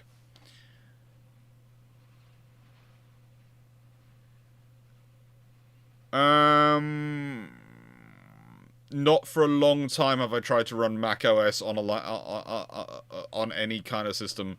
I do not enjoy Mac OS. It do not tend to get on because of some of the issues I have with operating its base system and getting in and mucking around with it if I want to muck around the settings. So tends to be on me. But I also haven't used it in a long time ago. Have to deal with that in the future. Huh? I said I'm kind of hoping I don't have to deal with that in the future. Yeah, we all hope we don't have to. I'm currently in the process of applying for a PhD, and it sounds like I've got a very good shot at getting it. So cool. I'm hoping they're on Windows, but either way, I'm taking it. Yeah. Cool. Field work in Greece in the summer. Oh, lovely. Oh, that's so hard, my friend. I feel so bad for you having to spend your summers in Greece. That's terrible. I know, right? That's terrible.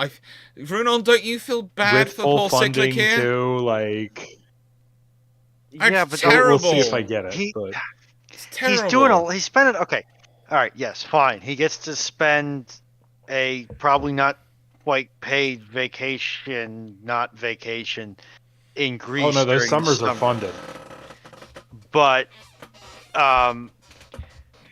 he's also got to do a lot of paperwork. And anybody who's watched this channel for more than 2 months knows that I really don't like paperwork as much as I understand why it exists and why it's necessary.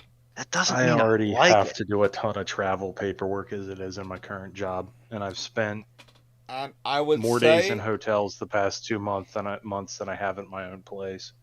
I would say, having listened to you talk about your paperwork, Runon, and knowing from my own experience of going through a PhD program and having American friends who've gone through the American PhD programs, I would say that as much as Cyclic will probably have to do in terms of paperwork, it will still be less than what you have to deal with. And keep in mind, I already work for the government, so I'm used to paperwork that's pointless paperwork. So does Ronan. already. Okay. You want to know something funny? What?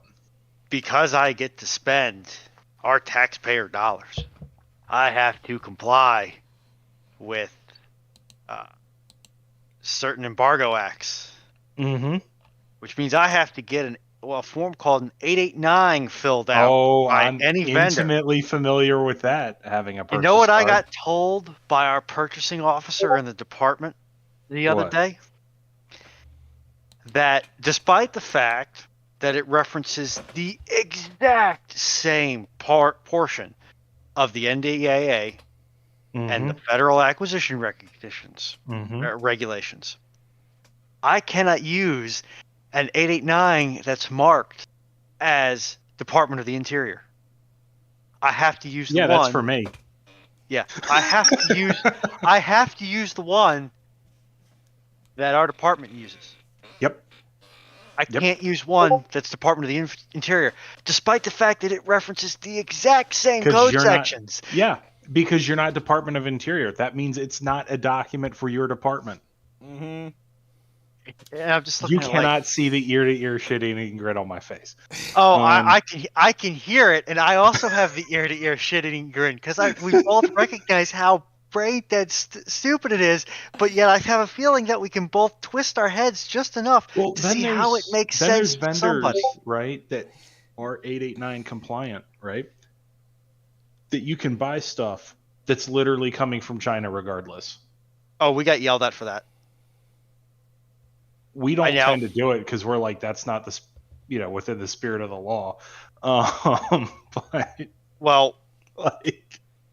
we had a lot of problems with one of the large online retailers. And I think I know which one you're talking about. And then guidance got handed down on how to go around it. The problem is, anytime you need to get anything from them, it just about doubles the time because you've got to sort through all the results to find ones that match the criteria. Yep.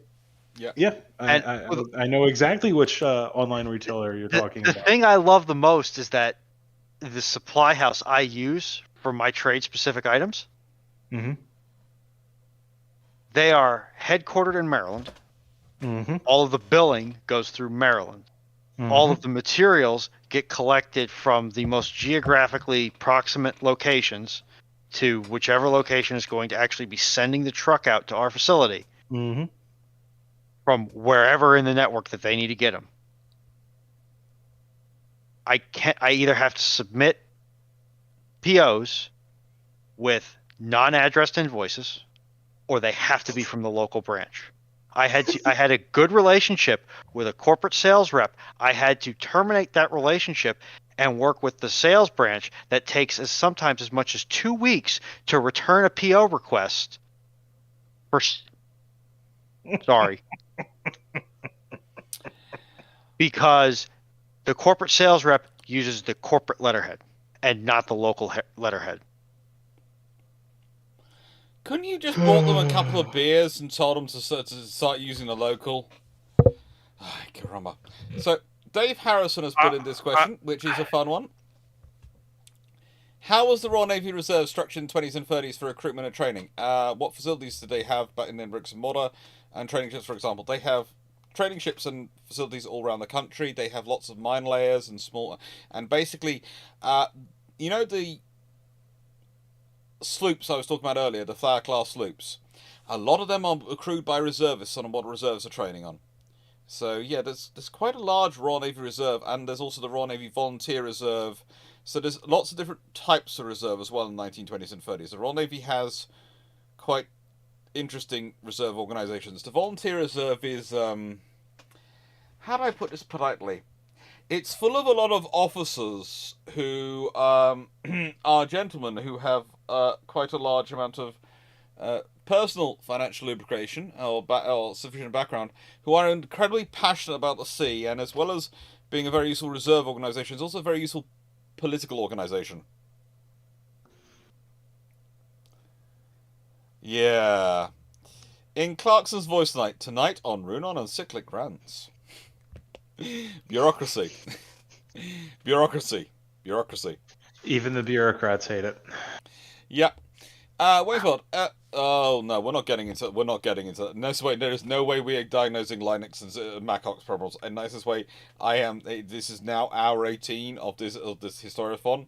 I am not starting off with Linux diagnostics. I do not want to find myself dealing with them for the rest of the day. I'm gonna shut that down. You are not now. paying my hourly rate. I am not helping. Not with that. Not right now. My rate. And you're not paying the hourly rate that I get paid, not the one that I should be getting paid.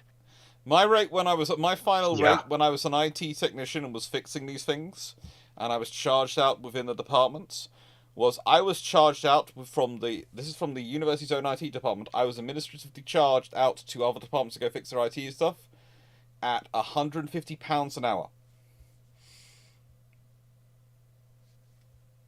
I didn't get paid that amount, but that's what they were charging other departments for me to turn up. Yeah. Paul, what was the difference between the RNR and the RNVR, and why was the latter stopped? Basically, the RNVR wasn't stopped, it was folded into the Royal Naval Reserve, and if you go to certain sections of the Royal Naval Reserve, they still have quite a strong RNVR culture about them.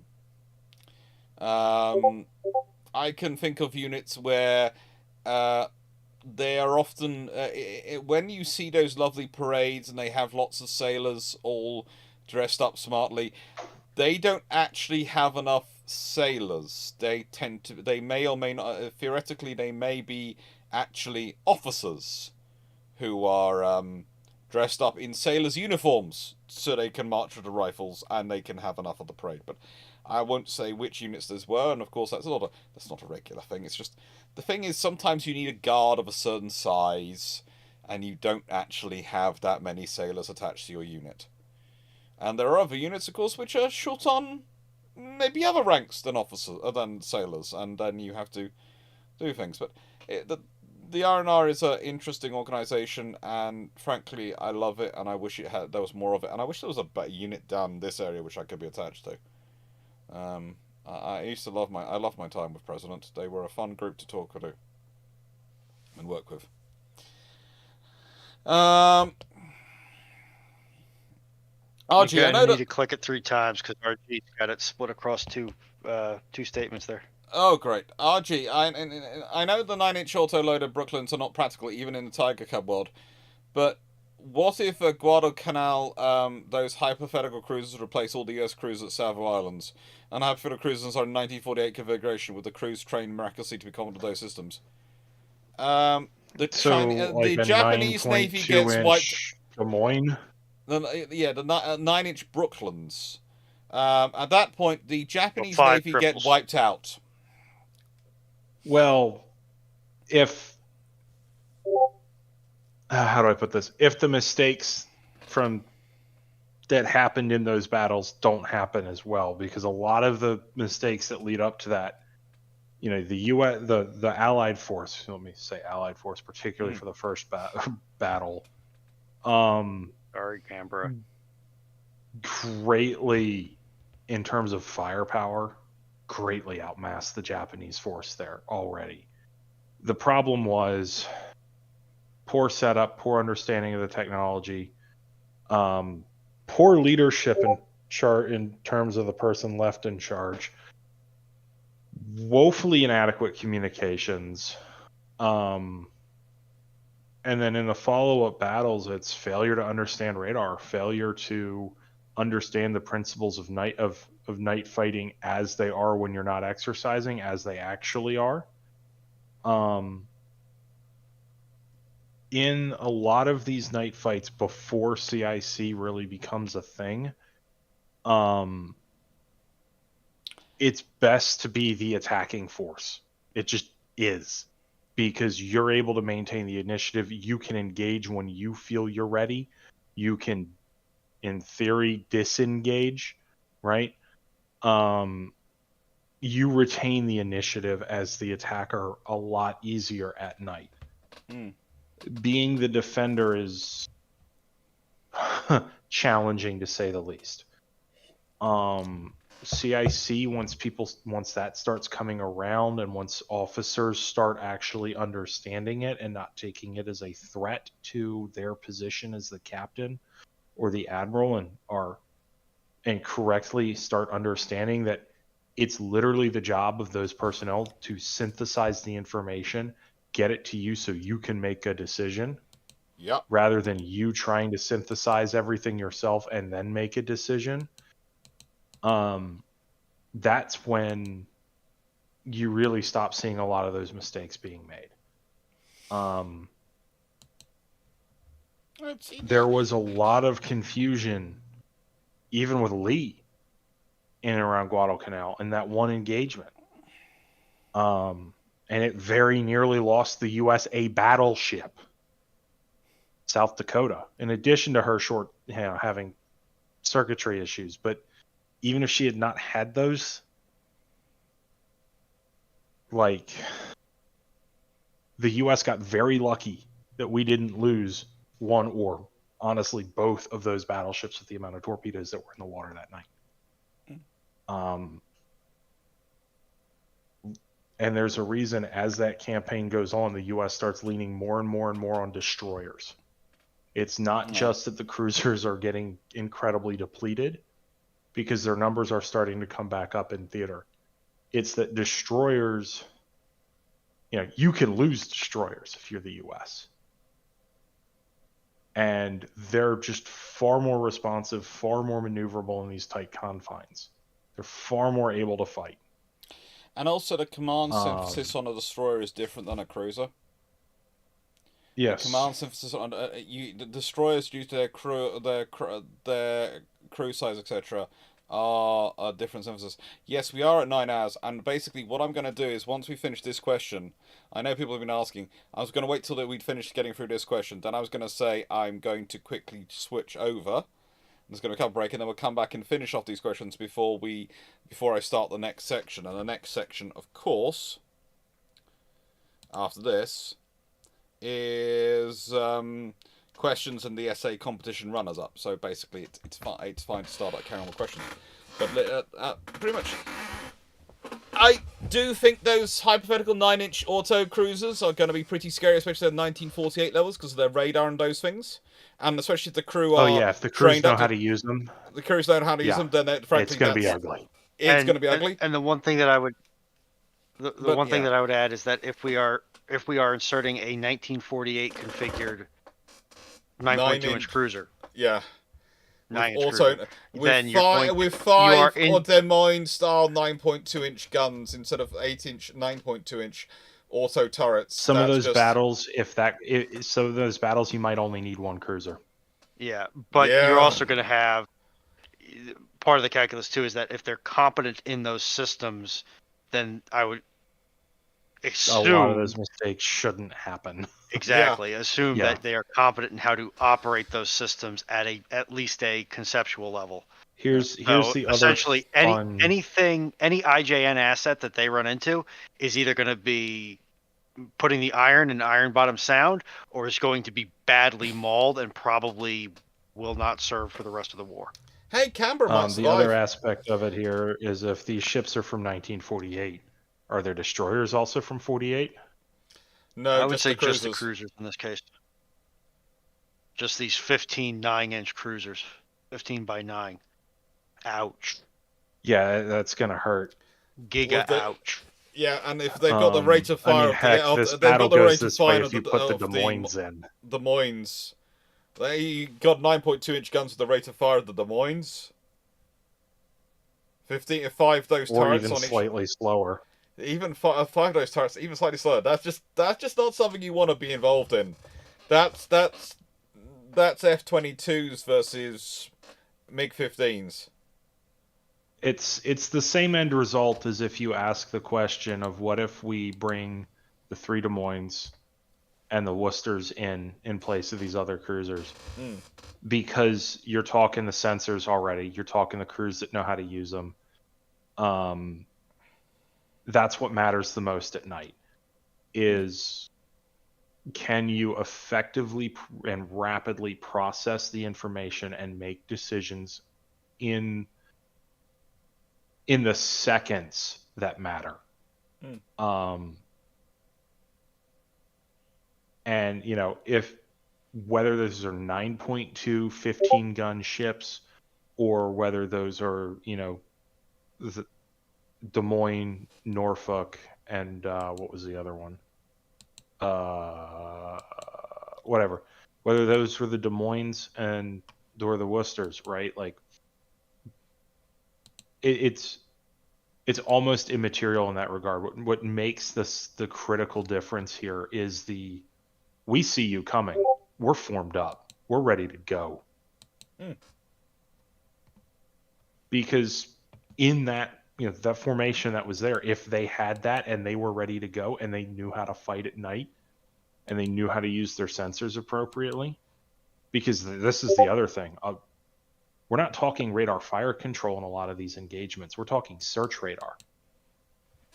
So they're still using optical rangefinders under night conditions for a lot of their range finding. The moment you start talking ships from 1948, yeah, you're not talking that limitation anymore.